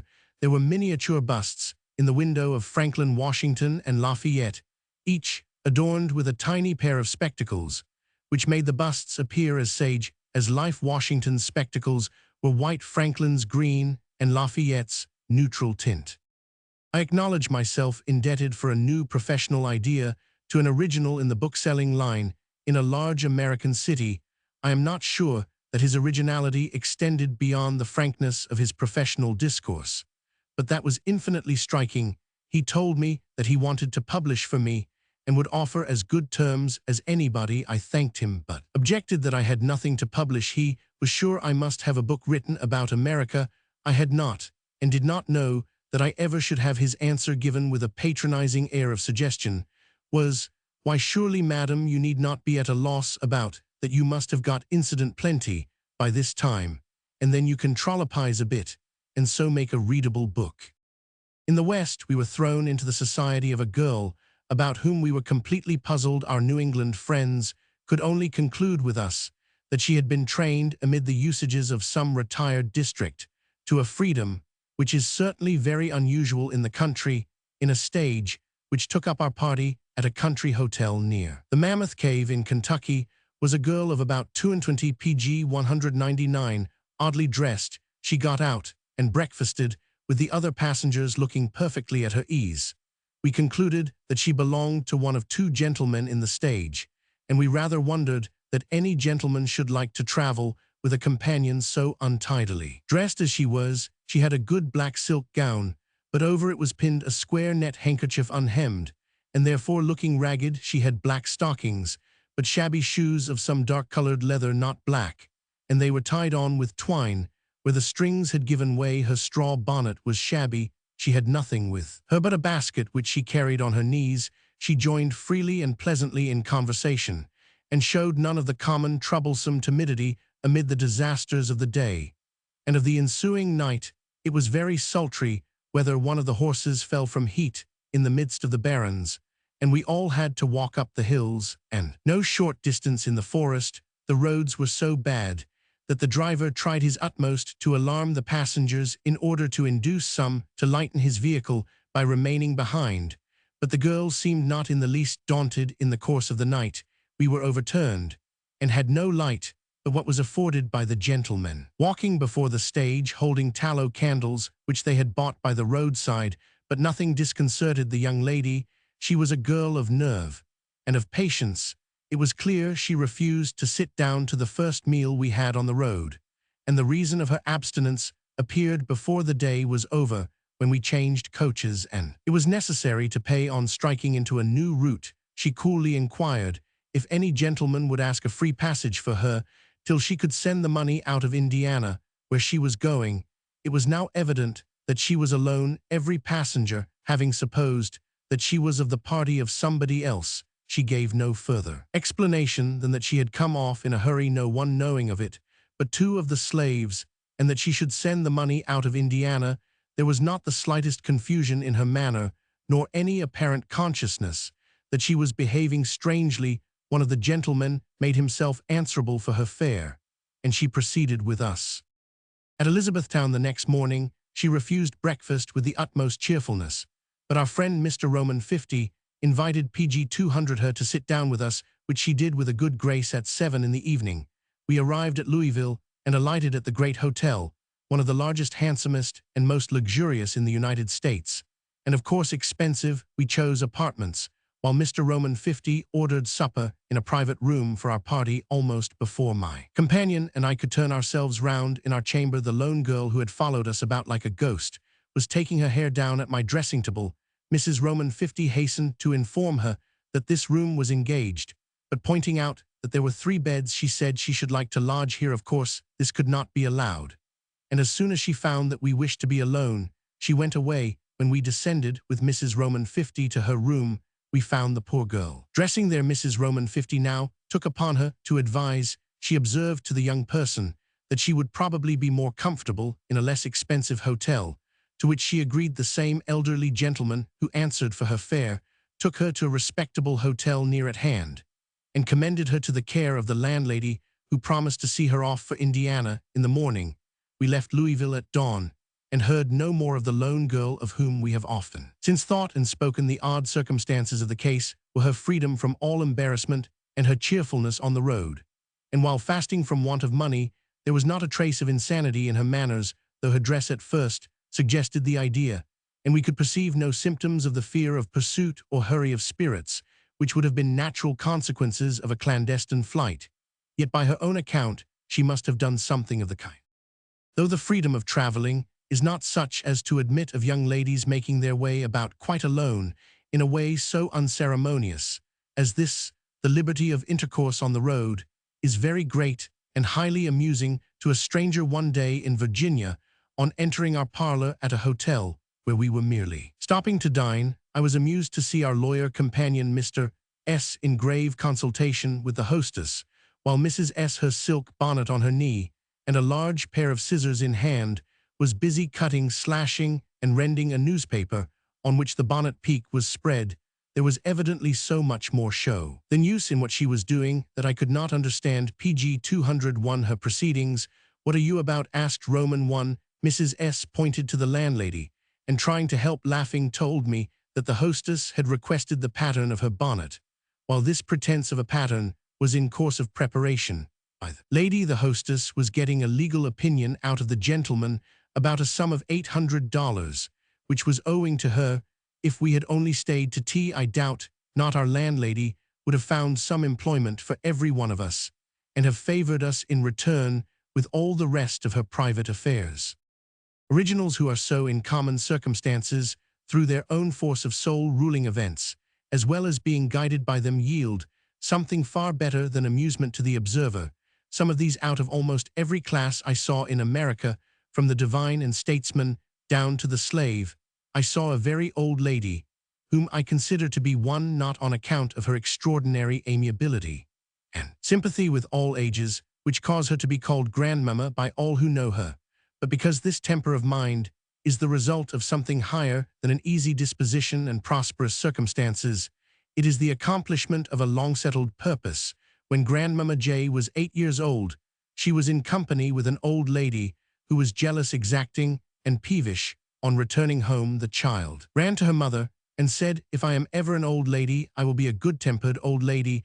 This was not said and forgotten, like many childish resolutions formed under the smart of elderly people's faults. It was a real purpose. She knew that in order not to be cross when old, it is necessary to be meek, patient, and cheerful. When young she was so, and the consequence is that Grandmamma J.'s popularity is unbounded. She is cherished by the whole community to whom she is known. The children want to have her at their dances, and the youths and maidens are always happiest where she is. She looks as if no shadow of care had been cast over her bright spirit for many a long year, and as if she might yet have many sunny years to come. She is preacher, prophet, and dispenser of amiability, all in one. The Venerable Noah Worcester is an original. I am thankful to have seen this aged apostle, for so he should be considered, having had a mission and honorably discharged it. He is the founder of peace societies in America. PG 202. Noah Worcester was a minister of the gospel of orthodox opinions. By the time he was surrounded by a family of young children, he had changed his opinions and found himself a Unitarian. He avowed the change, resigned his parish, and went forth with his family without a farthing in the world or any prospect of being able to obtain a subsistence. He wrote diligently, but on subjects which were next his heart, and on which he would have written in like manner if he had been the wealthiest of American citizens. He set up the Christian Disciple, a publication which has done honor to its supporters, both under its original title and its present one of the Christian Examiner. He devoted his powers to the promotion of peace principles and the establishment of peace societies, whatever may be thought of the practical effects in a narrow view of such societies. They seem to have well answered a prodigious purpose in turning men's contemplations full on the subject of true and false honor, and in inducing a multitude of glorious experiments of living strictly according to principle, which happens to be troublesome in its application. The number of peacemen, practisers of non-resistance out of the Quaker body, is considerable in America, and their great living apostle is Noah Worcester. The leaders of the abolition movement are for the most part peacemen, an inestimable circumstance, as it takes out the sting from the worst of the slanders of their enemies, and gives increased effect to their moral warfare. Human nature cannot withstand the grandeur of the spectacle of men who have all the moral power on their side, and who abide unresistingly all that the physical power of the other side can inflict. The boldest spirits tremble, hearts the most hardened in prejudice melt, when once they come in full view of this warfare, and the victory rests with the men of peace, who all loved the name of Noah Worcester nearly 20 years ago. He was encompassed with distresses for a time. Indeed, his life has been one of great poverty, till lately he is not one of the men made to be rich, or to spend his thoughts on whether he was happy or not. He was sent into the world for a very different purpose, with which, and with its attendant enjoyments, poverty could but little interfere. But in the midst of his deep poverty came sickness. His 2 daughters were at once prostrated by fever, and a severe struggle it was before pg 203 they got through. 2 friends of mine nursed them, and in the discharge of their task learned lessons of faith, which they will be forever thankful for, and of those graces which accompany the faith of the heart, cheerfulness of spirits and quietude and simplicity of manner. My friends were not at the beginning fully aware of the condition of the household. They were invited to table at the early dinner hour. On the table stood a single brown loaf, and a pitcher of water. Grace was said, and they were invited to partake with the utmost ease and cheerfulness, and not a word passed in reference to the restriction of the fare. This was what God had been pleased to provide, and it was thankfully accepted and hospitably shared. The father went from the one sick room to the other, willing to receive what tidings might await him, but tender to his daughters, as they have since been to him. On one evening when all looked threatening, he asked the friendly nurse whether the voice of prayer would be injurious to his sick children. Finding that they desired to hear him, he set open the doors of their chambers, kneeled in the passage between, and prayed so calmly, so thankfully, that the effect was to compose the spirits of the invalids. One now lives with him and cherishes him. She has changed her religious opinions and become orthodox, but she has not changed towards him. They are as blessed in their relation as ever. Noah Worcester was 76 when I saw him in the autumn of 1835. He was very tall, dressed in a grey gown, and with long white hair descending to his shoulders. His eye is clear and bright, his manner serious, but cheerful. His evening meal was on the table, and he invited us to partake with the same grace with which he offered his harder fare to the guests of former years. He lives at Brighton, a short distance from Boston, where his daughter manages the post office by which their humble wants are supplied. He had lately published, and he now presented me with his last thoughts on some religious subjects which had long engaged his meditations. I hope his serene old age may yet be prolonged, gladsome to himself and eloquent to the world. There is a remarkable man in the United States, without knowing whom it is not too much to say that the United States cannot be fully known. I mean by this not only that he has powers and worth, which constitute him an element pg 204 in the estimate to be formed of his country, but that his intellect and his character are the opposite of those which the influences of his country and his time are supposed almost necessarily to form. I speak of the author of the oration which I have already mentioned as being delivered before the Phi Beta Kappa Society last August, Mr. Emerson. He is yet in the prime of life.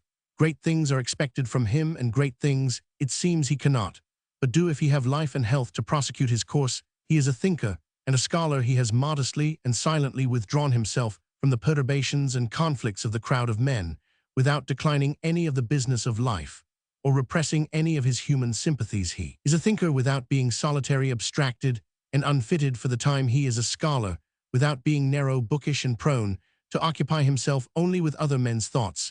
He is remarkable for the steadiness and fortitude with which he makes those objects which are frequently considered the highest in their own department subordinate to something higher still, whose connection with their department he has clearly discovered. There are not a few men, I hope, in America who decline the pursuit of wealth, not a few who refrain from ambition, and some few who devote themselves to thought and study from a pure love of an intellectual life. But the case before us is a higher one than this.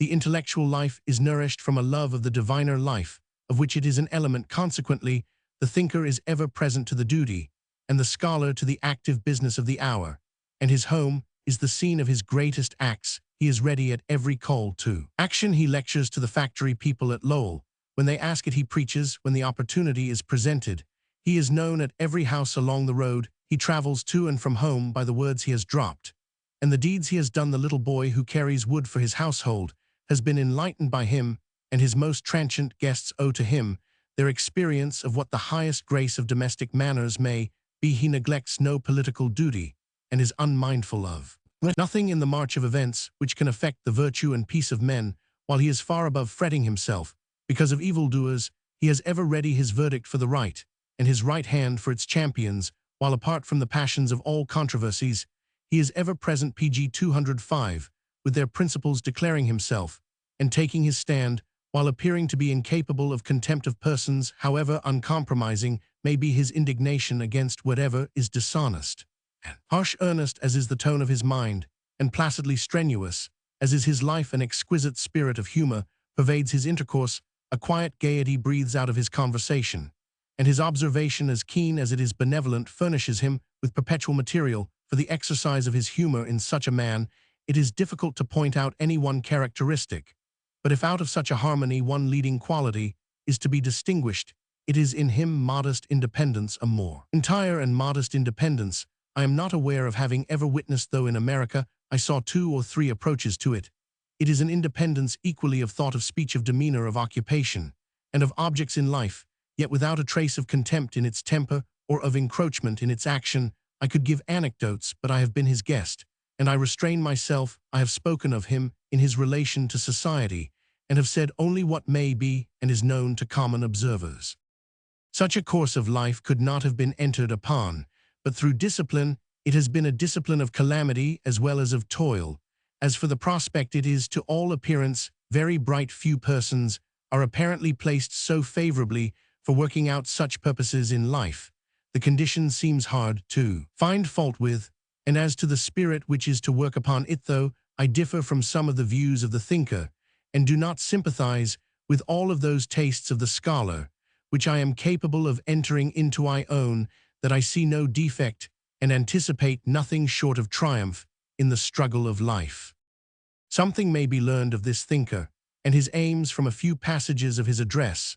Though this is the last purpose, I doubt not that he dreamed of his work being used, for he describes the nature of the occasion. Our holiday has been simply a friendly sign of the survival of the love of letters among a people too busy to give to letters any more. His topic is the American scholar, and he describes the influences which contribute to form or modify him, the influence of nature, the mind, of the past, and action in life.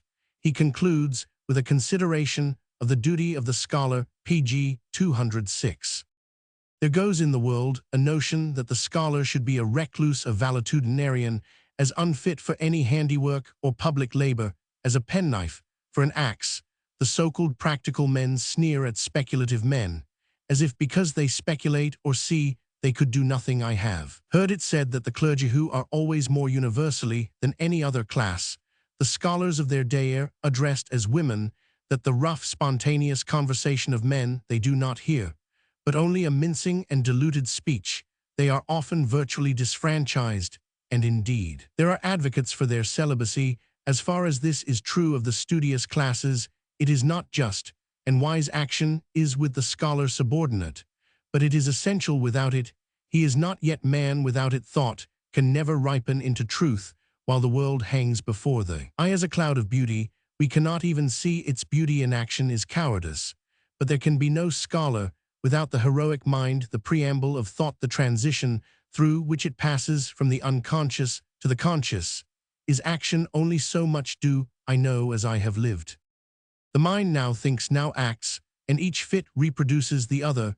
When the artist has exhausted his materials, when the fancy no longer paints, when thoughts are no longer apprehended, and books are a weariness, he has always the resource to live. Character is higher than intellect. Thinking is the function, living is the functionary.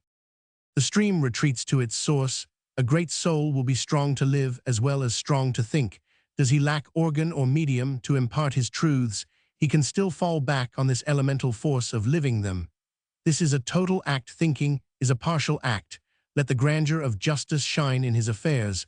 Let the beauty of affection cheer his lowly roof. Those far from fame who dwell and act with him will feel the force of his constitution in the doings and passages of the day better than it can be measured by any public and designed display. Time shall teach him that the scholar loses no hour which the man lives herein. He unfolds the sacred germ of his instinct, screened from influence. What is lost in seemliness is gained in strength. Not out of those on whom systems of education have exhausted their culture comes the helpful giant to destroy the old or to build the new, but out of unhandsouled savage, pg 207 nature, out of terrible druids and berserkers, Come at last, Alfred, and Shakespeare, I hear therefore, with joy, whatever is beginning to be said of the dignity and necessity of labor to every citizen there is virtue yet in the hoe, and the spade for learned, as well as for unlearned hands and labor, is everywhere welcome always. We are invited to work, only be this limitation observed, that a man shall not for the sake of wider activity sacrifice any opinion to the popular judgments and modes of action. The duties of the scholar are such as become man thinking, they may all be comprised in self-trust. The office of the scholar is to cheer, to raise, and to guide men by showing them facts amid appearances. He plies the slow, unhonored, and unpaid task of observation. Flamsteed and Herschel, in their glazed observatory, may catalogue the stars with the praise of all men, and the results being splendid and useful honor is sure, but he in his private observatory, cataloguing obscure and nebulous stars of the human mind, which as yet no man has thought of, as such watching days and months, sometimes for a few facts correcting still his old records, must relinquish display and immediate fame in the long period of his preparation. He must betray often an ignorance and shiftlessness in popular arts, incurring the disdain of the able who shoulder him aside long. He must stammer in his speech, often forgo the living for the dead worse. Yet he must accept how often poverty and solitude for the ease and pleasure of treading the old road. Accepting the fashions, the education, the religion of society, he takes the cross of making his own, and of course the self-accusation, the faint heart, the frequent uncertainty and loss of time, which are the nettles and tangling vines in the way of the self-rallying and self-directed, and the state of virtual hostility in which he seems to stand to society, and especially to educated society, for all this loss and scorn what offset he is to find consolation in exercising the highest functions of human nature. He is one who raises himself from private considerations and breathes and lives on public and illustrious thoughts. He is the world's eye, he is the world's heart. He is to resist the vulgar prosperity that retrogrades ever to barbarism by preserving and communicating heroic sentiments, noble biographies, melodious verse, and the conclusions of history, whatsoever oracles the human heart, in pg 208, all emergencies in all solemn hours, has uttered as its commentary on the world of actions. These he shall receive and impart, and whatsoever new verdict reason from her inviolable seat pronounces on the passing men and events of today, this he shall hear and promulgate. These being his functions, it becomes him to feel all confidence in himself, and to defer never to the popular cry. He, and he only, knows the world of any moment is the merest appearance, some great decorum, some fetish of a government, some ephemeral trade or war or man, is cried up by half mankind, and cried down by the other half, as if all depended on this particular up or down. The odds are that the whole question is not worth the poorest thought which the scholar has lost in listening to the controversy. Let him not quit his belief that a pop-gun is a pop-gun, though the ancient and honorable of the earth affirm it to be the crack of doom. In silence, in steadiness, in severe abstraction, let him hold by himself, add observation to observation, patient of neglect, patient of reproach, and bide his own time, happy enough if he can satisfy himself alone that this day he has seen something truly. I read with joy some of the auspicious signs of the coming days, as they glimmer already through poetry and art, through philosophy and science, through church and state. One of these signs is the fact that the same movement which effected the elevation of what was called the lowest class in the state assumed in literature a very marked and as benign an aspect. Instead of the sublime and beautiful, the near, the low, the common was explored and poetized. That which had been negligently trodden underfoot by those who were harnessing and provisioning themselves for long journeys into far countries is suddenly found to be richer than all foreign parts. The literature of the poor, the feelings of the child, the philosophy of the street, the meaning of household life are the topics of the time. It is a great stride. It is a signes it not off new vigor, when the extremities are made active, when currents of warm life run into the hands and feet. I ask not for the great, the remote, the romantic. What is doing in Italy and Arabia? What is Greek art or Provencal minstrelsy? I embrace the common, I explore and sit at the feet of the familiar. The low give me insight into today, and you may have the antique and future worlds. What would we really? pg 209 know the meaning of the meal in the firkin, the milk in the pan, the ballad in the street, the news of the boat, the glance of the eye, the form and the gait of the body show me the ultimate reason of these matters. show me the sublime presence of the highest spiritual cause lurking as always it does lurk in these suburbs and extremities of nature. Let me see every trifle bristling with the polarity that ranges it instantly on an eternal law. And the shop, the plough, and the ledger referred to the like cause, by which light undulates and poets sing, and the world lies no longer a dull miscellanean lumber-room, but has form and order. There is no trifle, there is no puzzle, but one design unites and animates the farthest pinnacle and the lowest trench. Another sign of our times, also marked by an analogous political movement, is the new importance given to the single person. Everything that tends to insulate the individualito surround him with barriers of natural respect, so that each man shall feel the world is his, and man shall treat with man as a sovereign state, with a sovereign stat attends to true union as well. As greatness I learned, said the melancholy Pestalozzi, that no man in God's wide earth is either willing or able to help any other man help, must come from the bosom alone. The scholar is that man who must take up into himself all the ability of the time, all the contributions of the past, all the hopes of the future. He must be a university of knowledges, if there be one lesson more than another which should pierce his ear. It is the world is nothing, the man is all in yourself, is the law of all nature, and you know not yet how a globule of sap ascends in yourself, slumbers the whole of reason. It is for you to know all, it is for you to dare all. Mr. President and gentlemen, this confidence in the unsearched might of man belongs by all motives, by all prophecy, by all preparation to the American scholar. We have listened too long to the courtly muses of Europe. The spirit of the American freeman is already suspected to be timid, imitative, tame. Public and private avarice make the air we breathe thick and fat. The scholar is decent, indolent, complacent. See already the tragic consequence. The mind of this country, taught to aim at low objects, eats upon itself. There is no work for any but the decorous and the complacent young men of the fairest promise, who begin life upon our PG 210 shores, inflated by the mountain winds, shined upon by all the stars of God, find the earth below not in unison with these, but are hindered from action by the disgust which the principles on which business is managed inspire, and turn drudges or die of disgust. Some of them suicides. What is the remedy? They did not yet see, and thousands of young men, as hopeful now, crowding to the barriers for the career, do not yet see that if the single man plant himself indomitably on his instincts, and there abide, the huge world will come round to him. Patience, patience, with the shades of all the good and great for company, and for solace the perspective of your own infinite life, and for work the study and the communication of principles, the making those instincts prevalent, the conversion of the world. Is it not the chief disgrace in the world not to be a unit, not to be reckoned one character, not to yield that peculiar fruit which each man was created to bear, but to be reckoned in the gross, in the 100 or the 1,000 of the party, the section to which we belong, and our opinion predicted geographically as the North or the South? Not so, brothers and friends, please God. Ours shall not be so. We will walk on our own feet, we will work with our own hands, we will speak our own minds.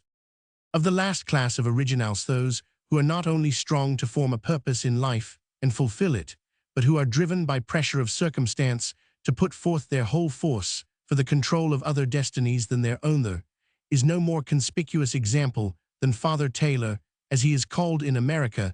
There is no need to explain who Father Taylor is. He is known in England, but not extensively. Father Taylor is the seaman's apostle. He was a sailor boy himself, and at 20 years old was unable to read. He rose in his calling, and at length became full of some religious convictions which he longed to express. He has found a mode of expression, and is happy. He is one of the busiest and most cheerful of men, and of all preachers living probably the most eloquent to those whom his preaching suits. So it would appear from events. I heard him called a second homely Jeremy Taylor, and I certainly doubt whether Jeremy Taylor himself could more absolutely sway the minds and hearts of the learned and pious of his day than the seaman's friend does those of his flock. He has a great advantage over other preachers in being able to PG 211 speak to his hearers from the ground of their common experience. In being able to appeal to his own sea life, he can say, "You have lodged with me in the forecastle. Did you ever know me profane? You have seen me land from a long voyage. Where did I betake myself? Am not I a proof that a sea life need not be soiled with vice on land?" All this gives him some power, but it would be little without the prodigious force which he carries in his magnificent intellect and earnest heart. A set of institutions is connected with the Boston Port Society, whose agent Mr. Taylor is. There is the Seamen's Bethel in North Square, where Mr. Taylor preaches a reading room, and a nautical school, a temperance society, and the Bethel Union, the last being an association of seamen and masters of vessels for the purpose chiefly of settling disputes without litigation and scandal, promoting the just and kind treatment of seamen, and watching over their rights. There is also a clothing society, the object of which is economy rather than charity, and a savings bank for seamen, the merits of which are sufficiently indicated by the title. Father Taylor is the life and soul of all this. Some help him liberally with the purse, and many with head and hands, but he is the animating spirit of the whole. His chapel is filled from year's end to year's end. With sailors he has no salary, and will not hear of one. He takes charge of all the poor connected with his chapel. To many this must look like an act of insanity. No class is more exposed to casualties than that of seamen, and when a life is lost, an entire helpless family comes upon the charity of society. Father Taylor speaks of his 10,000 children, and all the woes and faults of a multitude are accumulated upon his hands, and yet he retains the charge of all his poor, though he has no fixed income. Whatever he does it by putting his charge in the way of helping each other and themselves. He encourages sobriety and economy in all their habits, and enforces them with a power which it would be vain to attempt to give an idea of. He uses the utmost openness about his plans, and thereby obtains valuable cooperation. He has a collection of money made twice every Sunday in his church. The sums are given by the seamen almost exclusively, and are in very small coin, but the amount has gone on increasing from first to last, except during intervals pg 212, when Father Taylor was absent for his health, between the years 1828 and 1835. The annual sum thus contributed rose from $98 to $1079. Boston owes to Mr. Taylor and to Dr. Tuckerman its convictions of the pernicious operation of some of the old methods of charity by almsgiving, and the names of these gentlemen ought ever to be held in honor for having saved the young community in which they dwell from the curse of such pauperism.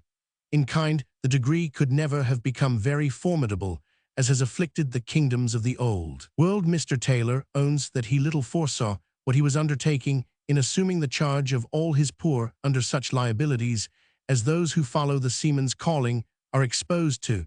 But he does it. The funds are, as it has been seen, provided by the class to be benefited, and they have proved hitherto sufficient under the wise administration of the pastor and his wife, and under the animating influence of his glowing spirit breathed forth from the pulpit, and amid their dwellings. It seems as if his power was resorted to in difficult and desperate cases, like that of a superior being such surprising facts. Was I told of his influence over his flock? He was requested to visit an insane man who believed himself to be in heaven, and therefore to have no need of food and sleep. The case had become desperate, so long had the fasting and restlessness continued. Father Taylor prevailed at once. The patient was presently partaking of the feast of the blessed with Father Taylor, and enjoying the saint's rest on a heavenly couch. From carrying a single point like this to redeeming a whole class from much of the vice and woe which had hitherto afflicted it, the pastor's power seems universally to prevail. I have not mentioned all this time what Father Taylor's religion is, or rather what sect he belongs to. This is one of the last considerations which in his case occurs to an observer. All the essentials of his faith must be so right to produce such results that the separate articles of belief do not present themselves for inquiry. He is Orthodox Presbyterian, but so liberal as to be in some sort disowned by the rigid of his sect. He opens his pulpit to ministers of any Protestant denomination, and Dr. Beecher and other bigots of his own sect refused to preach thence. After Unitarians, when this opposition of theirs diminished the pg 213 contributions of his people during his absence, they twitted him with it, and insultingly asked whether he cheated the Unitarians or they him, to which he replied that they understood one another, and left all unfair proceedings to a third party. Mr. Taylor has a remarkable person. He is stoutly built, and looks more like a skipper than a preacher. His face is hard and weather-beaten, but with an expression of sensibility as well as acuteness, which it is wonderful that features apparently so immovable can convey he uses a profusion of action. His wife told me that she thought his health was promoted by his taking so much exercise in the shape of action in conversation, as well as in the pulpit. He is very loud and prodigiously rapid. His splendid thoughts come faster than he can speak them, and at times he would be totally overwhelmed by them, if in the midst of his most rapid utterance of them, a burst of tears of which he is wholly unconscious did not aid in his relief. I have seen them streaming, bathing his face, when his words breathed the very spirit of joy, and every tone of his voice was full of exhilaration. His pathos, shed in thoughts and tones so fleeting as to be gone like lightning, is the most awful of his powers. I have seen a single clause of a short sentence call up an instantaneous flush on the hundreds of hard faces turned to the preacher, and it is no wonder to me that the widow and orphan are cherished by those who hear his prayers for them. The tone of his petitions is importunate, even passionate, and his sailor hearers may be forgiven for their faith that Father Taylor's prayers cannot be refused. Never, however, was anything stranger than some particulars of his prayers. I have told elsewhere 13 how importunately he prayed for rain in fear of conflagration, and as it happened the Sunday before the great New York fire, with such petitions urged with every beauty of expression, he mixes up whatever may have struck his fancy during the week. Whether mythology, politics, housewifery, or anything else, he prayed one day, when dwelling on the moral perils of seamen, that Bacchus and Venus might be driven to the end of the earth. And off it I heard him pray that the members of Congress might be preserved from buffoonery. Thence he passes to supplication offered in a PG 214 spirit of sympathy, which may appear bold at another moment, but which is true to the emotion of the hour. Father, look upon us. We are a widow. Father, the mother's heart. Thou knowest the mother's bleeding heart. Thou pitiest, sanctify to us the removal of this lamb. The eloquence of his sermons was somewhat the less amazing to me from my feeling that if there be inspiration in the world, it arises from being so listened to. It was not like the preaching of Whitfield, for all was quiet in Father Taylor's church. There were no groans, few tears, and those unconsciously shed rolling down the upturned face, which never for a moment looked away from the preacher. His voice was the only sound, now tremendously loud and rapid, overpowering the senses, now melting into a tenderness like that of a mother's wooings of her infant. The most striking discourse I heard from him was on the text that we, through the comfort of the Scriptures, might have hope. A crew from among his hearers were going to sail in the course of the week. He gave me a totally new view of the great trial of the seaman's life. The pining for rest, never among the poets of the earth was there finer discourse of the necessity of hope to man, and never a more tremendous picture of the state of the hopeless. Father Taylor is no reader except of his Bible, and probably never heard of any poem on the subject on which he was speaking, and he therefore went unhesitatingly into a picture of what hope is to the mariner in his midnight watches, and amid the tossing of the storm. And if Campbell had been there, he would have joyfully owned himself outdone. But then the preacher went off into one of his strange descriptions of what people resort to when longing for a home for their spirits, and not finding the right one. Some get into the stomach and think they can make a good home of that, but the stomach is no home for the spirit. And then followed some particular reasons why others nestle down into people's good opinion, and think if they can get praise enough, they shall be at peace. But opinion is sometimes an easy tradewind, and sometimes a contrary hurricane. Some wait and wait upon change, but the affairs of Providence go on, while such are standing still, and God's chronometer loses no time. After a long series of pictures of forlornness and pinings for home, he burst forth suddenly upon the promise, I will give you rest. He was, for the PG 215 moment, the wanderer finding rest. His flood of tears and of gratitude, his rapturous account of the change from pining to hope and rest, were real to himself. And to us, for the time, the address to the departing seamen was tender and cheerful, with a fitting mention of the chances of mortality, but nothing which could be ever construed by the most superstitious of them, in the most comfortless of their watches, into a foreboding. Such preaching exerts prodigious power over an occasional hearer, and it is an exquisite pleasure to listen to it, but it does not for a continuance meet the religious wants of any, but those to whom it is expressly addressed. The preacher shares the mental and moral characteristics, as well as the experience in life of his nautical heroes, their imaginative cast of mind, their superstition, their strong capacity for friendship and love, their ease about the future called recklessness in some and faith in others. This is so unlike the common mind of landsmen that the same expression of worship will not suit them both. So Father Taylor will continue to be the seaman's apostle, and however admired and beloved by the landsman not his priest. This is as it should be, and as the good man desires. His field of labor is wide enough for him. No one is more sensible than he of its extent. He told me what he tells seamen themselves, that they are the eyes and tongues of the world, the seed carriers of the world, the winged seeds from which good or evil must spring up on the wildest shores of God's earth. His spirit is so possessed with this just idea of the importance of his work that praise and even immediate sympathy are not necessary, though the last is of course pleasant to him. One Christmas day there was a misunderstanding as to whether the chapel would be open, and not above 20 people were present, but never did Father Taylor preach more splendidly. There is one great drawback in the religious services of his chapel. There is a gallery just under the roof for the people of color, and the seed carriers of the world are thus countenanced by Father Taylor in making a root of bitterness spring up beside their homes, which under his care a better spirit should sanctify. I think there can be no doubt that an influence so strong as his would avail to abolish this unchristian distinction of races within the walls of his own church, and it would elevate the character of his influence if the attempt were made. Pg 216. No one doubts Garrison's being an original. None who know him can wonder that the colored race of Americans look upon him as raised up to be their deliverer, as manifestly as Moses to lead the Israelites out of bondage.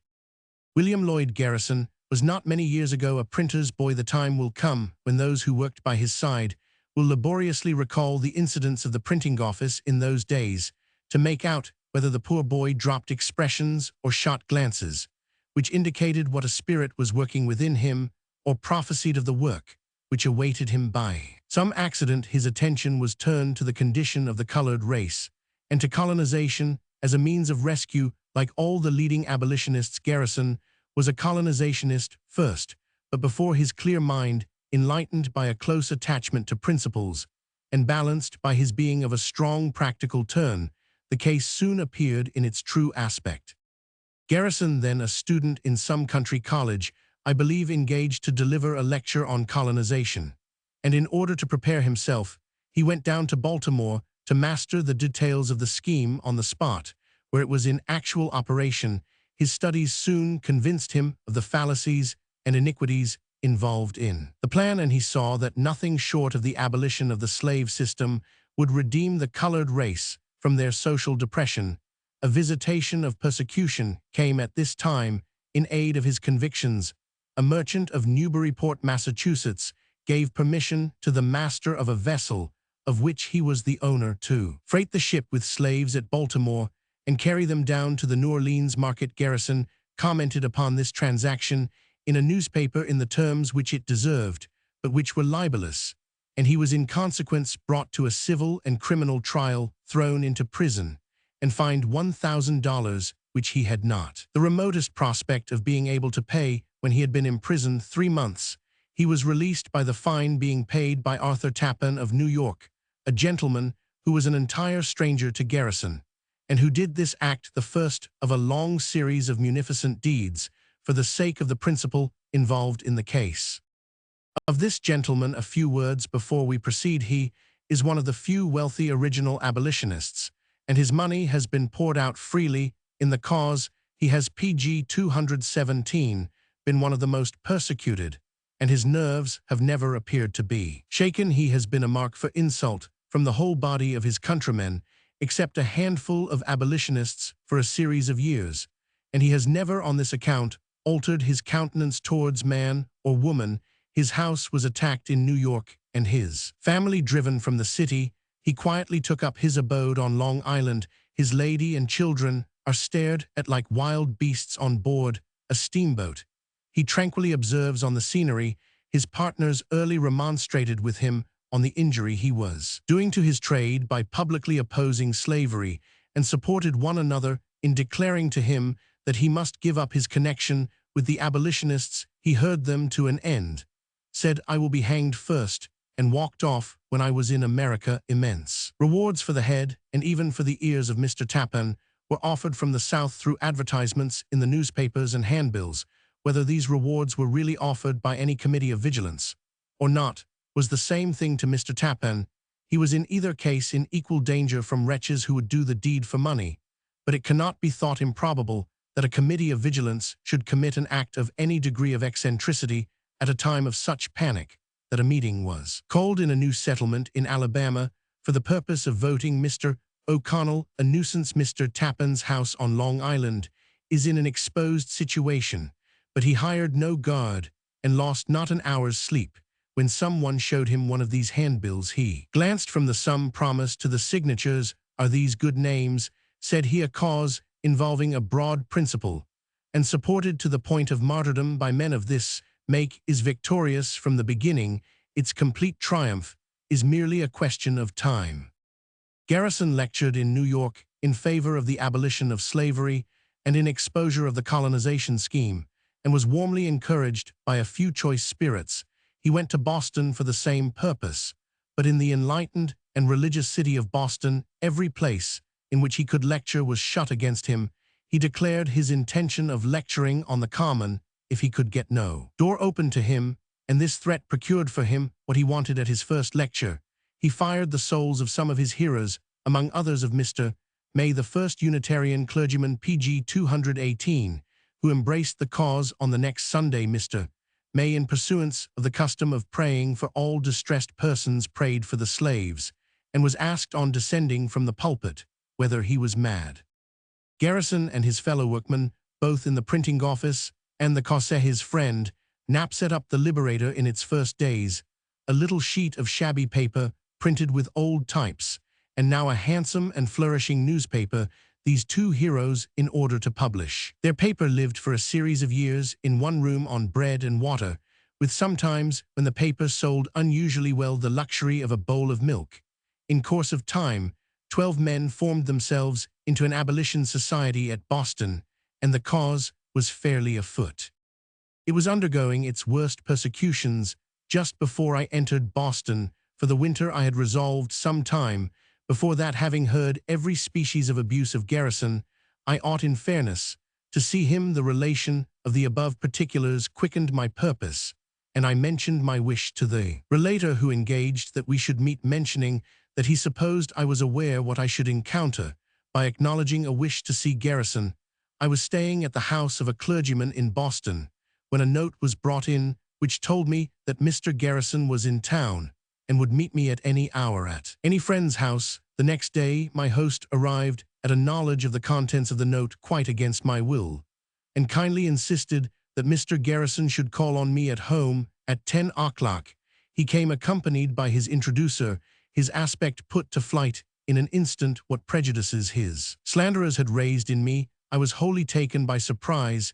It was a countenance glowing with health, and wholly expressive of purity, animation, and gentleness. I did not now wonder at the citizen who, seeing a print of Garrison at a shop window without a name to it, went in and bought it and framed it as the most saint-like of countenances. The end of the story is that when the citizen found whose portrait he had been hanging up in his parlor, he took the print out of the frame and huddled it away. Garrison has a good deal of a Quaker air, and his speech is deliberate like a Quaker's, but gentle as a woman's. The only thing that I did not like was his excessive agitation when he came in, and his thanks to me for desiring to meet one so odious as himself. pg 219. I was, however, as I told him, nearly as odious as himself at that time, so it was fit that we should be acquainted. On mentioning afterward to his introducer my impression of something like a want of manliness in Garrison's agitation, he replied that I could not know what it was to be an object of insult and hatred to the whole of society for a series of years, that Garrison could bear what he met with from street to street and from town to town, but that a kind look and shake of the hand from a stranger unmanned him for the moment. How little did the great man know our feelings towards him on our meeting, how we who had done next to nothing were looking up to him, who is achieving the work of an age, and as a stimulus, that of a nation. His conversation was more about peace principles than the great subject. It was of the most practical cast. Every conversation I had with him confirmed my opinion that sagacity is the most striking attribute of his conversation. It has none of the severity, the harshness, the bad taste of his writing. It is as gladsome as his countenance, and as gentle as his voice. Through the whole of his deportment breathes the evidence of a heart at ease. And this it is, I think, more than all his distinct claims, which attaches his personal friends to him with an almost idolatrous affection. I do not pretend to like or to approve the tone of Garrison's printed censures. I could not use such language myself towards any class of offenders, nor can I sympathize in its use by others. But it is only fair to mention that Garrison adopts it warily, and that I am persuaded that he is elevated above passion and has no unrighteous anger to vent in harsh expressions. He considers his task to be the exposure of fallacy, the denunciation of hypocrisy, and the rebuke of selfish timidity. He is looked upon by those who defend him in this particular as holding the branding iron, and it seems true enough that no one branded by Garrison ever recovers it. He gives his reasons for his severity with a calmness, meekness, and softness, which contrasts strongly with the subject of the discourse, and which convince the objector that there is principle at the bottom of the practice. One day, when he was expressing his pleasure at Dr. Channing having shaken hands with him the preceding day, he spoke with affectionate respect of Dr. Channing. I asked him who would have supposed he felt thus towards PG 220 Dr. Channing after the language which had been used about him, and his book in the Liberator of the last week. His gentle reply was, "The most difficult duty of an office like mine is to find fault with those whom I love and honor most. I have been obliged to do it. About who is one of my best friends, he is clearly wrong in a matter important to the cause, and I must expose it in the same way Dr. Channing, while aiding our cause, has thought fit to say that the abolitionists are fanatical. In other words, that we set up our wayward wills in opposition to the will we profess to obey.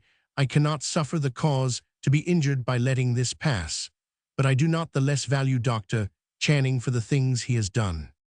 I was not yet satisfied of the necessity of so much severity as had been used. Garrison bore with me with a meekness too touching to be ever forgotten.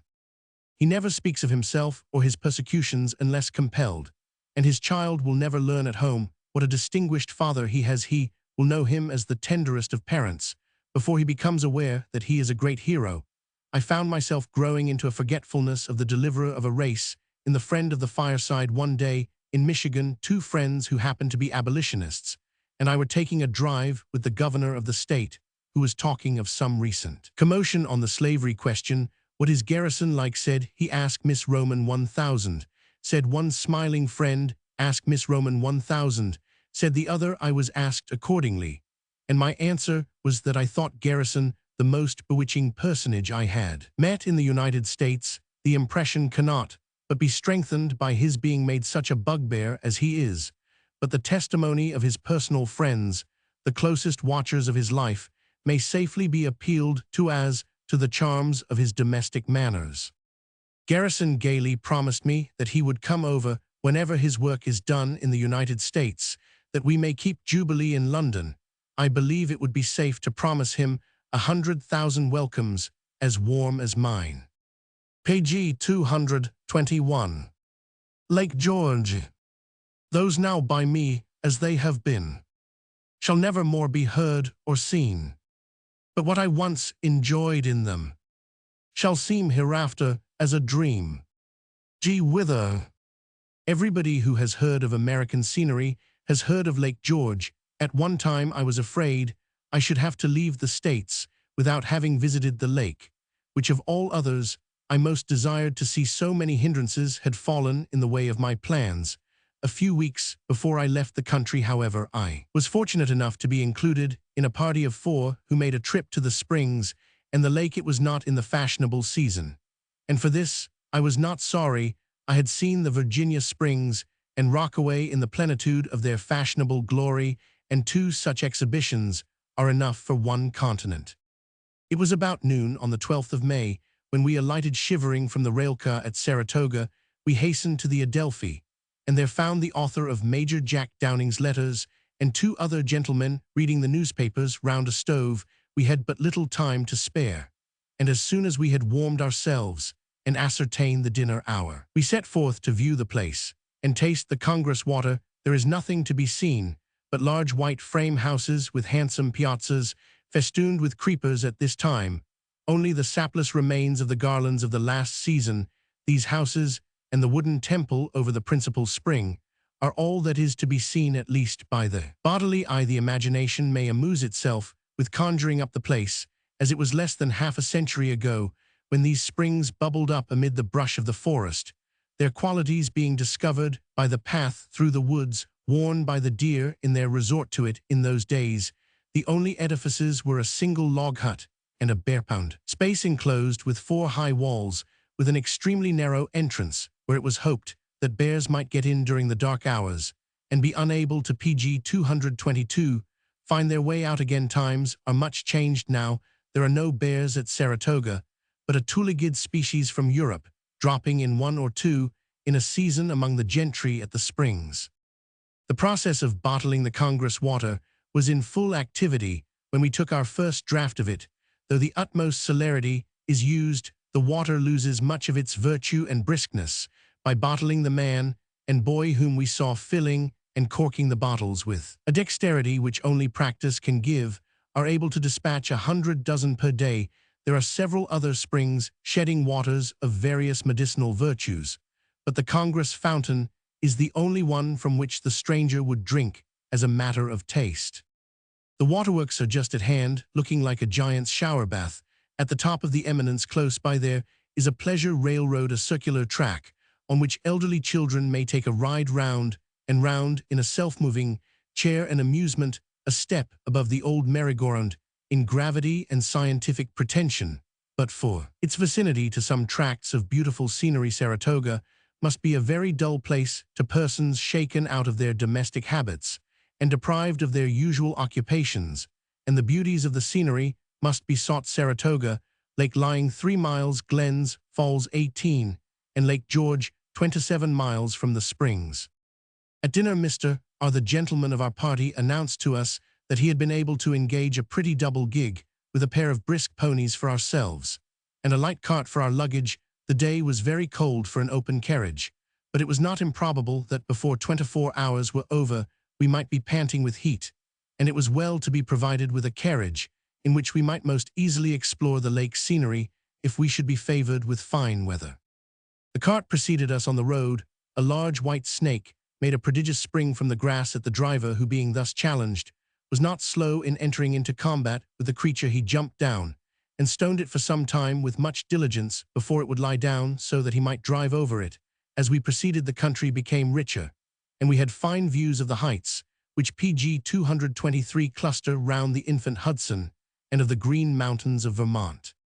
We were all astonished at the splendor of Glens Falls. The full though narrow Hudson rushes along amid enormous masses of rock, and leaps 60 feet down the chasms and precipices which occur in the passage, sweeping between dark banks of shelving rocks below its current speckled with foam. The noise is so tremendous that I cannot conceive how people can fix their dwellings in the immediate neighborhood. There is a long bridge over the roaring floods, which vibrates incessantly, and clusters of sawmills deform the scene. There is stone cutting as well as planking done at these mills. The fine black marble of the place is cut into slabs and sent down to New York to be polished. It was the busiest scene that I saw near any water power in America. Lake George lies 9 miles beyond Glens Falls. We saw the lake while we were yet 2 miles from Caldwell, the pretty village at its southern extremity.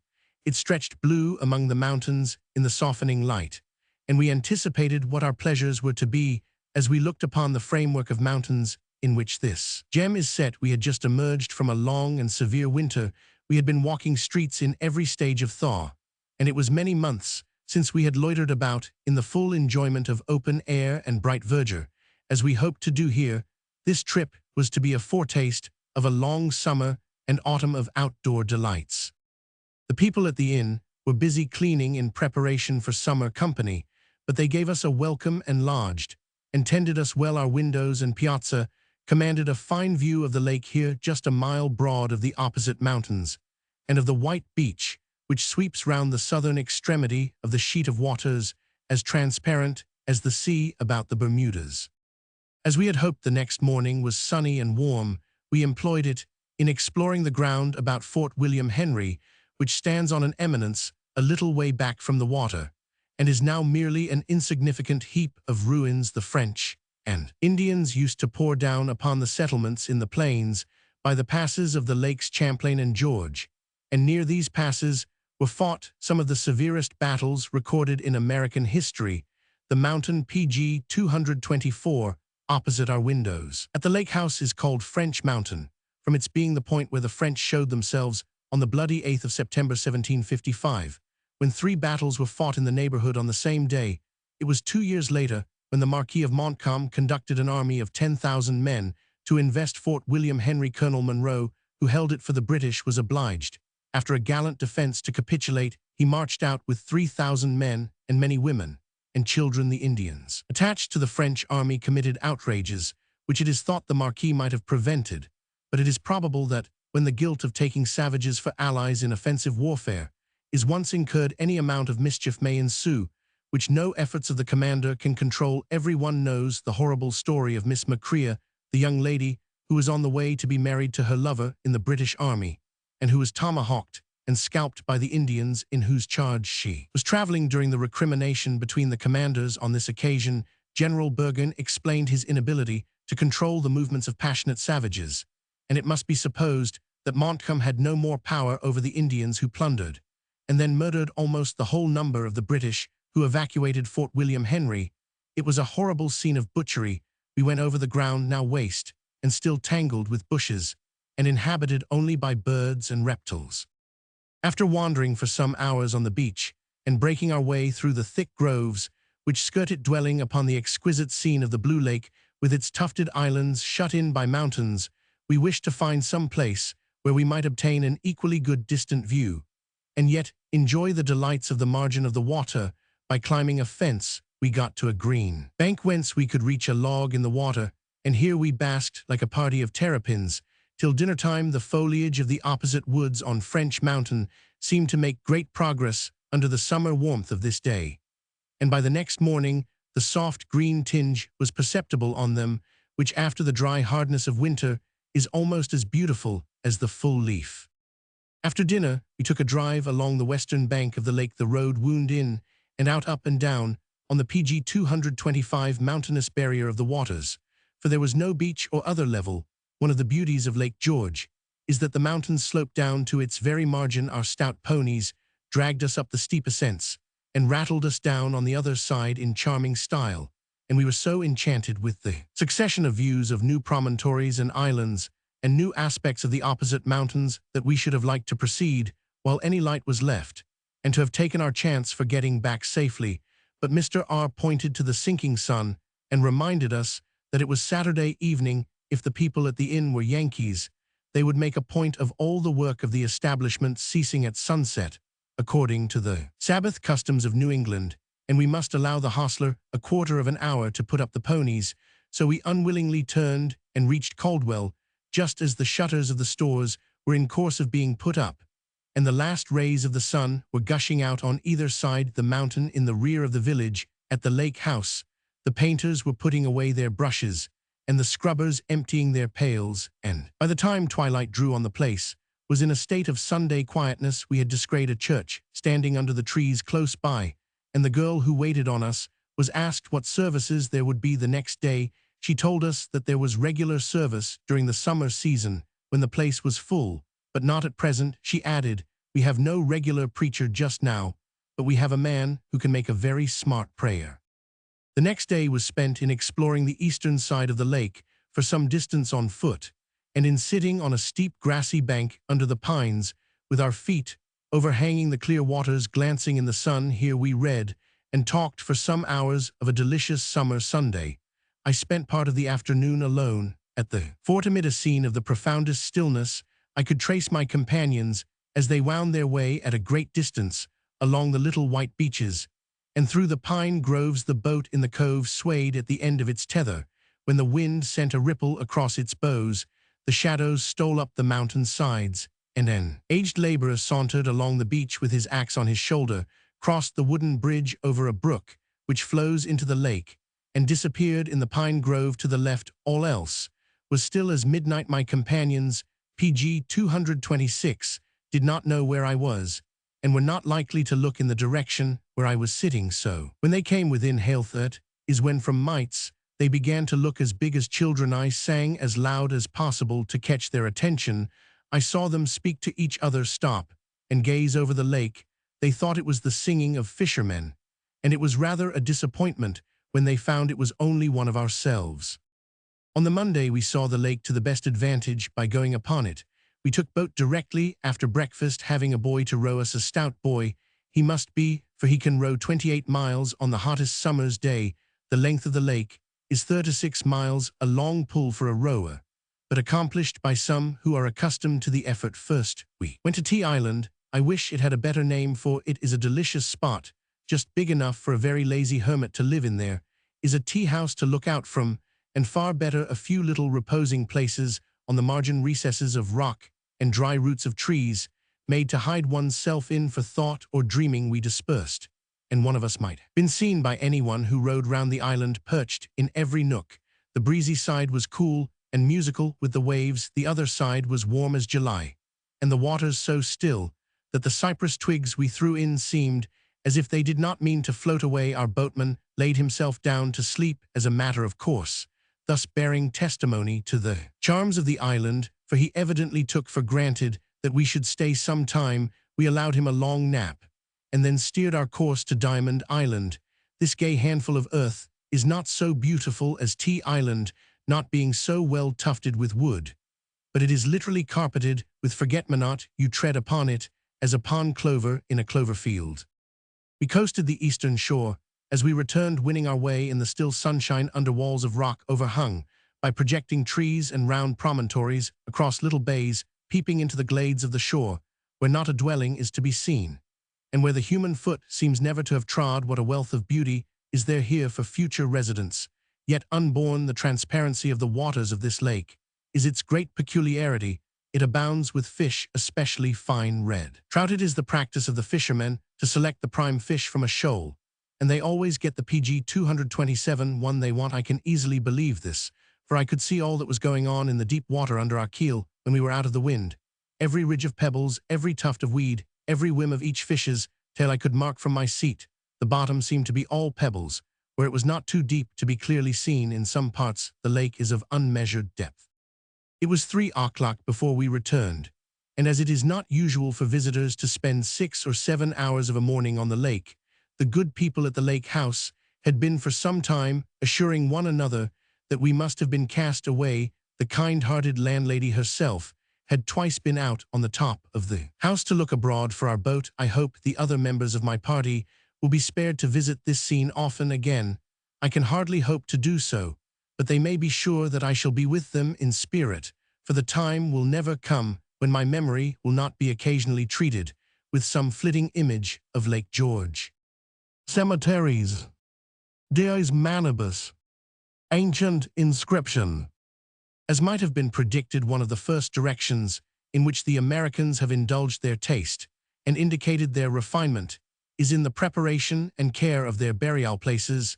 This might have been predicted by anyone who meditates upon the influences under which the mind of America is growing. The pilgrim origin of the New England population, whose fathers seemed to think that they lived only in order to die, is in favor of all thoughts connected with death, filling a large space in the people's minds.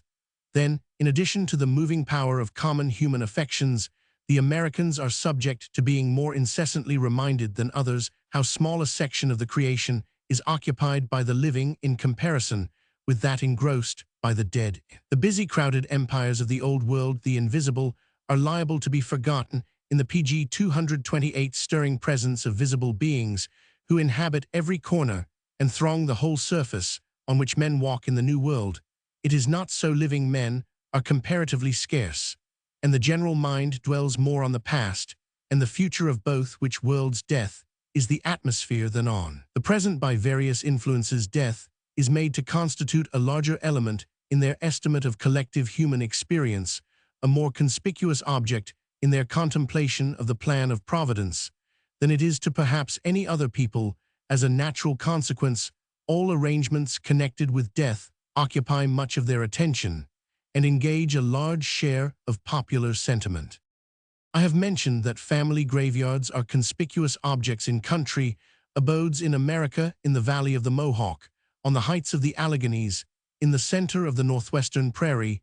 Wherever there is a solitary dwelling, there is a domestic burying place, generally fenced with neat white palings and delicately kept. However full the settlers' hands may be, and whatever may be the aspect of the abode of the living, the new burial places, which are laid out near the towns, may already be known from a distance by the air of finish and taste about their plantations, and I believe it is allowed that Mount Auburn is the most beautiful cemetery in the world. Before visiting Mount Auburn, I had seen the Catholic cemetery at New Orleans, and the contrast was remarkable enough. I never saw a city churchyard, however damp and neglected, so dreary as the New Orleans cemetery. It lies in the swamp, glaring with its plastered monuments in the sun with no shade. But from the tombs being necessarily drained, it is intersected by ditches of weedy stagnant water alive with frogs, dragonflies, and mashitohawks. Irish, French, and Spanish are all crowded together, as if the ground could scarcely be opened fast enough for those whom the fever lays low. An impression confirmed by a glance at the dates. The tombs of the Irish have inscriptions which provoke a kind of smile, which is no pleasure in such a place. Those of nuns bear no inscription, but the monastic name Agath Seraphine. There seemed the date of death. Wooden crosses warped in the sun or rotting with the damp are in some places standing at the heads of graves, in others are leaning or fallen glass boxes, pg 229, containing artificial flowers and tied with faded ribbons, stand at the foot of some of these crosses. Elsewhere, we saw pitchers with bouquets of natural flowers, the water dried up, and the blossoms withered. One enclosure surrounding a monument was adorned with cypress arbor, vit roses, and honeysuckles, and this was a relief to the eye while the feet were treading the hot, dusty walks or the parched grass. The first principle of a cemetery was here violated, necessarily, no doubt, but by a sad necessity. The first principle of a cemetery, beyond the obligation of its being made safe and wholesome, is that it should be cheerful in its aspect for the sake of the dead. This is right, that their memories may be as welcome as possible to survivors for the sake of the living, that superstition may be obviated, and that death may be brought into the most familiar connection with life, that the religion and philosophy of the times will allow that at least no hindrance to this may be interposed by the outward preparations for death. It has sometimes occurred to me to wonder where a certain class of persons find sympathy in their feelings about their dead friends, or whether they have to do without it. Those, and they are not a few, who are entirely doubtful about a life beyond the grave.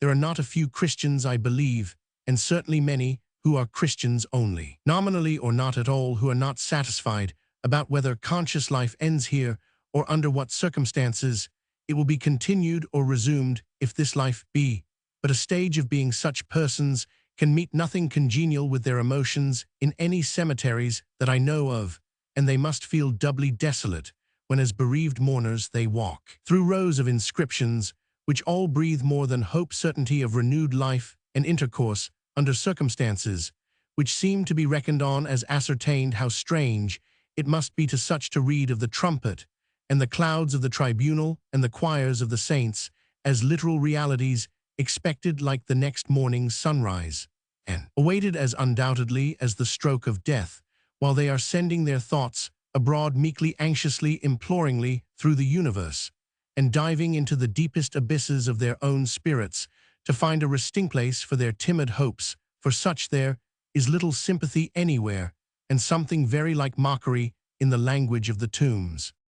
Evidences of the two extremes of feeling on this matter, pg 230, are found, I am told, in Père Lachaise and Mount Auburn. In Père Lachaise every expression of mourning is to be found, few or none of hope, the desolate mother, the bereaved brother, the forlorn child, the despairing husband, all breathe their complaint with more or less of selfishness or of tenderness, but there is no light from the future shining over the place. In Mount Auburn, on the contrary, There is nothing else a visitor from a strange planet, ignorant of mortality, would. Take this place to be the sanctum of creation. Every step teems with the promise of life. Beauty is about to spring up out of ashes, and life out of the dust, and humanity seems to be waiting with acclamations ready on its lips for the new birth that there has been. Any past is little more than matter of inference. All the woes of bereavement are veiled, all sighs hushed, all tears hidden or wiped away, and thanksgiving and joy abound instead. Between these two states of mind, the seriously innocently doubtful stand alone, and most desolate. They are speechless, for none question them or care to know their solicitudes, for they are an unsupposed class in a Christian community. In no consecrated ground are their tombs bearing an expression of doubt or fear.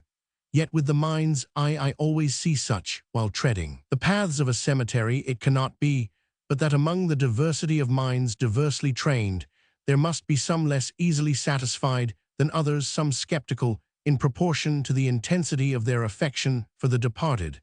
And it is to these that the sympathies of the happier should be given. If the rich should be mindful of the poor, if those who are ashore during the storm cannot but look out for the tempest-driven bark, those who part with their friends in sure and certain hope of a joyful resurrection should bear in mind with all tenderness such as have to part with their friends without the solace of that hope, not that anything can be done for them beyond recognizing them as fellow mourners laid under a deeper burden of grief and needing, therefore, a larger liberty of expression than themselves.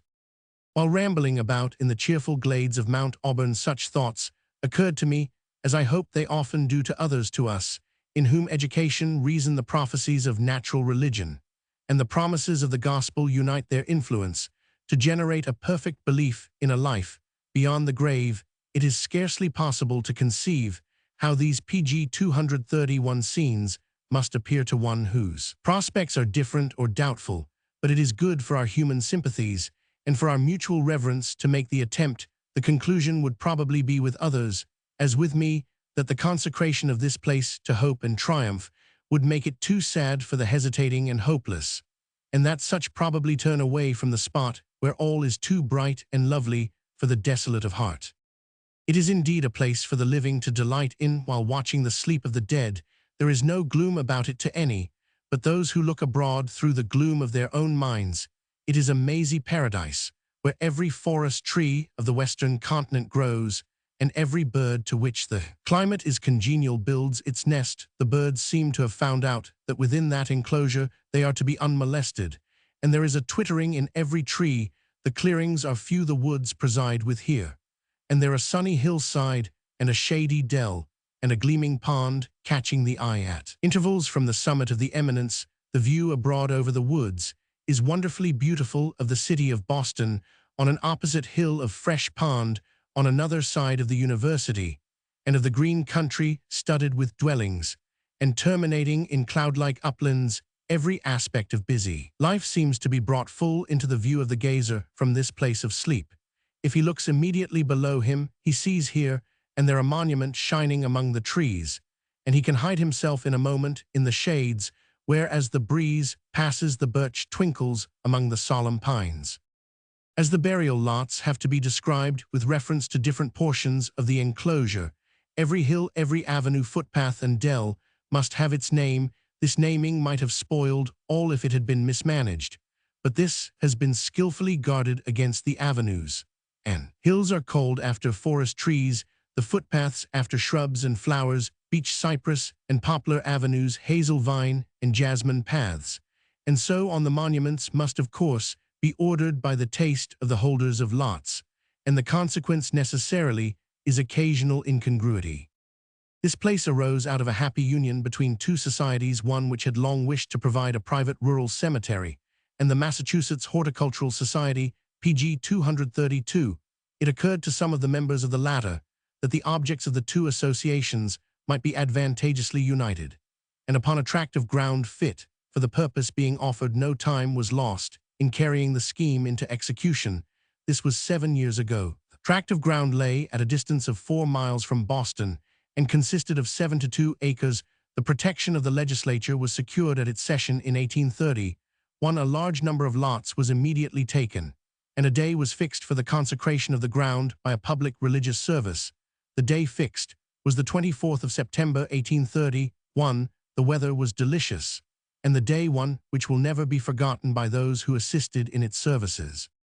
A deep dell, almost circular, was fitted up with seats. The speakers stood at the bottom with a pine wood behind them, and at their feet, a pond shining with water lilies from the form of the place. Every tone of the speakers' voices was heard by the topmost row of persons on the verge of the dell. After instrumental music by the Boston Band, there was a prayer by a venerable professor of the university, and a hymn written for the occasion was sung by all the persons present to the tune of Old Hundred Judge Story. Delivered the address, a beautiful composition full of the feelings natural to one who was about to deposit here a rich heart's treasure, and who remembered that here he and all who heard him were probably to lie down to their rest. Judge Story had made me promise at Washington that I would not go to Mount Auburn till he could take me there. The time arrived the next August, and early on a warm afternoon we set forth. Several carriages were at the gate, for the place is a favorite resort on other accounts. Besides its being a place of sleep, the gate at the entrance is of imitation granite, for which it is to be hoped the real stone will soon be substituted. The structure is Egyptian, as are the emblems, the winged globe, the serpent, and the lotus. It is rather strange that the inscription should be taken from the Old Testament, even from Ecclesiastes. Then shall the dust return to the earth, and the spirit unto God who gave it. One of the most conspicuous monuments is Spurzheim's, visible almost immediately on entering the place. It is a facsimile of Scipio's tomb. I could not understand its PG 233 idea, nor did I meet with anyone else who did, nor is it easy to conceive how anything appropriate to Scipio could suit Spurzheim. I was informed that the fact was that the monument happened to arrive just at the time of Spurzheim's death, and that the committee appointed to dispense his funeral honors saved themselves trouble by purchasing the marble. It stands well on a green mound on the left-hand side of the avenue. Mrs. Hannah Adams, the historian of the Jews, had the honor of being the first to be interred in this cemetery.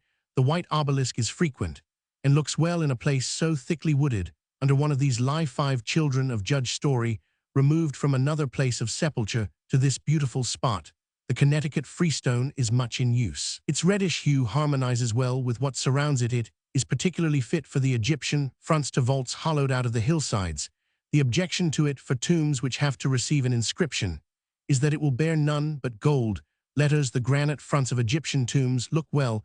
I thought them the most beautiful burial places I ever saw. The grass growing thick on the hillside above and on either hand, and in some instances a little blooming garden smiling in front. I saw many lots of ground well tended, and wearing the air of luxuriant gardens, some surrounded with palings, some with posts and chains, and others with hedges of cypress or belts of acacia.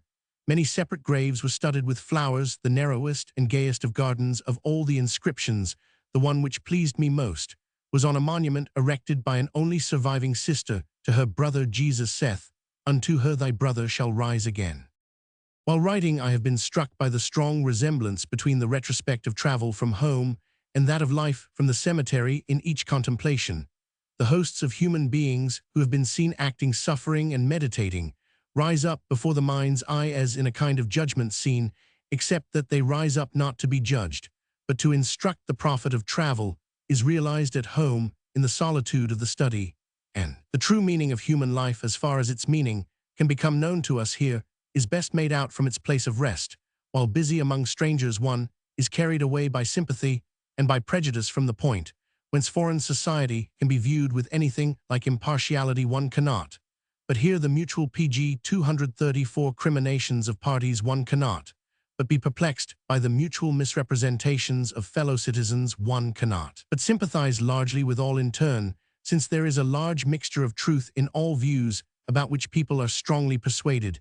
It is only after sitting down alone at home that the traveler can separate the universal truth from the partial error with which he has sympathized, and can make some approximation towards assurance as to what he has learned, and what he believes. So it is in the turmoil of life while engaged in it. We are ignorantly persuaded, and liable therefore to be shaken from our certainty. We are disproportionately moved, and we sympathize with incompatibilities, so as to be sure of disappointment and humiliation inflicted through our best sensibilities. In the place of retrospect, we may find our repose again in contemplating our ignorance and weakness, and ascertaining the conviction and strength which they have wrought out for us. What is gained by living and traveling? One of the most striking and even amusing results is the perception of the transient nature of troubles. The thoughtful traveler feels something like wonder and amusement at himself for being so depressed by evils. As he finds himself in the midst of long-idolized objects, he is surprised at his own sufferings from hunger, cold, heat, and weariness, and at his being only prevented by shame from passing some great object unseen. If he has to rouse himself from sleep to look at it, or to forgo a meal for its sake, the next time he is refreshed, he wonders how his troubles could ever so affect him. And when at home he looks through the picture gallery of his memory, the afflictions of past hours would have vanished, their very occurrence would be denied, but for the record. In the journal, the contemptible entries about cold, hunger, and sleepiness stand ludicrously enough among notices of cataracts and mountains, and of moral conflicts in the senates of nations. And so with life, we look back upon our pangs about objects of desire, as if it were the object and not the temper of pursuit which was of importance. We look back on our sufferings from disease, from disappointment, from suspense, in times when the great moral events of our lives or even of the age were impending, and we disregarded them.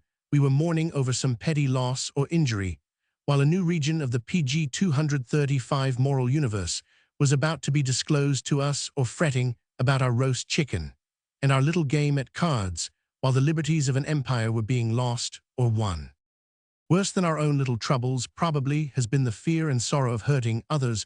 One of the greatest of a traveler's hardships is the being aware that he must be perpetually treading on somebody's toes, passing from city to city, from one group of families to another, where the divisions of party and of sect, the contrariety of interests, and the world of domestic circumstance are all unknown to him. He can hardly open his lips without wounding somebody, and it makes him all the more anxious if, through the generosity of his entertainers, he never hears of it. No care of his own can save him from his function of torturer. He cannot speak of religion, morals, and politics. He cannot speak of insanity, intemperance, or gaming, or even of health, riches, fair fame, and good children, without danger of rousing feelings of personal remorse or family shame in some, or the bitter sense of bereavement in others. Little or nothing has been said of this as one of the woes of traveling, but in my own opinion this is the direction in which the fortitude of the traveler is the most severely tried. Yet in the retrospect, it seems even good that we should have been obliged thus to call the generosity and forbearance of our hosts into exercise. They are doubtless benefited by the effort, and we may perhaps be gainers. The direct operation of forbearance and forgiveness being to enhance affection, the regard of those whom we have wounded may perhaps be warmer than if we had never hurt them. It is much the same with men's mutual inflictions in life. None of us, especially none who are frank and honest, can speak what we think and act according to what we believe without giving pain in many directions. It is very painful, but quite unavoidable in the retrospect. However, we are able to smile on the necessity, and to conclude that as we have been willing to bear our share of the wounding from others, and should perhaps have been sorry if it had not happened, it is probable that others may have regarded us and our inflictions in the same way. Nothing is more conspicuous in the traveler's retrospect than the fact how little external possession has to do with happiness. As he wanders back over city and village, plantation and prairie, he sees again care on the brow of PG 236, the merchant, and mirth in the eyes of the laborer. Soulless faces of the rich Shakers rise up before him side by side with the gladsome countenance of the ruined abolitionist. Each class kindly pities the one below it in power and wealth. The traveler pities none but those who are wasting their energies in the exclusive pursuit of either. Generally speaking, they have all an equal endowment of the things from which happiness is really derived. They have in pretty equal distribution health, senses, and their pleasures, homes, children, pursuits, and successes, with all these things in common, the one point of difference in their respective amounts of possession of more than they can at present eat, use, and enjoy seems to him quite unworthy of all the compassion excited by it, though the compassion, having something amiable in it, is of a kindly use as far as it goes. In a cemetery, the thoughtless are startled into the same perception. How destitute are the dead in their graves! How naked is the spirit, gone from its warm housings and environs of luxuries!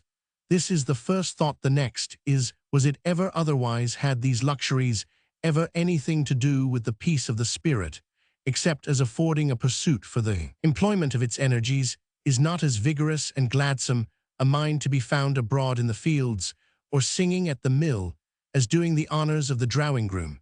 And if it were not so, what words could we find strong enough for the cruelty of the decree under which every human being is compelled to enter his grave solitary and destitute? In the retrospect of the recent traveler in America, the happiest class is clearly that small one of the original abolitionists, men and women wholly devoted to a lofty pursuit and surrendering for it much that others most prize. And in the retrospect of the traveler through life, the most eminently blessed come forth from among all ranks and orders of men, some being rich, and others poor, some illustrious, and others obscure, but all having one point of resemblance, that they have not staked their peace on anything so unreal as money or fame. As for the worth of praise, a traveler cannot have gone far without finding it out. He has been praised and blamed at every turn, and he soon sees that what people think of him matters to themselves, and not to him. He applies this to himself, and finds confirmation. It is ludicrous to suppose that what he thinks of this man, and that whose motives, pg 237, and circumstances he can never completely understand, should be of lasting importance to the subjects of his observation, while he feels it to be very important to his own peace and state of temper, that he should admire as much and despise as little as reason will allow. That this is not more felt and acted upon, is owing to the confined intercourses of the majority of men, if like the traveler they were, for a long time exposed to a contrariety of opinions respecting themselves, they would arrive at the conviction, which rises by natural exhalation from the field of graves, that men's mutual judgments are almost insignificant to the objects of them, while immeasurably important to those who form them. When we look about us upon this obelisk, and that urn, what matter the applauses and censures of the neighbors of the departed, in the presence of the awful facts here, declared that he has lived, and is gone in this mighty transaction between himself and his Maker? How insignificant to him are the comments of beings between whom and himself there could exist no complete understanding in this life. But there is no overrating the consequences to himself of having lived with high or low models before his eyes, in a spirit of love or a spirit of contempt, in a process of generous or disparaging interpretation of human actions. His whole future condition and progress may be affected by it. Out of this matter of mutual opinion arises a cheering emotion, both to the retrospective traveler and to the thinker among the tombs. Each foreign companion of the one, and each who lies buried about the path of the other, has had his hero, and even succession of heroes among the living. I know not what those who despise their kind can make of this fact, that every human being whom we know has found in every stage of his conception of moral beauty some living exemplification, which satisfied him for the time. The satisfaction is only temporary, it is true, and the admiration fades when the satisfaction is impaired.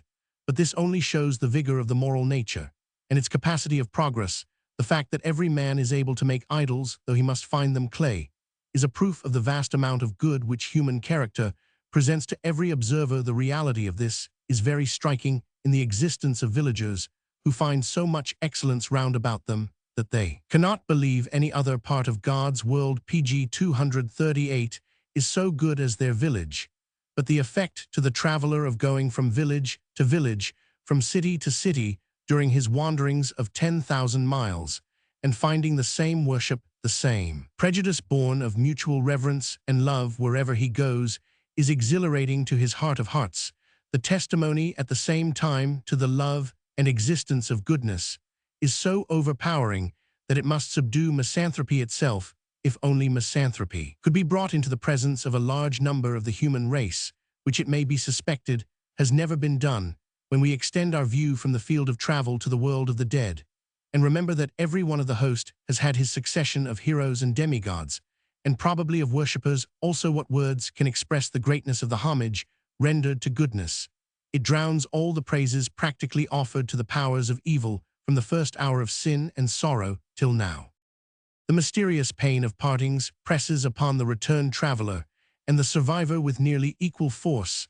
I do not know whether this woe is usually taken into the estimate of travelers when they are counting the cost of their scheme before setting out, but I know that it deserves to be. I believe that many would not go if they could anticipate the misery of such partings as those which must be encountered in a foreign country in long dreary succession, and without more hope than in parting with the dying the chances of meeting again are small for a time.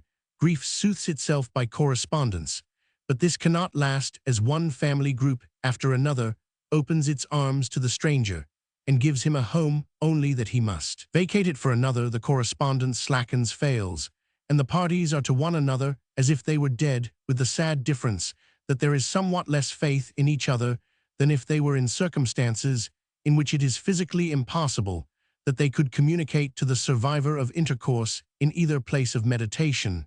There remains heartsoreness from the anguish of parting, that pain which, like physical pain, takes us by surprise with its bitterness at each return, and disposes us at length to either cowardice or recklessness. And each of these survivors may be conscious of some visitations of jealousy, lest the absent should be learning to forget the past in new interests and connections. The strongest point of resemblance in the two contemplations, pg 239 of the life which lies behind, is this, that a scene is closed, and another is opening. The term of existence in a foreign land, and the somewhat longer term spent on this planetary island, are viewed as over, and the fatigues, enjoyments, and perplexities of each result in an amount of calm experience. The dead, it is hoped, are entering on a new region in which they are to act with fresh powers and a wiser activity. The refreshed traveler has the same ambition. I have surveyed my experience and told my tale, and though often visiting America in thought, can act no more with reference to my sojourn there, but must pass over into a new department of inquiry and endeavor. Friendships are the grand gain of travel over a continent or through life, and these may be carried forward into new regions of existence here, as we hope they may be into the unexplored hereafter, to give strength and delight to new exertions, and to unite the various scenes of our being by the strongest ties we know. The End. Page 241. Valuable works. Published by Harper Brothers. No. 82, Cliff Street, New York. The History of the Decline and Fall of the Roman Empire by Edward Gibbon Esk, complete in 4 vols 8 vo, with maps and engravings. The History of Modern Europe, with a view of the progress of society, from the rise of the modern kingdoms to the Peace of Paris in 1763, by William Russell, Roman 100, Roman 500, and a continuation of the history to the present time by William Jones Esk, with annotations by an American in 3 vols 8 vo, with engravings Roman 100, the historical works of William Robertson, Roman 500, in 3 vols 8 vo, with maps, engravings Roman 100, the history of the discovery and settlement of America by William Robertson, Roman 500, with an account of his life and writings, to which are added questions for the examination of students by John Frost, A. Roman 1000, in 1 volume, 8 vo, with a portrait and engravings. The history of the reign of the Emperor Charles, Roman 5, with a view of the progress of society in Europe, from the subversion of the Roman Empire to the beginning of the 16th century, by William Robertson, Roman 500, to which are added questions for the examination of students by John Frost, A. Roman 1000, in 1 volume, 8 vo, with engravings. The history of Scotland during the reigns of Queen Mary and of King James, Roman 6, till his accession to the crown of England, with a review of the Scottish history previous to that period, including the history of India. The Pilgrim's Progress, with a Life of Bunyan, by Robert Southey, Roman 100, Roman 500, new and beautiful edition, splendidly illustrated with 50 engravings by Adams, and elegantly bound in 1 volume 12 mo. Roland, the Ancient History of the Egyptians, Carthaginians, Assyrians, Babylonians, Medes, and Persians, Grecians, and Macedonians, including the history of the arts and sciences of the ancients, by Charles Rowland, with a life of the author by James Bell, first complete American edition, in 2 vols 8 vo, embellished with 9 engravings, including 3 maps, pg 242. View of the State of Europe during the Middle Ages by Henry Hallam, from the 6th London edition, complete in 1 volume 8 vo. The dramatic works and poems of William Shakespeare, with notes original and selected and introductory, remarks to each play by Samuel Weller Singer, FSA, and A Life of the Poet by Charles Simmons Roman 500, complete in one volume 8 vo, with numerous engravings. The dramatic works of William Shakespeare, with the corrections and illustrations of Dr. Johnson G. Stevens, and others revised by Isaac Reed Esk, in 6 vols crown 8 vo, with a portrait and other engravings. Prydock's Connections, or the Old and New Testaments, connected in the history of the Jews and neighboring nations, from the declension of the kingdoms of Israel and Judah to the time of Christ, by Humphrey Prydock's Roman 500 Dean of Norwich, new edition to which is prefixed the life of the author, containing some letters which he wrote in defense and illustration of certain parts of his Connections, in 2 vols 8 vo, with maps and engravings. Plutarch's Lives, translated from the original Greek, with notes critical and historical, and A Life of Plutarch by John Langhorne Roman 500, and William Langhorne A Roman 1000, a new edition, carefully revised and corrected in 1 volume 8 vo, with plates. The same work in 4 elegant 12 mo volumes, large type. Addison's Works, new and splendid edition in press. The Spectator, new and splendid edition in press. The works of Henry Mackenzie, Esk, complete in 1 volume 12 mo, with a portrait. The complete works of Edmund Burke, with a memoir in 3 vols 8 vo, with a portrait. Sermons of the Rev. James Sorin, late pastor of the French Church at The Hague, from the French, by the Rev. Robert Robinson, Rev. Henry Hunter Roman 500, and Rev. Joseph Sutcliffe A Roman 1000, a new edition with additional sermons revised and corrected by the Rev. Samuel Burder A Roman 1000, with a likeness of the author and a general index from the last London edition, with a preface by the Rev. J.P.K. Henshaw Roman 500, in 2 vols 8 vo. The works of John Dryden in verse and prose, with a life by the Rev. John Mitford in 2 vols 8 vo, with a portrait, page 243. The works of Hannah More in 7 vols 12 mo, illustrations to each volume. The same work in 2 vols royal 8 vo, with illustrations. Also an edition in 2 volumes royal 8 vo, with a portrait. Memoirs of the Life and Correspondence of Mrs. Hannah More by William Roberts Esk, with a portrait. Midwifery, illustrated by J.P. Maigrier Roman 1000 Roman 500, translated from the French, with notes, by a Sidney Doane A Roman 1000 Roman 500, with 82 plates. The Study of Medicine, by John Mason Good Roman 1000 Roman 500, FRS, improved from the author's manuscripts, and by reference to the latest advances in physiology, pathology, and practice, by Samuel Cooper Roman 1000 Roman 500, with notes by a Sidney Doane A Roman 1000 Roman 500, to which is prefixed a sketch of the history of medicine, from its origin to the commencement of the 19th century, by J. Bostock Roman 1000 Roman 500, FRS, in 2 vols 8 vo. A treatise on topographical anatomy, or the anatomy of the regions of the human body, considered in its relations with surgery and operative medicine, with an atlas of 12 plates, by P.H. Fred Blandin, Professor of Anatomy and Operative Medicine, etc., translated from the French, by a Sidney Doane A Roman 1000 Roman 500 vo, with additional matter and plates. Surgery Illustrated, compiled from the works of Cutler Hind Velpo and Blasius, by a Sidney Doane A Roman 1000 Roman 500, with 52 plates. A Manual of Descriptive Anatomy, by J. Roman 50 Bale, translated from the 6th French edition, by a Sidney Doane A Roman 1000 Roman 500 mo.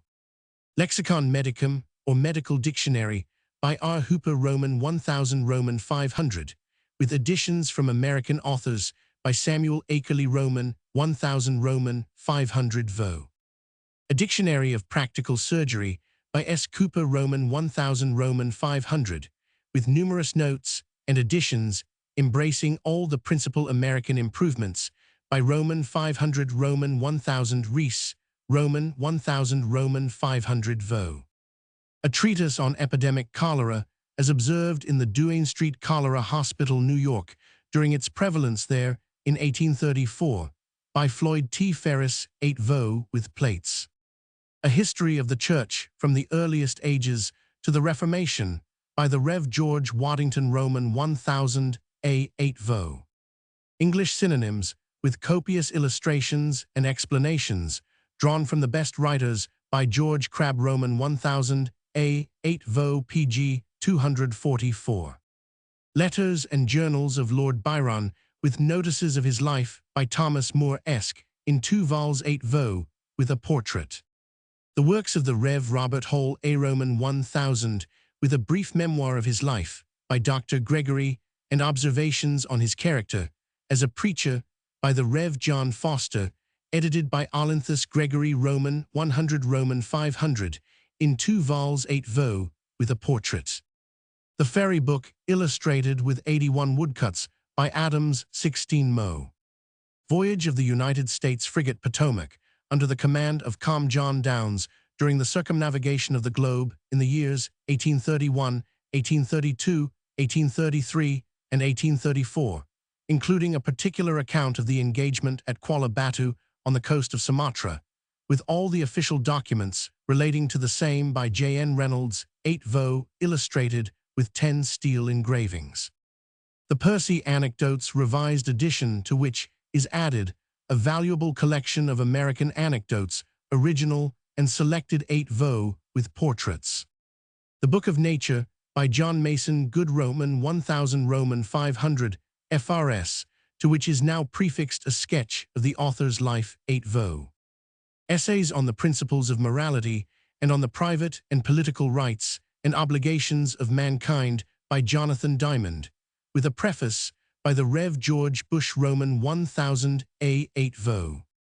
A Dictionary of the Holy Bible, containing an historical account of the persons, a geographical account of places, a literal, critical, and systematic description of other objects, whether natural, artificial, civil, religious, or military, and an explanation of the appellative terms mentioned in the Old and New Testaments, by the Rev. John Brown of Haddington, with a life of the author, and an essay on the evidences of Christianity, 8 Vo. The Life and Surprising Adventures of Robinson Crusoe of York Mariner, with a biographical account of Defoe, illustrated with 50 characteristic engravings, by Adams, 12 Mo. Poems by William Cullen, Bryant New Edition, enlarged 12 Mo, with a vignette. The same work, Fancy Muslin Gilt Edges. The same work, Bound in Silk Gilt Edges. Sallust's Jugurthan War and Conspiracy of Catiline, with an English commentary and geographical and historical indexes, by Charles Anthon Roman 100 Roman 500 6th edition, corrected and enlarged 12 Mo, with a portrait.